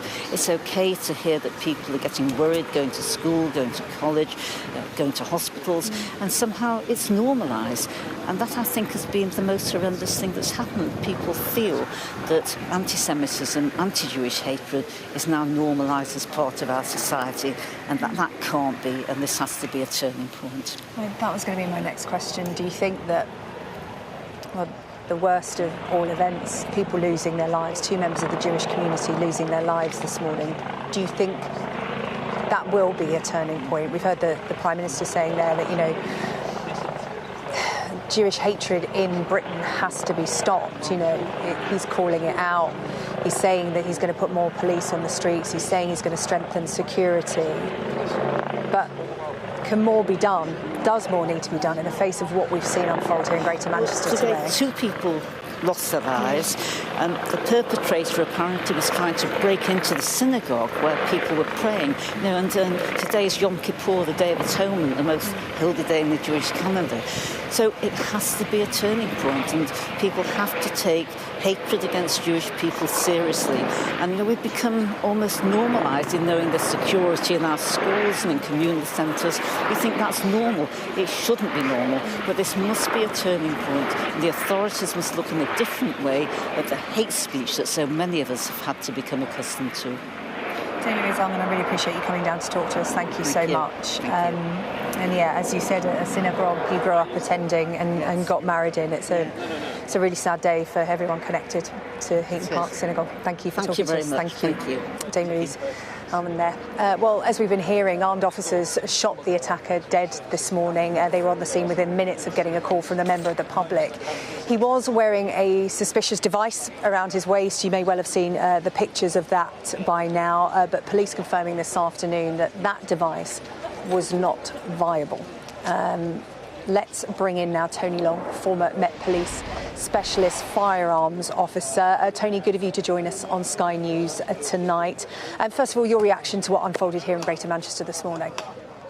Well, obviously, you know, a huge amount of sympathy for the Jewish community and for the families of those that have lost loved ones, but also a huge amount of pride in the way that the officers ran towards the danger and confronted a man who, had he been wearing a viable device, they would have been absolutely within the range of the blast of that, as would the members of the public that you see in the video footage. But they did exactly what they were trained to do. It's not something that most people would be prepared to actually do. You know, most police officers, of course, don't carry firearms, but the 2 officers that we see in the video acted extremely bravely and exactly in accordance with their training.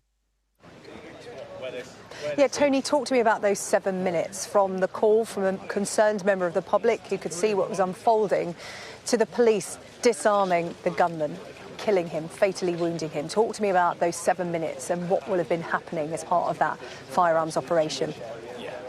Well, of course, you know, police officers can't be anywhere. I mean, 7 minutes is an amazing response time. I have no idea of the geography of Greater Manchester or how many armed response vehicles they put out. But 7 minutes, you know, an awful lot of bad things can happen in 7 minutes, as we saw there. But, you know, arriving in that time and resolving the situation so quickly undoubtedly saved further lives. And, you know, the lady that you were speaking to prior to speaking to me, you know, made it quite clear that the suspect wanted to get inside the building and cause further harm. I just want to bring those watching the footage now that we have filmed by the public of that incident unfolding. I just have to warn people, it is distressing and graphic footage. But Tony, perhaps you could just talk us through what's unfolding here. I think at the point we're watching now, they've already shot the suspect. I don't think we get to hear how many shots they fired initially. The officer that's waving to the public and telling them to get out of the way is armed with a .556 carbine, which is quite capable of taking a critical shot at substantial distance. But I think they both are looking at it now, or perhaps one of them had a pistol. It's a bit difficult to tell. If you're shooting a pistol, then you've got to get really within 20-odd metres of the suspect in order to be able to use it effectively, because it's simply not as accurate. I don't know where they shot the suspect originally, but he's gone down. You can see from other footage the device, or what they believe to be a device. Then finally, of course, the suspect starts to get up again, so he was clearly only wounded. And at that point, they've taken what's known as a critical shot, which is to go for the brain, and specifically the brain stem, to basically switch off the computer. Our brain is a computer, and a shot to that part of the brain should prevent the man from triggering a device. It's a very thin line, and it requires a great deal of steadiness and courage. And of course, you can see the fact. And Tony, in the moment. The fact that they're also having to concern themselves with general members of the public that don't appear to have any sense of urgency doesn't help the situation at all. Yes, of course, they want to keep everyone safe, as well as disarming the perpetrator. The moments afterwards, of course, the fatal shot, there was a point at which they couldn't confirm that they had killed the suspect because, of course, of that device, which we now know wasn't viable. But talk to me about what the officers do once they believe that they have taken out the suspect, and then they now know they may have a device to deal with. But the priority has got to be to evacuate the area. I mean, a police officer isn't qualified to state that life is extinct. Only a medical expert can do that. I mean, paramedics can do it in certain circumstances, but normally it'd be a doctor. So they can only work on the premise that he's down and no longer a threat. And at that point, the priority has to be to get themselves and the public outside of the potential blast area of the device. And as we see, I don't know what it is about mobile phones, but it seems to be like, Superman putting on his underpants on the outside of his trousers. People seem to think that they can stand there and watch when, potentially they're in the blast zone. So it can be very difficult in this day and age to get the public to react. Common sense seems to have gone out of the window to a large extent. Yeah, you could hear clear warnings from the firearms officers on the scene. I just want to tell Tony people what they're looking at the moment. This is live scenes at the other end of the cordon here in Crumpsall, Greater Manchester. The Mayor of Greater Manchester, Andy Burnham, has just arrived, along with the Home Secretary, Shabana Mahmood. They have arrived here at the scene. You can see Andy Burnham just there at the back of shot on the left, probably just waiting for the Home Secretary, and they will be making their way down this road here, no doubt to speak to those involved in the police operation and visit those at the synagogue. But that's happening while we speak, Tony. Of course, we've just seen a snapshot there, a snapshot of the suspect being taken out. What will have been going on around that? Because obviously in that video we can just see the two firearms officers, or we can just see Shabana Mahmood coming down the road now. Obviously we'll have seen those two firearms officers and what they did, but what kind of operation will have been going on around them? Because of course at this point we didn't know whether the perpetrator was acting alone or with other people, whether there could be other incidents going on. Talk to me about the fuller picture. The first priority would be to get sufficient officers to the scene. And of course, while we had the luxury of watching that footage, or have now had the luxury of watching that footage, those responding wouldn't have, they'll be going into it blind. They may well know the general location, they might even know the synagogue, but they will have to get there. The priority for unarmed officers will be to create a cordon and get everyone from within the potential blast area out and into a safe area. The armed officers will be looking for support from their colleagues, or looking to support their colleagues. But of course, once they've got on the radio and said that a critical shot has been taken and that the suspect is down, they too have got to consider staying safe and out of the area. They also, of course, had the casualty that we can't see in the footage that you've been showing for obvious reasons, because it's really quite upsetting. But there appeared to be an elderly gentleman who may well still have been alive, or I don't know, but he certainly looked extremely... I'm just going to interrupt you because we're just about to hear from the Home Secretary, Shabana Mahmood. Let's listen to the Home Secretary. Terrorist attack at a synagogue on the holiest day in the Jewish calendar. My prayers are with the victims and the families of all of those who are murdered here today. I want to thank the police and all of the emergency services for the speed of their response and also for their considerable bravery. The government has stepped up security at synagogues across the whole of the country, and we will do whatever is required to keep our Jewish community safe. I know that there are many questions that are still to be answered, and rest assured they will be answered as quickly as possible. It will just take a little time for us to establish exactly what has happened here, but we will share more information as soon as we are able to. What I do want to say is, to those who seek to divide us, they will fail. Thank you. On behalf of everybody in Greater Manchester, I would like to thank the Home Secretary for coming here immediately today to provide reassurance to our communities and, of course, support to Greater Manchester Police. To the Chief Constable and all of his staff, we would want to say we can't thank them enough for being on the scene within minutes. Our firefighters from Greater Manchester Fire and Rescue Service also provided emergency care at the scene, and of course staff from MWAS, North West Ambulance Service. This was an exemplary blue light response. They were supported by volunteers on the scene from the Community Security Trust, and it's an organisation that we owe a huge debt of thanks to, that works to keep our communities safe. Tonight our first thoughts are with the families of those people who died, those injured and those traumatised by this and horrific anti-Semitic attack on our Jewish friends and neighbours. We condemn it outright. Greater Manchester will never stand aside when one of our communities is attacked. We ask everyone to show solidarity to the Jewish community this weekend, and already we've mobilised through our interfaith network messages of support and solidarity through places of worship. We always will stand together here in Greater Manchester, and we will never let acts that are designed to cause hatred, division in our communities, violence, we will never let them succeed. And that's our message tonight to everybody across Greater Manchester. Do not let them succeed. Respond by reaching out, by redoubling efforts to work together and stand together in these difficult times.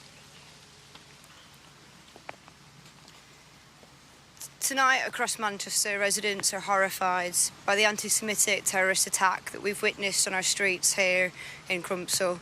Echoing the words of the Home Secretary and the Mayor, our thoughts are with those who have lost their lives, their families, their loved ones, those that are injured and everyone that's been affected.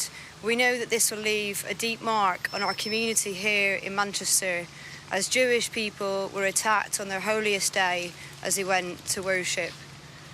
But know this, in Manchester we will stand with and support our Jewish friends, our Jewish community, our neighbours, fellow residents. We'll stand together, wrapping our arms around them with the love and the support that they need.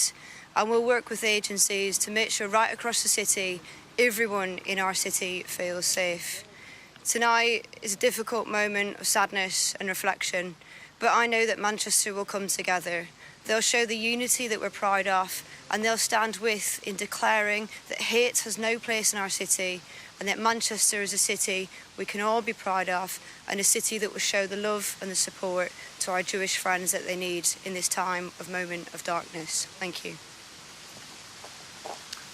Thank you, everyone. Thank you, everyone.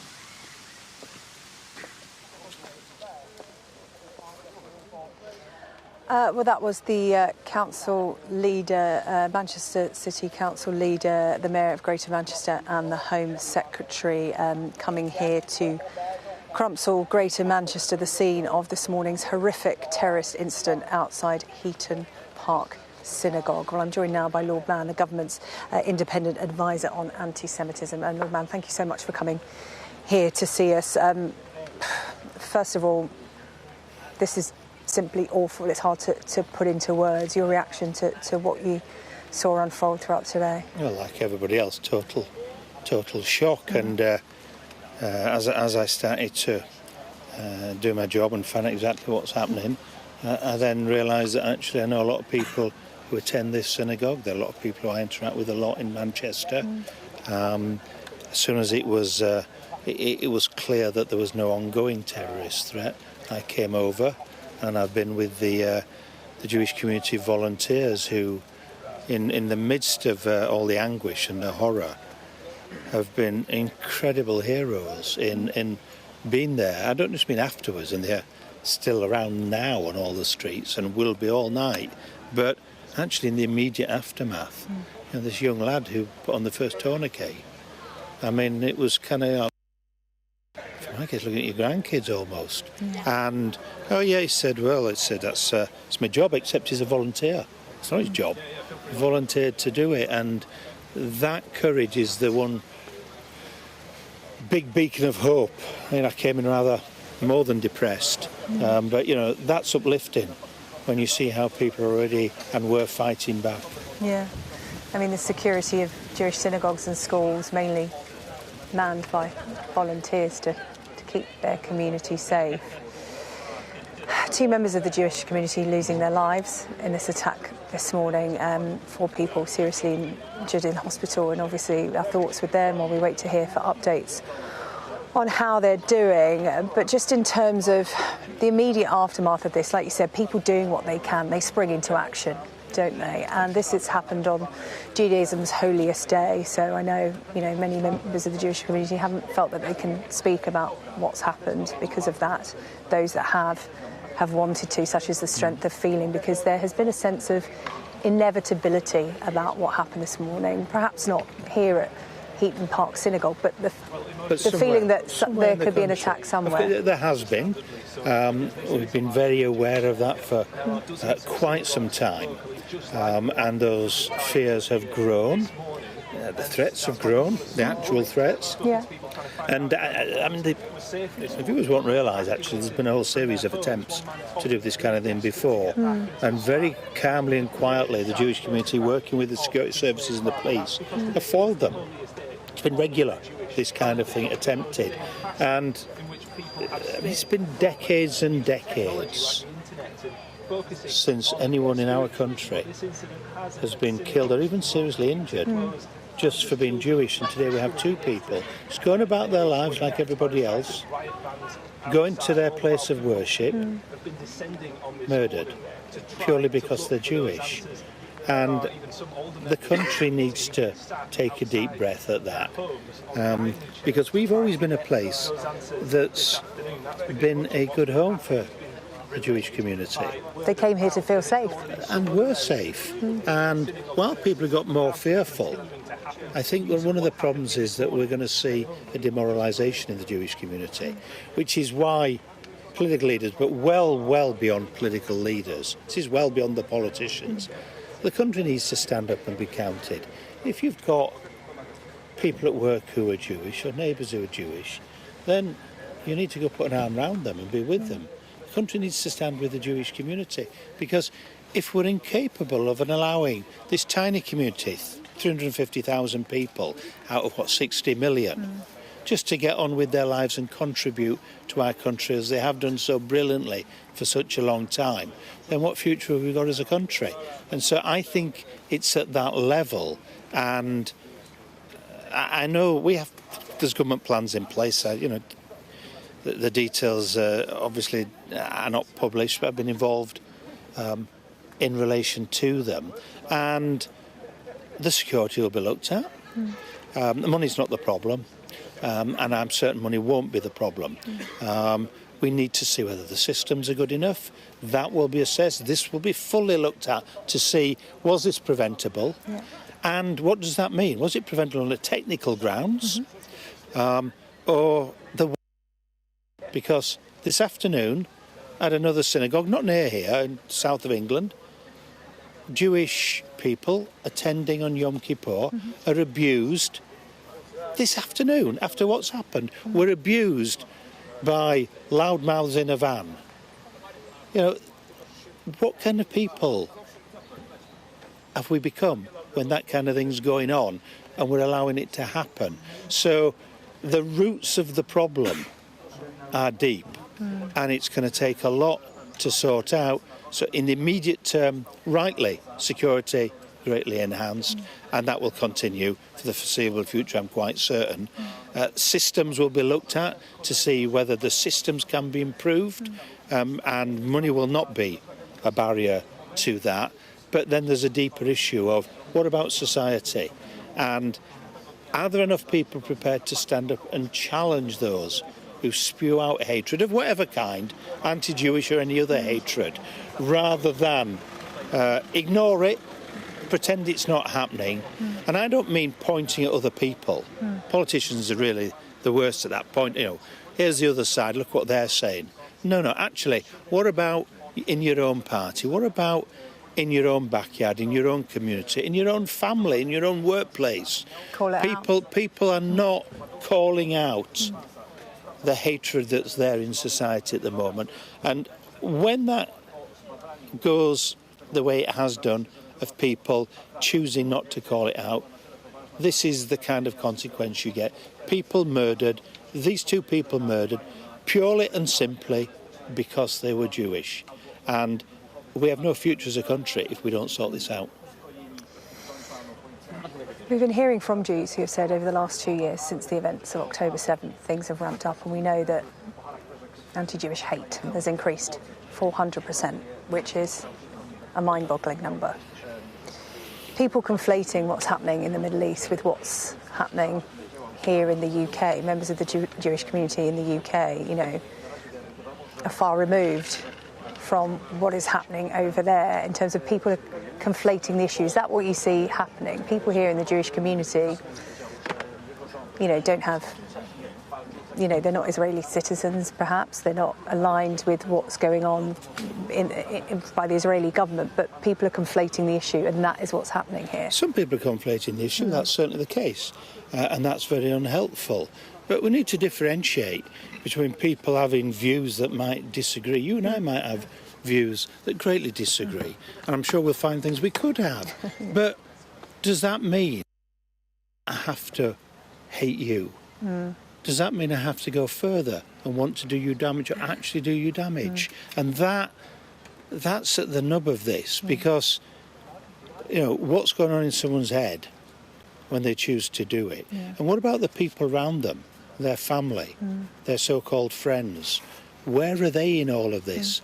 You know, to deal with hatred and the violence that comes from hatred, then we need to be prepared to challenge those nearest to us.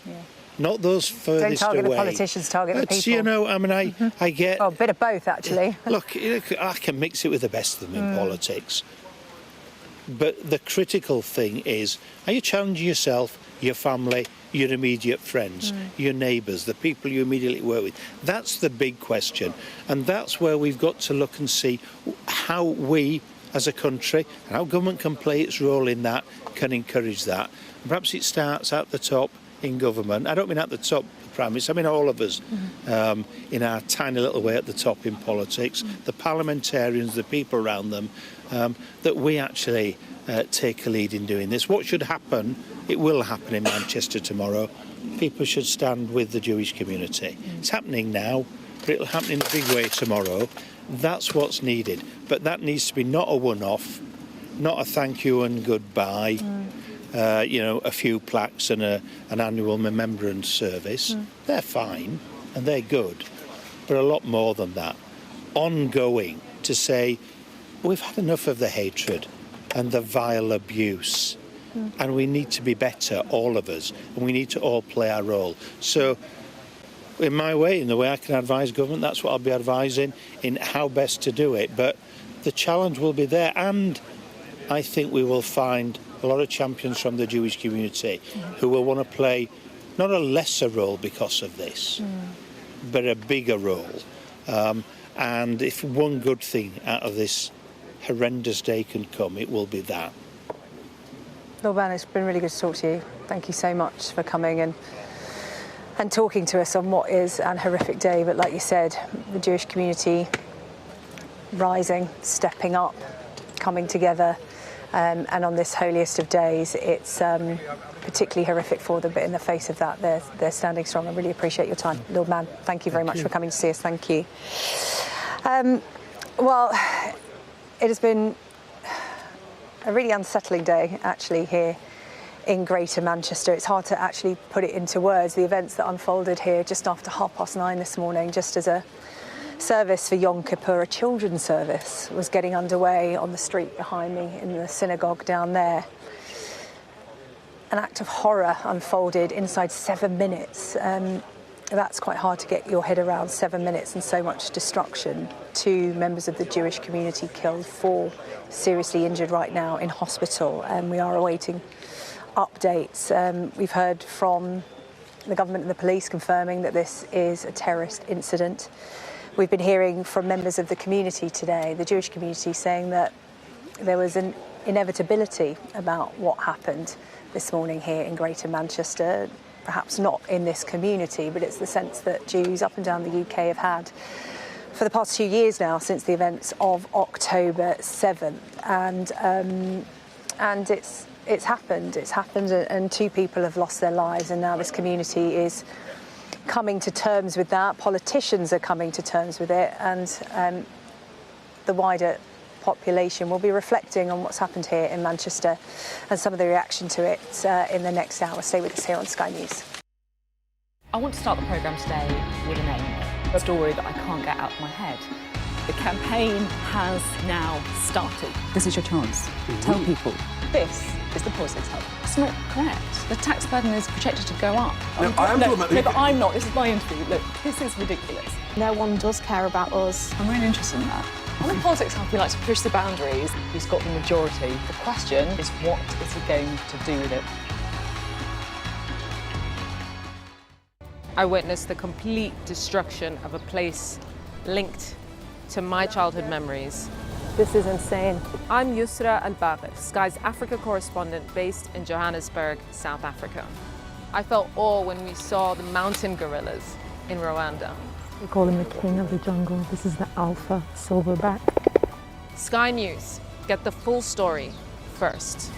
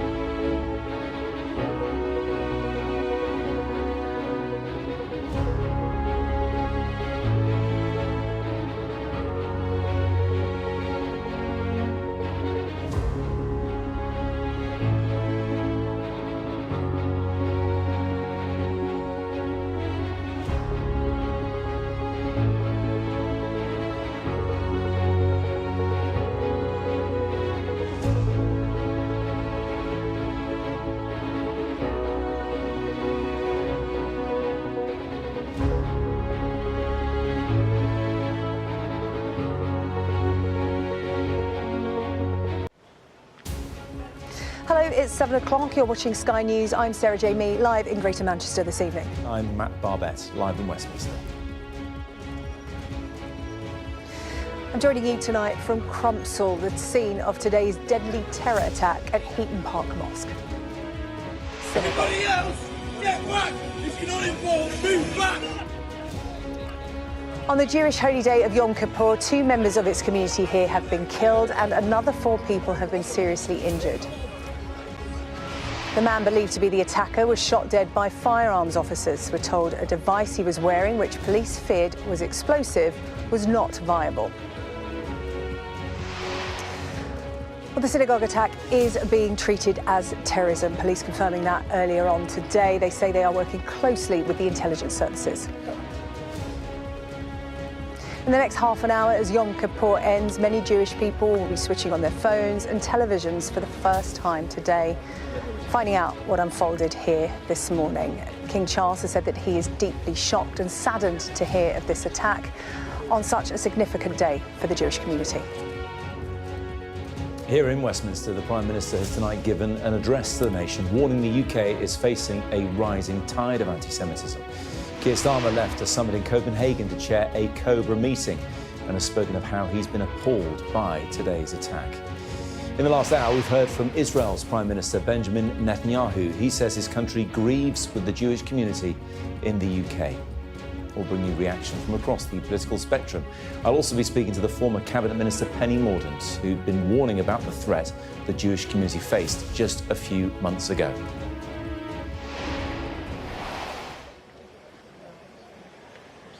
Well, good evening. 2 members of Manchester's Jewish community have been killed in an attack at a synagogue here in Crumpsall today. It has been confirmed as a terrorism incident. 4 other people are in a serious condition in hospital this evening. The attack took place at the Heaton Park Synagogue here in Crumpsall on Yom Kippur, which is the holiest day in the Jewish calendar. The attacker shot dead by police and 2 other people, we understand, have been arrested. Well, let me take you now through the timeline of events that unfolded this morning.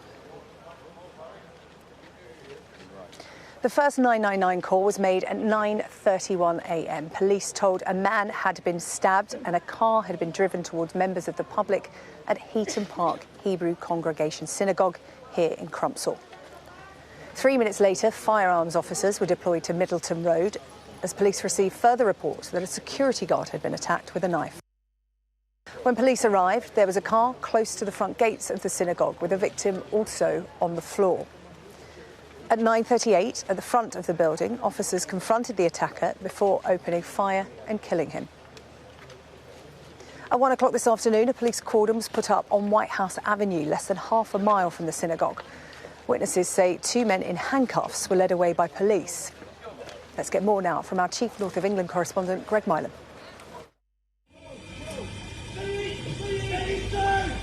Armed police, their guns trained on the suspected attacker.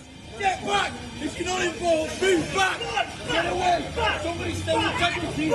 Everybody else! He has a bomb! Go away! He's got a bomb on him! Bomb? Mate, he's got a... They try to get members of the public away. Lad, he's got a bomb on his jacket, mate. He's trying to go into school. Mate, he's stabbed him.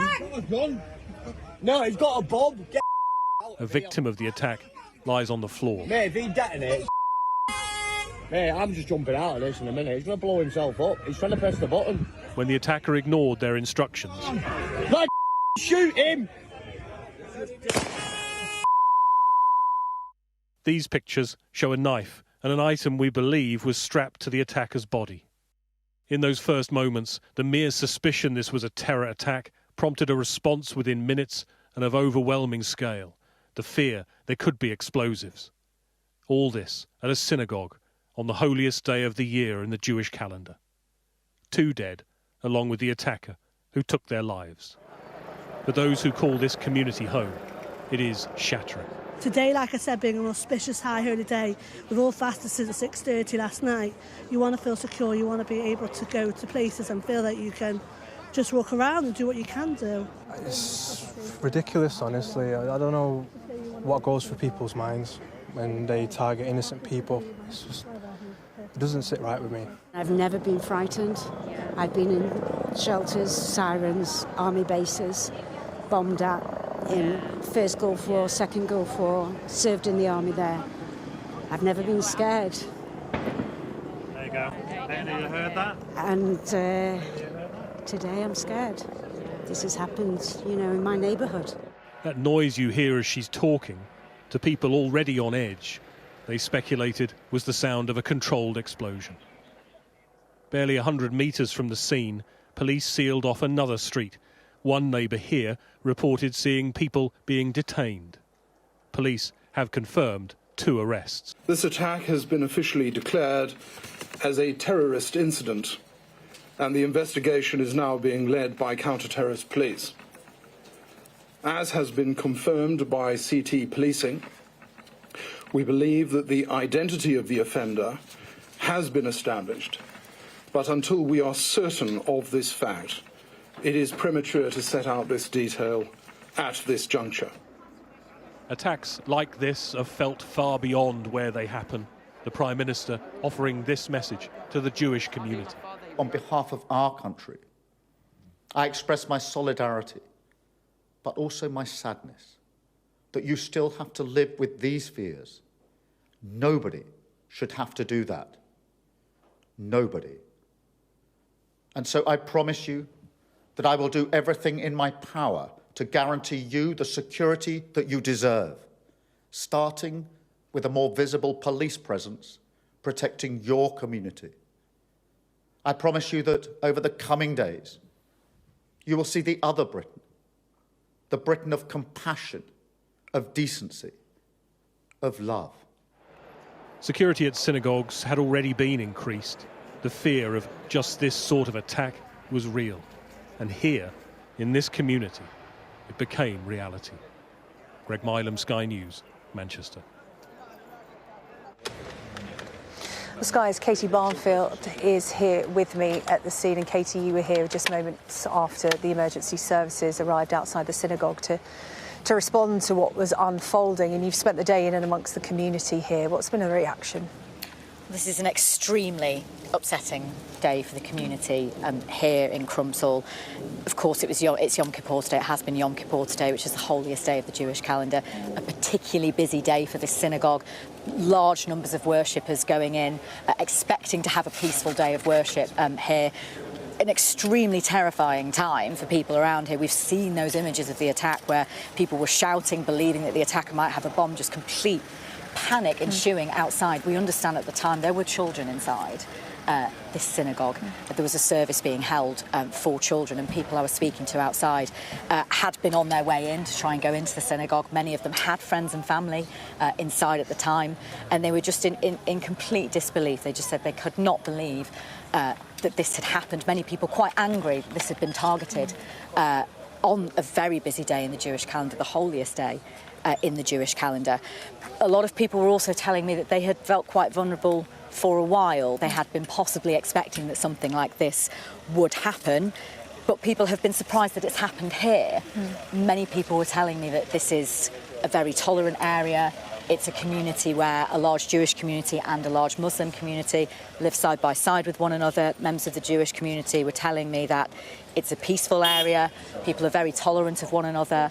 They don't understand why it's happened here. Greater Manchester, of course, also known as a very diverse and multicultural city. People just cannot believe that this has happened, and terror was brought right to the gates of this synagogue on a holy day when children were inside. Can you talk to us about the police investigation? I mean, here at the scene, things are winding down now, but of course, Greater Manchester Police did give us an update earlier on saying they believe they know the identity of the alleged attacker, but have still got a few more questions to ask and to firm that up, so they haven't released it yet. But what else is going on as part of that police investigation? Because there have been 2 arrests made as well. Yes, we understand that 2 further arrests have been made, so police are working now, even though the immediate scene is starting to be cleared now. Police, of course, have a lot of questions to answer around this. We haven't had a confirmed motive just yet at the moment. Police will be working to understand how many people the attacker potentially was working with. As you say, we know there have been 2 further arrests now. Earlier on this afternoon, there was an awful lot of activity concentrated just about a quarter of a mile away from this cordon on a residential street on one of the houses around there where witnesses were reporting that 2 people had been detained around there. We don't know just yet the significance of that house, but police have a lot of questions to answer. We saw for quite a while here there were bomb disposal teams. Initially, it was believed that the attacker may have been wearing a device, an explosive device. That was confirmed just within about the last hour or so that it was not viable.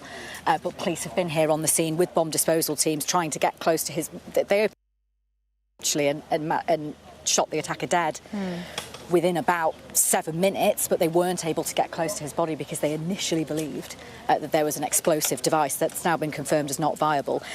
It's worth saying this could have been so much worse. It was... Police have actually thanked witnesses, people around the synagogue, for calling them so quickly. That allowed them to be on the scene extremely quickly. We understand that members of the synagogue barricaded the attacker from going inside. He could have got inside, more people could have been injured. But even so, 2 members of the Jewish community have been killed in this horrendous attack, which has been widely condemned, not just by the Jewish community, but other faith leaders around here as well. An extremely upsetting day for the community around here. OK, Katie, for the moment, thank you. Katie Barnfield there has been following events here in Crumpsall for us throughout the day. Well, let's take a closer look now at that police operation. Officers, as Katie was saying, arriving within minutes of that first call from a concerned member of the public. Our home editor, Jason Farrell, has been taking a closer look at their response. A targeted attack on a community, almost certainly inspired by hatred, designed to provoke fear. It seemed inevitable this statement would come. Counter-terrorism policing has declared this as a terrorist incident. And I want to be clear, UK policing is mobilising, and it's mobilising fast. Police say there's no reason to suspect an increased threat to synagogues, but policing visibility will be stepped up. This from London's mayor. I want to reassure them that in London they will be seeing additional police officers. People should be allowed to go about and practice their faith, knowing they're going to be safe. Unfortunately, too many Jewish Londoners, Jewish people across the country, Jewish people across the globe don't feel that way, and that's heartbreaking. The Jewish community had feared this day would come and have already put measures in place to protect themselves, as the Prime Minister observed. We provide a home. For so many Jewish families, that is the story of Britain. But Britain is also a country where Jewish buildings, synagogues, even schools require round-the-clock protection, where dedicated specialist security is necessary because of the daily threat of anti-Semitic hatred. Today's horrific incident shows why. And while this is not a new hate, this is something Jews have always lived with, we must be clear. It is a hatred that is rising once again. The Community Security Trust, which monitors anti-Semitism, found that after the October 7th attacks in Israel, anti-Jewish incidents doubled in the first half of 2024. Our police, stay there! Ahmed Ali Alid was responsible for the last terrorist murder in the UK. In October 2023, the asylum seeker attacked a Christian housemate in Hartlepool, but said he was inspired by the war in Gaza. In October last year, the head of MI5 had this warning. We are powerfully alive to the risk that events in the Middle East directly trigger terrorist action in the UK, as we saw with last October's knife attack in Hartlepool. The ripples from conflict in that region will not necessarily arrive at our shores in a straightforward fashion. They'll be filtered through the lens of online media and mixed with existing views and grievances in unpredictable ways.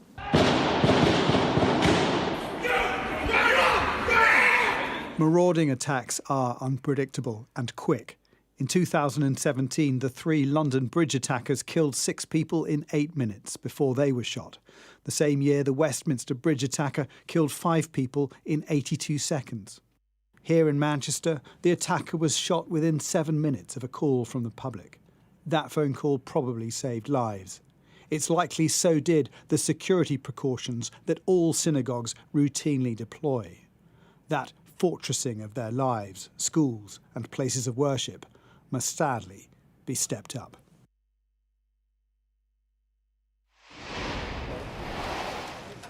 Well, Jason joins us now. And Jason, security of synagogues being stepped up. We heard that from the Prime Minister, who said, I promise you, speaking to the Jewish community, that I will do everything in my power to guarantee you the security that you deserve, starting with a more visible police presence to protect your community. Yeah, that's right. I mean, obviously, they have the Community Security Trust, which is part of a sort of voluntary group that's organised by the Jewish community. They raise funds, they have people, and there were people from that group who would have been offering security there at the mosque in Manchester. We spoke to someone earlier who said he knew two of the people who were providing that security. And then there will be other aspects of that security once you're inside the car park area, and I think that came into action in that moment. The attacker wasn't able to get inside the synagogue, so that is clearly something that perhaps worked very well in that moment to stop the attacker killing more people than he actually did. And in fact, the Community Security Trust have said to the Jewish community, don't congregate outside synagogues. Be careful about that. Don't form in large groups, and make sure that those synagogues are locked. But yeah, we also heard from London's mayor and from the Prime Minister and from various police forces that they are stepping up security around synagogues. They want to be absolutely sure that this kind of attack won't happen. Again, I think that this is much more visible. I've seen images coming in from all across the country at synagogues around the country where we've seen a much more visible police presence already. We heard that the counter-terrorism police also saying that they are mobilising fast. And then the other side of that is obviously the operation and the investigation into what happened and whether this individual, who hasn't been named yet, but the police say they know who it is, whether they have any other connections, whether they have any other associates. That will be an important part of that investigation. Yeah, we wait for that development. Jason, thank you, Jason Farrell there. Let's bring in Labour MP for Leeds North East, Fabian Hamilton. Thank you so much for joining us here on Sky News this evening. I'm just looking at the front page of the Yorkshire Post as I come to you, which is reporting that more police are being deployed to synagogues across Yorkshire tonight.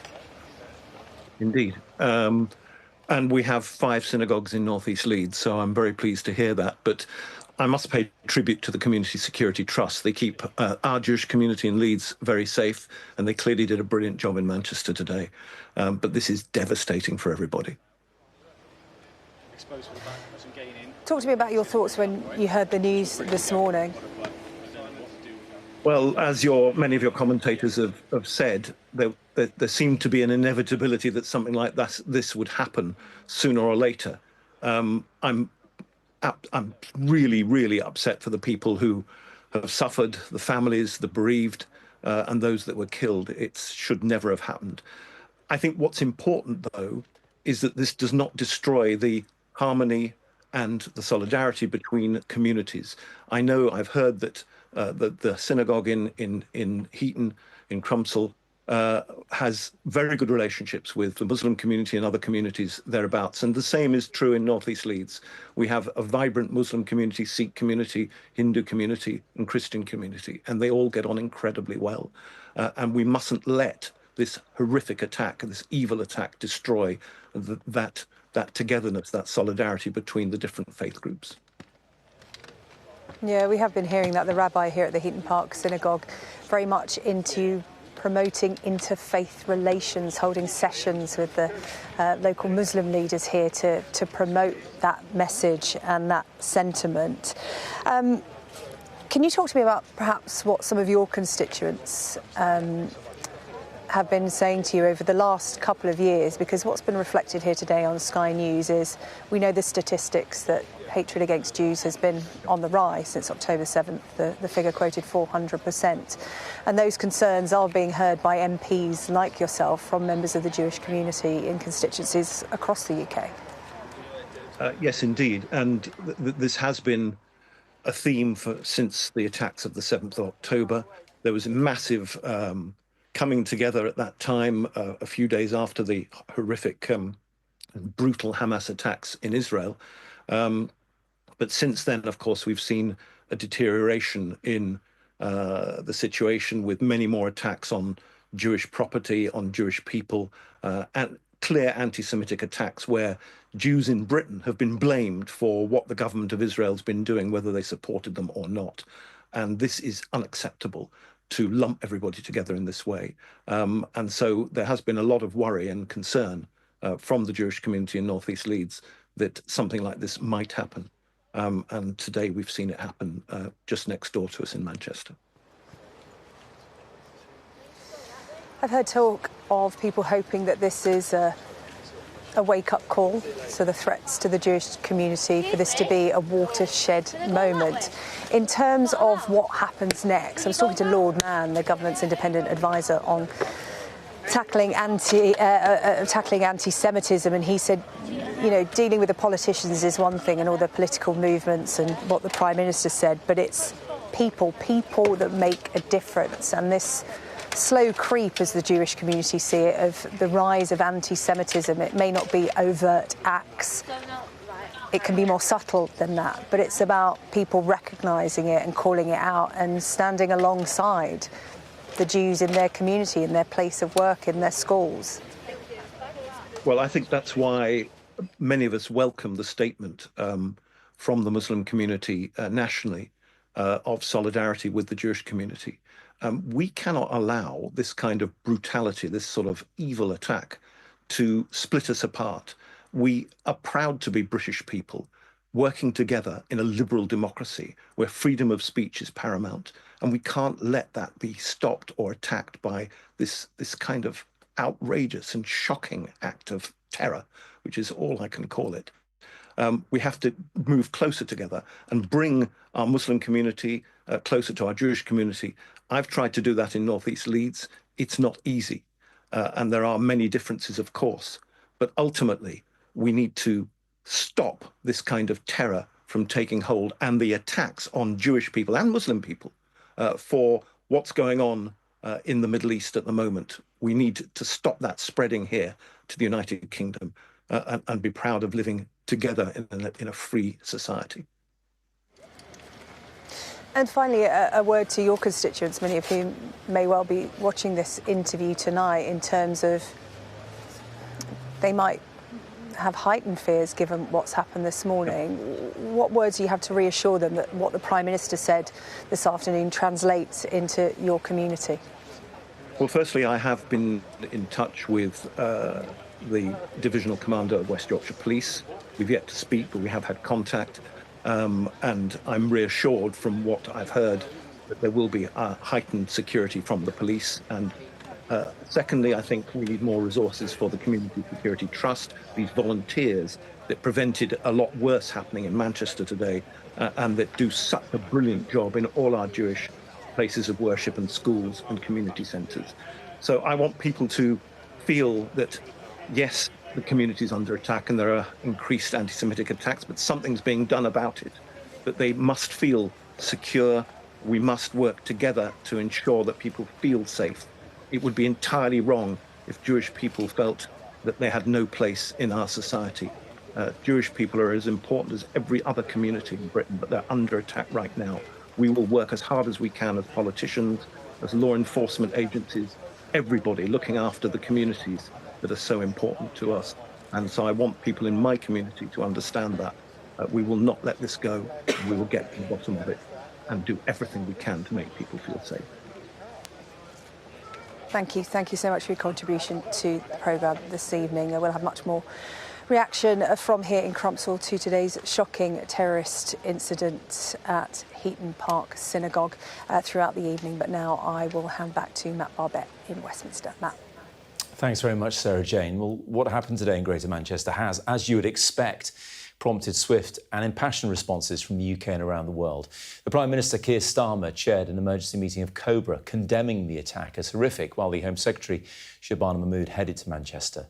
Israel's Foreign Minister, Gideon Saar, reacted with condolences to families of those who were killed and injured, but also accused the British authorities of failing to curb what he called a toxic wave of anti-Semitism, allowing it to persist. Let me just take you through the rest of the reaction we've had here in the UK from across the political spectrum, starting off with the leader of the opposition, Kemi Badenoch. I'm absolutely horrified to hear the news. I think it was a vile and disgusting act. And my thoughts are with the families of all of those who have lost their lives and who've been injured and are affected by this. And I think that it's really important to send reassurance to the Jewish community today. It is Yom Kippur. This is the holiest day in the Jewish calendar. I think that there is a reason that this happened today. We've also heard from the Liberal Democrat leader, Sir Ed Davey. It's outrageous that in modern Britain, our Jewish community feels under such pressure and indeed threat. And this terrorist outrage in Manchester shows the extent of that threat. So we need to stand with our Jewish friends. We need to support the police and the counter-terrorist forces to protect them and to catch whoever's responsible for this. The leader of the Green Party, Zach Polanski, said this horrific attack feels deeply personal for me as I grew up in the Jewish community in Manchester. My heart goes out to all those impacted by this dreadful act of terror. It is a sad reflection of the growing anti-Semitism we've witnessed for several years, as well as rising hate crime. We must all work to calm tensions and reaffirm our shared commitment to peace and solidarity, he said. And the leader of Reform UK, Nigel Farage, said, I am horrified by the attack at a synagogue in Manchester today, particularly on Yom Kippur, the holiest day in the Jewish calendar. My thoughts and prayers are with the families of those affected and the Jewish community who will be suffering at this time, and my thanks go to the emergency services. That from Nigel Farage. Let's go live to Downing Street. Our chief political correspondent, John Craig, is there for us this evening. And John, as you'd expect, widespread condemnation right across the spectrum and also from abroad too. Yes, criticism of the British government from Israel. Of course, that all goes back to the controversial decision Prime Minister made at the end of July to recognise the Palestinian state. Let's not forget also that at the Labour Party conference this week, delegates passed a motion accusing Israel of genocide, a motion that the Labour leadership opposed, but it showed just the sort of criticism of Israel from many in the Labour movement, unions and party activists. Now, what happened here today was that, well, first of all, the Prime Minister was in Copenhagen and he was attending a big summit of European leaders, 44 in all, talking about tackling migration illegal migration across the continent of Europe. He made an announcement from the airport in Copenhagen that he was on his way back here to chair a Cobra meeting. Now, given that he reacted in the way that he did so swiftly, suggests that he was briefed very early on that this was a terrorist attack, because Cobra is obviously terrorist attacks are the sort of thing that bring about a Cobra briefing rather than just a crime, if you like, that's not terrorist related. Anyway, he got back here round about 3:45, something like that. By then, the top police chief, that's Lawrence Taylor, the Met's assistant commissioner in charge of counter-terrorism, had already marched up Downing Street, having just given a briefing a few hundred yards away at Scotland Yard. He briefed the Prime Minister. Then we saw Steve Reid arrive. He's the Communities Secretary. His job will be trying to bring communities together, obviously, over the next few days. David Lammy, the Deputy Prime Minister, was here. Yvette Cooper was here. She came back from France to attend this meeting, the new Foreign Secretary. Shabana Mahmood was up in Manchester, dialed in for the meeting, as did Andy Burnham. And a key figure who came back with the PM and walked up Downing Street with him, Jonathan Powell, veteran of the Blair years, Chief of Staff back then. He's now this PM's National Security Advisor, will no doubt have played a key role as well. That meeting lasted for an hour or so, and then we heard a very solemn statement. He's clearly been shocked by this. I mean, when he got out of his car here, and he walked really slowly towards the door, sort of head down, not the usual jaunty step that you see from prime ministers who often get out of the car and dash to the front door. And in his words, the bit of his statement, it's 3.5 minutes, that struck me was when he talked about how anti-Semitism was rising in the UK, and he promised more protection for the Jewish community at synagogues, schools and other buildings congregated by Jewish people. That's something that was discussed at the meeting, better policing of synagogues and so on, and also obviously moves that will be taken from now on. The Israelis have been quite outspoken in their response to this because, of course, they're furious with the UK government for that decision to recognise Palestine. Predictable response, I suppose. But the Prime Minister will obviously want to try and diffuse the tension here by trying to reassure the Jewish community. He did that today in his words, but a lot of people will say, well, it needs more than words, Prime Minister. We need some actions here to help the Jewish community recover from this and make sure these sort of things don't happen again. Now, about half an hour after the Prime Minister spoke, there was a very noisy demonstration here by pro-Palestinian protesters. Now, at first we thought it was a response to what happened today. Turned out it was a protest criticising the Israelis for their treatment of the Greta Thunberg flotilla over the last day or so. They had moved away from by the gates here off to Parliament Square.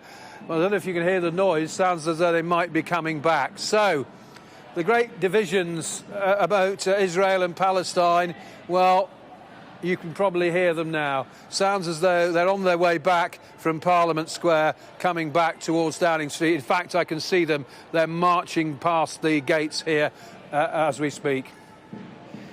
John, in Downing Street, thank you very much indeed. Well, we've had more reaction as John was talking there, this time from the former Prime Minister David Cameron, who's gone on social media to say, I'm shocked and saddened by today's truly tragic events in Manchester. My heart goes out to the victims and all those affected, especially the families and friends who have lost loved ones. I stand resolutely with the Jewish community, he says, as I always have done, especially at this time when there is such rising fear and concern. We are a proud, multicultural, multi-faith country. No heinous act of terrorism will ever diminish that, and the scourge of anti-Semitism must never prevail. That's David Cameron, the former Prime Minister, posting in the last few moments. Israel's Prime Minister Benjamin Netanyahu has also given his response to today's attack. In a statement, he said Israel grieves with the Jewish community in the UK after the barbaric terror attack in Manchester. Our hearts are with the families of the murdered, and we pray for the swift recovery of the wounded. He continues, as I warned at the UN, weakness in the face of terrorism only brings more terrorism. Only strength and unity can defend it. That coming from Israel's Prime Minister Benjamin Netanyahu. Let's cross to Jerusalem now. Our Middle East correspondent Adam Parsons is there for us this evening. And Adam, taking what Benjamin Netanyahu said there alongside Gideon Saar, Itamar Ben-Gvir, they are offering condolences but also pointing the finger. Absolutely. I mean, and it's not even subtle. There is a line being drawn between the comments and actions of the British government and the rise in anti-Semitism and this attack. Gideon Saar saying we expect more than words from Starmer, and talks about rampant anti-Semitism. But I suspect that those are all tweets. In a way, this is the one that might strike you as the most profound cry of help about this. This was a letter, we have a copy of it, from the President of Israel, Isaac Herzog, written to King Charles. And it was written on Monday, the 29th of September, so just a few days ago. And it is a letter that is laced with anger, but also now feels wearily, sadly prescient, describing... He says, this week the Jewish people in Israel, the United Kingdom and around the world will mark the holiest day in our calendar, Yom Kippur, which has been marked here today. In fact, one of the reasons that reaction from Israeli politicians has been delayed is because on Yom Kippur, The country simply shuts down until the sun sets, and that happened here, about 3.5 hours ago or so. But this letter, Isaac Herzog goes on to paint a picture of rising anti-Semitism in the Commonwealth. He particularly picks on the United Kingdom, Australia and Canada. He says the Jewish communities around the world face an unrelenting and unprecedented wave of anti-Semitism. He says that the rise in anti-Semitism directly correlates with events on the ground in the Middle East. But he says the free world cannot and must not allow the conflict to become a political tool against the Jewish people. And I think in one line that really jumps out at you, Isaac Herzog writes to King Charles, "The nations which just 80 years ago stood united against fascism and Nazism have now become overrun with anti-Jewish hatred," and describes this as a watershed moment. That reflects, I think, quite a broad brush opinion across great swathes of society here in Israel, and I think among many Jewish communities around the world, that they are feeling a wave of anti-Semitism and hatred that they haven't felt for a long time. Now, there will be many who will point the finger right at the likes of Isaac Herzog, at the likes of Benjamin Netanyahu, and say that the actions of the Israeli government in the past couple of years, the war in Gaza, the 65,000 Gazans who have been killed, the decision by the United Nations Committee to describe this as genocide, and indeed to describe the starvation around Gaza City as a famine. All of these things have fed an image of Israel as being uncaring, and yet there will be clearly many who say that abuse and criticism of the Israeli government is one thing,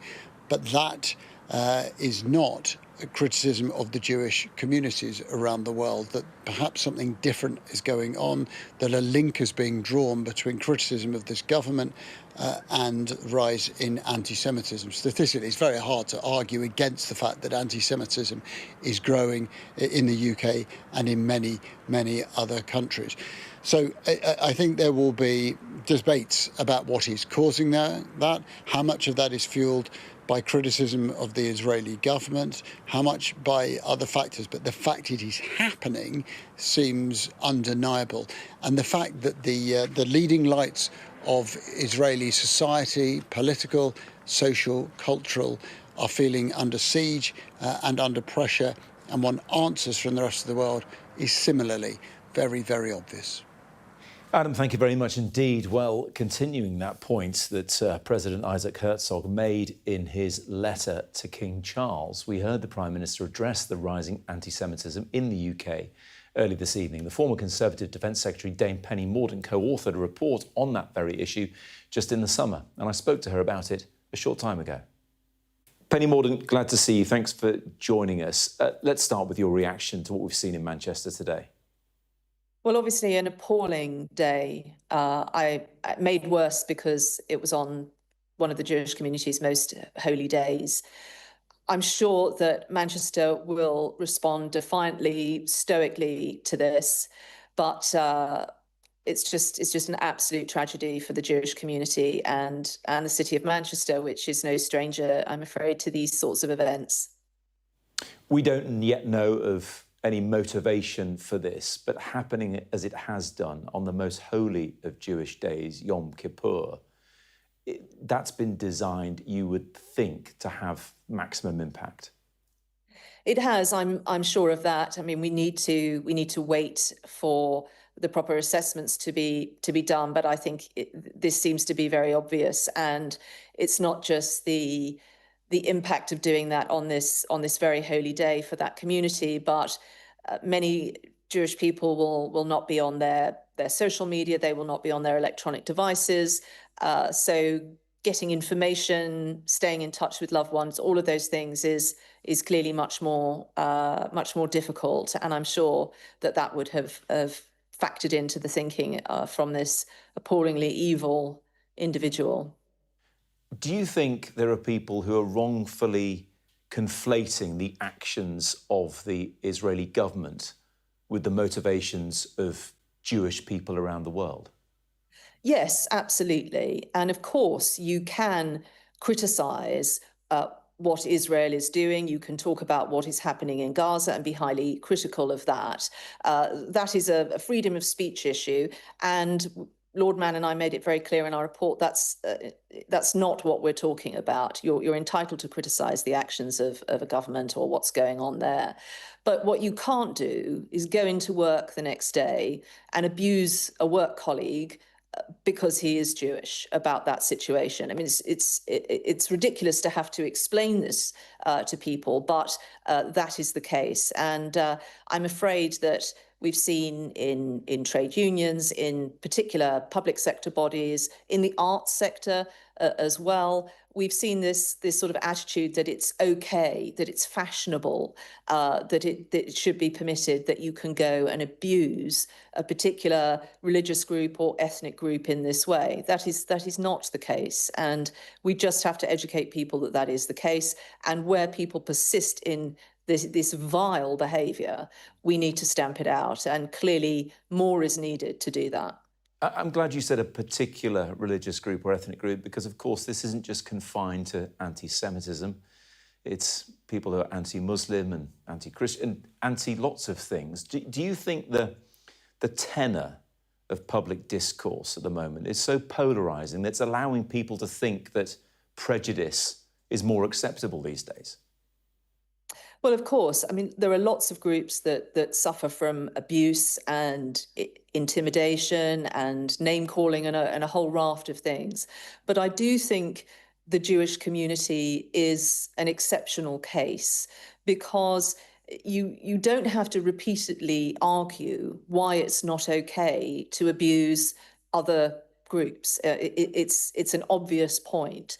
But as you just pointed out, people conflate the actions of Israel, and particular political stance that its government might be taking, and your criticism of that, with just abusing a particular ethnic or religious group. And so I do think that there is a particular case and a particular problem with anti-Semitism. And that's why we need utter clarity from government, but our public services, to ensure that anyone employed by those organisations understands what their obligation is to the general public.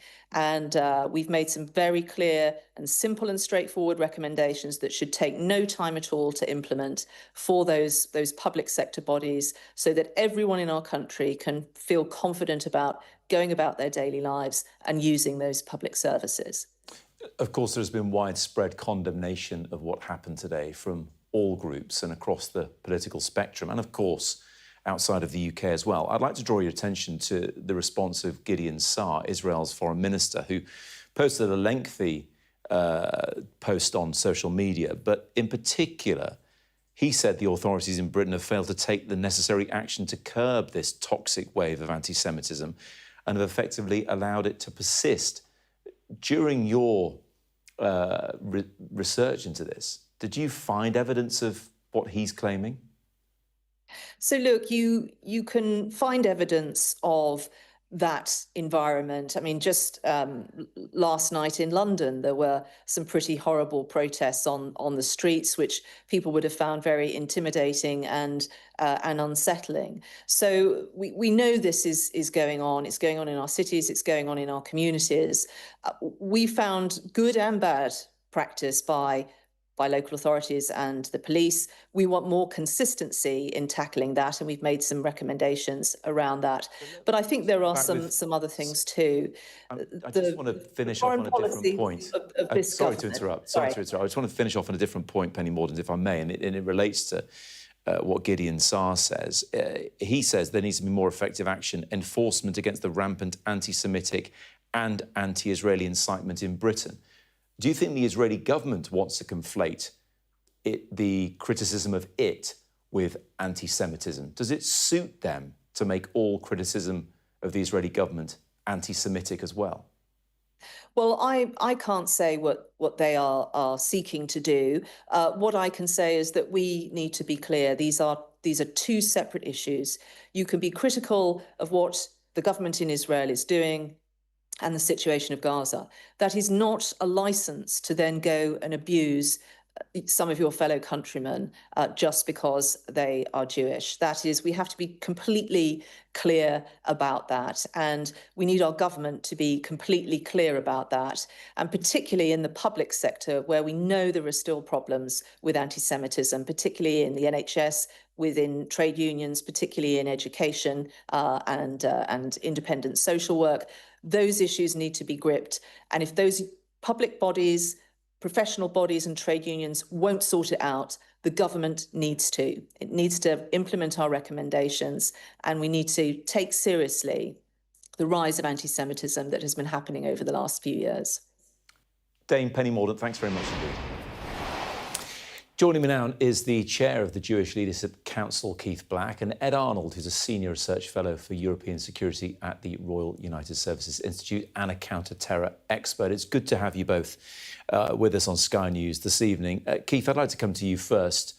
As a Jewish person, more than someone on the Jewish Leadership Council, have you witnessed rising anti-Semitism in the past couple of years since the October the 7th attack? And also, do you think there's something in what Gideon Saar is saying that he believes, and others in the Israeli government believe, the British government hasn't done enough to counter it?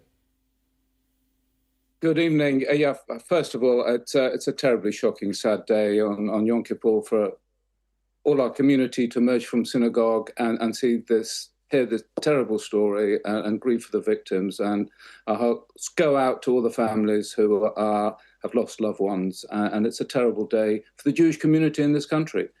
And yes, to answer your question, unquestionably, I've seen anti-Semitism over the last 2 years. I've lived in this country a long time, many, many decades, and I hadn't experienced anti-Semitism. But over the last 2 years, I've had to wade through crowds yelling out, murderer, killer, Zionist. My children have faced all sorts of problems across the community that have just been, it's like a flood of anti-Semitism that has taken hold of this country. And it's something that has to stop, because we see anti-Semitism on the streets and you end up with dead Jews. And it's a wake-up call, not just for the Jewish community, but it's a wake-up call for the country. And if there is one appeal I make to the nation, really, it is to reject normalization of anti-Semitism. It must be absolutely denied any oxygen whatsoever. There must be zero tolerance. And that is a call. It's not just for government. We work closely with government on these issues, and I'm sure we'll be working closely with them in the future. Again, as more measures will come into place, but it's an appeal to the nation, to everybody out there, to call out anti-Semitism, anti-Jew hatred for what it is. It is a menace, it is a virus, and it is deadly. Keith, just as we've been speaking, we've learnt that the Prime Minister has been to a synagogue this evening. We don't know where in particular, and we're not going to speculate either. But do you think that shows a level of understanding? Because we do know the Prime Minister's wife observes the Jewish faith. So has he shown an understanding in it, especially coming off the back of his trying to sweep away anti-Semitism within his own party? Well, I think he absolutely have. It's not only the Prime Minister, but my understanding is the Foreign Secretary was there as well. The Home Secretary went up to Manchester today. The government, from the King down, have been incredibly supportive, and that's very reassuring. And it's good to see, and it makes us feel better. But the problem lies much deeper. It's a much more structural issue. Ed, let me come to you, because there's a lot we don't know right now, and we can't speculate as to the motive for this attack. We don't know the individual. We don't know anything about their background, of course, so we can't assume, although some people inevitably will. But what we do know is this had the hallmarks of other attacks. Vehicle used as a weapon for a start, and then a knife attack, not dissimilar to the Westminster Bridge terror attack, not far from where I'm sitting right now. What does that lead you to believe as to how this was brought about? Planned, unplanned, lone wolf attacker? What's your read? I mean, certainly planned, and also using a method that we've seen not just in terrorist attacks within the UK, so Westminster Bridge, as you said, but also London Bridge. And that was really a tactic also sort of used that we saw in Nice in France, sort of post-Bataclan attacks from 2015. So the issue is, it shows that there's a level of planning. It seems that there was a device, although the police said, or the military said that that was non-viable. But it shows that you're starting to use a couple of these methods together. The danger and the difficulty for counter-terrorism, it's pretty easy to do in the sense that everyone can get access to a car, everyone can get access to a knife, and if you wanted to go further in terms of developing rudimentary devices that look real at the time, you can also do that as well. Yes, and of course what happened today on the holiest of days for Jewish people like Keith will send a shiver down the spine of the 400,000 or so Jewish people who live in the UK. But Manchester has seen other attacks, more indiscriminate potentially. We've Manchester Arena attack, of course, the Arndale Centre by the IRA many years ago. But coming back to a specific motive here, anti-Semitic attacks, anti-Jewish attacks, how common are they when it comes to terrorism like this? Well, it's something that the security services and the counter-terrorism machinery within the UK are going to have to look at in greater detail. I mean, traditionally, the counter-terrorism machinery looked at state-based threats, Northern Ireland-based terrorism, and international counter-terrorism. That has traditionally, in the last sort of decade and a half or more, been on Islamic terrorism, and then also rise of right-wing and left-wing terrorism. And the issue is that they have to look at so many of these issues, and they are all sort of quite siloed at a time because there's limited capacity for that machinery to look at all of these individual threats. But it's something that they'll have to look at and ultimately assess is this a one-off, or is it something that they are likely to see more of in the future? Keith, just briefly back to you. Widespread condemnation of what happened today from many groups and across the political spectrum in an area of Manchester, an area of the country, in fact, that is one of the most diverse in terms of religious observance. 35% Muslim, roughly 25% Jewish, 25% Christian, and then 10% there or thereabouts who don't have religious observance.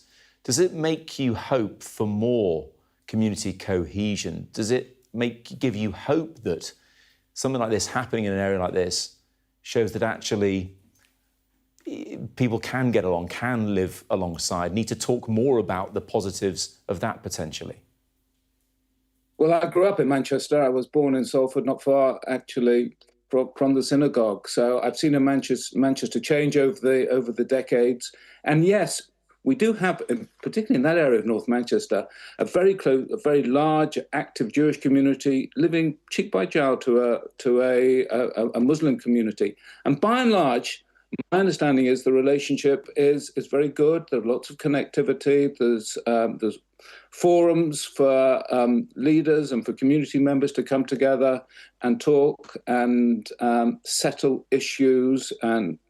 But fundamentally, it does depend on communal leaders.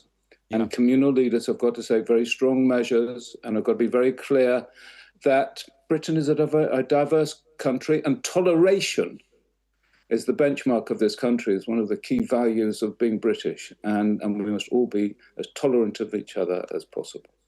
Keith and Ed, thank you both very much indeed. We're going to head back to Sarah Jane, who is in Manchester for us this evening. And SJ had a few from people who are observing the holiest of days for Jews, of course, Yom Kippur. And just one stands out. Every synagogue, someone said to me, has a year-round security rota with people on it who are from 70-year-old grandparents to 40-year-old mums and everybody else as well, walking around in stab-proof vests with walkie-talkies. And it's interesting, this person says, it's mostly standing around. Many people see it as possibly a paranoia and going through the motions. Days like today show that, unfortunately, it is necessary.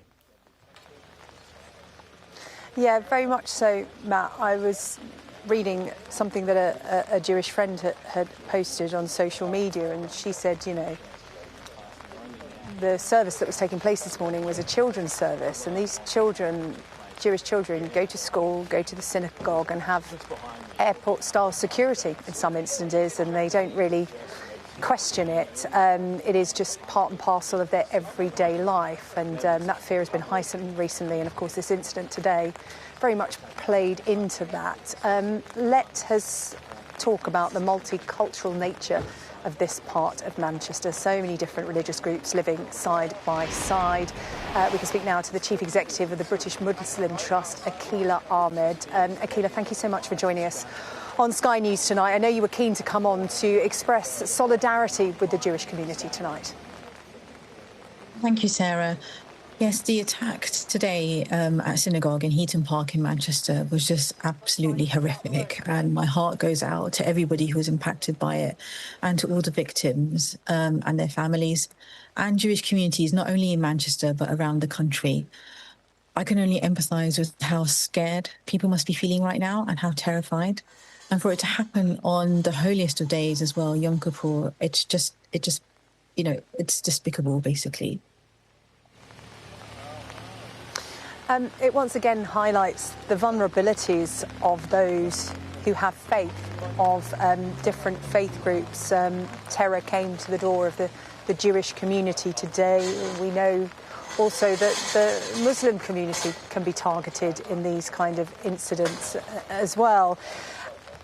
Do you feel that we've got to a point in the UK where the prejudice against faith is expressing itself more openly now, today at the extreme end of that scale, but people who hold prejudicial views are more emboldened to express them? I think, firstly, at British Muslim Trust, we stand with all victims of hate, and in particular today we stand with Jewish communities, as I mentioned, but also with organisations like the Community Security Trust, who I know will be working so hard right now to keep Jewish communities safe. In terms of prejudice, I think, unfortunately, the Home Office figures from CST and other organisations show that there has been an increase in religiously motivated hate crimes. And that, that does come from misunderstanding and prejudice of people of faith. But by and large, I think, people are good people in this country. They're tolerant people, they're respectful, and we all want to live together harmoniously. And I really feel we have to reach into that and really invest in that and do more to bring people together. That is a good note to end our conversation on. Akila Ahmed from the British Muslim Trust. Thank you so much for your time. Stay with us here on Sky News. We will have much more reaction to this morning's terrorist incident coming up for you at 8 o'clock.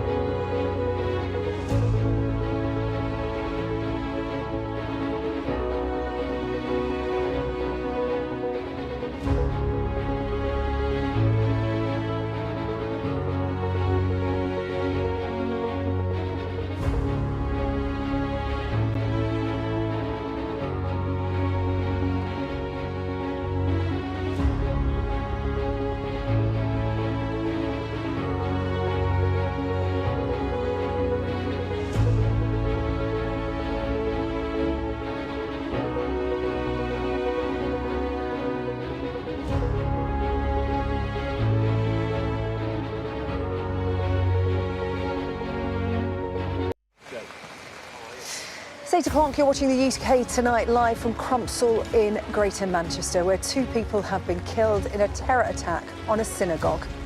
Everybody else, get back! If you're not involved, move back! The attacker drove a car into the gates of the Heaton Park Synagogue before stabbing a number of victims as worshippers gathered for Yom Kippur.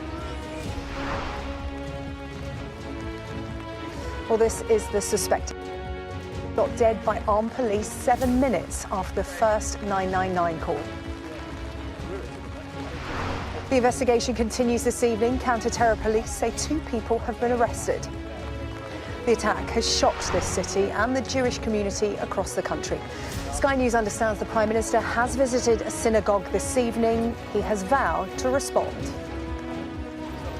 While this is not a new hate, this is something Jews have always known. We must be clear. It is a hatred that is rising once again. And Britain must defeat it once again.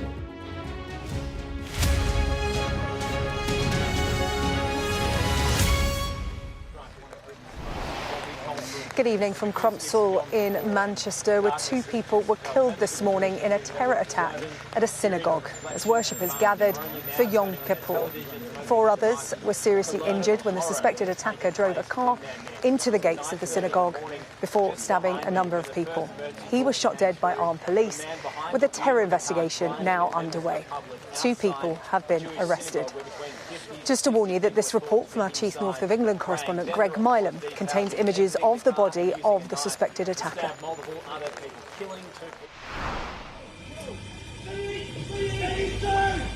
Armed police, their guns trained on the suspected attacker. Get back! If you're not involved, move back! Get away! Somebody stay with casualties!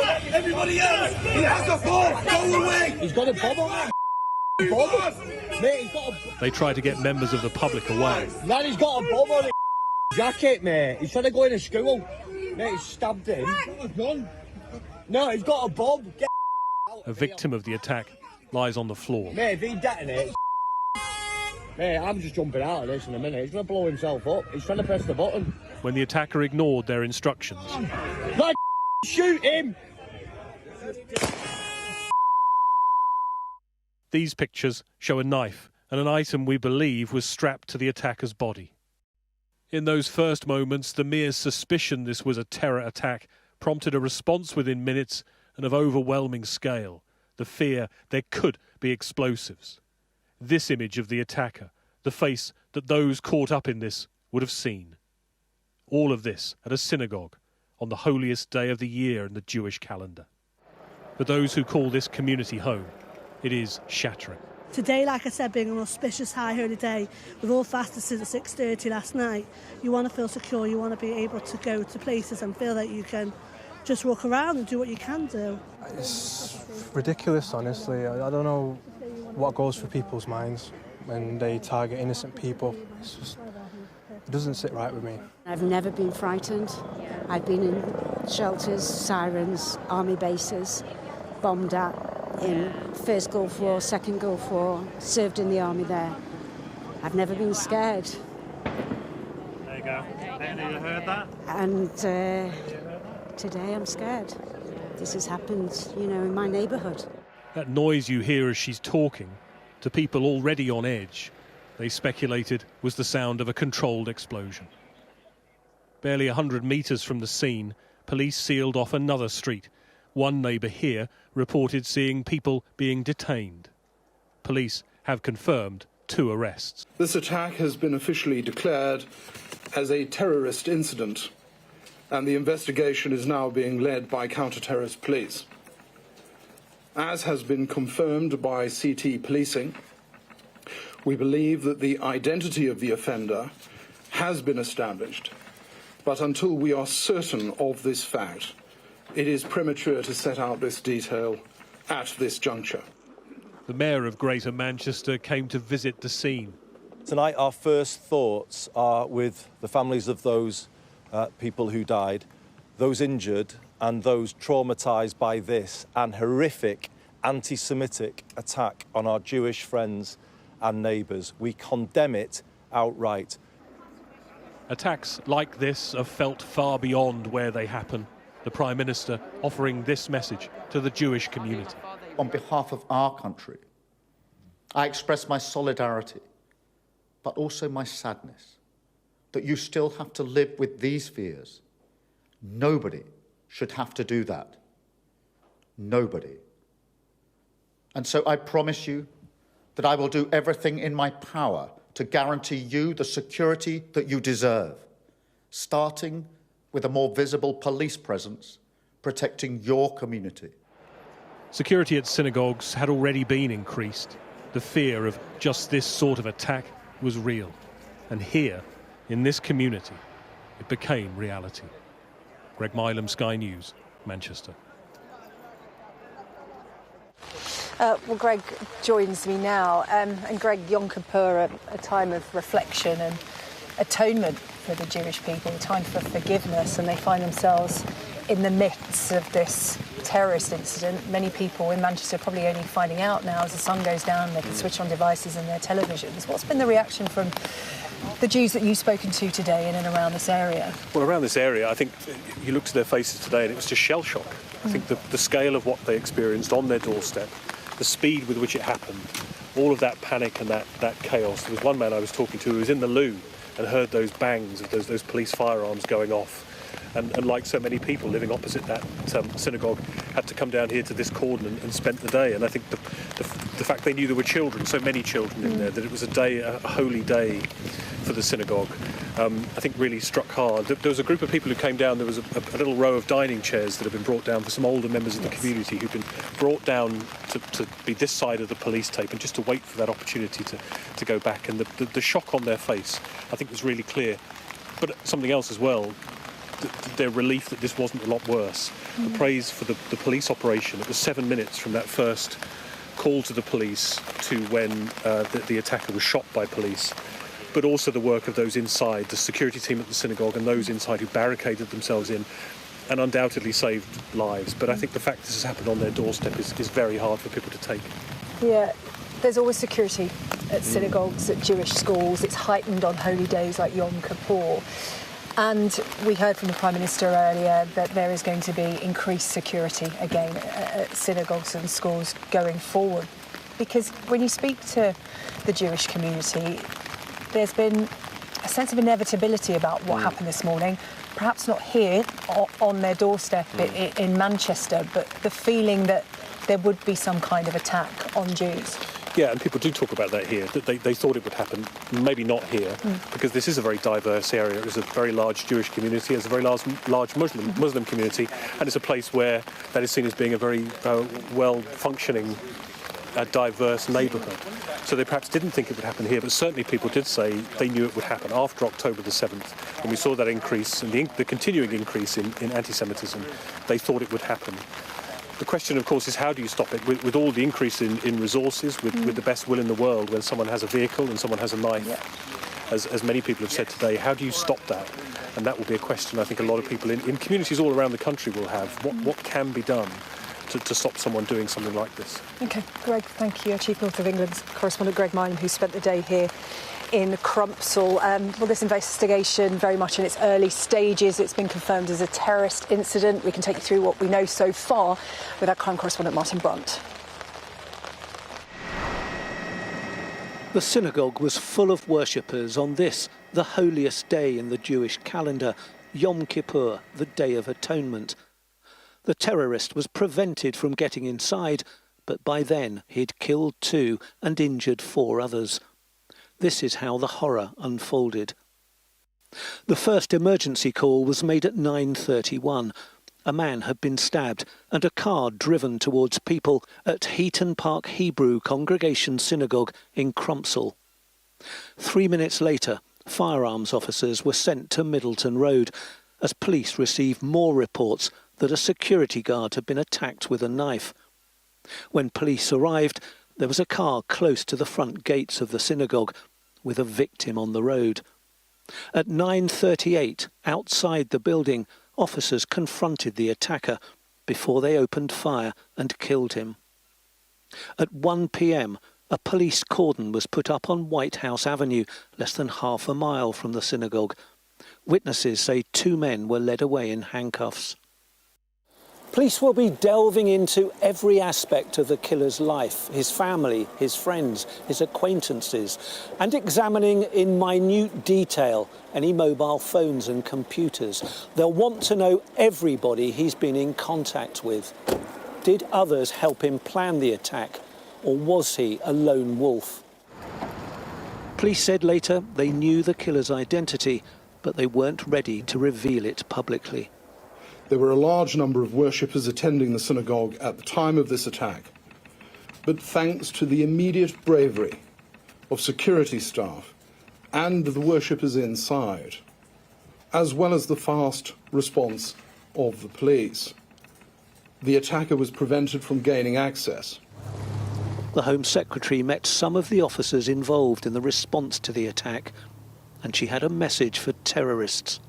To those who seek to divide us, they will fail. As night fell, the police operation was widening beyond the city. Well, Martin Brunt is here with me now, our crime correspondent. And Martin, let's talk about that police response. We heard the Mayor of Greater Manchester, Andy Byrne, and the Home Secretary praise this response because it was 7 minutes from the first 999 call from a concerned member of the public to the police shooting the suspect. Yeah.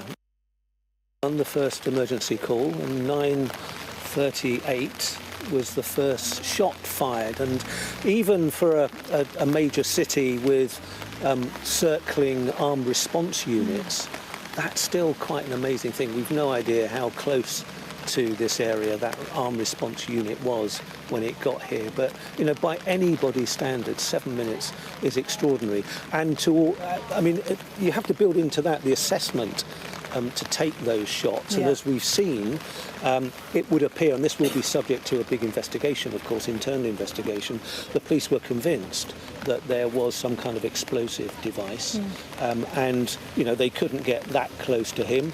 I would say that when the fallout happens, it would be proved that they were justified in the action they took.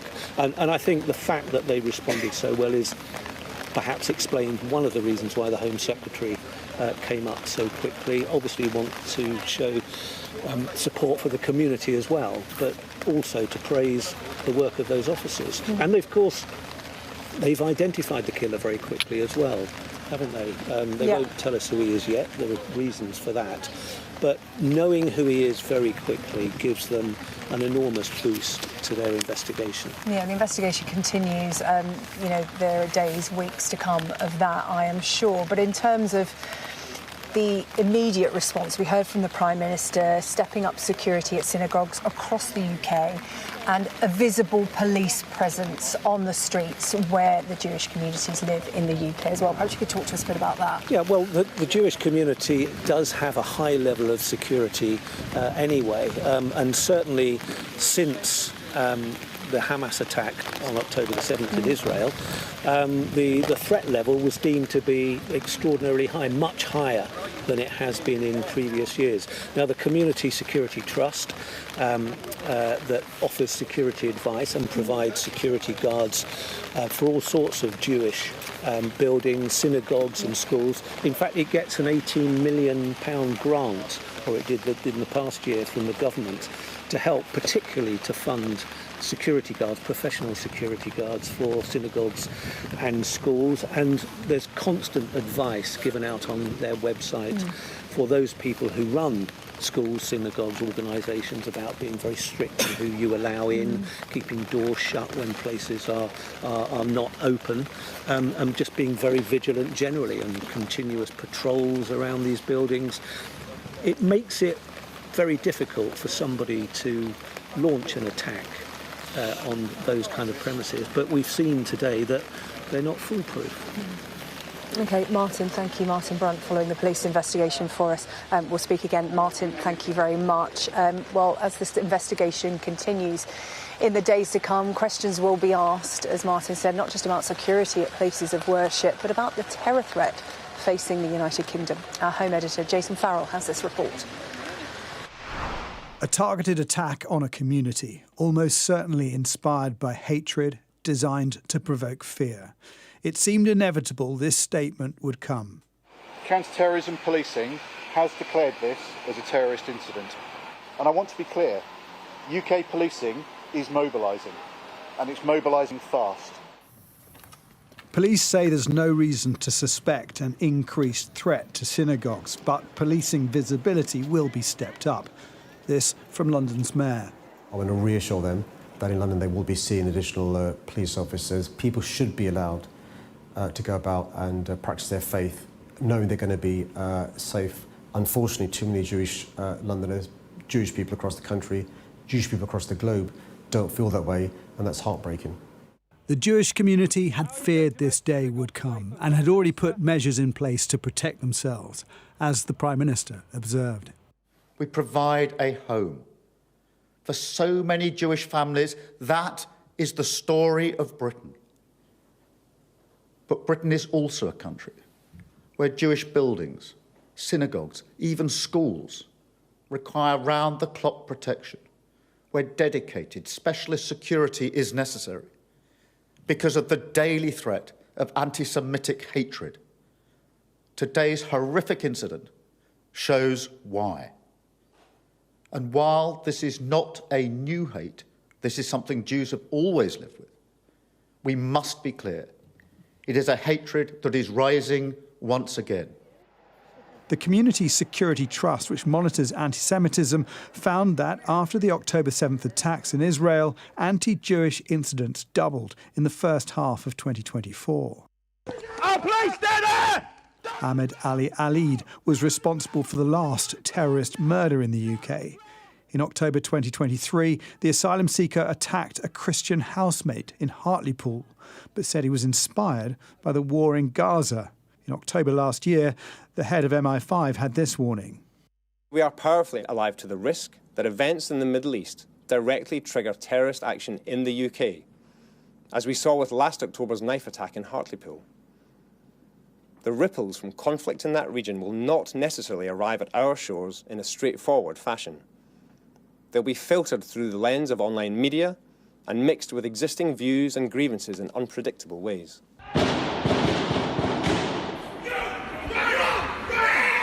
Marauding attacks are unpredictable and quick. In 2017, the 3 London bridge attackers killed 6 people in 8 minutes before they were shot. The same year, the Westminster bridge attacker killed 5 people in 82 seconds. Here in Manchester, the attacker was shot within 7 minutes of a call from the public. That phone call probably saved lives. It's likely so did the security precautions that all synagogues routinely deploy. That fortressing of their lives, schools and places of worship must sadly be stepped up. Jason Farrell, Sky News. Well, I'm joined now by the former UK Counter-Terrorism National Coordinator, Nick Aldworth. Nick, really good to have your time on the UK Tonight this evening. Thank you for joining us. I understand that you were previously responsible for helping to keep the Jewish community in London safe on holy days. There'd have been heightened security around the synagogue today. Just talk us through the kind of security that is in place for the Jewish community. Yeah, good evening, Sarah, and thank you for having me on. The High Holy Days series of dates is really important to policing in terms of how we protect the Jewish community. We know that terrorists are attracted to anniversaries, they're attracted to significant dates which they believe can amplify the effect of what they do. And so sadly, this attack has been known to be coming for many, many years. And of course, we've seen it occur elsewhere, and particularly in Europe. But the policing operation, certainly when I looked after it in London, was probably one of the second, third biggest policing operations that London actually pulls together. Hundreds of officers across many dates protecting the Jewish communities, alongside and in proud partnership with the Community Security Trust, who are an exceptional organisation, and with that support from government funding, do provide fairly extensive security provision to places like synagogues and schools. Heightened security, a way of life for Jews as they go about their daily life, whether that's to school or to their place of worship. In terms of what happened here today, the synagogue will have been well protected. they will have known about the threat. It's always there for them. It might be heightened at the moment, but the Jewish community always feel that there may be an attack on them. That's why they have security. Given that, the response today, it could have been so much worse, and we've heard a lot of that today. Yeah, so again, it's a terrible thing to say that it could have been worse, because for those families affected, it is utterly awful and devastating. But the reality is, from what I'm seeing down here in London, is that there was a very fast response from the security and the congregation, in as much as they locked down the synagogue. Now, you're probably aware that we now live in a country that has law around this, Martin's Law, which of course evolved from the last awful terrorist atrocity in Manchester. And that law will require places such as, high-capacity faith establishments to have a plan. And it actually says what that plan needs to be. And one of those things, it needs to be able to lock down. And that's exactly what's happened. And it's proven that having those plans, very basic, very easy to plan and implement, saves lives. And that definitely, for what I'm seeing of people trying to break into the synagogue and attack people inside, the fact that they couldn't do that was because brave security officers, brave congregationalists stepped forward, locked the place down and stopped further harm from being done. Yeah, lives were saved today because of the response of the police and those at the synagogue, because of course a lot of Jewish security at synagogue does rely on volunteers as well, people volunteering to provide security. We heard from the Prime Minister he is going to strengthen security at synagogues right across the UK in response to what happened this morning. He's also talked about a heightened police presence on the Jewish communities. That very much a short-term measure. In the long term, how do you think security will change? So we have to keep security proportionate to the threat. And thankfully, while they do happen and they're incredibly distressing, events and acts of terrorism are still relatively rare. And so if we have a disproportionate response that perhaps in some way limits how we live our lives, that feeds very much into the terrorist agenda. And we don't want that to happen. I think my view on this would be that the security that we provide to many places that are at threat is normally pretty good. Others, some can do better. But normally it's pretty good. And it's the fact that we have security inside the Jewish community, and it is visible, and they as a community are highly mobilised. The Community Security Trust do an enormous amount of education and awareness among their own communities. That you have this group of people who really understand how to look after themselves. And I think we have seen that today. I don't think there is very much more that the government or the police or the Community Security Trust can do themselves to make it much more secure without it significantly impeding on their ability to live free and open lives. Yeah, I'm going to be talking to the Community Security Trust just after 8:30, the first time we'll have heard from them today, because so many people have been talking about that organisation and the work that they do. I'll be hearing from them a little bit later on in the programme. But a final word from you about reassuring Jews in the UK tonight, because, their worst fears that they've been carrying around for some time now, especially in the last 2 years since October 7th, has been realised. What would you say to Jews in the UK this evening? So look, I think the message that I would give to them first and foremost is, you're not on your own. All right-thinking people are beside you, behind you, supporting you, wrapping themselves around you. I absolutely promise you that. I mean, the first people I reached out to this morning were people that I know in the Jewish community, and frighteningly, one of them was actually, in the synagogue when this actually happened. But secondly, and I guess on behalf of the state, and it's probably not my place to talk on their behalf anymore, but I shall, I do know that the police are very, very alive to these concerns. I invested an enormous amount of time in my professional career in bringing community representatives into policing to help understand what they needed from us and to reassure them that they would get that from us. And to my knowledge, that's the relationship continues. The Met Police, which I know incredibly well, is led by exceptional people who really understand the Jewish community and will stand beside them and make sure that they are not left feeling alone. Nick Aldworth, former UK Counter-Terrorism National Coordinator. Really appreciate your time on the programme this evening. Thank you. So to come here on the UK tonight, we'll have the latest from the Middle East as the Israeli Foreign Affairs Minister criticises Sir Keir Starmer for not curbing the rise of anti-Semitism in the UK.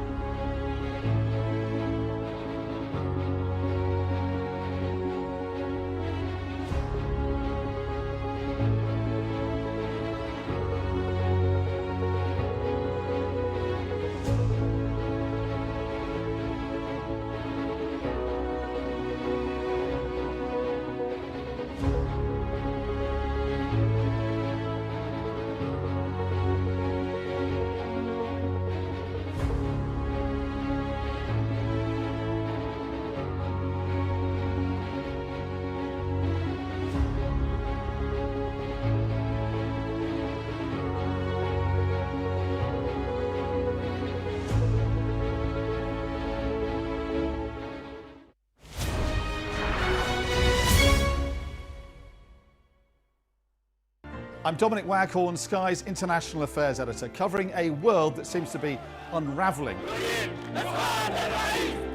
It's not his country, it's ours. Sky News, the full story first, free wherever you get your news. It's half an hour now past the deadline that Hamas issued, and we've now seen a third barrage of rockets coming in.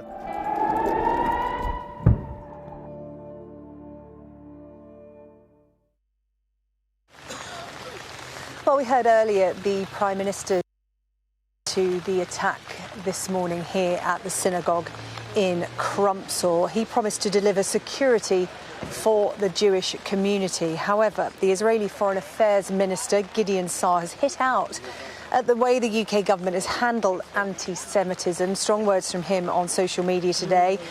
Gideon Saar said UK authorities have failed to take the necessary action and have effectively allowed it to persist. Let's bring in our Middle East correspondent, Adam Parsons, who is in Jerusalem. We're also going to be speaking to our chief political correspondent, John Craig. He's in Downing Street for us tonight. But first of all, to you, Adam. Yeah, strong words from Gideon Saar, a very prominent politician in Israel. There has also been similar strong sentiments expressed by Benjamin Netanyahu, the president, who said that he sent his deepest condolences, but also said that he was reflecting on what he had said at the United Nations about terrorists getting a prize. Itamar Ben-Gvir, a very right-wing Israeli politician, has said similar sentiments. A lot of people, to be blunt, are drawing a link between what they believe to be indulging terrorists, and although they haven't said this, there will be in many minds the fact that the UK has recently recognised the state of Palestine, and what they would see as horrendous evidence of rising anti-Semitism. And that all comes down to this document, which is a letter sent by the Israeli President, Isaac Herzog, at the start of this week, Monday, the 29th of September, a letter sent to King Charles III. And throughout this is a warning of what Isaac Herzog, and I have to say there is a certain amount of prediction about this, talking about the rising tide of anti-Semitism. If I just pick out a few bits for you, he says Jewish communities around the world face an unrelenting and unprecedented wave of anti-Semitism. He says Australia, the UK and Canada, and 3 proud Commonwealth countries, 3 countries where Isaac Herzog says Jews no longer feel safe. And then he goes on to list statistics in each of those about the rise in anti-Semitism. And then in a very striking line says, the nations which just 80 years ago stood united against fascism and Nazism have now become overrun with anti-Jewish hatred. This is a theme that you hear quite often when you talk to people here in Israel, is a suspicion that the world, and indeed Europe in particular, is falling back into anti-Semitic sentiment, anti-Semitic tropes, fake news, propaganda that incite hatred of the Jewish community. Now, there will be plenty of others who say that that global anger with Israel is not because of innate anti-Semitism, it is because of the actions of the Israeli government, particularly obviously in line with its continued attacks on Gaza, which a UN committee has described as genocide, and the UN has endorsed a report saying that there is a famine there. Others, though, will say it is one thing to criticise the Israeli government, it is quite another to indulge in anti-Semitism. Now, the distinction between the two might seem obvious, but they are clearly linked to some extent. The bottom line is that anti-Semitism, according to all reports, is on the rise across much of the world, specifically in Europe, and according to these statistics in the UK as well. And that is something that troubles many here, and that is why the Israeli president has written to King Charles, and wrote 3 days ago, before this attack happened. Adam, thank you. Adam Parsons in Jerusalem for us tonight. Let's bring in John Craig in Westminster. The Prime Minister has been speaking about this attack today. No direct response to what we heard from Adam there, but what has he been saying? Well, on that theme of anti-Semitism that Adam was describing, the Prime Minister today, in his 3.5-minute statement after his Cobra meeting, talked about the daily threat of anti-Semitic hatred. And he said today's horrific incident shows why, while it's not a new hate, something Jews have always lived with, he said, it's a hatred that is rising once again, and Britain must defeat it once again. So rising anti-Semitism, that was the warning from the Prime Minister.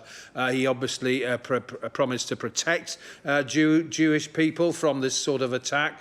The Cobra meeting talked about beefing up security, synagogues, Jewish schools, and so on. What happened today was that the Prime Minister was obviously told very early when he was in Copenhagen for a big summit of European leaders to discuss tackling illegal migration across the continent of Europe. He was obviously tipped off early that it was a terrorist incident because he went straight to the airport, flew back for this Cobra meeting. That took place about 4 o'clock this afternoon. PM arrived back about 3:45, looking very solemn. And even before the PM walked through the front door of Downing Street, the top police officer in charge of counter-terrorism, that's Assistant Commissioner Lawrence Taylor, who minutes earlier had briefed journalists on what had happened in Manchester.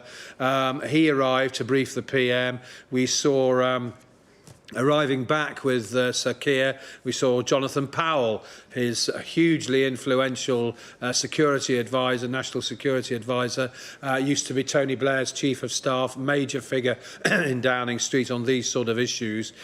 Steve Reid, the community secretary, was at the Cobra meeting. David Lammy, deputy PM.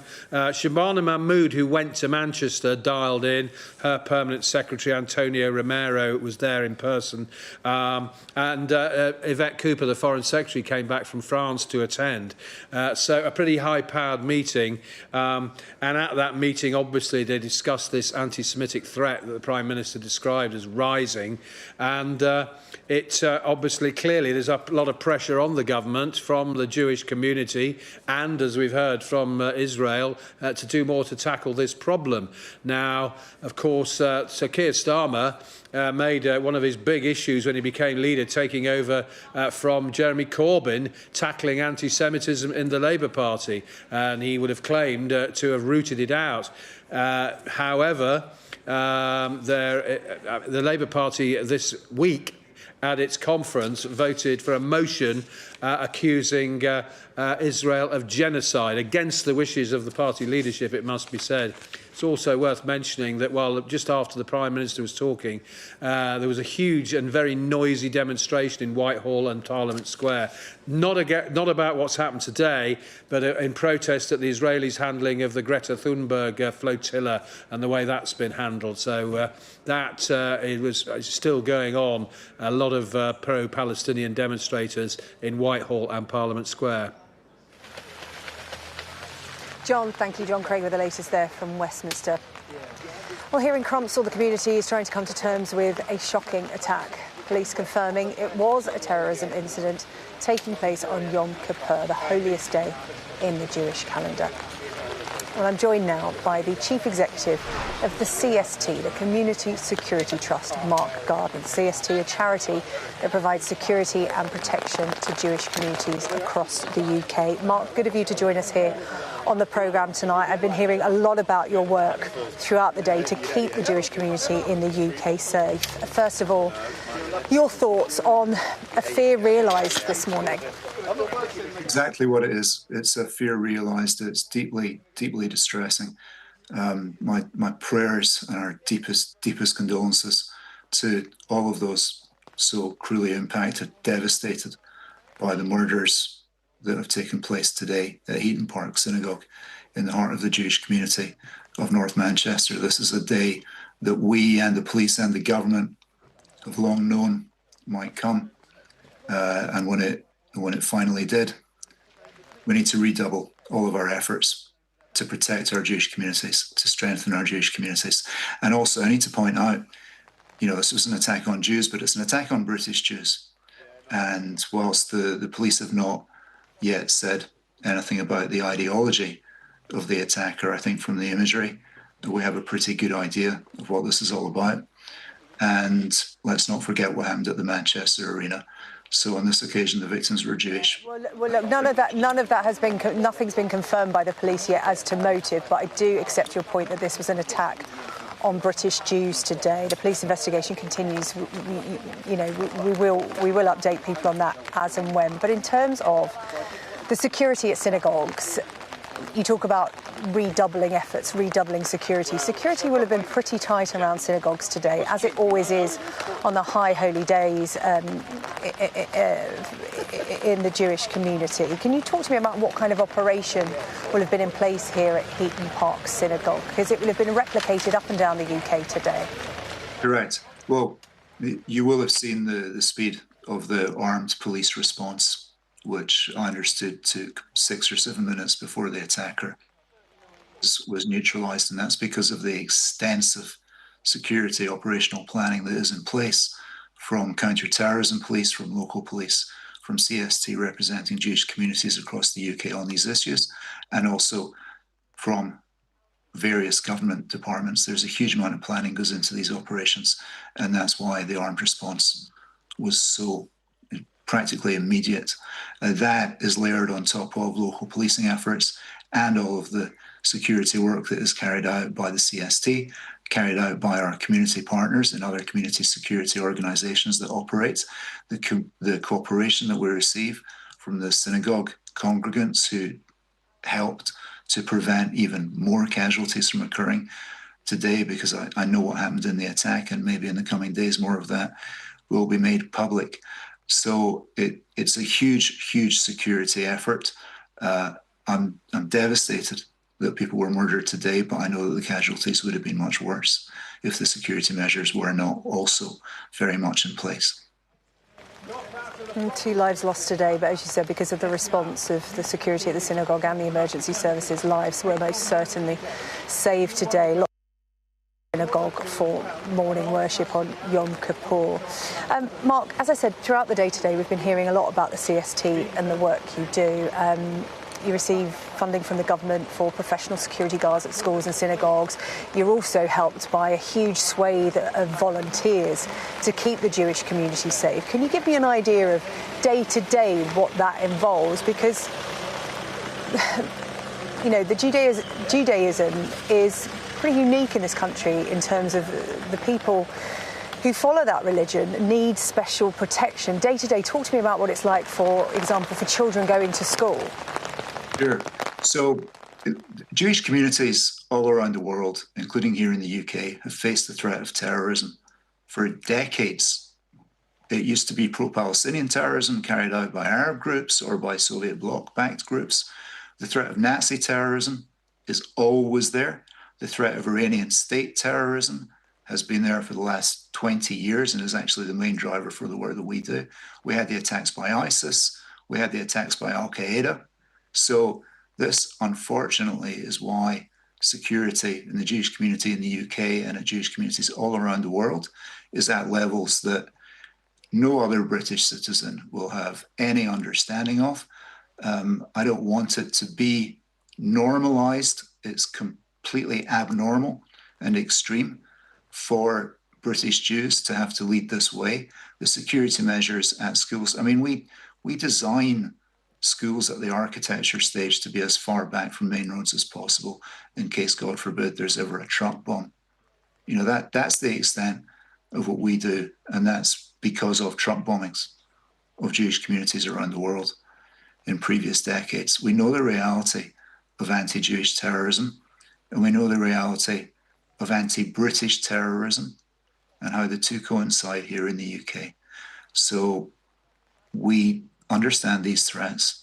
That's why we invest so heavily in security, and that's why we receive so much support from the police and the government for those efforts. The government pays £18 million for commercial security guards to work at every single Jewish school and at every single synagogue. CST does not receive that money. We manage that money on behalf of government, and every penny of it is very well spent and absolutely needed. And just a final word for Jews watching our conversation this evening. You know, the sun's gone down on Yom Kippur. Many people will be switching on their devices, finding out about what has unfolded today. What would you say to them about their security going forward? The Prime Minister, you know, promising to bolster security, to have visible police presence on the streets where British Jews live. What words of reassurance would you give them this evening? I don't like the word reassurance because it sounds like some kind of magical guarantee that nothing can happen. And obviously things do happen, and it happened today, the very worst.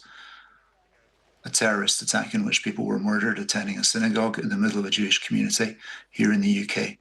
So instead of reassurance, I give an assurance. I give an assurance that everything that CST and all of our Jewish community partners can do will be done. I give an assurance that we will work with the government and with the police. And I'm convinced, having spoken today with the Prime Minister, with the Home Secretary, with the Security Minister, with the head of counter-terrorism for the UK, I'm convinced that they will do what they can to give the support that they can to strengthen British Jewish communities so that we can face tomorrow and next week and next month and next year and move forward from this day. Mark Gardner, from the CST, really appreciate your time this evening explaining what the Jewish community have to deal with on a daily basis and increased security now across the UK as a result of the tragic events that unfolded here in Manchester this morning. I appreciate your time. Thank you so much.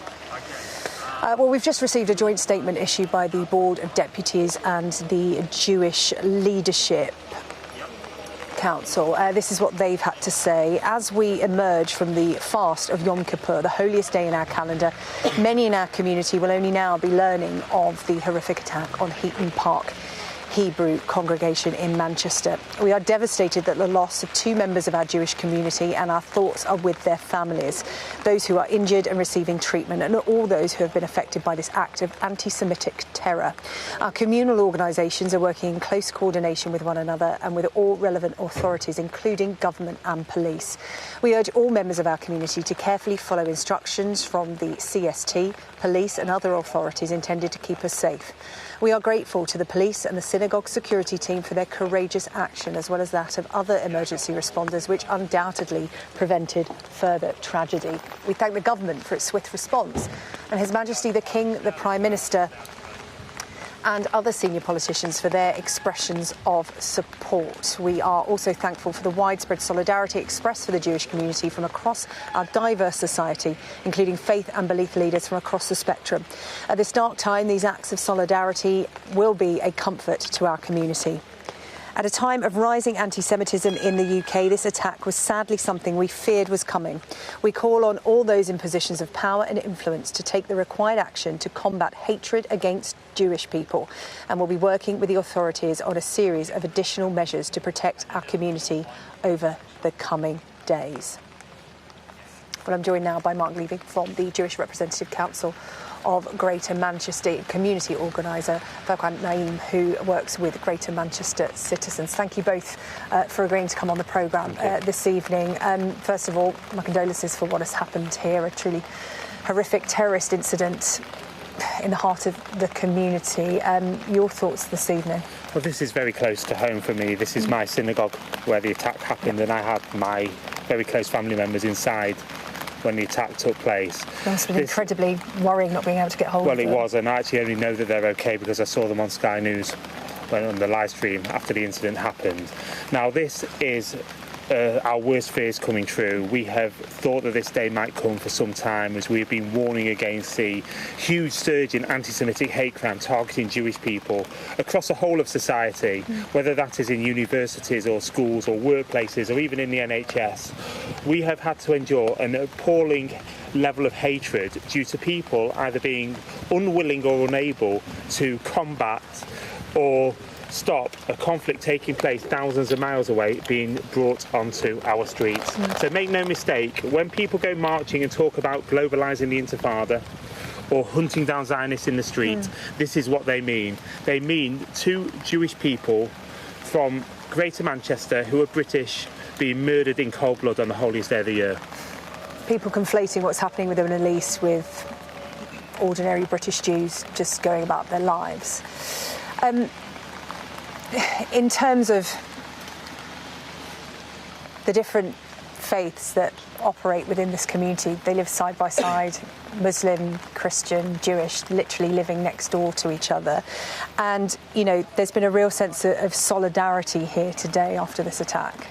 Yeah, and it has to be. I mean, that's the Manchester spirit. But, I've spent the past 10 years as a community organiser, working to build relationships between different faith communities. I first met Mark, a good friend of mine, about a decade ago, working very closely with him. The last 2 years have been difficult, but we've always been adamant, myself, Mark, and some of our friends in both the Muslim and Jewish communities, that we can't let what's happening in the Middle East spiral onto these streets here.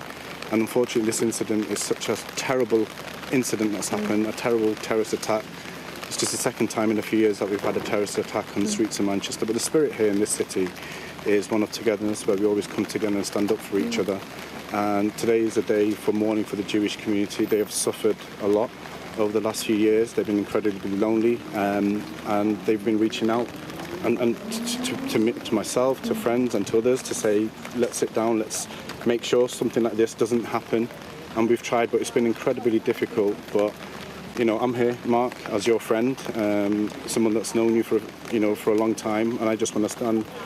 Today is a day to stand with the Jewish community, and your fears have come true, but I just want you and the Jewish community to know that you are not alone, and we stand with you, and I'm sure there's many other good people in Britain, people of different faith, from the Jewish, Muslims, Christians, and those of no faith, who stand with the Jewish community today, and we will redouble our efforts going forward to make sure that you feel like we are your friends, and we make sure something like this never happens again.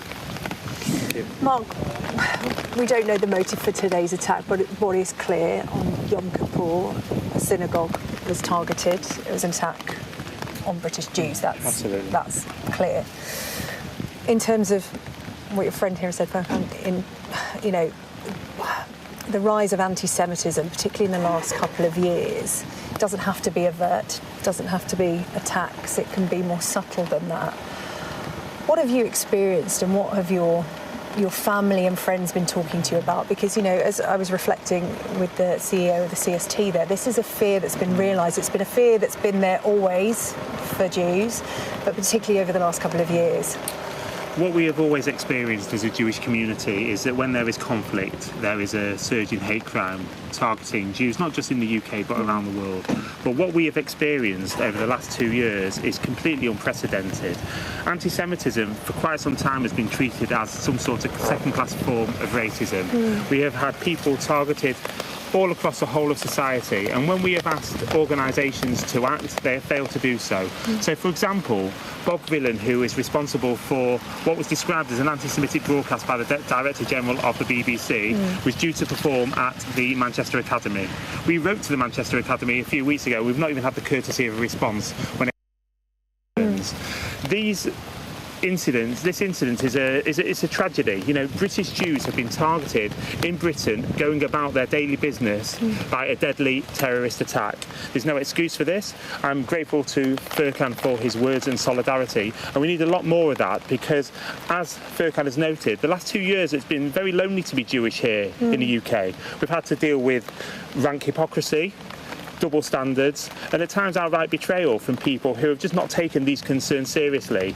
And we're very grateful to governments who have mobilised, and I echo the sentiments of the Jewish Leadership Council and the Board of Deputies, who have stated how well government have responded, and Greater Manchester Police were exceptional, and through them and the synagogue security team they managed to avert a far greater disaster. But we are now looking for the other faith communities, the ones who haven't engaged with us properly over the last couple of years, to do so in good faith, to ensure that this conflict that is taking place thousands of miles away is not imported onto the streets here in the UK, leading to British Jews being targeted in deadly terrorist attacks. Furkan, you and Mark are good friends, and as you said, the Muslim community here living alongside the Jewish community, very supportive of one another. It works both ways, right? This is how, this area of Manchester gets along, coexists day to day. But in terms of support for the Jewish community, do you recognise what Mark is saying there? Are you hearing this within the community, that, Jews feel that when they come under attack, whether it's verbally, physically, more subtle than that, in any which way, it's not taken as seriously? Yeah. No, I think I've listened to Mark, and I've listened to the community over the years, and I think, not just the Muslim community, but obviously, as in all of us, we need to really come together and stand in solidarity. My thing is, whatever happens in the Middle East, and there can be differences, absolutely, everyone can have different opinions. We were just together 2 days ago. We were divided over what's happening in the Middle East. Mark expressed his opinion. I have a different opinion to Mark, but how did we leave that? We shared a hug with each other. We sent our love to our families. We gave each other a long hug. I think because we were both United fans as well, and we're quite depressed at the moment, that probably added to it. But we left with saying we want peace and justice in the Middle East for all our communities. And I think if people had more of that mindset, actually these aren't the opposite. We're all together. We're part of the Abrahamic faith anyway. And if you actually just not pigeonhole the Jewish community and blame them for the actions of what the Israeli government might be doing, and actually just focus on these are human beings. If you humanise each other, and have that solidarity with each other. And I always try to put myself in the shoes of the Jewish person or the other person that might be a victim or whatever, in whatever conflict it might be. I always try to put myself in their shoes. How do they feel? So once we start getting out of what's in our minds and actually putting ourselves in other people's shoes and try to see it from their vacuum, I think that's when we will have a much more open mind and we can come together and start building bridges, which needs to happen now. And through this tragic incident, we hope that this can be a start of actually communities really coming together and having some meaningful action together and sticking together during these difficult times. Yeah, Mark, the Jewish community doesn't need words, platitudes or prayers. It needs action. And, you know, speaking to the CST earlier, talking about the response here, lives were saved, 2 lives tragically lost, but because of that security operation, lives were saved. And, you know, we don't even talk about the attacks on synagogues that are foiled because they don't happen. The security is there for a reason. But there's now talk about this being a watershed moment for people to wake up and realise and understand the Jewish experience here in Britain, take notice and do something about it. What do you want to happen? Well, make no mistake, over the last 2 years, the Jewish community are questioning whether we have a future here in the United Kingdom, which is a tragedy in itself. I'm British, I'm Jewish. Those 2 identities sit alongside one another extremely comfortably. And the fact that these conversations are happening where we are questioning whether this country will be as welcoming to our children as it has been to myself and my parents and grandparents and great-grandparents who were all born here. So you're right, we need solidarity and we need support, but we don't need platitudes. We are grateful to government who have mobilised immediately. I was with the Home Secretary earlier today, along with the Mayor of Greater Manchester and the Council Leader, Bev Craig, who fantastic advocates for our, for solidarity, and they do genuinely care about our community. Obviously, this is something that's happened 12 hours ago on the holiest day of our year. How our community will react going forward, it's just impossible to tell at such an early stage. OK, well, listen, Mark and Fergus, I really appreciate you coming on to the UK tonight to talk together, as well, as you said, from 2 different sides of the community, but very much the best of friends working together. So thank you very much for coming to talk to us. And again, condolences for you and your community. Thank you. Well, let's just remind you of that statement from the Board of Deputies of British Jews and the Jewish Leadership Council. They've issued a joint statement this evening. This is what they've had to say. As we emerge from the fast of Yom Kippur, the holiest day in our calendar, many in our community will only now be learning of this horrific attack on Heaton Park Hebrew congregation in Manchester. We are devastated at the loss of 2 members of our Jewish community, and our thoughts are with their families, those who are injured and receiving treatment, and all those who have been affected by this act of anti-Semitic terror. They went on at a time of rising anti-Semitism in the UK. This attack was sadly something we feared was coming. We call on all those in positions of power and influence to take the required action to combat hatred against Jewish people. And we will be working with the authorities on a series of additional measures to protect our community over the coming days.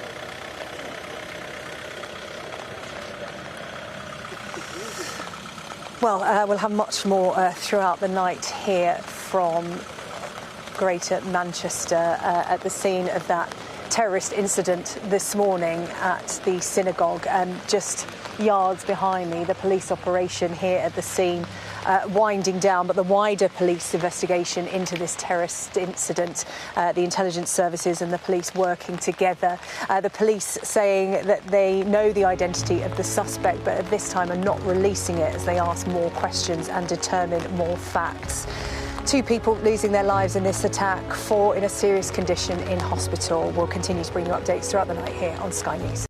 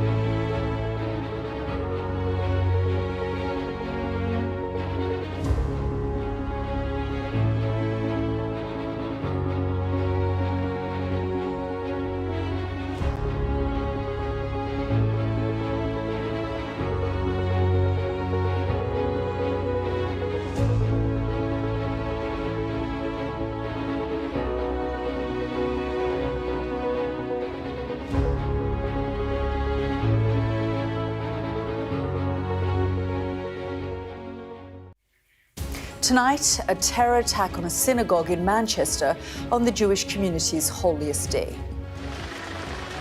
2 people killed and 4 others seriously injured. Synagogues across the country now on high alert. Everybody else, get back! If you're not involved, move back! The man responsible was shot dead by police after he rammed his car into worshippers and attacked them with a knife. Counter-terror police say they know his identity and have made 2 other arrests. How are you going to make synagogues safer, Prime Minister? The Prime Minister quickly returned from a leaders' summit in Denmark to chair an emergency meeting. Tonight in Manchester, I hear from a community in shock after 7 minutes of terror. I've never been frightened. I've been in shelters, sirens, army bases. I've never been scared. There you go. Any you heard that? And today I'm scared. This has happened, in my neighbourhood. Only the bravery of security guards prevented the man from entering the building full of worshippers. Coming up, we hear from the officer leading the investigation, the Prime Minister, and those who witnessed the attack firsthand.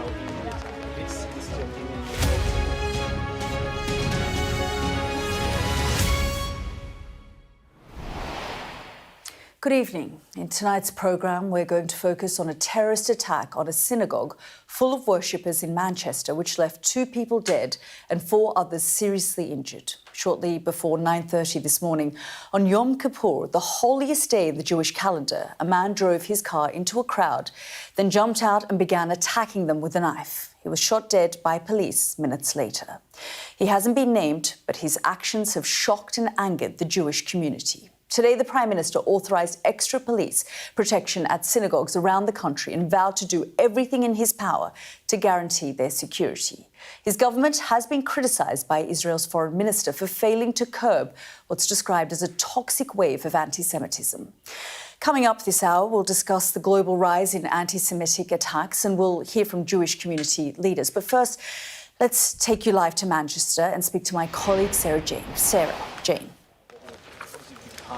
Yalda, thank you. Well, the attack took place here at the Heaton Park Hebrew Congregation Synagogue in Crumpsall on Yom Kippur, as you said, the holiest day in the Jewish calendar. Our chief North of England correspondent Greg Milan has our first report. Armed police, their guns trained on the suspected attacker. Get back! If you're not involved, move back! Get away! Somebody stay integrity! Everybody else! He has a bomb! Go away! He's got a bomb on him! Bomb! Mate, he's got a... They try to get members of the public away. Lad, he's got a bomb on his jacket, mate. He's trying to go into school. Mate, he's stabbed him. Not a gun. No, he's got a bomb. Get out. A victim of the attack lies on the floor. Mate, if he detonates... Mate, I'm just jumping out of this in a minute. He's going to blow himself up. He's trying to press the button. When the attacker ignored their instructions. Like, shoot him! These pictures show a knife and an item we believe was strapped to the attacker's body. In those first moments, the mere suspicion this was a terror attack prompted a response within minutes and of overwhelming scale. The fear there could be explosives. This image of the attacker, the face that those caught up in this would have seen. All of this at a synagogue on the holiest day of the year in the Jewish calendar. For those who call this community home, it is shattering. Today, like I said, being an auspicious high holy day, we've all fasted since 6:30 last night. You want to feel secure, you want to be able to go to places and feel that you can just walk around and do what you can do. It's ridiculous, honestly. I don't know what goes through people's minds when they target innocent people. It's just, it doesn't sit right with me. I've never been frightened. I've been in shelters, sirens, army bases, bombed at in First Gulf War, Second Gulf War, served in the army there. I've never been scared. There you go. Any you heard that? And today I'm scared. This has happened, in my neighbourhood. That noise you hear as she's talking, to people already on edge, they speculated was the sound of a controlled explosion. Barely 100 metres from the scene, police sealed off another street. One neighbour here reported seeing people being detained. Police have confirmed 2 arrests. This attack has been officially declared as a terrorist incident, and the investigation is now being led by counter-terrorist police. As has been confirmed by CT policing, we believe that the identity of the offender has been established, but until we are certain of this fact, it is premature to set out this detail at this juncture. The Mayor of Greater Manchester came to visit the scene. Tonight our first thoughts are with the families of those people who died, those injured and those traumatised by this and horrific anti-Semitic attack on our Jewish friends and neighbours. We condemn it outright. Attacks like this are felt far beyond where they happen. The Prime Minister offering this message to the Jewish community. On behalf of our country, I express my solidarity, but also my sadness that you still have to live with these fears. Nobody should have to do that. Nobody. And so I promise you that I will do everything in my power to guarantee you the security that you deserve, starting with a more visible police presence protecting your community. Security at synagogues had already been increased. The fear of just this sort of attack was real. And here, in this community, it became reality. Greg Milam, Sky News, Manchester. Well, let's just bring you an update now from counter-terrorism police. We are hearing that there are now 3 people in custody. 3 arrests have been made in connection with this morning's attack. And Greater Manchester Police have confirmed the name of the suspect shot dead by armed officers here at Heaton Park Synagogue. They say we are now able to confirm that although formal identification is yet to take place, we believe the person responsible for today's attack is 35-year-old Jihad al-Shami. He is a British citizen of Syrian descent. That's the latest we have from Greater Manchester Police. 3 people arrested in connection with this morning's terrorist incident. 3 people in custody, and they have named the suspect, the man you see on your screen there, 35-year-old Jihad al-Shami, a British citizen of Syrian descent. More on that as we get it. Now, as you've been hearing, police treating this attack as a terror incident. They confirmed that pretty quickly. They confirmed it this afternoon. Officers now confirming the name and age of that attacker, and 3 people have been arrested. Our crime correspondent Martin Brunt takes a look now at how events unfolded this morning. The synagogue was full of worshippers on this, the holiest day in the Jewish calendar, Yom Kippur, the Day of Atonement. The terrorist was prevented from getting inside, but by then he'd killed 2 and injured 4 others. This is how the horror unfolded. The first emergency call was made at 9:31. A man had been stabbed and a car driven towards people at Heaton Park Hebrew Congregation Synagogue in Crumpsall. 3 minutes later, firearms officers were sent to Middleton Road as police received more reports that a security guard had been attacked with a knife. When police arrived, there was a car close to the front gates of the synagogue with a victim on the road. At 9:38, outside the building, officers confronted the attacker before they opened fire and killed him.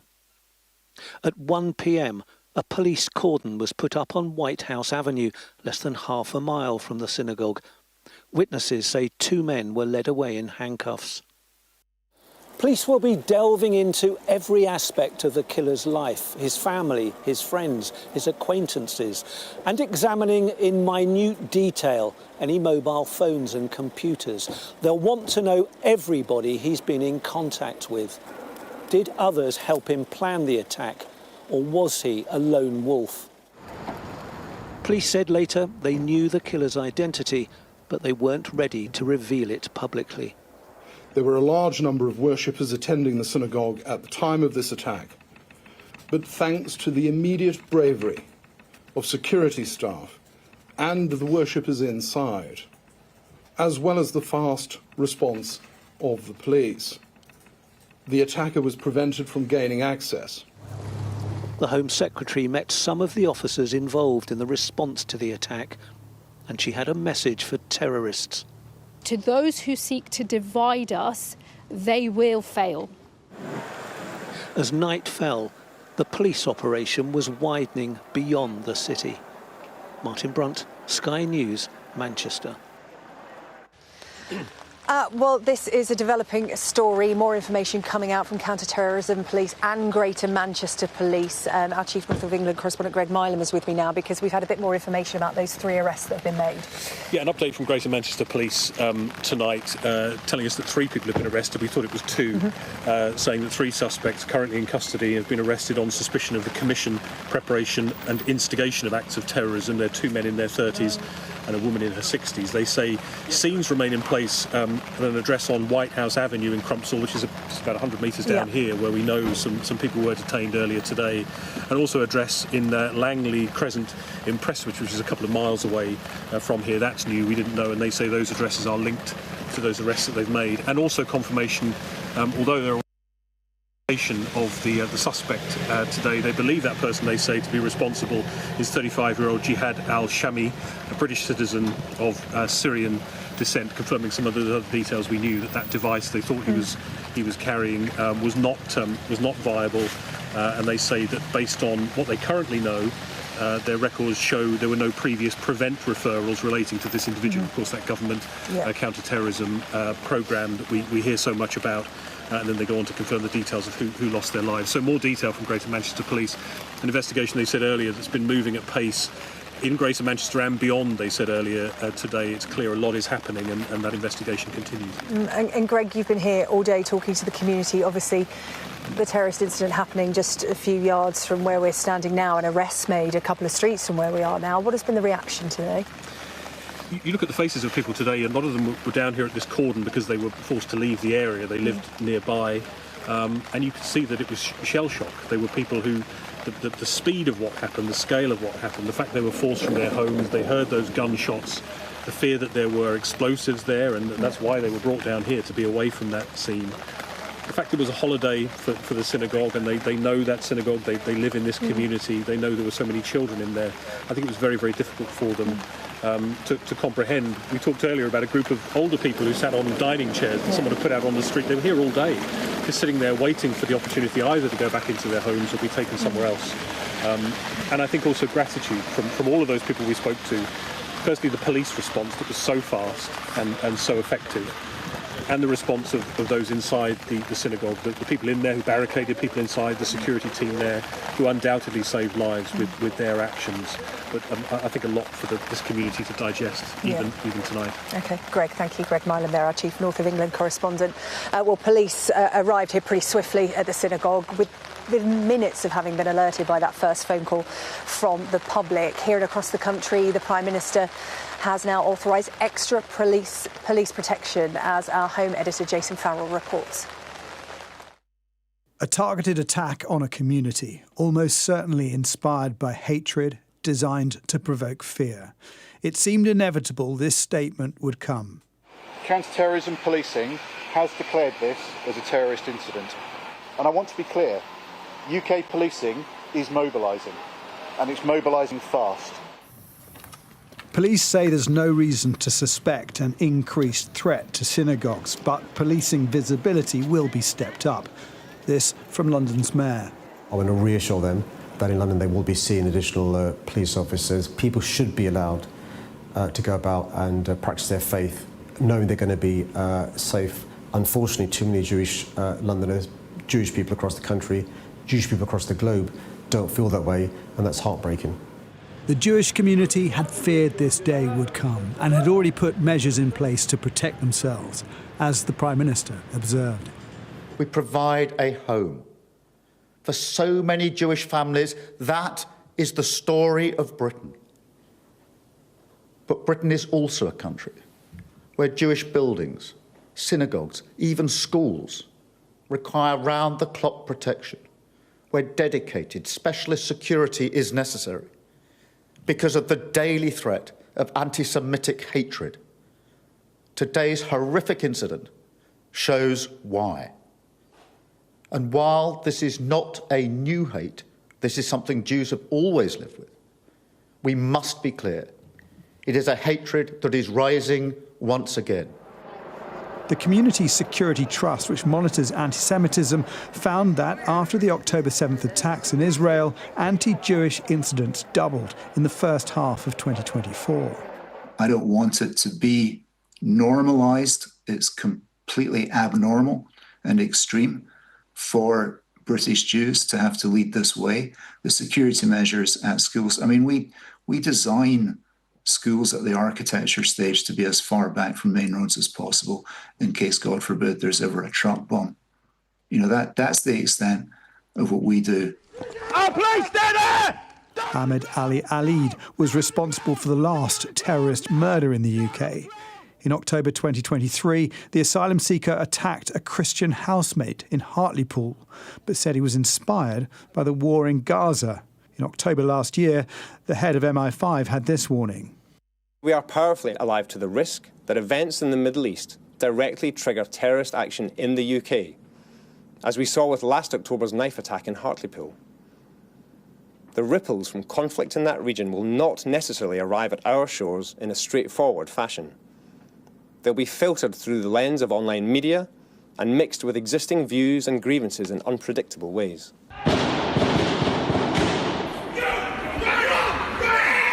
Marauding attacks are unpredictable and quick.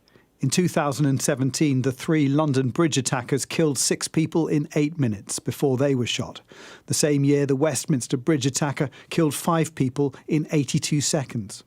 Here in Manchester, the attacker was shot within 7 minutes of a call from the public. That phone call probably saved lives.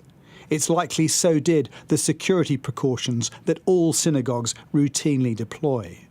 That fortressing of their lives, schools and places of worship must sadly be stepped up. Jason Farrell, Sky News. Well, I'm joined now by the Labour peer, Lord Levy, who was in a synagogue today when he first heard about the attack here in Manchester. Lord Levy, good of you to join us tonight. Thank you so much. Your reaction to what unfolded this morning? Well, Sarah Jane, thank you for having me on. I've been in synagogue from early this morning all day. Our head of security came in and indicated we were going into lockdown during the morning service and couldn't really understand why. And then they came in with an explanation as to what had happened in Manchester. I think both myself, the whole community was in shell shock when we heard about it. Came home after synagogue at about 8 this evening, broke my fast, and have been inundated with messages as to what has happened. Sarah Jane, today is the holiest day in the Jewish calendar, Yom Kippur. For an attack like this to happen on one of our synagogues on a day like this is beyond horrendous. It is tragic. I think emotions are raw, nerves are raw, and the whole community is in shell shock. Our rabbi last night spoke about anti-Semitism. We all have been concerned about anti-Semitism. I head one of our largest Jewish charities and one of our largest Jewish schools, and there have been real concerns recently of further threats of anti-Semitism.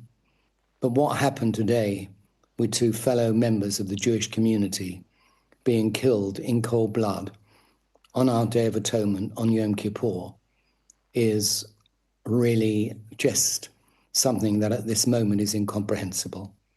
I think every Jewish home around the whole country, and even perhaps around the world, Sarah Jane, are just talking about this, concerned about this, not quite understanding what is going on. We feel part of this community. I'm privileged to sit in the House of Lords. But at this moment in time, I just feel so sad, so concerned, and quite frankly, really disturbed that on our holiest day, a tragedy like this can happen. Sadly, Lord Levy, you'll be yourself only too well aware that the threat to Jews in Britain is always there, and we've been hearing today on Sky News from members of the Jewish community who while observing Yom Kippur, felt that they had to speak out, to talk about what had happened. They said that they felt more under threat over the last 2 years since the events of October 7th. And there has been sentiment expressed today by the Israeli Foreign Affairs Minister in a social media post and by a letter written by the Israeli President to the King a few days ago before this attack, expressing the fact that there is a feeling that anti-Semitism in the UK has been going unchecked by those with the power to check it. Is that fair comment? Sarah Jane, my emotions at the moment are too raw to really comment on that. I've known the President of Israel probably for 40-odd years. I've known him very well. I've often prayed in the same synagogue as him. I also know the Foreign Secretary of Israel who made those comments. I think to, at this moment in time, come out with statements that can, quite frankly, be interpreted in different ways, I think is something we should avoid at this moment in time. I think emotions need to really be dealt with. I think the authorities in this country need to do what they have to do. His Majesty the King has come out with his statement of sympathy, as has the Prime Minister. When I got home and answered my phone or turned my phone on, because I not had it on all day being Yom Kippur, there were many messages from cabinet ministers and from friends in sympathy as to what has happened. I think statements that are being made at this moment in time need to be controlled, and we need just to get over this next few days, analyse the situation and really look deeply into what is going on. I think statements, and particularly on social media at this moment in time, Sarah Jane, are really not helpful to anybody. Let the families, and we feel deep sympathy for them, our sincerest condolences, let them get through the emotions of this period, a period of mourning for them. Those who are in hospital, pray to recover, and then look into this in depth and analysis. And I'm sure that is what the leadership in this country will do. And I think that is what we all need to do, Sarah Jane. Well, Lord Levy, I really appreciate that sentiment, and I hope that you have had a chance to see, as you said, all those messages of solidarity that have come out, as well as the sentiments that you perhaps don't rightly say they are for another day, but many people of many different faiths from all over the world expressing solidarity with British Jews and the wider Jewish community tonight. Thank you so much for your time, Lord Levy. I really appreciate it. Sarah, thank you. Thank you very much. Well, as Lord Levy alluded to, they're members of the royal family who were amongst the first to express their shock after the attack this morning. King Charles saying, "My wife and I have been deeply shocked and saddened to learn of the horrific attack in Manchester, especially on such a significant day for the Jewish community. Our thoughts and prayers are with all those affected by this appalling incident, and we greatly appreciate the swift actions of the emergency services." The Prince and Princess of Wales said, "Our thoughts are with the victims and the families of the terrible attack at Heaton Park Synagogue. The fact that this tragedy occurred on Yom Kippur, the holiest day in the Jewish calendar, makes it all the more shocking. We are thinking of the entire community as well as the emergency responders who attended this terrible incident." Well, this part of Manchester has a large Jewish population. Today we have heard from members of that community who say that they are scared to see this level of violence. President Herzog was here in this country just a couple of weeks ago, and he met Jewish leaders and heard at first hand how much concern there was in the Jewish community about possible attacks on the community. And ever since the Hamas attacks, deadly attack, murdering over 1,000 Israelis in their homes 2 years ago now, anti-Semitism in this country has increased and increased. We have hate marches on our streets, children concerned in schools, students at university concerned, even people worried about going into hospital. And so a fear has been building up and anxiety has been building up. And I think many people thought something like this might happen at some point, but it's still horribly shocking and absolutely devastating for this to take place in Manchester today. Yeah, what the President of Israel obviously heard from the communities here in the UK, the Jewish communities, was so bad that he felt he had to write to the King. And as I said, it was just a few days ago, the 29th of September. Here we find ourselves at the beginning of October at the scene of a horrific attack at a synagogue that you know well, Dame Louise. I know this synagogue very well. I was brought up in this area. I attended Heaton Park Synagogue regularly as a child, and I was married there. So this is very familiar to me, very much home ground, and I feel very, very upset for many reasons. Yeah. I was going to say, how did you feel when you heard the news this morning? I was horrified. Horrified this had happened at all, very upset it was here. But then I realised that I had been building up a concern, particularly over recent months, with what I feel is a development of hate towards Jewish people, almost a normalising of it. And I felt that this had now happened, horrendous, but should we really be surprised? The Heaton Park Synagogue is a synagogue that I'm very, very close to. I had my bar mitzvah there. I had wedding there. My parents are members there, and when my mum passed away, we had prayers there. So I'm absolutely shocked and stunned at what has gone on today. It does appear as if, well, not appear, it is the case that anti-Semitism is growing, becoming much more aggressive, and Jews have become the target, I think predominantly because, you know, most of us identify as Zionists, and somehow that has given us pariah status now. So we were very much aware that something might happen. It's quite a simple link. Most Jews identify as Zionists, which is self-determination for a Jewish state. It does not preclude self-determination for a Palestinian state, which I have sought to achieve for many years working with Palestinians.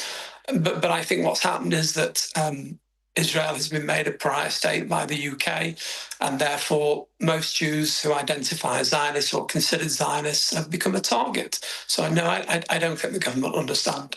I know a lot of people who attend this synagogue. There are a lot of people who I interact with a lot in Manchester. As soon as it was clear that there was no ongoing terrorist threat, I came over, and I've been with the Jewish community volunteers who, in the midst of all the anguish and the horror, have been incredible heroes in being there. I don't just mean afterwards, and they're still around now on all the streets and will be all night, but actually in the immediate aftermath. You know, this young lad who put on the first tourniquet. Oh yeah, he said, well, it's my job, except he's a volunteer. It's not his job. He volunteered to do it, and that courage is the one big beacon of hope. I mean, I came in rather more than depressed, but you know, that's uplifting when you see how people are already and were fighting back. This is very close to home for me. This is my synagogue where the attack happened, and I had my very close family members inside when the attack took place. It must have been incredibly worrying not being able to get hold of them. Well, it was, and I actually only know that they're okay because I saw them on Sky News when on the live stream after the incident happened. Now, this is our worst fears coming true. We have thought that this day might come for some time, as we've been warning against the huge surge in anti-Semitic hate crime targeting Jewish people across the whole of society, whether that is in universities or schools or workplaces or even in the NHS. We have had to endure an appalling level of hatred due to people either being unwilling or unable to combat or stop a conflict taking place thousands of miles away being brought onto our streets. So make no mistake, when people go marching and talk about globalising the Intifada or hunting down Zionists in the street, this is what they mean. They mean two Jewish people from Greater Manchester who are British being murdered in cold blood on the holiest day of the year. Well, big reactions and big emotions from this small, close-knit community in Manchester, a really diverse community, so many different faiths standing with the Jewish community tonight. As I said, it's a small community, but a terrorist incident happening here that will have big reverberations around the world. Yalda, I'll hand back to you for more reaction. SJ, thank you so much for all of your reporting since this horrific incident and throughout the day. Well, reacting to events in Manchester today, Israel's Foreign Minister Gideon Saar accused British authorities of allowing anti-Semitism to persist by failing to take action to curb it. He said Israel expects more than just words from Keir Starmer and demanded a change, of course, from the Prime Minister. Let's just have a look. Writing on social media, he said the truth must be told. Blatant and rampant anti-Semitic and anti-Israel incitement, as well as calls of support for terror, have recently become a widespread phenomenon in the streets of London, in cities across Britain and on its campuses. The authorities in Britain have failed to take the necessary action to curb this toxic wave of anti-Semitism and have effectively allowed it to persist. We expect more than words, from the Starmer government. We expect and demand a change, of course, effective action and enforcement against the rampant anti-Semitic and anti-Israeli incitement in Britain. Well, in a statement, Israeli Prime Minister Benjamin Netanyahu says Israel grieves with the Jewish community in the UK after the barbaric terror attack in Manchester. Our hearts are with the families of the murdered, and we pray for the swift recovery of the wounded. As I warned at the UN, weakness in the face of terrorism only brings more terrorism. Only strength and unity can defeat it. Well, let's go straight to our Middle East correspondent, Adam Parsons, in Jerusalem. Adam, I just read there the response from the Foreign Minister Gideon Saar, direct words to the Starmer government, asking them to do more. Benjamin Netanyahu speaking there as well. And we know that the Israeli president had written to the king a letter that was revealed today. Yeah, all of those things, I think, and more, add to the impression that Israel and many Israelis feel beleaguered by the spectre of anti-Semitism, and when they see it being played out so violently on the streets of Britain, it really does resonate here. I think there's a few factors that come into play here, Yalda. Number one, this happened on Yom Kippur, the holiest day of the year. In fact, when this attack happened in Manchester, around me in Jerusalem, the city was almost silent because movement around, work, driving just simply isn't allowed on that day. That's why the reaction, the political reaction, didn't come till later when these politicians effectively came back to work. But when that reaction came, it was strident and in some ways uncompromising. You heard there Gideon Saar calling out the UK government, referring to the Prime Minister as merely Starmer.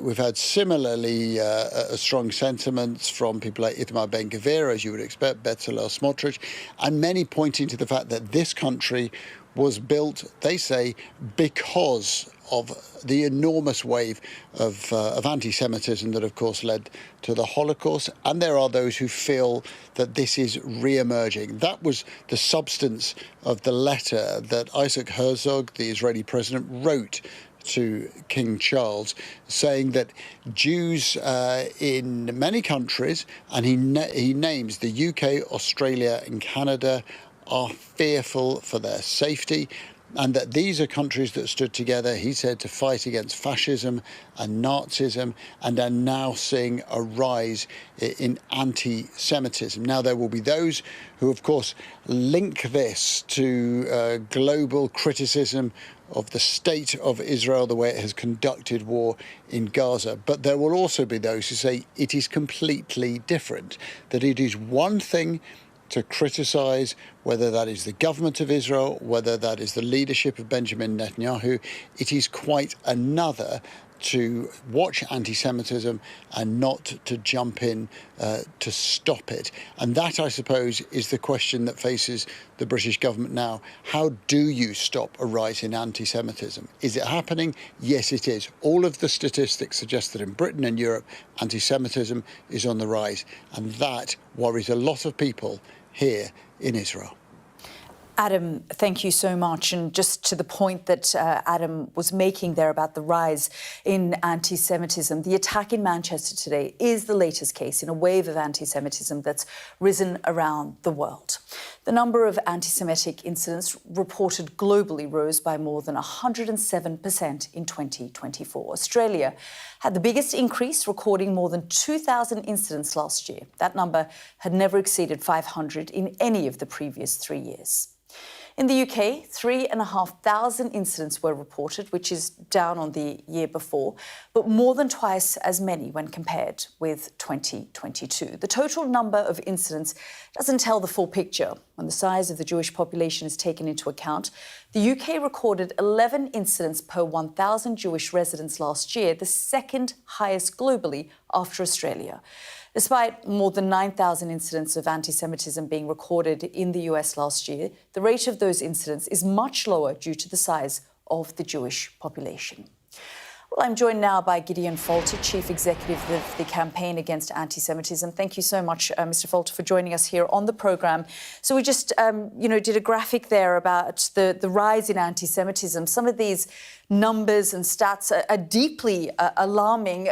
First of all, just your reaction to what we have seen today, the horrendous incident.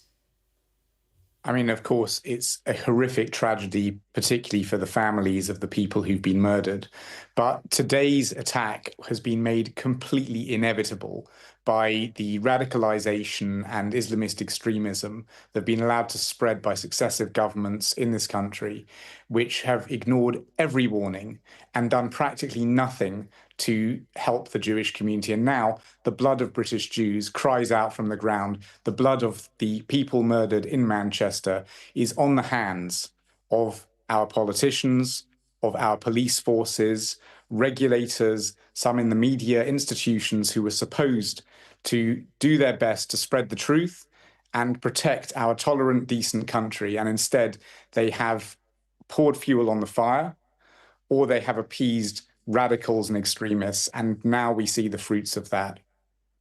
Mr. Falter, just talk us through some of these stats, because we're sort of talking about the size of the Jewish population in this country versus that in the United States versus that in Australia, and what each of these communities are currently feeling. It's very difficult to explain just from the statistics, but let me put it this way. We do polling every year that asks people about their attitudes towards Jews. This year, for the first time ever, we found that 21% of the British population has entrenched anti-Semitic views, as in they believe 4 or more hateful things about Jews. And that number rises to 40% of young people. And so when you look at this from the point of view of a Jew, we're used to going to synagogues surrounded by security. We're used to having to not release the locations of our community events just in case someone comes and tries to attack us. And it has felt like an inevitability that with mobs rampaging down our streets week after week, calling to globalize the Intifada, this was going to happen. And this is what globalizing the Intifada looks like. It looks like Jews dead in a pool of blood outside a synagogue. And to all of the people who've been walking our streets and saying that this is justice, that Intifada is what they want, they have blood on their hands. But moreover, to the police forces, which have failed to use their powers under the Public Order Act, even tonight, there are demonstrations going on in London and in Manchester calling for Intifada. They don't stop for a beat for the dead Jews on the pavements of Manchester. And the police have to use now their powers under the Public Order Act to ban these constant marches and protests. It's enough. Mr. Falter, questions are being asked about, the rise in anti-Semitism over the course of the last few years, and also questions about how to deal with it. What are some of the recommendations and suggestions that you are making to the government and others? We've been making these recommendations for a long time to the government and to successive governments, I should add. I can't say that the previous government was an awful lot better, but this government, aside from not doing anything and not exercising any of these recommendations, this government has just poured fuel on the fire with its foreign policy posturing at the same time as appeasement. And the recommendations are simple. The police, ought to ban these protests, and they ought to arrest people on these protests who glorify terrorism. We already have the laws to enable them to do that. The Charity Commission oversees a huge number of mosques because those mosques are charities. We've seen extreme rhetoric from those mosques, from preachers there, incitement, and the Charity Commission has done an absolutely dismal and abjectly bad job of dealing with that.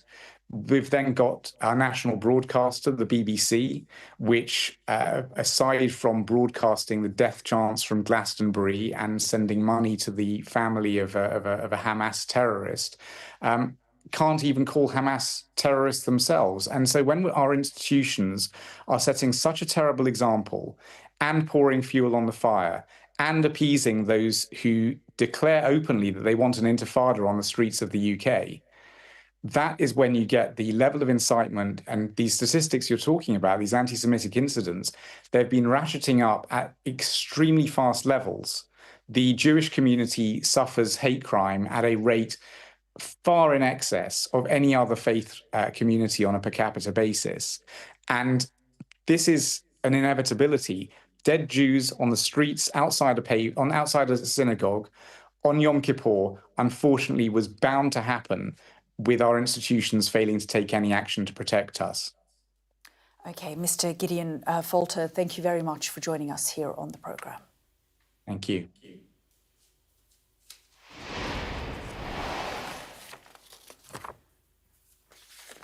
Okay, I'm joined now by the Israeli writer and historian Fania Oz-Salzberger. Thank you very much, Ms. Oz-Salzberger, for joining us here on the programme.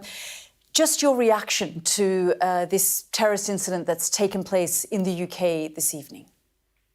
Yes, well, good evening, sad evening from downtown Tel Aviv. First of all, I want to send my condolences. More than that, my heart goes out to the bereaved families and to the injured and to the Jewish community of Manchester and of the UK, but also to every non-Jewish, freedom-loving Democrat in your country, whatever their religion or creed may be, because these shootings have been against you all in this respect.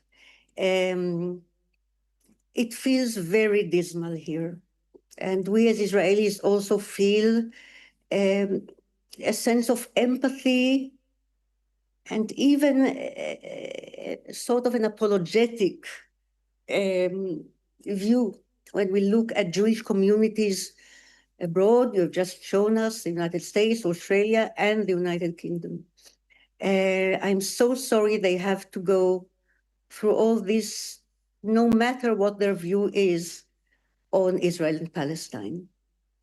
Yes, I mean, many of these communities, and certainly the one here in the UK, are saying that for them, it wasn't a matter of if an incident like this was going to happen, but rather when, given the rise in anti-Semitism that they have been feeling and seeing.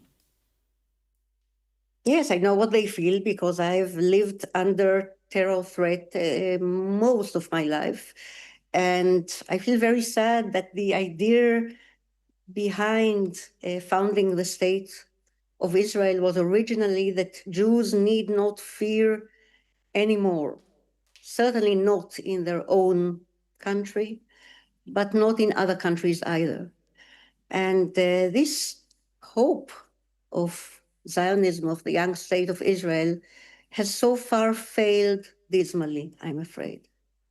We have seen members of Israel's government, the coalition government and the cabinet, link the rise in anti-Semitism to what is actually happening in Gaza, and you've alluded to that.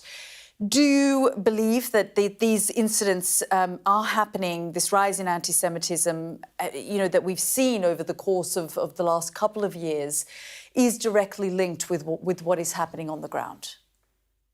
Linked is a very complex term. I would never want anyone to say that there is some causal relationship between what's going on in Gaza and what has happened since the 7th of October and the rise of anti-Semitic incidents. I think unfortunately, a lot of Jew hatred was just lying there underground, waiting to erupt.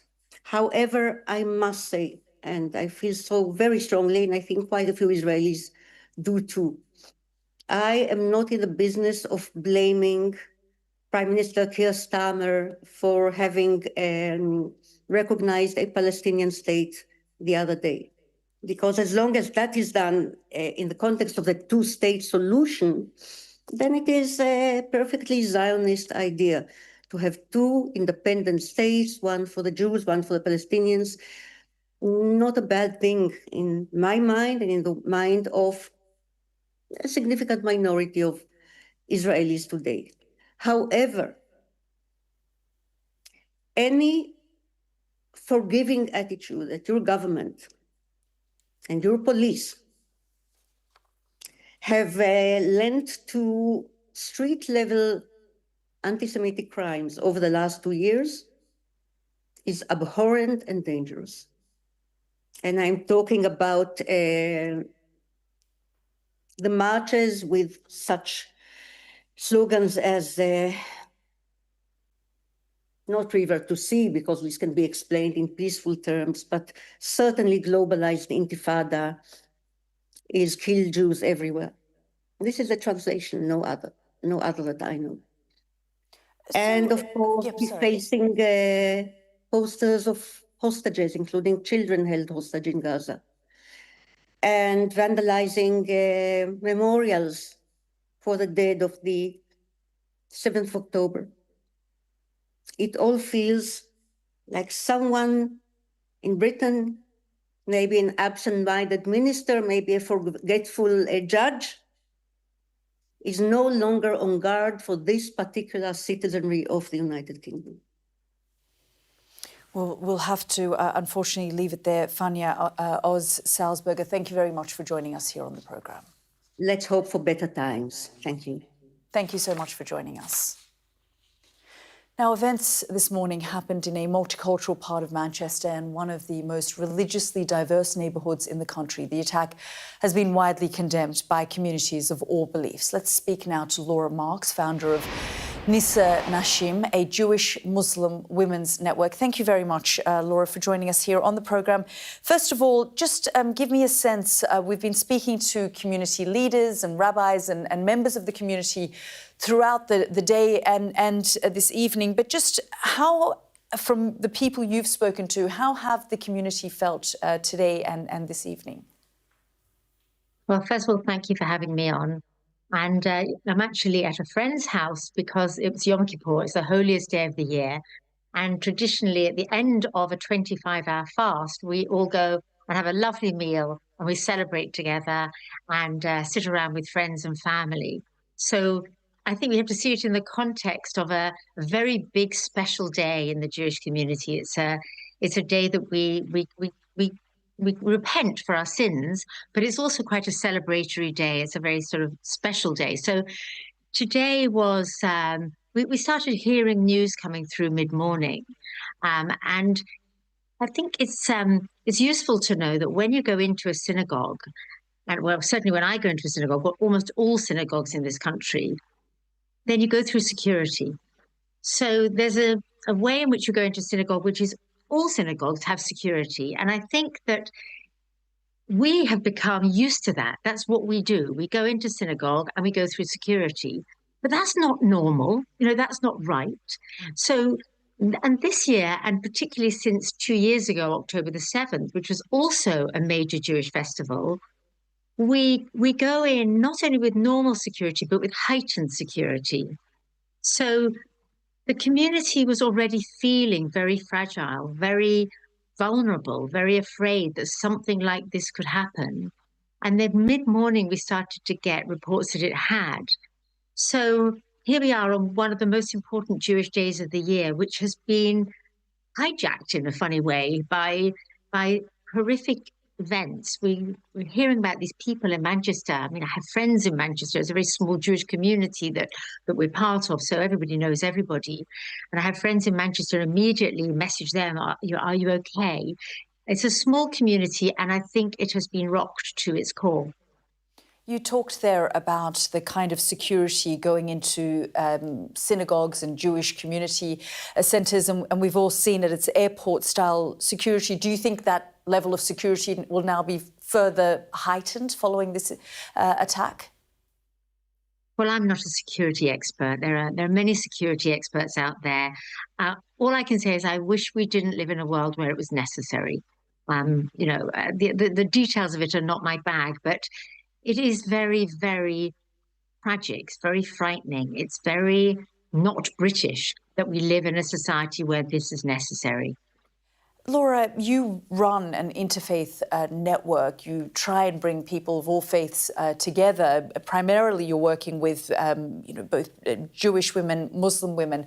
How important is it that in this moment, there is societal cohesion? Well, let me tell you something positive, because I don't think there's been much positive news today. But from the moment I started to hear about it, I was in synagogue. I wasn't on my phone, but I was aware of messages pouring in. I've had dozens of messages from my friends, from my colleagues, particularly from non-Jewish colleagues and friends who have been reaching out saying, I hope you're all right. This is horrific. This shouldn't be happening. We're standing together with you. We're in solidarity. And as you say, Nisa Nashim, it means women in Arabic and Hebrew. And we set it up with that name to emphasize the similarities between us. And both communities are feeling vulnerable. Both communities are feeling threatened. And to come together in a world which is so polarized. Today, the pain of the Jewish community was palpable. But we're not the only community that is feeling vulnerable. And the more we can reach out to each other and stand together, what's the enemy here? The enemy here is extremism, is people with extreme views who do not want us to lead a safe British life where we bring up our children, we meet our friends, we go out on the streets, we're safe and we lead normal democratic lives. There are forces out there who do not want that to happen and will do anything, as we saw today, anything to drive us all apart and to make us fearful and hated and feel hated and to feel afraid and alone. And what I learned from so many friends reaching out to me today was we're not alone. We may feel alone. We may feel, particularly today, absolutely terrified, but we're not alone.